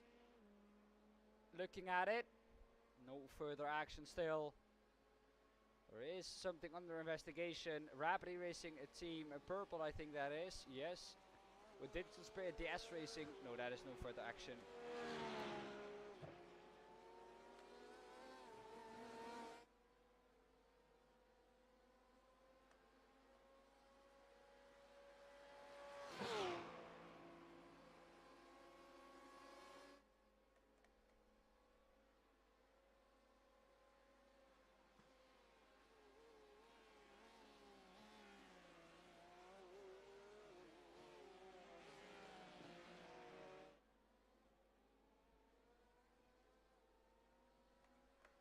Closest battle on track is this one. There we have it. Callum Wright now just ahead of the JD Sim Racing car. As we're getting closer to darkness now.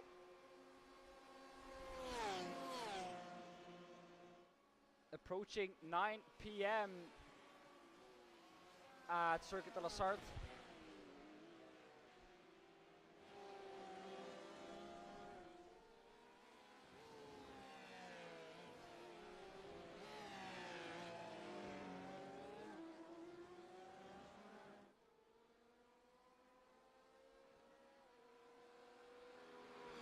Into the slipstream is the JD Sim Racing car.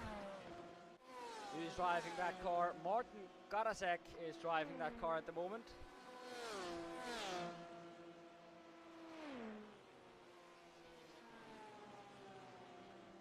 And personal best laps for Fields Academy Motorsports, 3 minute 53.95 and 3 minute 54.41 for Austrian Sim Races Orange.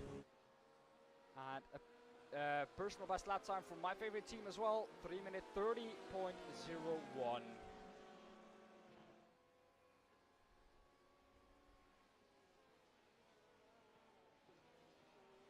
A lot of improvements now. Let's take a look at the race information. 24 degrees is the track temperature. And 23 degrees is ambient temp.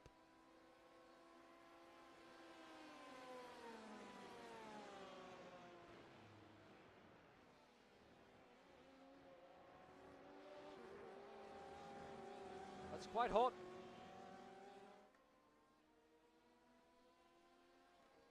Still for these times of day, but I don't think we will see it go down any further or a lot further than this anymore.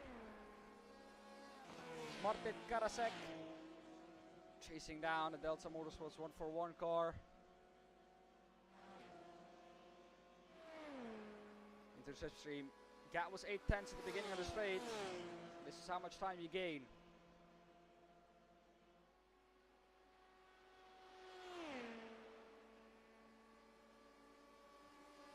3/10 on straight one, almost 4. Can he hit 4?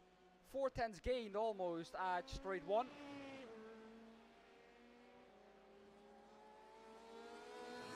Now he's within 6/10, so over the course of that straight, he had gained 2/10.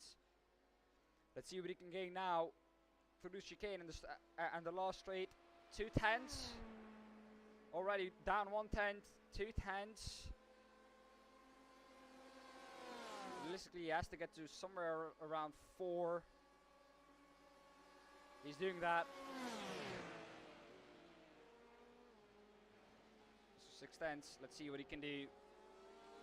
Again, 2/10 gained by Martin Karasek. 4/10 is the gap now. Now he can attack.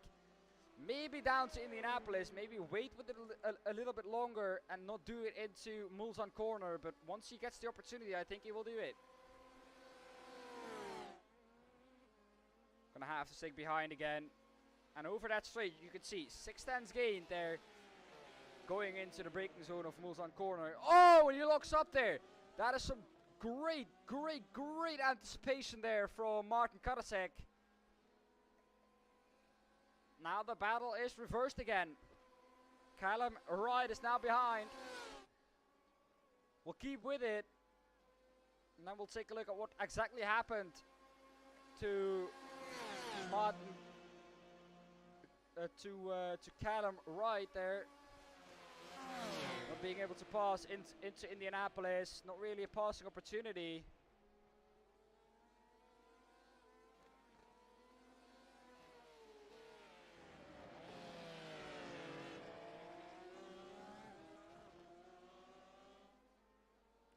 This is great. We finally have some action on track again.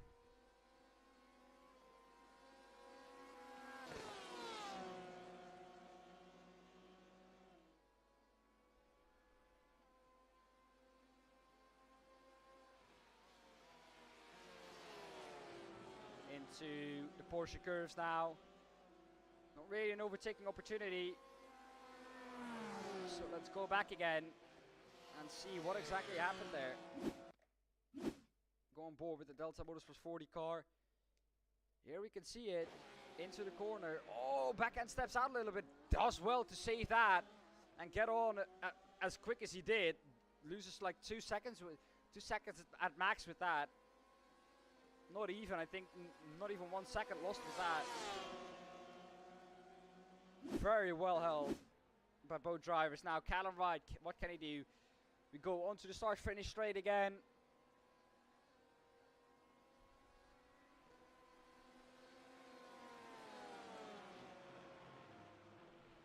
As I expect Jake back within 10 minutes or so. At least that's what he said.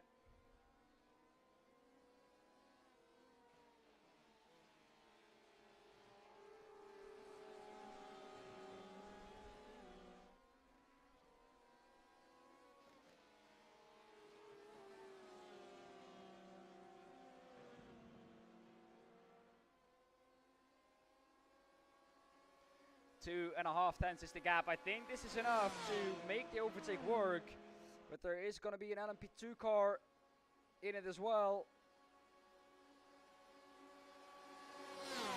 Is the LMP2 going to be able to get past? The answer is yes, and he can get past both of them.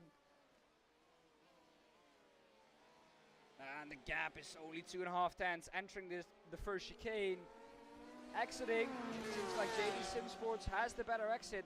That car on traction, the better car it looks like. And it takes some time before Delta Motorsports 141 gains again. We have Writer Engineering close to Austrian Sim Sports as well. Looks like no, we do not have that. Don't know why it says that then. That gap is around 27 seconds in reality. Don't know why it says 3 tenths, but ayo.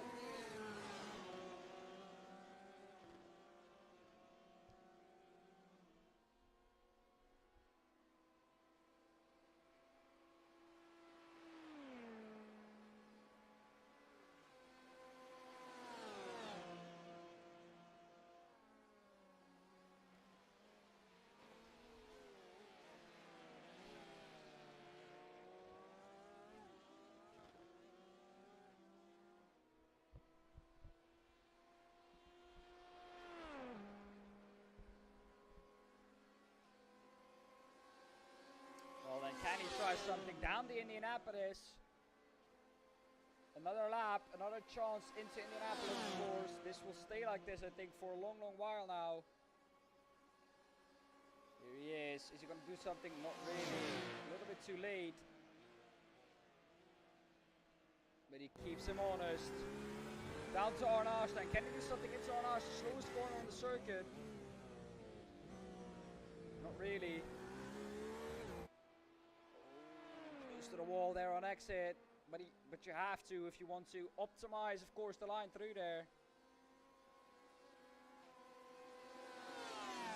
SR Technic Pack, I've been in the pit lane for 7 seconds now, and we have a guest. Martin, welcome.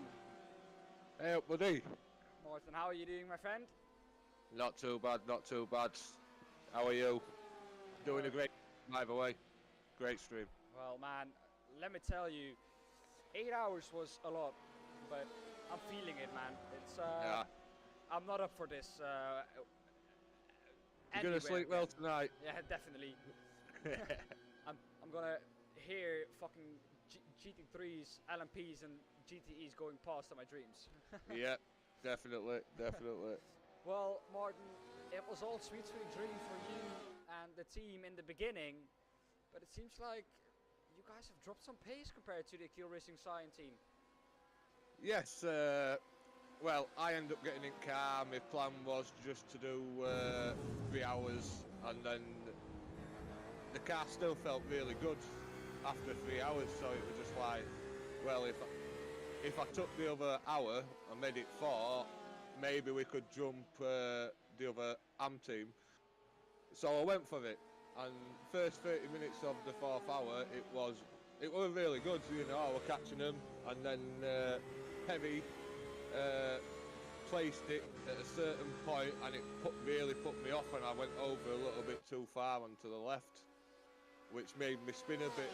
And then once that happened, that was it. I lost my mojo. Yeah. So it was just like, yeah. And when I got into pits, like my tyres were 2%. So, yeah, they were bad, really, 2%? really bad. 2%, it's the worst I've ever had my tyres. Wow. But that was after 4 hours driving on them, so, yeah. Okay. Yeah, well, what is the strategy for the remainder of the race now, the last 2 hours? Milo's going to do an hour, and then John's going to jump into car to bring it home for the last 2. Not going to change his tyres. John's just going to take the tyres, what's on it. So, yeah, it's just the pit stops, refueling, that's it, done. Hopefully, we might be able to catch the other AM team, but I end up getting a 40-second stop and go from entering pits. My tyres were that gone, I end up hitting gravel and going straight across. That was the lost time. Yep, so yeah, that gained 40 seconds. They gained 40 seconds from that. Yeah, they would only be 1 minute 10 ahead instead of well, almost 2 minutes. Yeah. You see, we could have got them because I know they have to pit again and change tyres, you see. So it had made us like 5 seconds behind them if I wouldn't have got the stop and go. Yeah. Don't think the boss will be happy with that. I'm still really happy. We're beating everybody else apart from Aquila Racing. So we're going to move up in the championship with 2 rounds left. So yeah, I'm happy and team's happy. Yeah. Well, Martin, it's been amazing again to speak to you. Good luck for the remainder of the race. 2 hours to keep your nose clean and maybe catch up to Akil Racing Sign would be great for a fight at the end of the race. Yep, definitely. Thank you, buddy. And good job with what you're doing. Thank you, man. Thank you. See you. See you later, buddy. Bye-bye. Well then, that was Martin from the Platinum Racing Team BWN, and really it was a spelling mistake. Let's say it like that. And now they're BWN. So yeah, not a lot that they can do about that, but.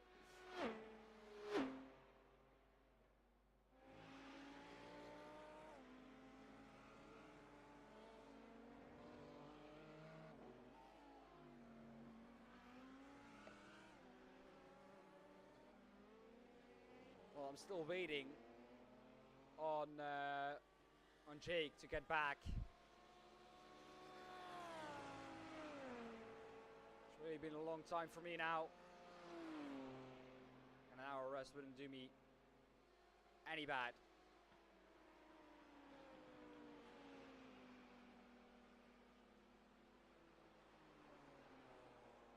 Looking back then to the battle for second position here. There it is, up behind Team Kerstens.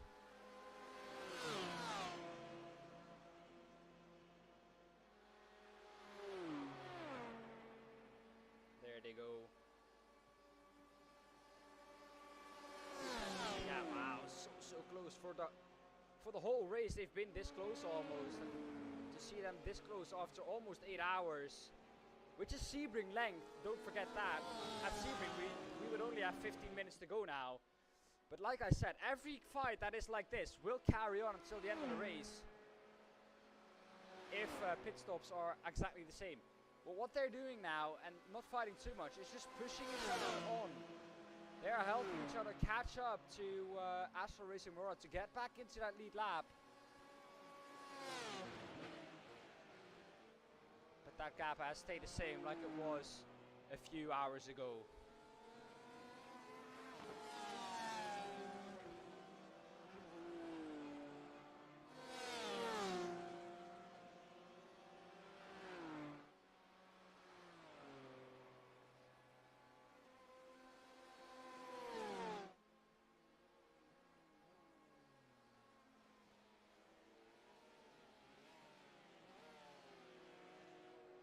Not able to do something into Mulsanne corner on the exit. Not really having the best exit, but this is good. 3.5 tenths is good.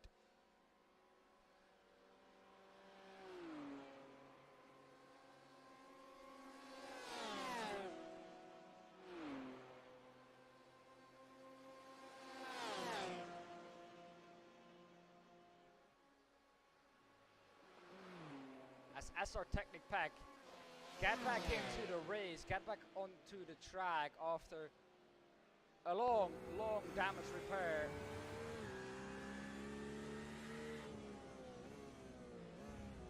It's so close down into Arnage. Onto the Porsche curves they go now. 2.5 seconds, or 2.5 tenths is the gap. Yeah, definitely a great day for it. definitely a great day of racing, man. I will definitely agree with that.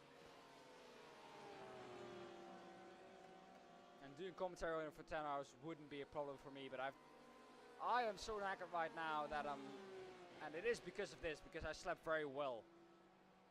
So,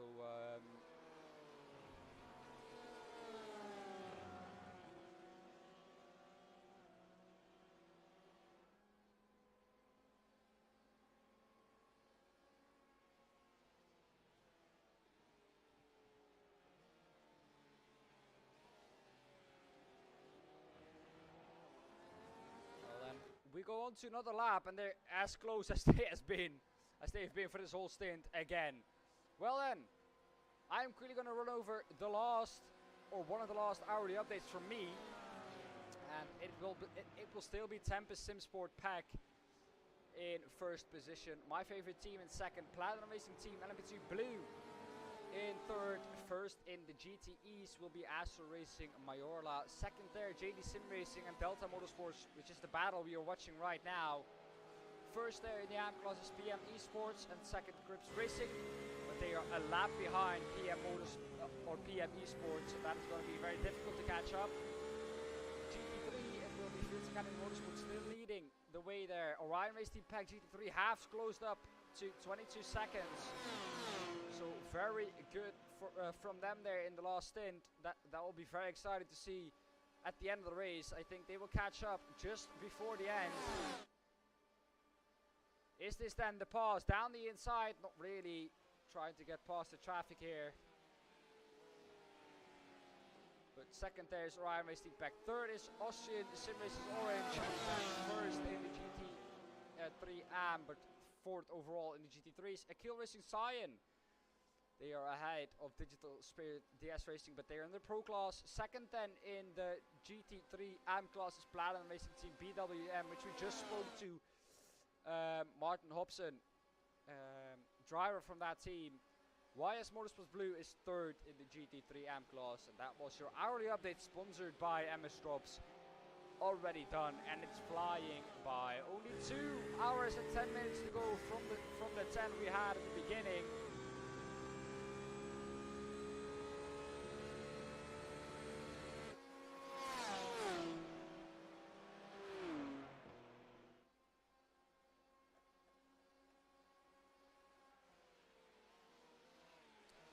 Again, not able to do so into Mulsanne corner, getting very close indeed.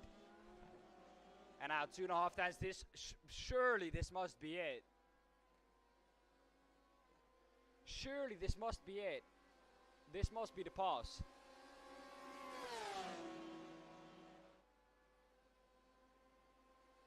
They do not want to pass. They're lifting. They're lifting on the straights. They're working with each other. It's probably quite a smart idea, because you still have 2 hours and 10 minutes to go to try and catch up to Astro Racing Majorla ahead of you.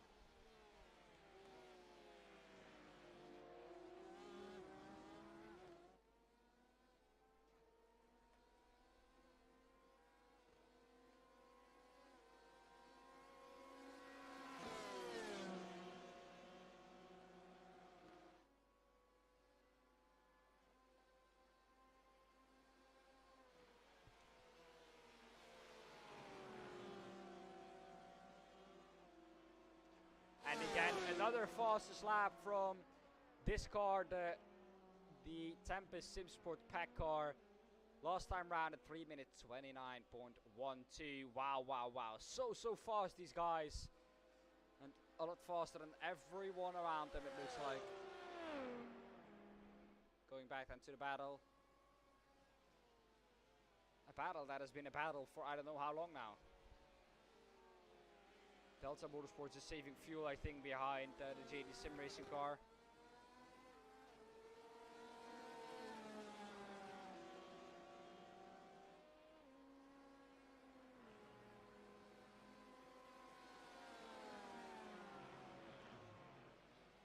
#203 subscribers is what we're currently at. So thank you again for everyone for making us reach over to 200. we really started this half a year ago.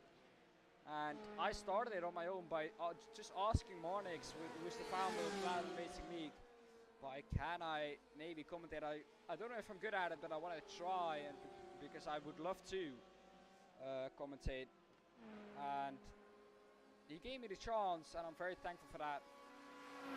Now, I've commentated on over, I think, 30 races already within that half a year. I will count them after the stream, and if you're in the PRL Discord server, I'll post on how many races I've commentated already.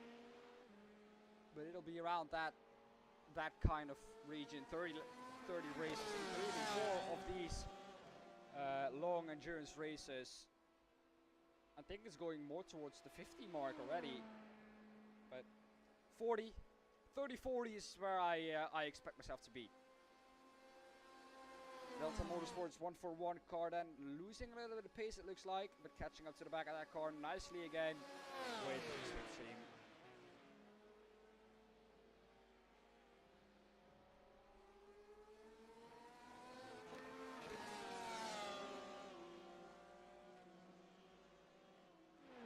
Ludens Racing in 4th in the pits.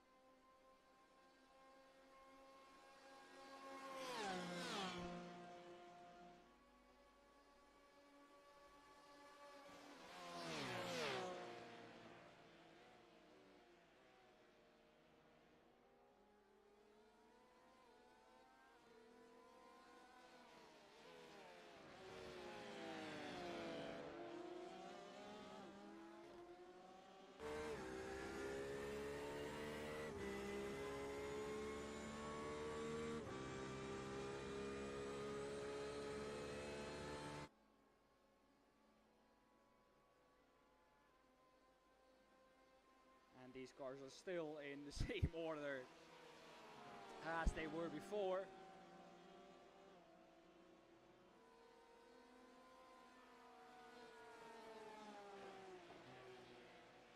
This battle has been going on for so long now.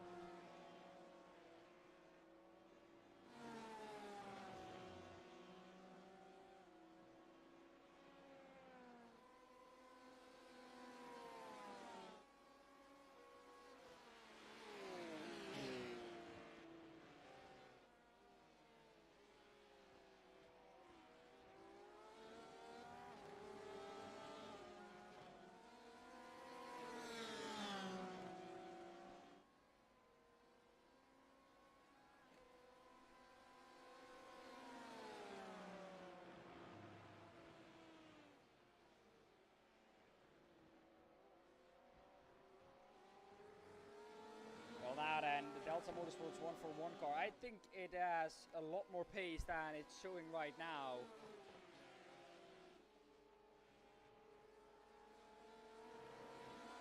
I don't know where Jake is at the moment, but it's longer than 30 minutes. Would have expected him to be back already. Got time for him to do so. Otherwise there will be no point for me leaving.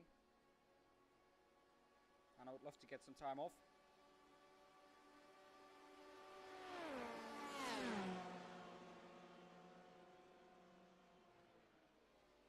Very close. It's by far the closest battle we have on track. After this, the closest battle we have on track is 6.3 seconds to the batter's through car that is into the pit lane. So the closest battle we actually have on track, apart from this, is 10 seconds. That is Astro Racing to Ludens Racing.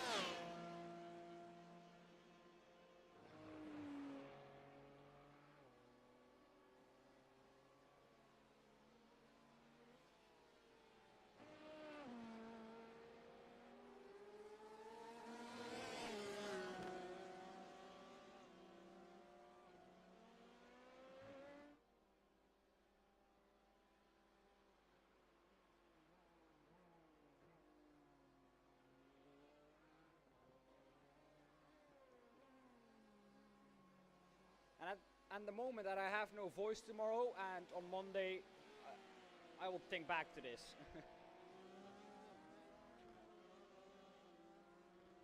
You know what? To be fair, I wouldn't hate looking back at this.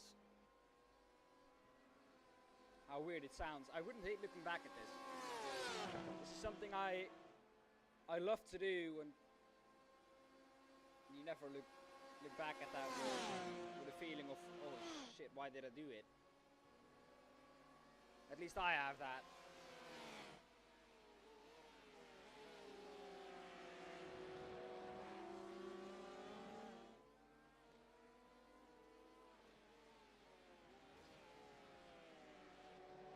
Edging ever closer to the end of the race. 2 hours to go, I would say now. 1/5 of the race distance to go.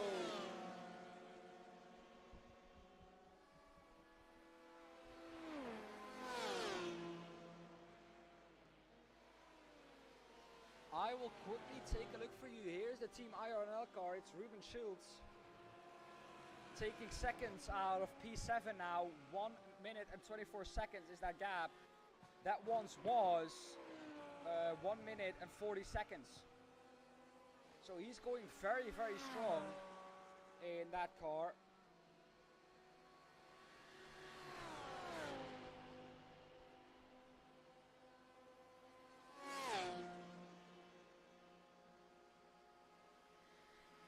This is not a battle for position on your screen. This is the Ocean Simmers Orange putting a lap on them. IRL trying to unlap themselves.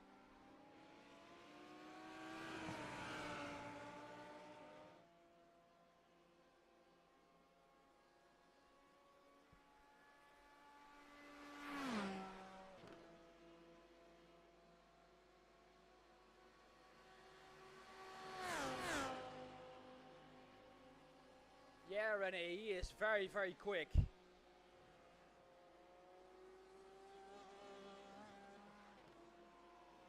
Last lap time 3:55.99, and YS Motorsports posted their personal fastest lap with a 3 minutes 56.93. So he was over a second quicker, not even posting his personal best. So that tells you something about how fast he is. Also posting the fastest lap with a 3 minutes 52, and another fastest lap overall in that class is Tempest Simsports Pack with a 3 minutes 52.90.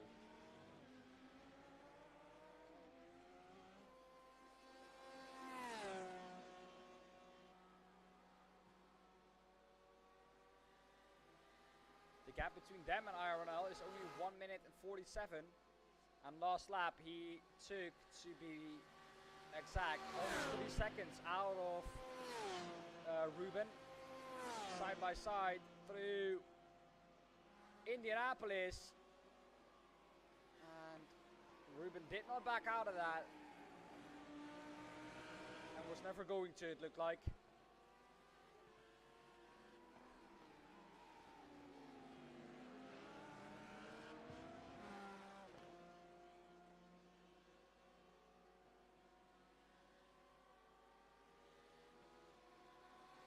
Penalties to talk about since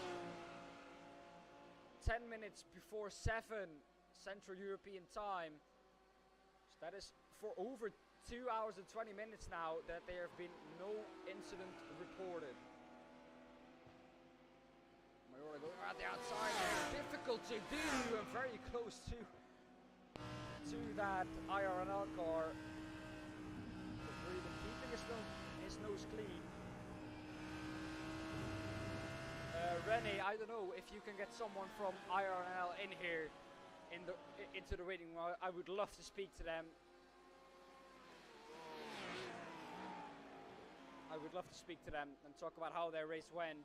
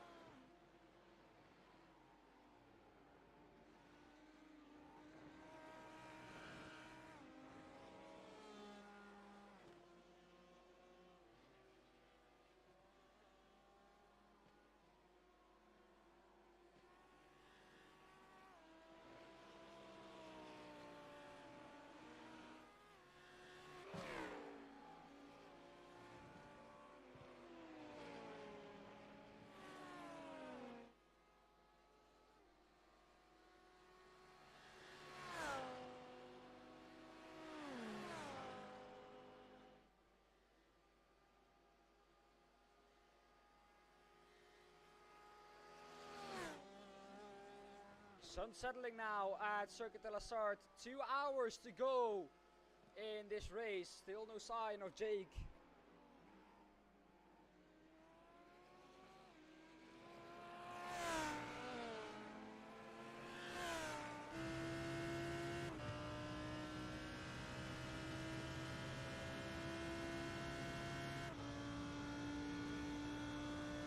This is then the Team iRacing Netherlands car.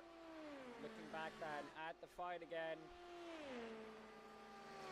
The pit stop there for JD Motorsports. And Delta Motorsports are now free. Let's see what they can do in clean air.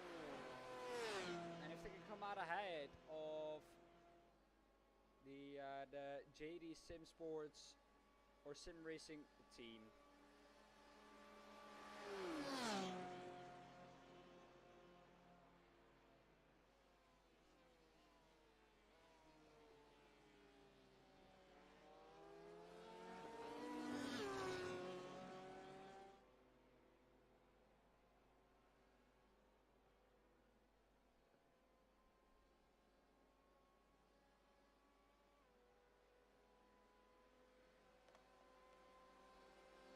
Yeah, I think Ruben is definitely a bit busy at the moment.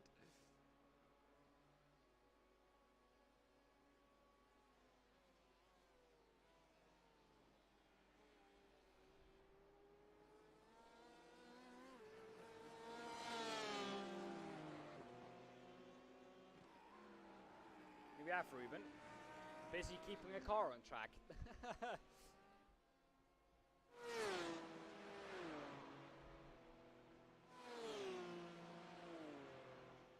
Well then, JD Sim Racing pit stop was 34 seconds long. 1 minute and 10 seconds in pit lane, spent in pit lane. Let's see what the time from Delta Motorsports 141 is going to be. Are they going to change tires or not? I think that will decide their strategy.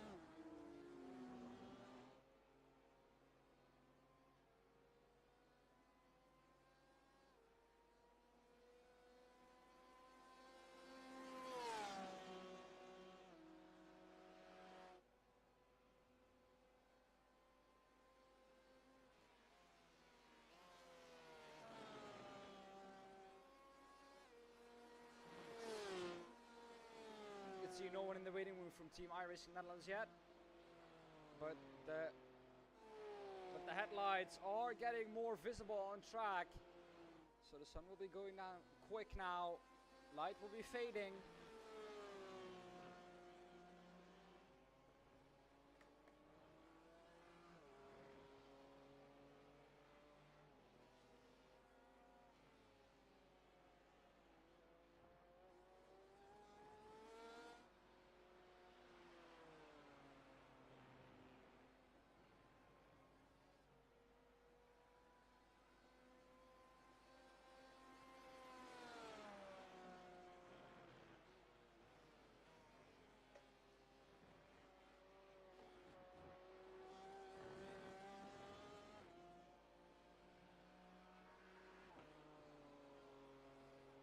Callum still not pitting, still out on track.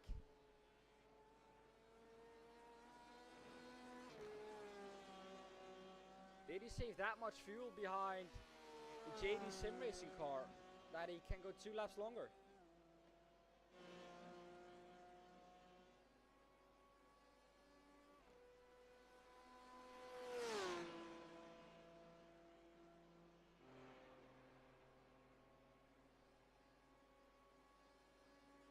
Personal best time for the Orion Racing Pack GT3, 3 minute 53.43, and also best time for this Delta Motorsports 41 car, 3 minute 48.41.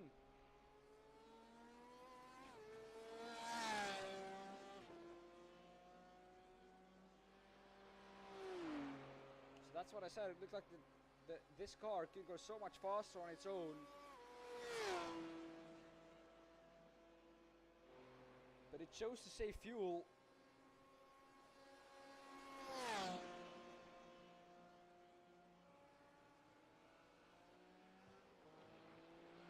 Because of that, the gap to P1 has extended a bit.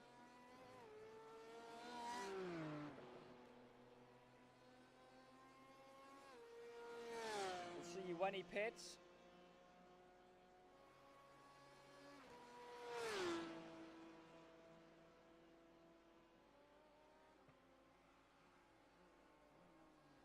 He will be pitting in, I think, 2 or 3 laps time.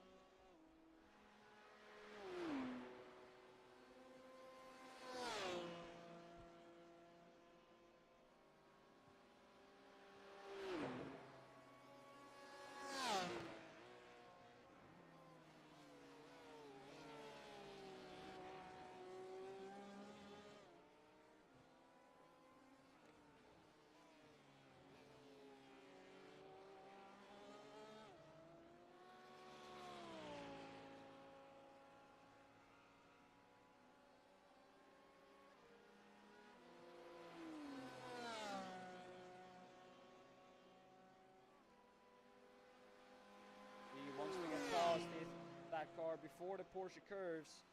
Does manage to do so, does have to compromise his line a little bit.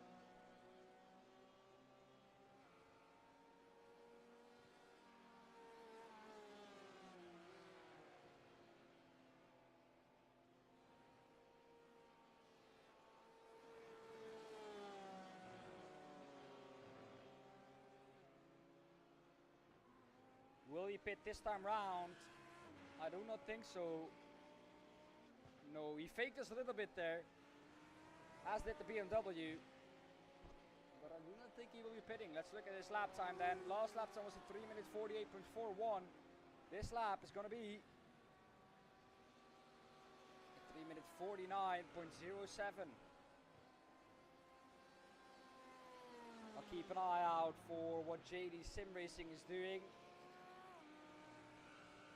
There, the best lap time is not as fast as this Delta Motorsport 141 last lap time, so we're gonna have to bring something magical to do that. Orion Race Team Pack GTE with another improvement in their fastest lap time, 3 minute 53.04. Digital Spirit DS Racing also with the fastest lap time, 3 minute 55.21.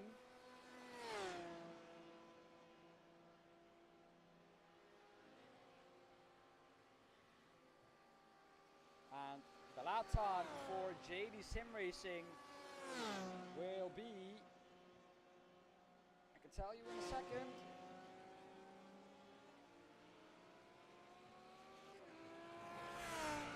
A 3 minute 51. So I think at this point Callum will come out of the pits as second.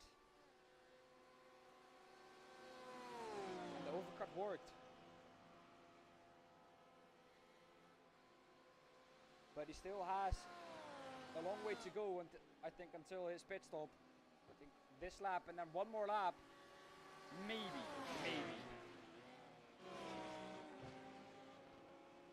If we manage to save fuel.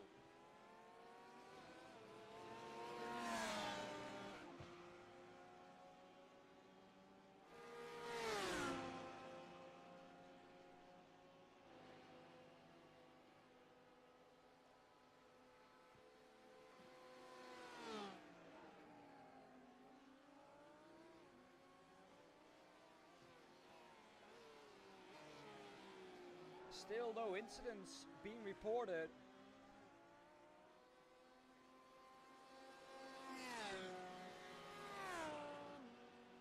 Knock on wood.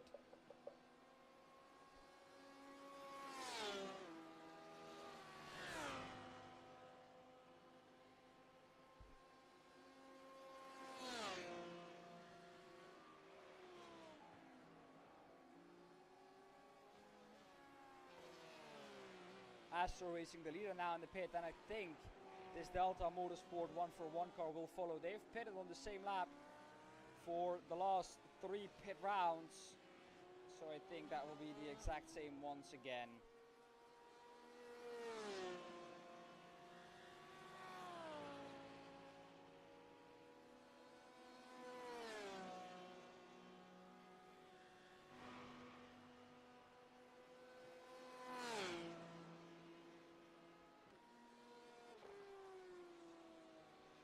Cardboard Blue in the pits.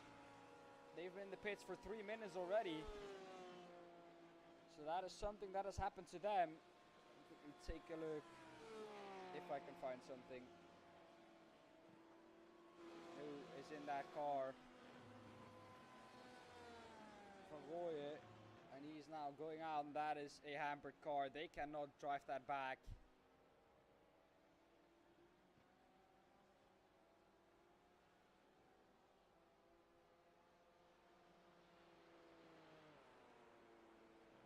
Well, that is a very damaged car. But looking now into the Delta Motorsport 141 car, he can go 1 lap longer again.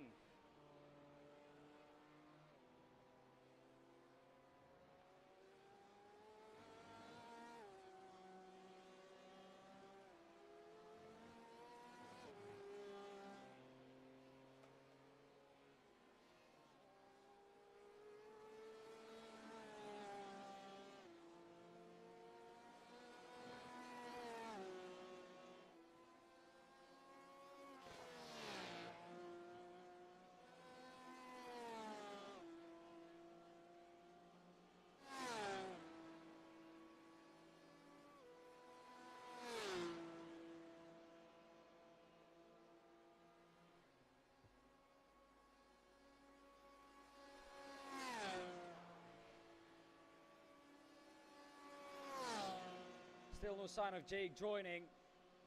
It's been over an hour now.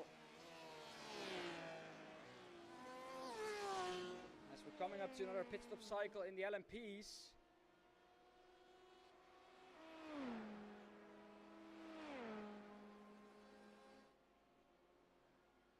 And this is the pit strategy, how they are looking at the moment.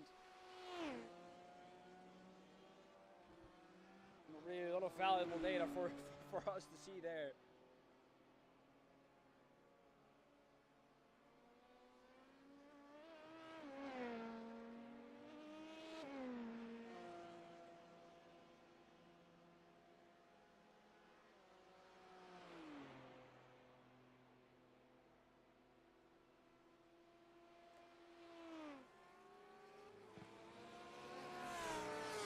Delta Motorsports 141.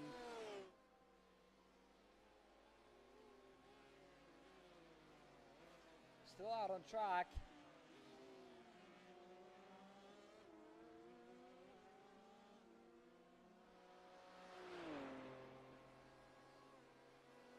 There is the 17 car. As light is fading quickly here at Circuit de la Sarthe.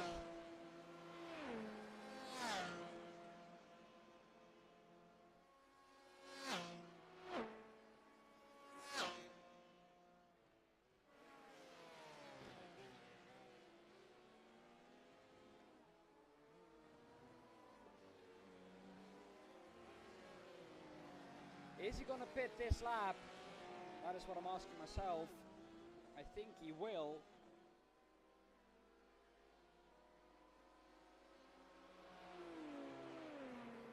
But that is gonna take some time.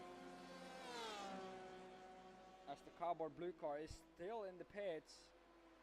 It has been in there for another 3 minutes or 6 minutes already into the pits.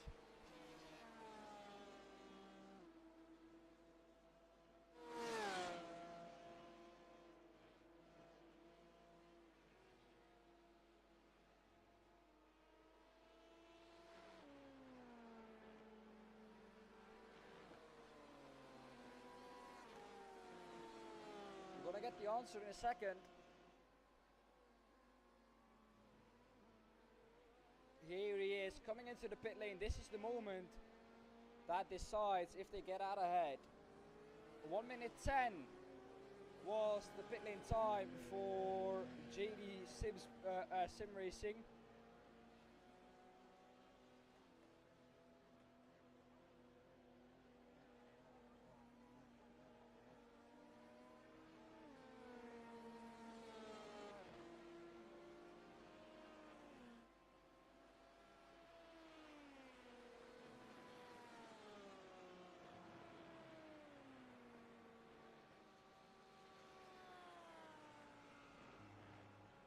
Well, his pit time gonna be around the same, I think.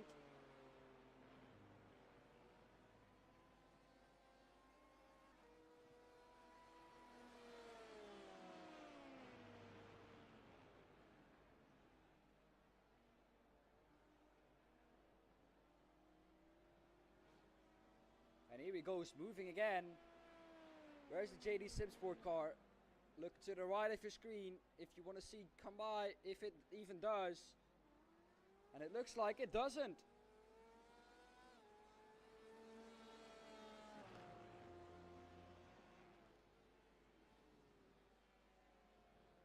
That JD Sim Sport car has lost a lot of ground to this, to the Delta Motorsport 141. 12 seconds is the gap now, which I did not expect.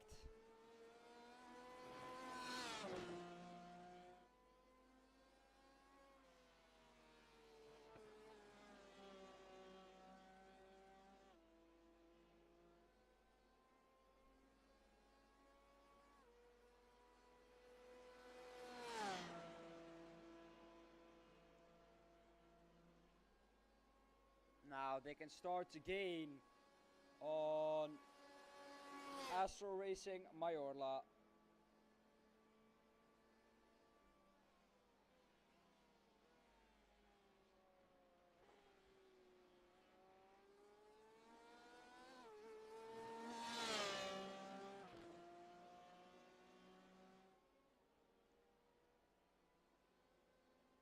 And still in the pits is the cardboard blue car.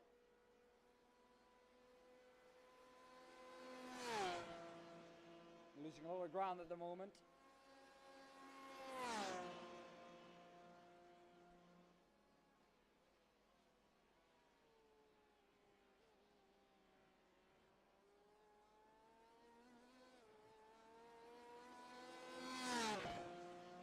Chris Racing car back again. In the mix with the GT3s.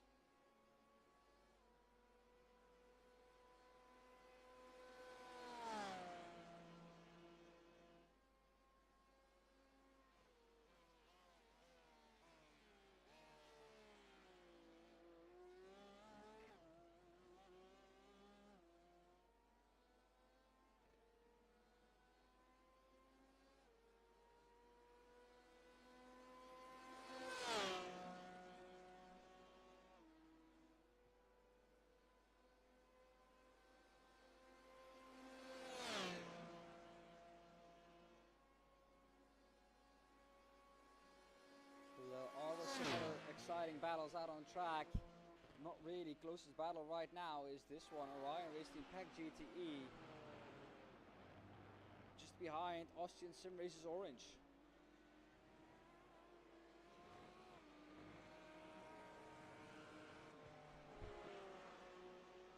And then it's Q Racing Cyan just behind Digital Spirit DS Racing, but they don't have to overtake them because they have first in class.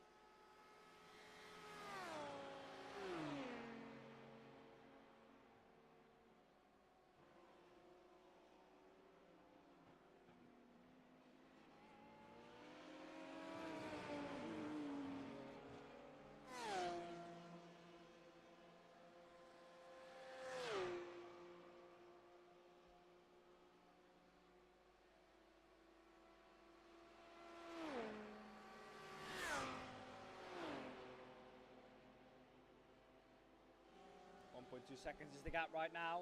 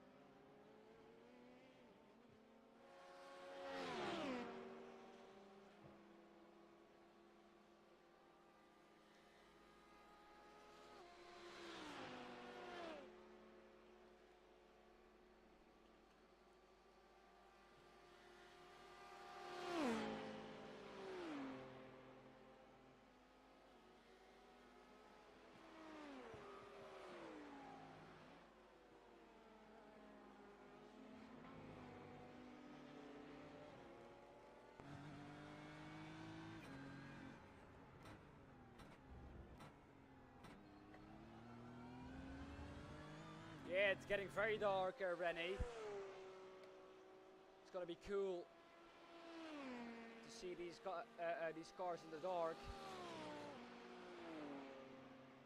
This is the race info. This is how we're looking. 24 degrees track temp, 23 degrees ambient.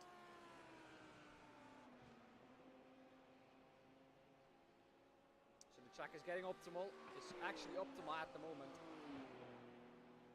And Tempest Sim Sports show us that again with a 3 minute 28.47. Fastest lap time of this race. Once again, a new improvement.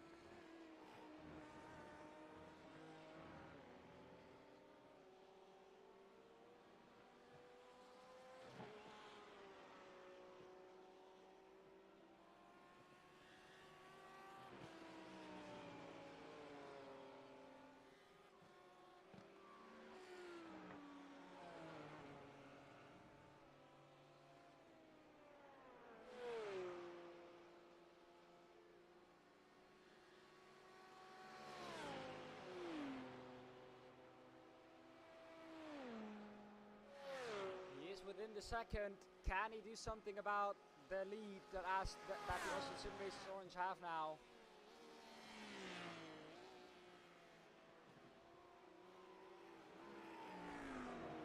You bet he will try. Very good chicane there for the Orion-based Impact GT3 car.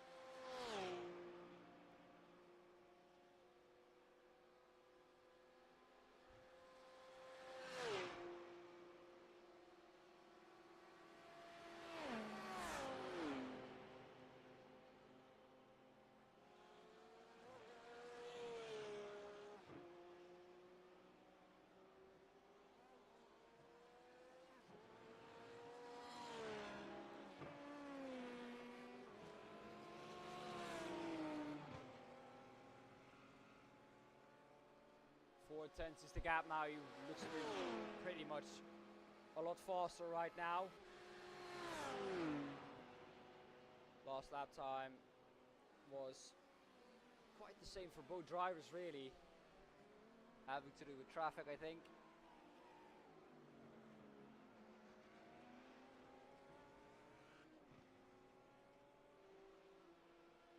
It's one thing to catch up, but it's another thing to pass. That is what a wise man once said.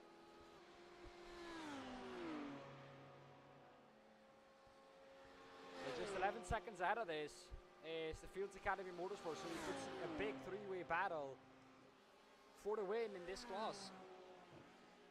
for the win overall in GT3.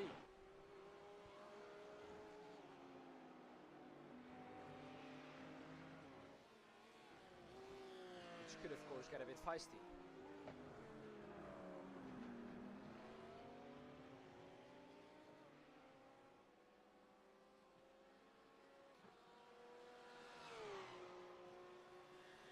Michael Skovsky for iRacing Pack GT3.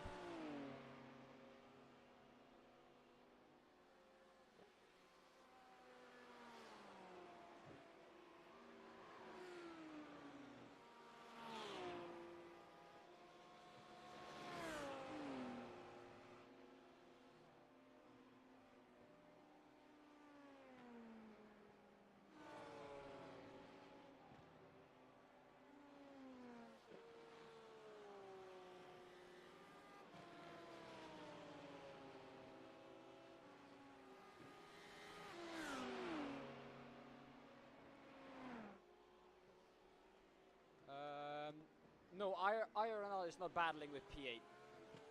These are the gaps between the cars.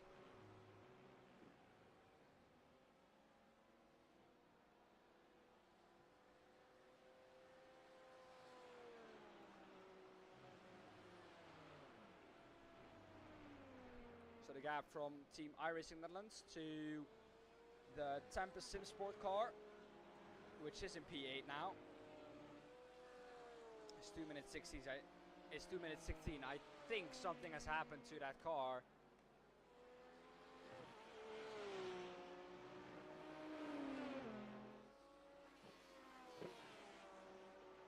There it is. Here we have it. I think we found what happened to that car.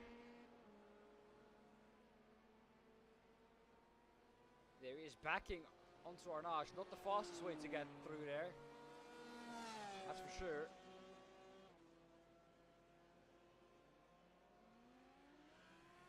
That is Ruben Schultz.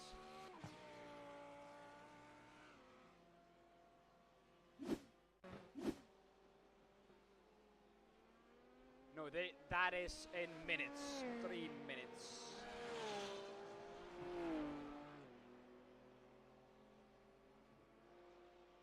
Yeah, minutes, yes.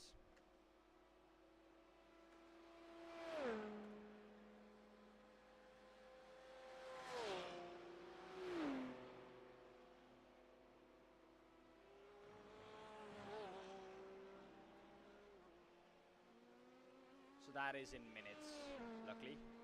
Or sadly, really, because everyone seems to be around a minute apart from these guys who are battling on track.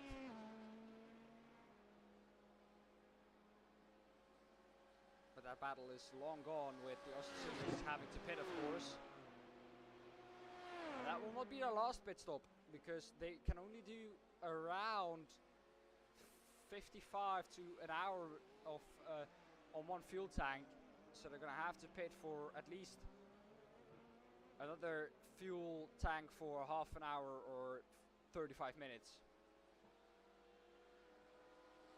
So Orion raced in Section 3 in the best possible shape here to try and catch up to Fields Academy Motorsports.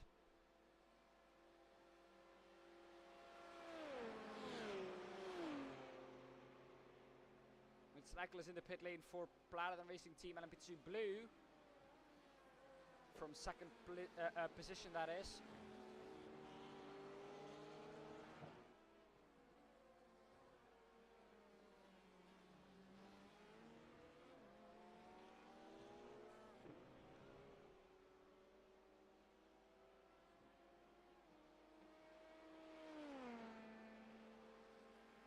Hello, can you hear me? Yes, I can hear you. Oh, good, finally. At least one thing's working. How are you then? Pretty bad, let's say it like that. Is your SDK and everything working? I'm trying to get it to bloody load now. See, the thing is, I'm at a hotel and I'm not at my house, so I'm trying to get it all to work. Yeah. It's downloading it, so it should be ready soon. But if you want to go for your dinner, and I'll just talk about what's going on. Yeah, but the cameras have to be moved. Oh yeah, fair enough. Have you had your dinner? Nope. Do you want it? Maybe bring it upstairs to where you're sat, or not? Just I'm not allowed Just to do that, I want- so that's sadly not an option. I was gonna say. Otherwise, I would have done that. Great idea, though, but not allowed to. Eating upstairs is forbidden in this house. A new improvement, though, for Rapid iRacing Team Purple. 3 minutes 29.04. The fastest lap time of this race is set by, of course, Tempest Simsport Pack. 3 minute 28.47. They just keep getting faster and faster and faster. Well, they have led every lap of this race, so. Yeah. Gap now to my favorite team. Let's take a look at it. Well, 3 minute 27.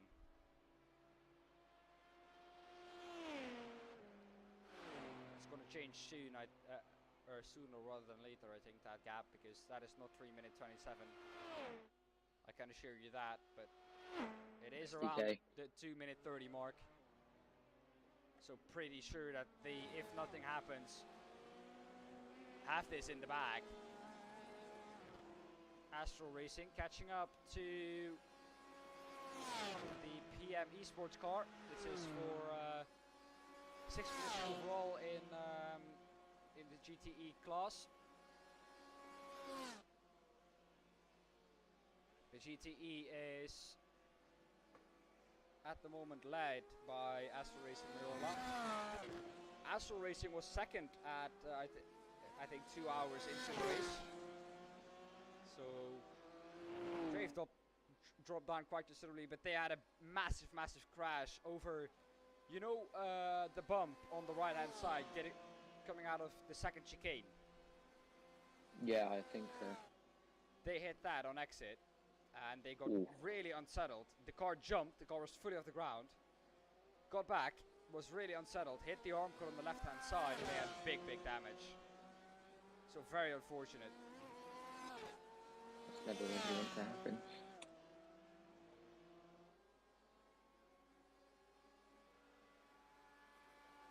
So they are fighting back from that. They've actually done a pretty good job, because I think their gap to P2 is around 1 minute 20? 1 minute 30 maximum, which isn't a lot. Never mind. It's over a lap, I think, or just underneath the lap. But still, 3 minutes dead, I think, is still a good time to be from P2 if you had that such of an incident. Yeah, well, it's definitely going to make the drivers calmer, so that they can just start thinking about tyres and pits and all that good stuff. Because when you've got a guy behind you, that's when you definitely start freaking out. Yeah, definitely. They're Especially catching up to win. P5 right now. 3 seconds is the gap. Coming down massively. But yeah, like you said, when you have a car behind you, it's just really easy to just overstep that mark once and then the Make tires that mistake.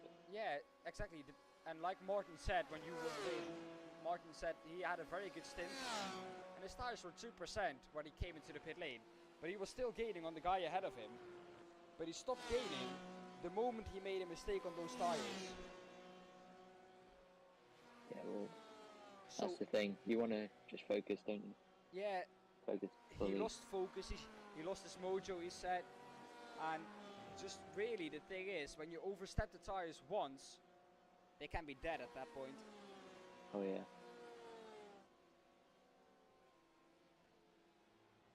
Well, it's safe to say Tempest Simsport do have a comfortable lead of 2 minutes 58, so a lot of the lead is separated though. GT3, apart from GT3, that's 11.4. Yeah. So that's quite close. But everything else, well, GTE lead is 1 lap. The lead for GTE AM is an unimaginable amount. Yeah, over 1 lap. Yeah, 1 lap. Yeah, 1 lap. You can see Chris Racing 1 lap behind.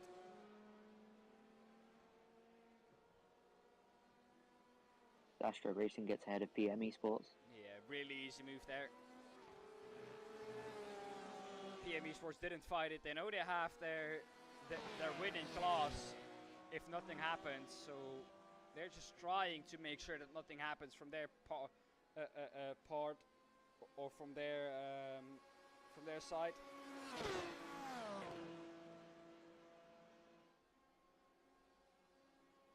He's still trying to come back in though. The gap is still only 0.6 of a second. Well, not 0.6, sorry, 6/10. Yeah, but I think that is courtesy of the slipstream he has down the straight. Yeah, well, slipstream is massive, especially at Le Mans with them really long straights that you get. Yeah. Because now you can see gap is outside of the second range already through the first part of the corner, and on the exit of the chicane.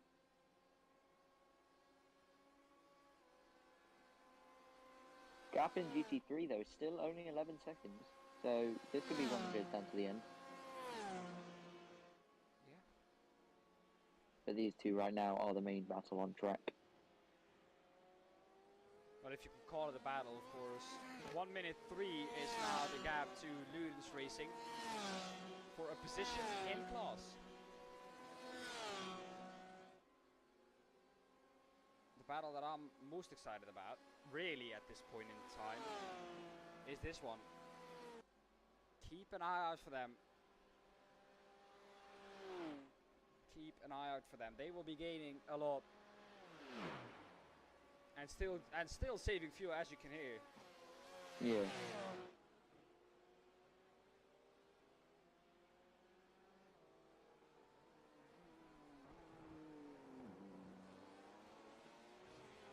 So we're getting into the proper dog hours now. And that track temperature starts to come down.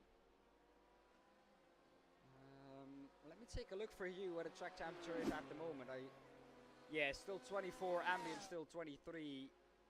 So not a lot has changed since like 1.5 to 2 hours ago.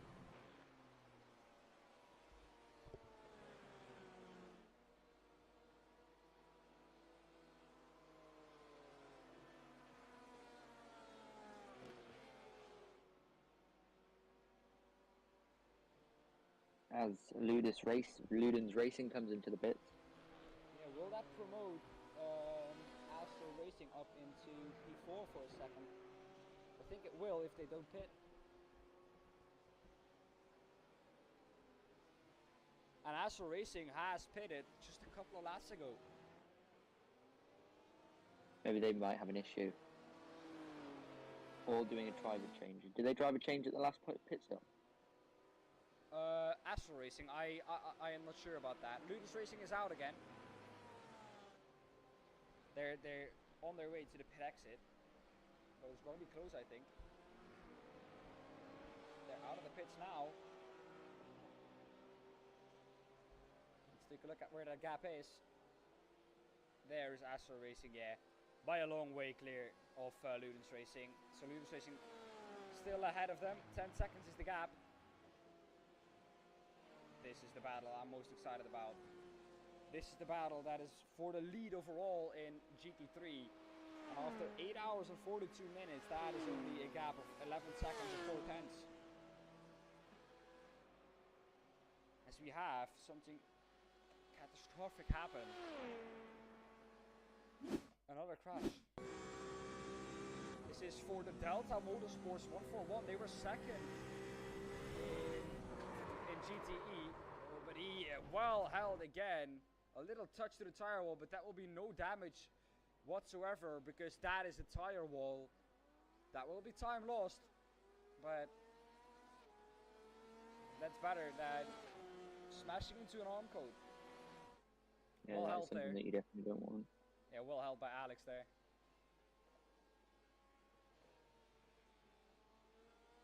Back to live pictures we go. You can see here being overtaken by one of the Astro Racing Mayola cars, I think. Or one of the Astro Racing cars. Grips Racing once again back battling with the GT3s. And remember, those were our leaders.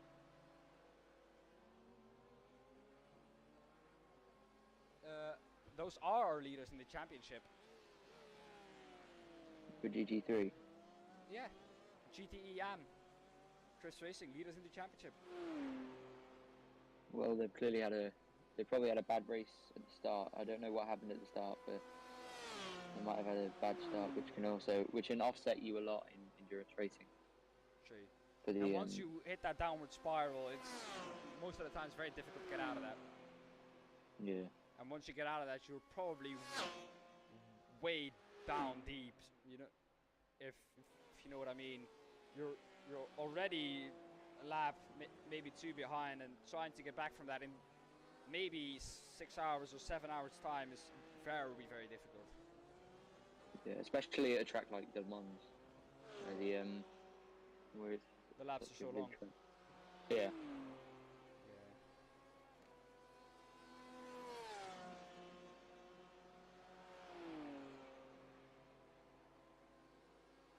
Well, nearly an hour to go. An hour and 15 at the moment. Yeah. Would have loved to have a break, but I think there's no point in me taking a break now, otherwise I will miss all the crucial things. Yeah.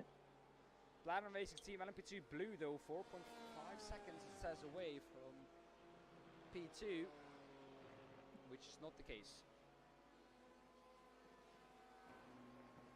That is 45 seconds.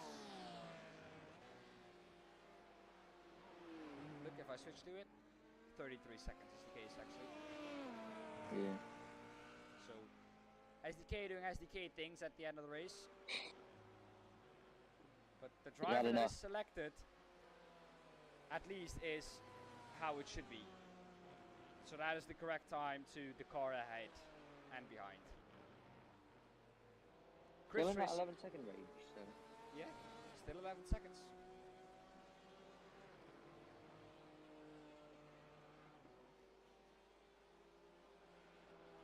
Oh. BM Esports getting close to Astro Racing. Yeah? Never mind. This is what I mean. 8 seconds is the gap there.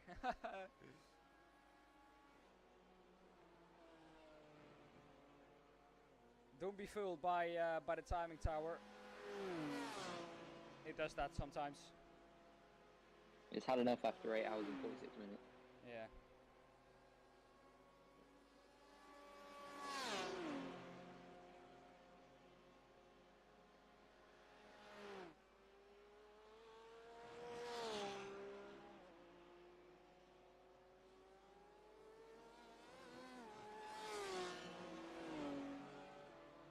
Well, as long as Fields Academy Motorsports can keep it at 11 seconds, that is about as good as it will get for them.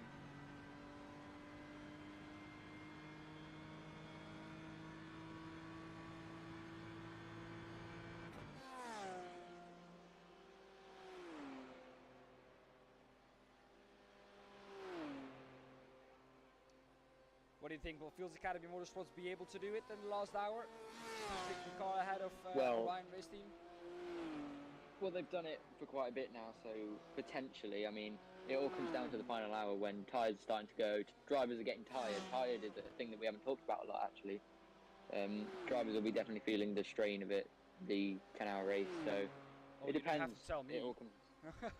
Yeah. Yeah, true. Tiredness is going to be a big factor at the end. Because, you know, especially like I did 6 hours of Watkins. That was my first ever endurance race on iRacing, and even after that, I was just like, God, how do people do 10 and 24-hour late races? Yeah. Well, it's not my sleep. I slept very well actually this night, and I got up and I was hyped for this, but it's like it takes such a toll on you. You have to look at so many things, be aware for 10 hours straight. You just have to be concentrated for 10 hours straight, and that is so mentally so draining as a commentator, of course. Yeah.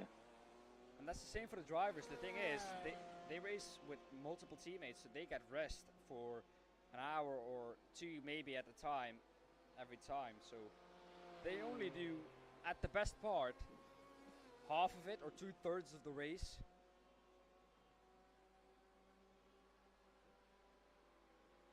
Not saying that I have had the hardest job here today. Definitely not. God think- damn. I think the stewards will have had the hardest job. Although, only I think, let me quickly check that, 27 incidents, and we haven't had a report since 10 minutes before 7 Central European time. So we're going now for over three hours without any reports. Knock on wood. That's good.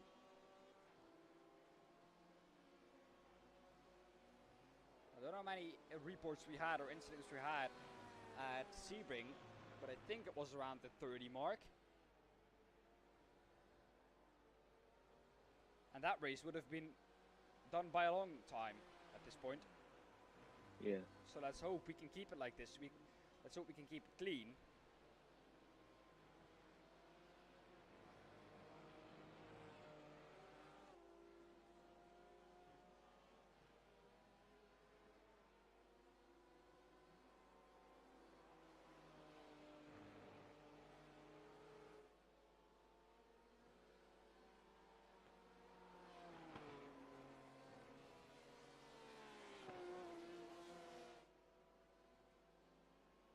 Well, quite a few gaps in the leads, but nothing really much happening on track at the moment.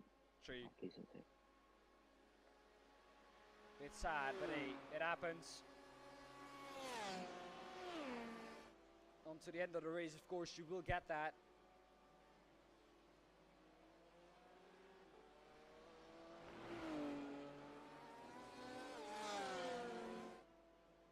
Sorry if I just missed what you said. I disconnected for a second.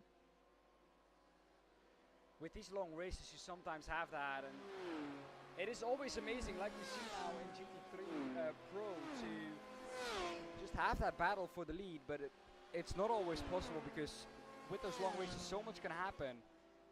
And like you see with Tempest Sim Sports, if some team just is flawless and as good as them, and the other team just make mistakes, then you will have that gap at the end of the race. Yeah, definitely. Well, a lot of it is strategy, like we've mentioned.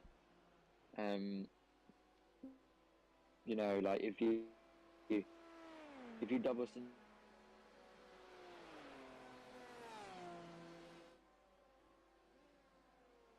Yeah, exactly. I don't know if you finished your sentence, but I think you disconnected. Like he was saying, just double stinting can be a factor as well. Strategy is such a big part. Strategy is the word, I think. Strategy is such a big part of this race and of endurance racing as a whole.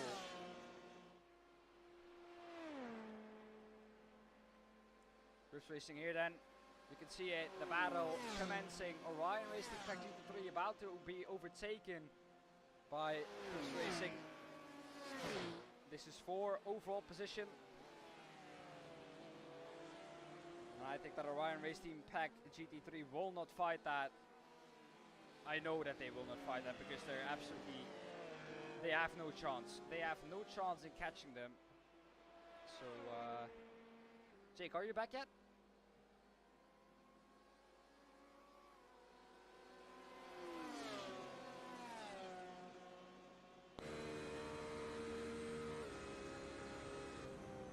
I think Jake is still disconnecting. Hello, am I back? Yes, you are back. Oh, good. So yeah, it's strategy, like I was saying, just comes into a lot of it, and Yeah. one of the main points, like I said before I disconnected, if a driver double stints the tyres perfectly, like Tempest Sim no. Sport are doing at the moment, Oh no. then Oh no. Well, Yeah. everyone, and especially Rennie, I have sad news for you. You might have already noticed it, but it is again bad luck that strikes for the iRacing team Netherlands car. They can't get a break. Unlucky in Spa, unlucky in Interlagos, unlucky at Sebring, and unlucky again at Le Mans. Really, really, really unlucky for them. And they are in the pits for 6.5 minutes now. I think they will be calling it a day. Yeah, there's Because there's just nothing to about an hour lose, left. nothing to gain for them. But also knowing the Especially- guys from iRacing Team Netherlands, because I spoke to them yesterday, they will push on. So I think that is a group that will, no matter if they're fighting for something or not, they will push on. Yeah, with so little time as well left, you know. Which is, An hour I and 5 minutes. yeah, but having that mentality is, I think, everyone should have that in endurance racing. If you're finishing it or not, just finishing the race should be your goal in the end. Yeah, Doesn't matter where you finish. Of course, you want to finish in the top spots, but it isn't always possible, and you have to know that. Astral Racing, though, doing a good job catching up. The gap to Ludus Racing in P4 is down to 1 second, or down to 2 seconds. We're going to take a look at that. They posted their fastest lap time, 3 minutes 47.83, which is the fastest lap time in that category, I think. Yes, it is. So Astral Racing absolutely on a mission here.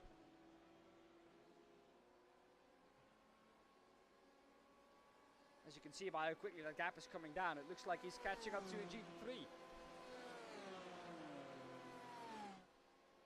yeah, well, Have you got SDK working yet? just about.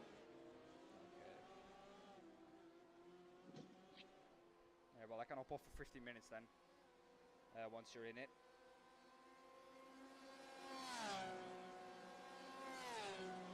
If we get in on time. Now you have to get into iRacing as well.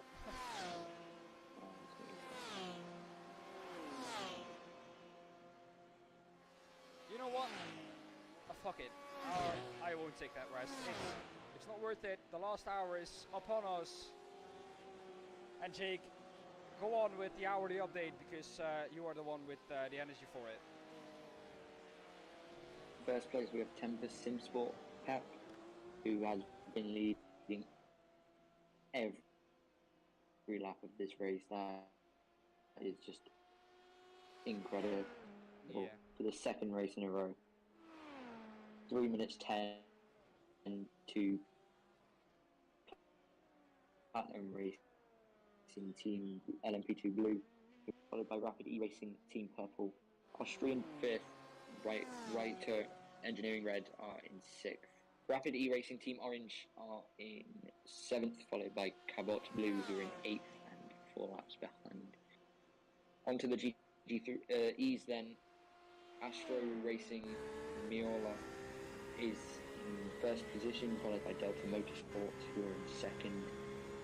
JD Sim Racing are in third, with Ludens Racing in fourth, and fourth in class, as they just miss SDK things there. Fifth, Astro Racing. Sixth goes to PM Esports and the first GTE car that we have. Seventh is Orion Race Team PEC GTE. And then we go to our first GT3, which is Fields Academy Motorsports, in that number 305 car.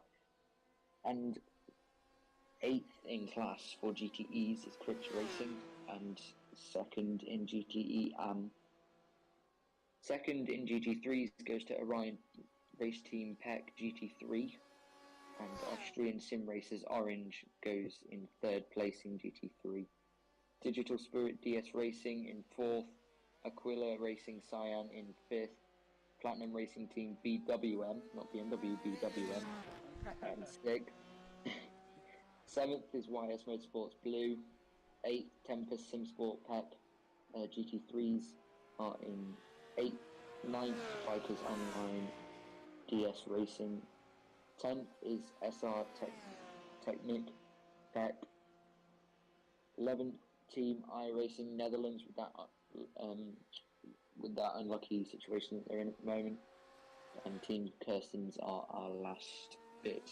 Well, we're coming up to the last hour, Dan. How do you think it's going to go? Well, talking about Fields Academy Motorsports, that gap is still 11 seconds, so it seems like they have the pace to keep Orion Race Team Pack behind them. But it's just the fact that it's still an hour to go, and an hour in a 10-hour race doesn't sound long. But if you take an hour, the amount of things that you can do in an hour, just think about that, and then that is how long it actually still is. Once you're doing those things, you have to know that hour seems to fly by, of course. Now, when I'm having fun with Jake, of course, commentating on this, an hour is nothing. But when I'm looking at a clock for an hour, that hour is going to be very, very long. So it is just, you have to always remember that an hour is just as long when you're looking at a clock as it is when you're having fun. It is just the fact that you are not aware of the time that makes the time look like it's going fast. Yeah, well, it's only 2.5 seconds, the gap between Delta Motorsport and JD Sim Racing in GTE. So that could be a very close one towards the end of the race. Yeah, don't be fake though by SDK. That is actually 1 minute and 36 seconds. SDK doing SDK things.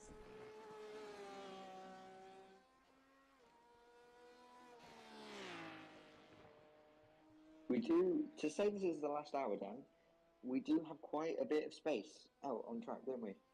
Surprisingly. Yeah, all the cars usually. Well, the thing is, we are getting into the last amount of pit stops now. If you pit now, you will be able to finish the race, I think. With half an hour to go, I think we will see the field crop up. Then we will see strategies play out, and then we will see the gaps close a little bit. But I think, with the amount of gaps that we have, if I can count correctly, there is 1, 2, 3, 4, 5, 6 gaps that are underneath a minute of the still 28 cars, 27 correction, that are out there. So 21 gaps, or even more, are just above a minute. And that is just, I think, outside of the range that you will see a close battle at the end of the race. Yeah. Of course it can happen because it's an hour still left. But yeah, it's looking unlikely, let's say it like that.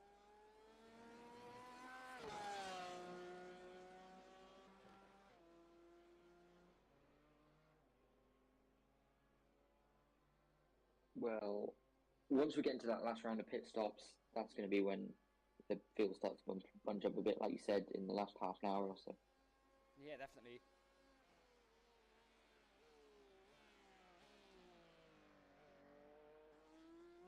You're Racing Cyan though, in 5th. They are the leaders of our GT3 Amfield. And I'm interested to see what that is going to present to us, of course. But I think, you know, Jake, that this JD car does not have to pit anymore at the end of the race, and the Delta Motorsport 141 car has. I think this is fine, and the Delta Motorsport car has to pit once more. So that 1 minute 38 is not 1 minute 38, if you get what I mean. Yeah, it could definitely play into the hands of JD Simsport. It's not in the margins of he's gonna overtake him if he makes a pit stop. But it is in the margins of we're getting within 20 to 15 seconds when he gets out of the pit lane. And I think when you're within those margins, you just have to wait on a mistake and you're right on his ass. And once he's made that mistake, he will have lost a little bit of confidence. And if you put him under pressure at that point, he's vulnerable. And that is the point where it gets interesting. I think. That is my opinion about that. Yeah.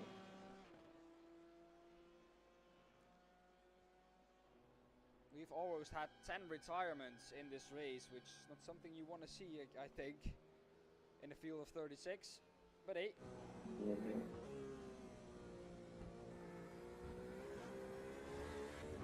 Still 27 going. On a It's normal, good, but yeah, on a normal track. on such a big track, Yeah, yeah. exactly. On a normal track, it would have been good. But on this track, it's so big that 27 is actually not a lot on this track. 27 is like ants on Le Mans. Yeah, Because in the 24 hours of Le Mans, they have like 60 plus cars run. yeah, exactly. They have like 20 plus cars in every category. And we don't even have 20 plus cars in one category. No. If we add the 11 GT3s that are running to the 8 GTEs that are still running, we still don't have 20 cars out on track. So we couldn't even fill one class, but that is not to say anything towards the league. That is just the league has set a certain amount of entries, which I think was perfect. And you see it on a track like this, but 60 plus entries on a track like Interlagos, I do not want to think about it. I do not. That would have been an absolute mess, don't you think so? Yeah, definitely. Especially with Silverstone coming up next, that would have been mayhem. Yeah, of course. The difference with going into Maggots Beckett's and then Chapel, of course, being so big between all the other cars is, I think, the one thing that is worrying me the most there. But hopefully they'll deal with it. But has there been a mistake? This is the gap.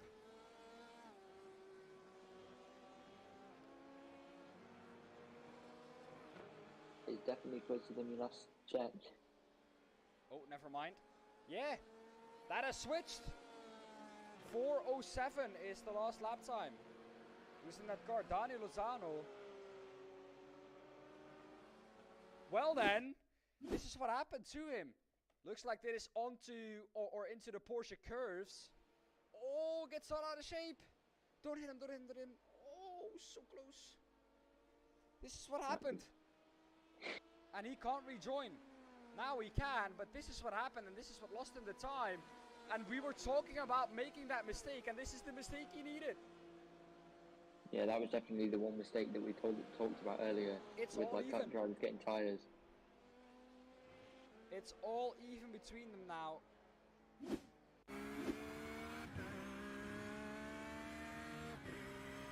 It's advantage Orion Race Team Pack GT3. But it is close. 4/10 is the gap, and I do not think that he will stick behind and save fuel for a little bit. No, he is definitely pushing the gap now. 0.3 of a second. And they'll just be fighting it out now till the end. Wow.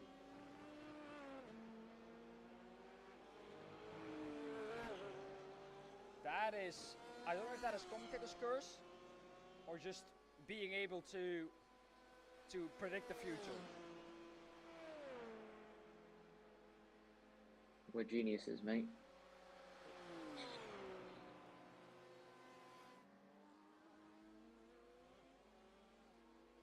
Yeah, well, a genius. I'm not getting called a genius often, so I'm gonna take that. No, it's just the hard reality. Just that mistake is made so quickly, and the gap was 11 seconds. And that little mistake, because it wasn't a big mistake, it was just a half spin, cost him 11 seconds. That is how quickly it can go. And Daniel Lozano has gone from hero of keeping them behind on 11 seconds to absolute zero and being behind them. Yeah, well, as we said, anything can happen in the last hour, and clearly in the GT3 world, that has happened. Yeah, also courtesy of being the closest battle we've seen on track. And now this definitely is the closest battle on track. There's no doubt about it.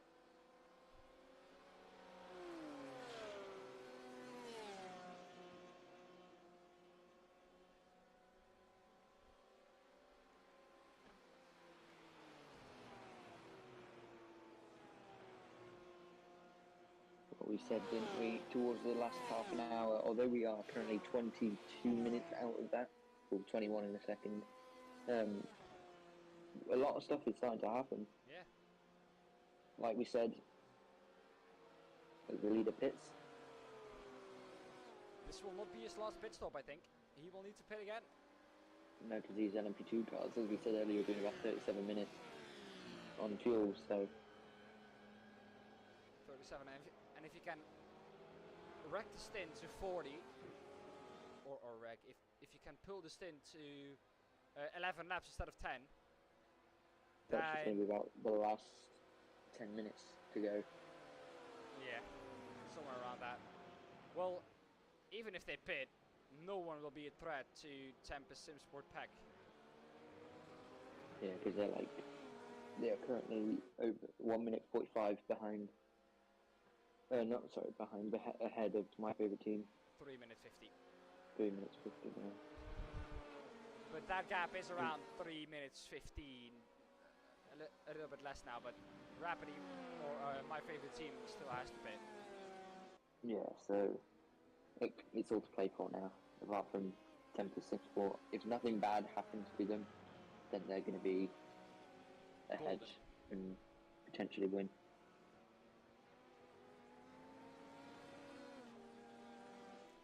Well, the most interesting statistic that I have available on my timing tower here is this one, the off-track count. And as you can see, the one who's at the least off-track or the least amount of off-tracks or anything, they're quite high up as well in their classes. Orion Race Team Pack GT3, 4 off-tracks. First, Digital Spirit DS Racing, 5 off-tracks, 4th. Then we have Akil Racing Science, 7 off-tracks, first in GT3 AM. Brandon Racing Team BWM, 4 off-tracks, second in GT3 AM. We have the lowest amount of off-tracks for Brandon Racing Team LMP2 Blue, 4th. Tempest Simsport Pack, 9 off-tracks, 1st. So you can just see, also in GTE, JD Sim Racing 4 off-tracks in 3rd, and Lunus Racing in 4th with only 5 off-tracks. So being clean, obviously, is the key here. Yeah, definitely. Well, it is in endurance racing anyway. Because you want to be finding every second that's available to you. Astro Racing, 97 off-tracks. Wow. They have had a lot of drive-thrus then. That explains their time lost.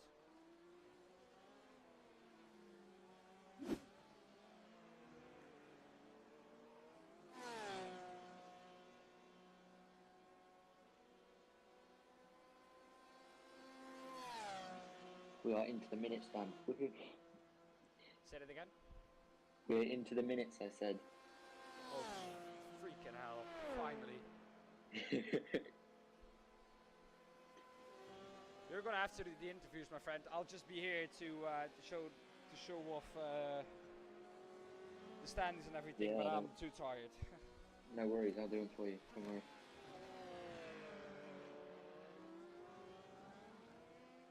Three minutes 49 the gap. 2 Tempest Simsport. Not really on track at the Well, the moment, as we've battle said. for who will be finishing second, that is going to be interesting. This is heating up now. 5 seconds is the gap towards Rapidly Racing Team Purple from Bradland Racing Team and P2 Blue, and then another 14 seconds to my favorite team. Yeah, well, it's going to definitely be close. And just a quick reminder, Bradland Racing Team Blue. Oh, as they go around! Oh, that's a mistake. And again, Winston Eckel in one of the last stints, a big mistake again. And this time it's not releasing the clutch too early, but being too eager on the curbs. Yeah, well, like we said, Dan, this is going to be the hour where drivers make most of their mistakes, if they make any. Tiredness is And that. That is yeah. tiredness. You just overshot it on the curb, and Yeah, well, there you just spin the car around. we can take a look at that again. Here we have it. Trying to overtake maybe the GTE here. Oh, he was hot into the first part as well. No, he just took too much curb. He was not hot into anywhere. He just took too much curb. Yeah, well, the curb's dangerous at Le Mans, especially the last corner ones. Yeah. Well, we actually saw in the real virtual 24 Hours Le Mans, Max Verstappen did the same thing in the race, and that ended his race. Exactly. So it overcomes the best, they say.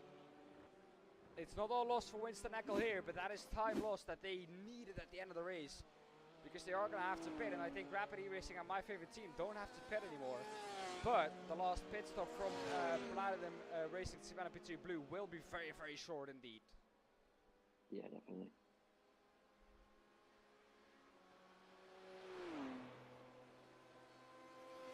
Winston Eckel giving us a thumbs up there, but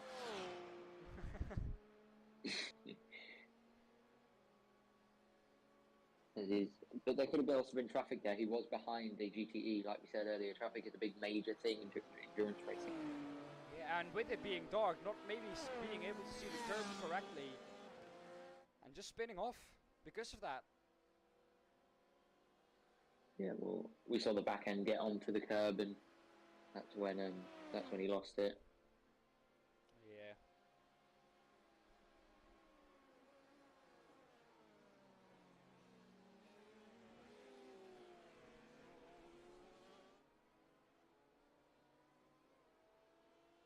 Well, just over 40 minutes to go then here at Le Mans. 3/4 of an hour. And once you get to the closing stages, you just notice how long the race is, because now you're looking at the timer the whole time, seeing where your favorite team is, seeing how much they have still left of the race, because now you're really counting down towards the last lap. And the thing is, the last lap is not short as well. Over 3 minutes No, it's 3 in minutes. whatever car you are. No matter whether you're a quickest LMP2 or you're the slowest GT3, it's still over in 3 minutes. It depends though when the white flag drops. If it drops with 2 minutes and 50 seconds to go, your last lap effectively was only around 30 seconds longer than it should have been, or around 40 seconds longer than it should have been when it was on time, but still.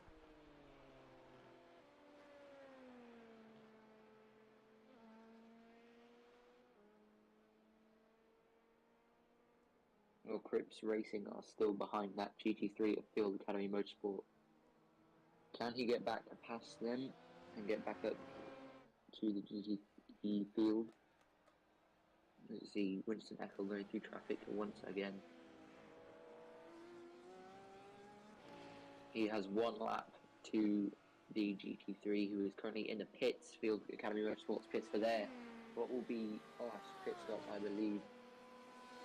Yeah, that will be the last pit stop. That 1 lap is to Orion Race Team Pack GTE, not to the Fields Academy Motorsports car. That gap is 52 seconds, but now that is obviously getting less with them pitting.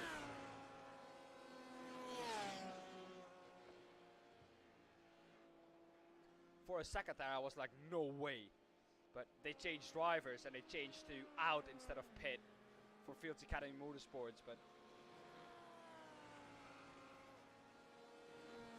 that pit that they are doing now is gonna decide everything. We're gonna go over to that pit because they were just ahead of the Orion Race Team Pack GT3, and they have pitted already. But Aquila Racer Tire just got ahead of Digital Spirit CS Racing. All P4. Well, where is the Orion Race Team? Can it go past the Fields Academy Motorsports car before it exits the pit lane? There it is across the line now, and it's gonna be close. Fields Academy Motorsports is once again ahead. And this now, Jake, is gonna be a sprint to the finish. 3 seconds and 5/10 is the gap.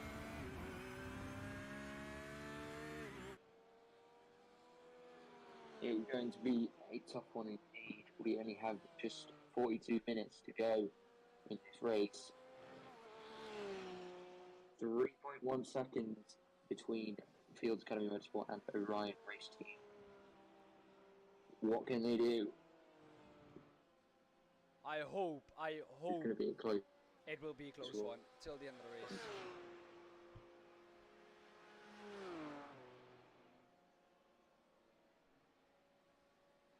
As you can see, that Orion Race Team Pet GT3 in the background of that shot, Here we have chasing down Mikkel Ditschkowski in that car. Fields, Academy Motorsport.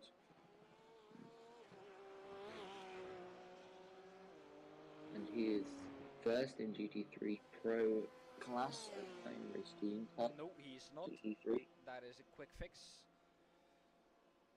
That is a driver that is not listed. Uh,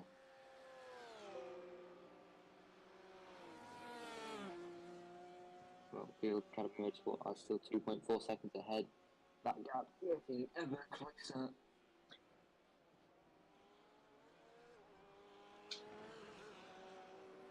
As this is the closest battle on track at the moment, as far as I can tell.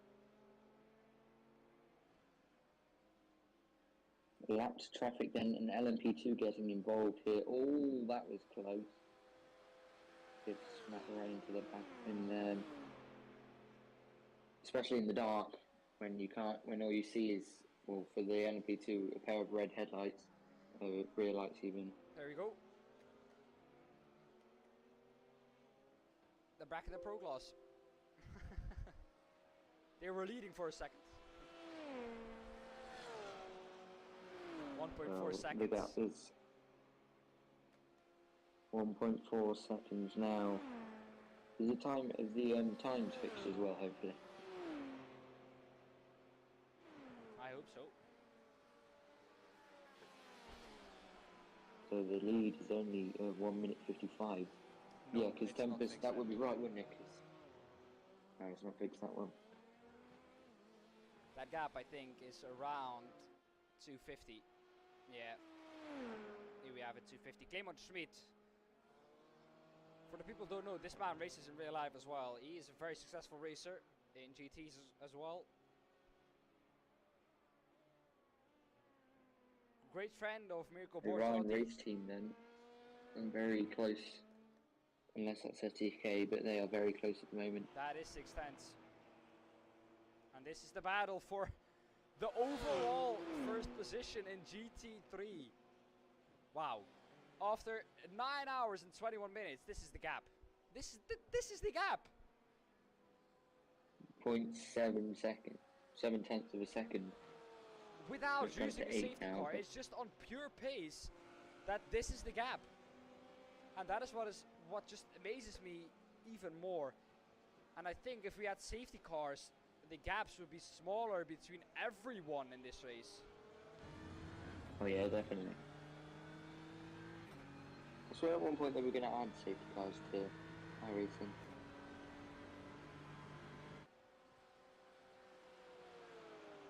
I don't know. 0.2 tenths are now the gap to GT3 overall lead. As he is very close on the exit there of turn 3.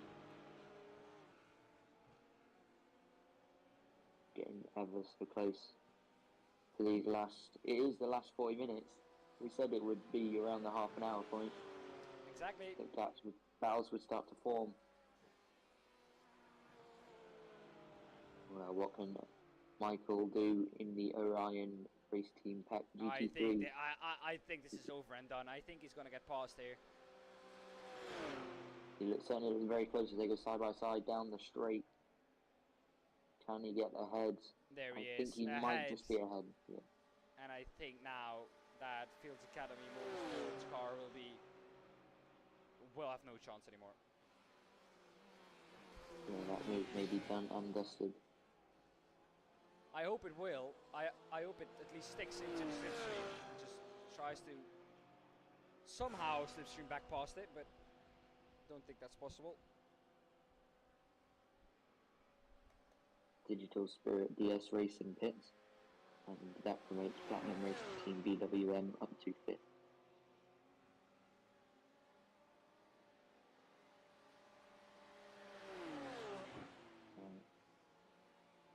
You know, as that gap then half a second Now down to 3/10. Can he get the move done on this very long straight, back straight at Le Mans? Certainly looking for it. As he tries to make a move round, they are side by side.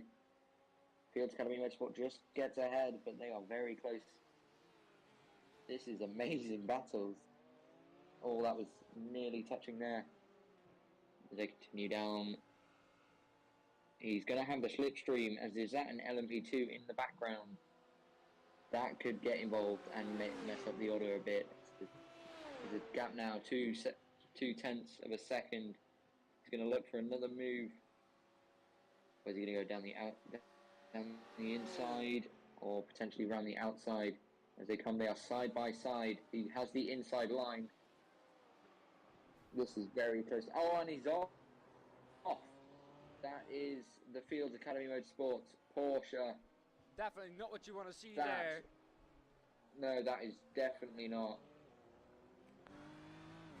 Was the what LMP2 happened there? back in that as well? Can we take a look at that? Well, like we said, going side by side through Indianapolis is never a good idea, and it was never a good idea. It was perfectly demonstrated for you there. Let's see, did the LMP2 car get caught up in that as well?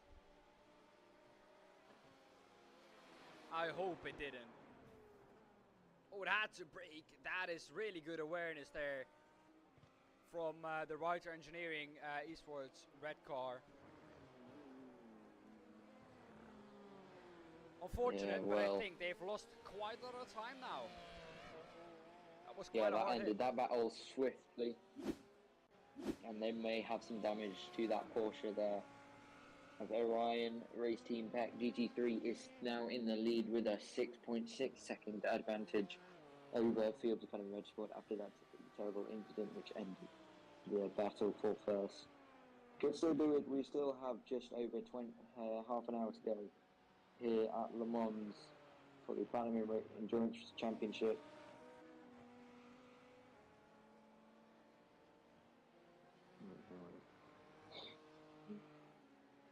And the gap is ever so increasing, as it is 6.97 seconds now.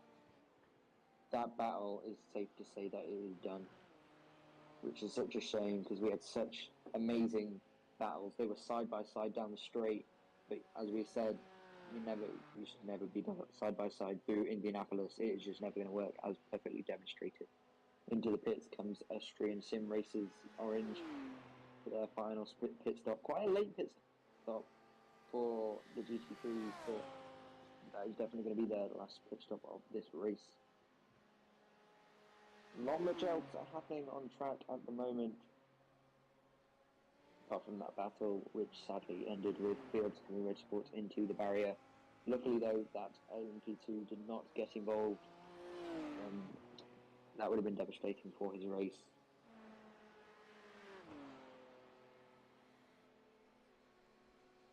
Well, then Yeah, Astro so still leading with over a lap, and I think that is props to them. They have been fast throughout this whole race, really, and yeah, being ahead by a lap on P2 on everyone else in that field just shows the dominance, the sheer dominance that they had. Even Tempest Simsport Pack, who were that fast, weren't able to do so. Well, let's talk about leading. Tempest Simsport Pack have been leading for a total of 19, no, not 19 hours. 16, 17, I can't do math. 17 hours in total. Yeah, 17 hours and 28 minutes. And that is, to be exact, 17 hours, including the last race. They have not been out of the lead since then. Even with the pit stops in this race as well. Even in the first cycle of pit stops, they were the ones to go the longest, and they were not overtaken once this race. Even with the pit stops, and now they are continuing that streak, and hopefully they can continue that streak until the end of the race. Well, yeah, definitely. We have just over half an hour to go left here at Le Mans. I don't think they're going to be beat unless something terrible happens and they get commentator's curse. They've got 2 minute 53 gap. There's no way they're gonna. Even I think if Good he has comfort. a slight bit of damage that is affecting his lap time, that gap of 2 minutes 53 will still be enough to assure him that he's going to come across the line first, even though it will be with a gap that is less than that. Yeah. If it's not too hard of a hit, of course. Well, that's a Le Mans style gap, isn't it? Yeah. Well, nothing is done until he crosses the finish line. We've seen that with the Toyota in 2018, I think. In 2018, and just stopping at the last lap at the start-finish line on the pit wall side. At that moment, even though I wasn't a Toyota fan, I felt horrible at just watching that. And I can tell you, if you are awake for 24 hours and you've watched racing for 24 hours and that happens on the last lap, there are tears in your eyes, man. Even though that is not the car you were supporting, there are tears in your eyes, man. It is unbelievable how gutting that must be for the Toyota team, but that just tells you that nothing is over until the fat lady sings. Yeah, indeed.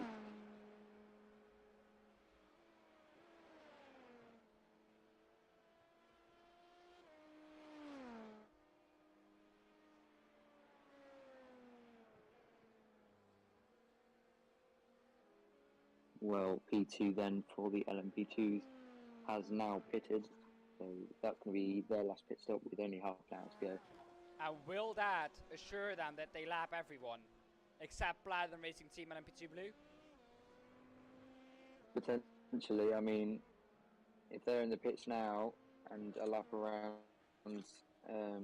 Le Mans is about 3.5 minutes, then as Platinum Racing Team Blue get ahead of my favourite team.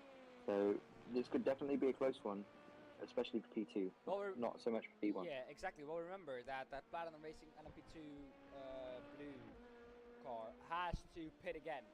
But that is probably a pit in, pit out time of 40-ish seconds, 40, 45. So if that is the gap at the end of this, when he comes out, then he is okay. But if it's less than that, it's going to be very, very tight. And of course, yeah, if the gap is 8 seconds at the end of the race, Winston Eckel is not going to be happy because he made that mistake at the Ford chicanes. Yeah. Well, it happens to the best of us. Yeah, exactly. It's not something that he's done on purpose, of course, but it's something that just happens. Intellectual is a very good driver. Well, not much happening on track at the moment. It's sad to see. Let's talk about the incident at Indianapolis, where side by side, that could have, if he would have gone to the outside rather than the inside, would that move would have worked? I don't think so, to be honest.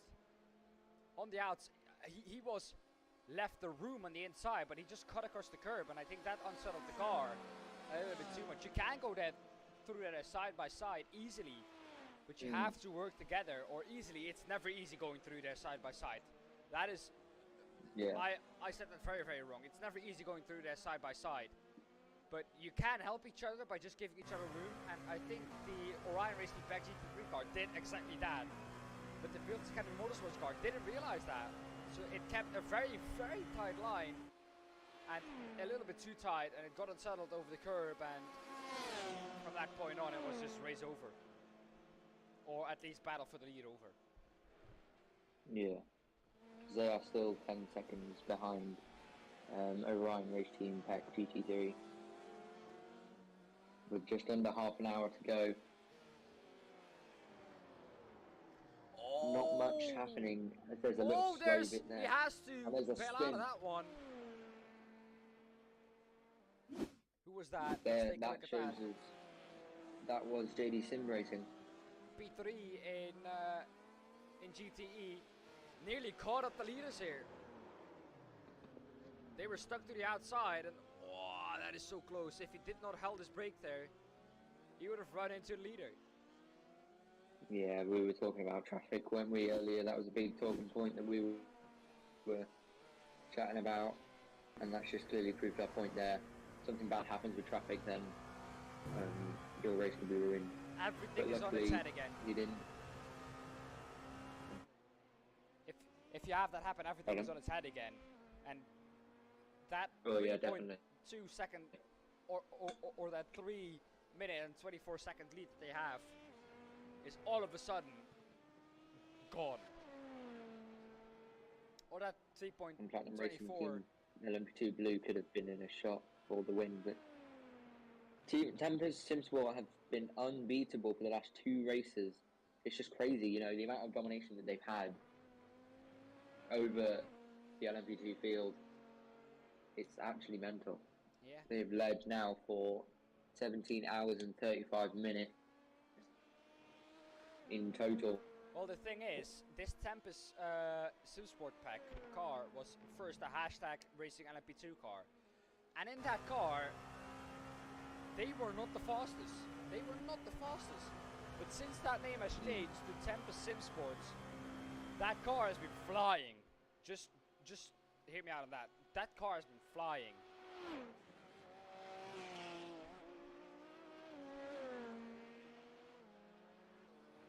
Stroke of luck, maybe, from the name. Maybe the name was cursed. Anyways, they have had a banger of a race thus far, and they are looking very, very strong. Still. Yeah, well, they do still have 24 minutes to go. Nothing, as you said earlier, is done until we cross the line and see that checkered flag.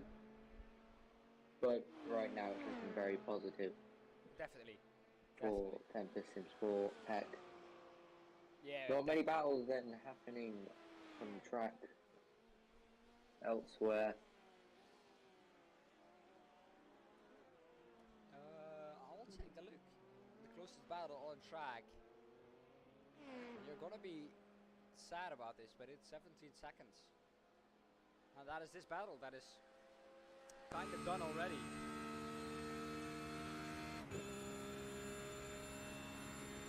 Well, we got blessed with a bit of entertainment from them. But now it is starting to pan out a bit. Well, sometimes you just have that and there's nothing you can do about it. But it's Team Kersten still in the pit. I thought they were going to be able to overtake. I thought they were going to be able to overtake the Team IRL car, but they are still behind the Team IRL car. So we have only 26 cars actually running.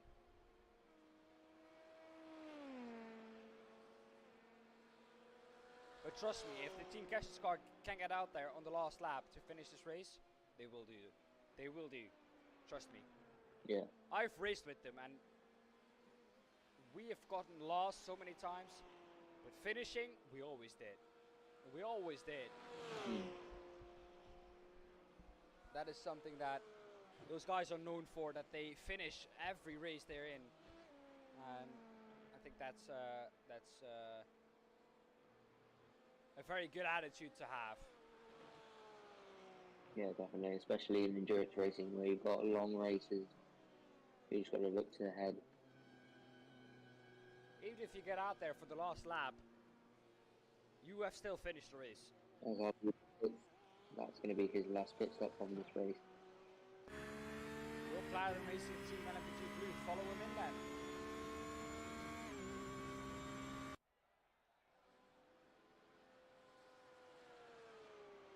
Well, they are yet to pit, I believe. Let's look with them. They are into Tête Rouge now. So they are now on to the Mulsanne. So it'll take them some time to go around again.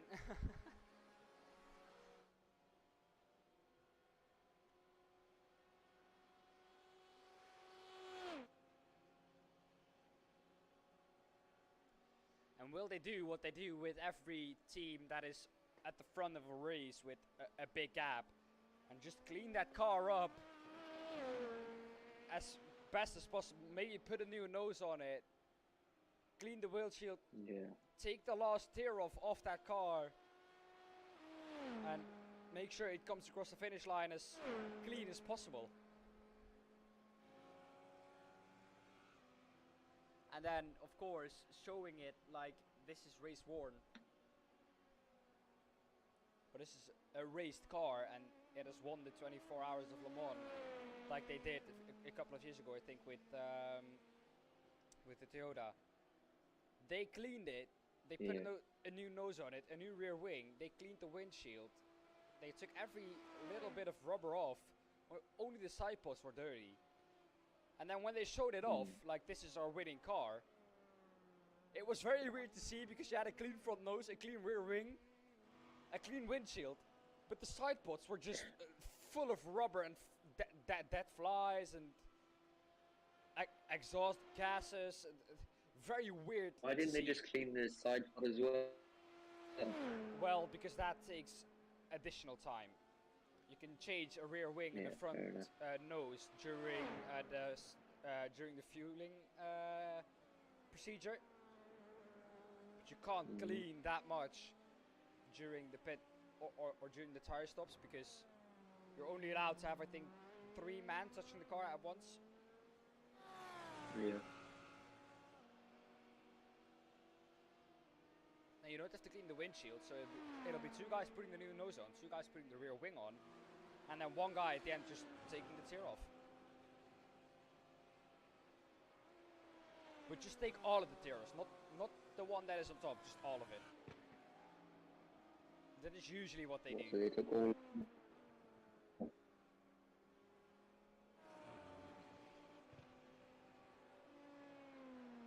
Well then, 19 minutes to go until I finally get a rest.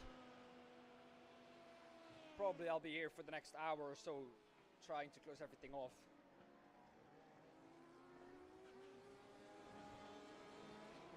Rick, Well, I'll do we have someone in the waiting room? Yes, we do have someone in the waiting room.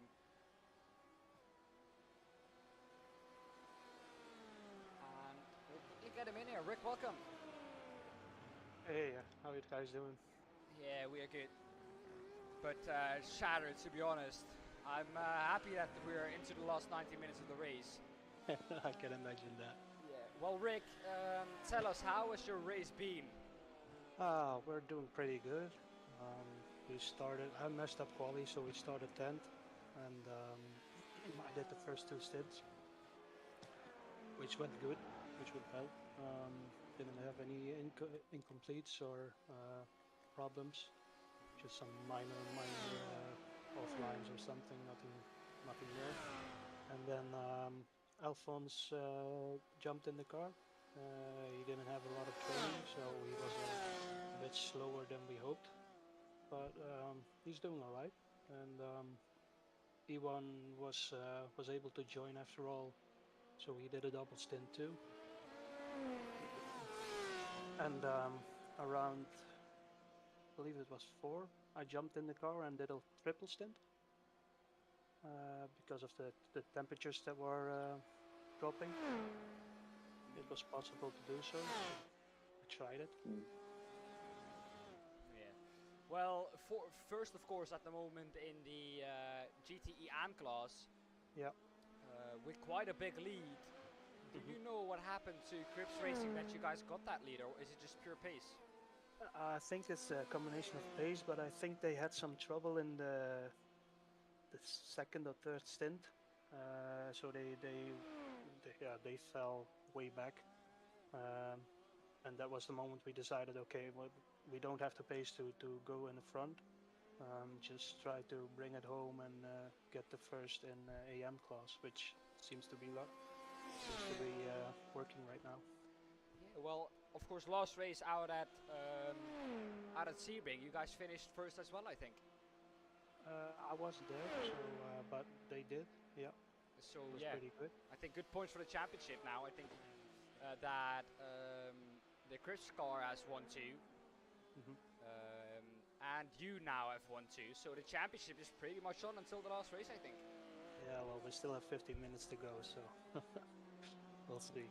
Yeah, true. But yeah, it's the race is on, and we'll try our best. I think Alphonse just tried to remove the wall in the Porsche curve, so we're lacking a bit of top speed now. But yeah, other than that, we are okay. Yeah, well, he's driven around the circuit for 9 hours and 45 minutes almost, and he just now tried to remove the wall. Why not earlier? Yeah. I know, right? But yeah, that's it. Just try to do the last 15 minutes, and we're done. Yeah. You guys can get some rest. Oh yeah. Well, I did the full 10 hours. I think Jake only did 4 hours, so Okay. Jake is going to do the No, it was interviews. about, if I joined someone... you about halfway through. Yeah, but I think you are going to do the interviews. So if you join after the race for the interviews, or is this your interview? Were you planning on being this your interview? It's no worries, of course, but if that was your plan, we know not to count on you, of course, after the race. You're talking to me? Yeah. I'm sorry. Oh, okay. No, this is the interview. We're just. Okay. I'm just gonna hop back to Alphonse and just see how he's doing. That's it. Yeah. Well. So yeah. Well, thank you for your time. And, yeah, definitely. Well, Rick, thank you for your time. I don't know if Jake has any questions for you left, but all my questions are asked. So Jake, go on. We've obviously seen a bit earlier in the race how traffic can get involved and massively. So obviously you have the LMP2s, the 10 to lap GTEs. So how do you guys deal with traffic, and how does it not impede your lap time? LMPs is not the problem because they are way faster. The real problem is the GT3s for us because they're only lacking about 4 or 5 seconds a lap. But when you go by just before the Porsche curves, the GT3s are almost as similar in curve speed. So sometimes you are holding them up even because you're lifting and coasting or something. So that's a bit tricky when you pass a GT3. The LMPs is not a problem. Okay. Yeah, well, Rick, thank you for your time. It's been amazing to see your car have the pace that it had. It looked very good early on in the race, but 6 is definitely overall not a position you... or is definitely a position that you can be happy with. I think 4th or 6th. At the end, it's a win in the AM class in 14 or 13 minutes. But thank you for your time, and well, good luck in the last couple of minutes. Yeah, thank you. Have a good one, guys. Luck. Thank you. Bye. You too. Well, Jake, you said it. Just traffic being a big part of it. Rick said that, of course, it's not the big problem for the LMPs. The LMPs isn't the problem for those guys. It's just the fact that they have to lap those GT3s. Yeah. Well, we saw it, didn't we, Dan, earlier? We saw that the GT3s are pretty much as quick through the corners as the GTEs. Sorry to interrupt you. But I it's have more a message. more the straights with the GTEs. It's a verdict, a steward's verdict. Warning for Loucos Racing. Next warning will result in a second drive-through. Loucos Racing is the car ahead of PM Esports. From Rick, we were just talking to. So that's not very good. I'm sure he will be. I'm sure he's not going to be happy with that. No, it's Rick who can take the benefit from that because the car ahead almost got drive. So Loucos Racing, who is ahead of the team from Rick, PM Esports, they got a warning that their next warning will be a second drive-through. You get me? Yeah. Okay. I mean, if a team ahead of you gets to drive you, then that's kind of like in the ideal situation for you. Because then you can take full advantage of it. And sometimes that can be race winning decided sometimes, actually, to be honest. Well, not much happened. Oh, Luden Racing just got ahead of Astro, but I believe that was a pit overtake. Yeah.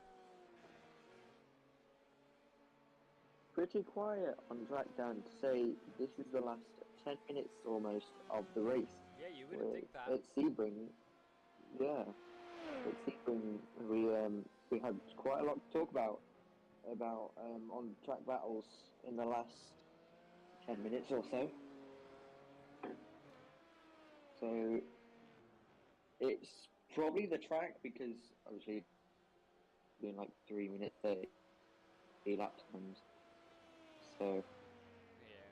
that could be a horrendously big factor. Yeah, definitely. Well, this gap is now 13.4 seconds. Winston Eckel, that is, if you take 8 seconds off that, 10 seconds maybe, he is within 3.5 seconds of my favorite team. He did not have that spin. So I think if he can get a little bit closer and just gain a little bit more time, he will be very frustrated again with himself. He did it at Spa with releasing the clutch too early. And I think it's just something that Winston isn't aware of, but once it gets to the point where it's really close, he just oversteps that mark a little bit too far and tries to push a little bit too hard, and then in doing so he makes that mistake.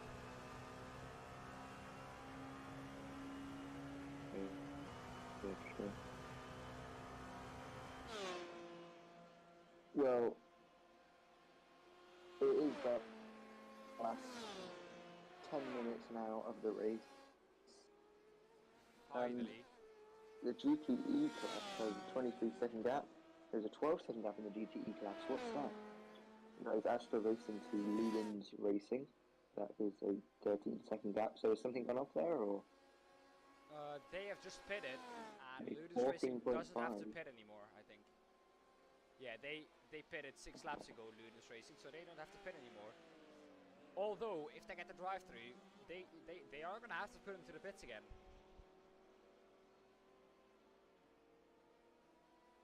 Yeah, well, we saw a lot of teams doing their last pit stops about half an hour ago. Yeah. Final 9 minutes then of this 10 hours of Le Mans in the Platinum Endurance Racing Championship. And not much on track, not many battles on track. Here is your leader, Tempest and Sport Peck, with a 3:07 lead over my favourite team.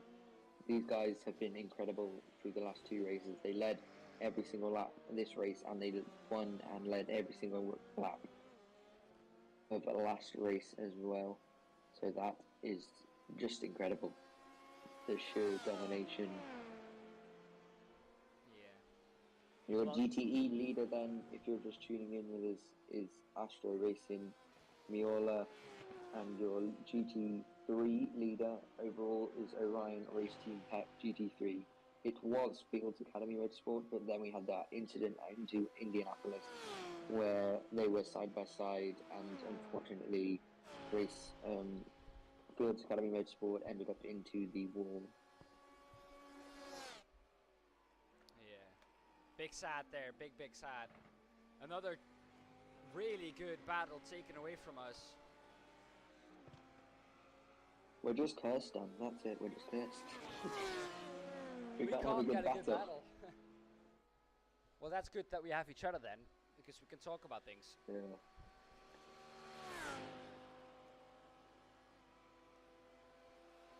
The gap though is still 21.7 seconds to Orion Race Team Pep GT3 from Fields Academy Red Sport.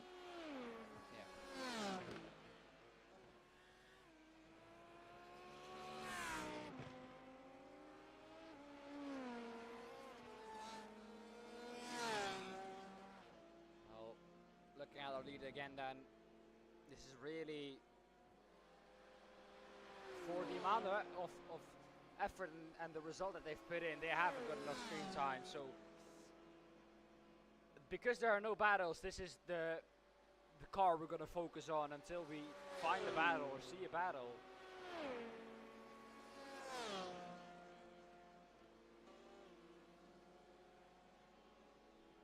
Pedro de Sousa very fast in that car.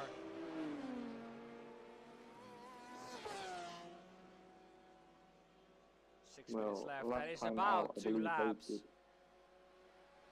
Yeah, last time out, I believe they did 4 hours each at Sebring. Say There were again? only 2 drivers there. And they only had 2 drivers Oh last yeah, time. true. Except for Simsport True. Pep. I'm not sure if they have 2 drivers again today.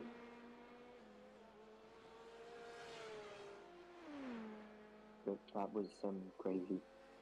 So I'd say they only have 2 drivers, and tiredness could be a factor, but not many, apart from a few mistakes, not many drivers have been shown at their times.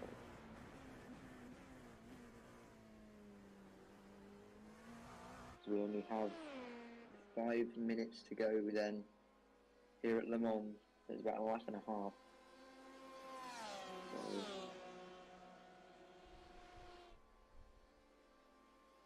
It's going to be close if the next lap is going to be the last lap, but I do not think so. We're a little bit too far away from the 3-minute 30 mark. It could be. Never say never. 1 minute from now. Oh, it's going to be close. It's going to be very close.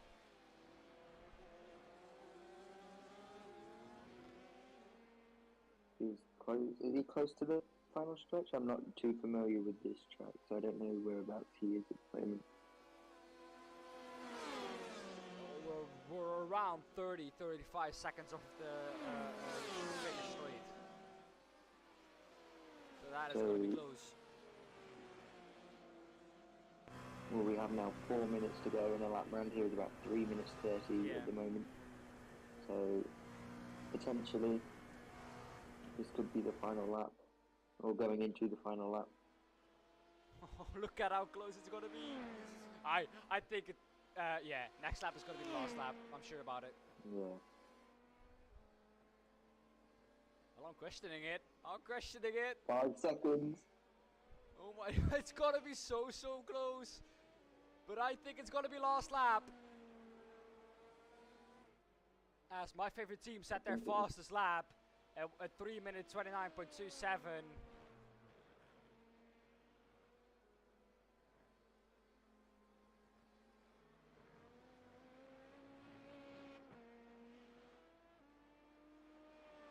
So this is the final lap then. I think it will be, yes, but it's going to be close. If he finds a 3 minute 28 somewhere, we're going to do another lap. And I think What that is the fastest lap at the moment? the fastest lap at the moment is a 3:28.36. We have, on time-wise, just under 3 minutes to go. So I think this will be the last lap that we are watching at the moment. You know what the thing is? I see these guys intentionally push it now to try and make it one more lap. Just to get another lap in. They do not look like a team that is going to wait at the finish line if there are 5 seconds left, that is going to slow down their pace to do one last lap. They do not look like a team that are going to do that. They look like a team that wants to get as much laps in there as possible. Yeah, well, we said earlier, didn't we, that the 24 Hours Le Mans is coming up soon, so as much practice as that would be great. Of course. But I believe this will be the last lap, as we have 2 minutes to go. I believe so too. It's been an interesting race. Definitely. Well, the first 5 hours were the most chaotic. After that, literally nothing happened, so you're cursed. That is what I'm having to say. No. Yeah, well, the first 3 hours really was chaotic. A lot of things happened, and after that it just settled down a little bit. We expected it to pick up 2 hours from the end, but that never really happened. We saw... Apart from the GT3 battle. Yeah, and the GT E-battle for second and third. And the GT3 battle for first and second overall. Apart from that, there was no real battle, which is a battle that has a lot at stake, of course. if you look at it like that. Hmm. Well, 1 minute to go then. This man and this team have left every single lap of this race. And all of last race as well. Yeah. So that's been crazy. Silverstone next. Wonder if they lead every lap there. I mean, only 6 hours there. Less time means potentially more chaos. Yeah. Well, and into the Porsche curves for the last time. I think. We think. Yeah, he's not gonna get there in time. Trust me, he's not gonna get there in time. Well then, it's Tempest Sim Sport for the victory, and oh, it was so close, but they win the 10 hours of Le Mans ahead of my favorite team. This time have to come across the line though. The next one across the line from the Victorians, I think, is Akil Racing Cyan.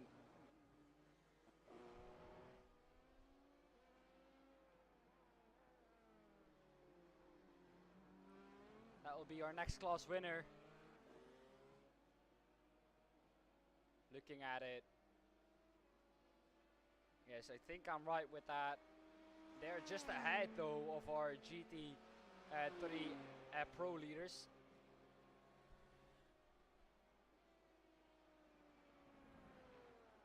There they are, just in the back of shot. That is the GT3 Pro leader. Into the Porsche curve for the last time now for this car. He's not going to push it, trust me. Cameron White and Akil Racing Cyan have done everything correctly. They have defeated Platinum Racing Team BWM, and I think that is deserved because they are called BWM instead of BMW. Just joking. But this team has done everything they could to make their performance to where they are right now. And it's Cameron White who will come across the line, winning this race for Akil Racing Cyan. And just behind that, Orion Race Team Pack GT3 will win this race ahead of a Fields Academy Motorsports car that has been in the lead for 7 or 8 hours of this race. But it matters once you're coming across the line for the last time.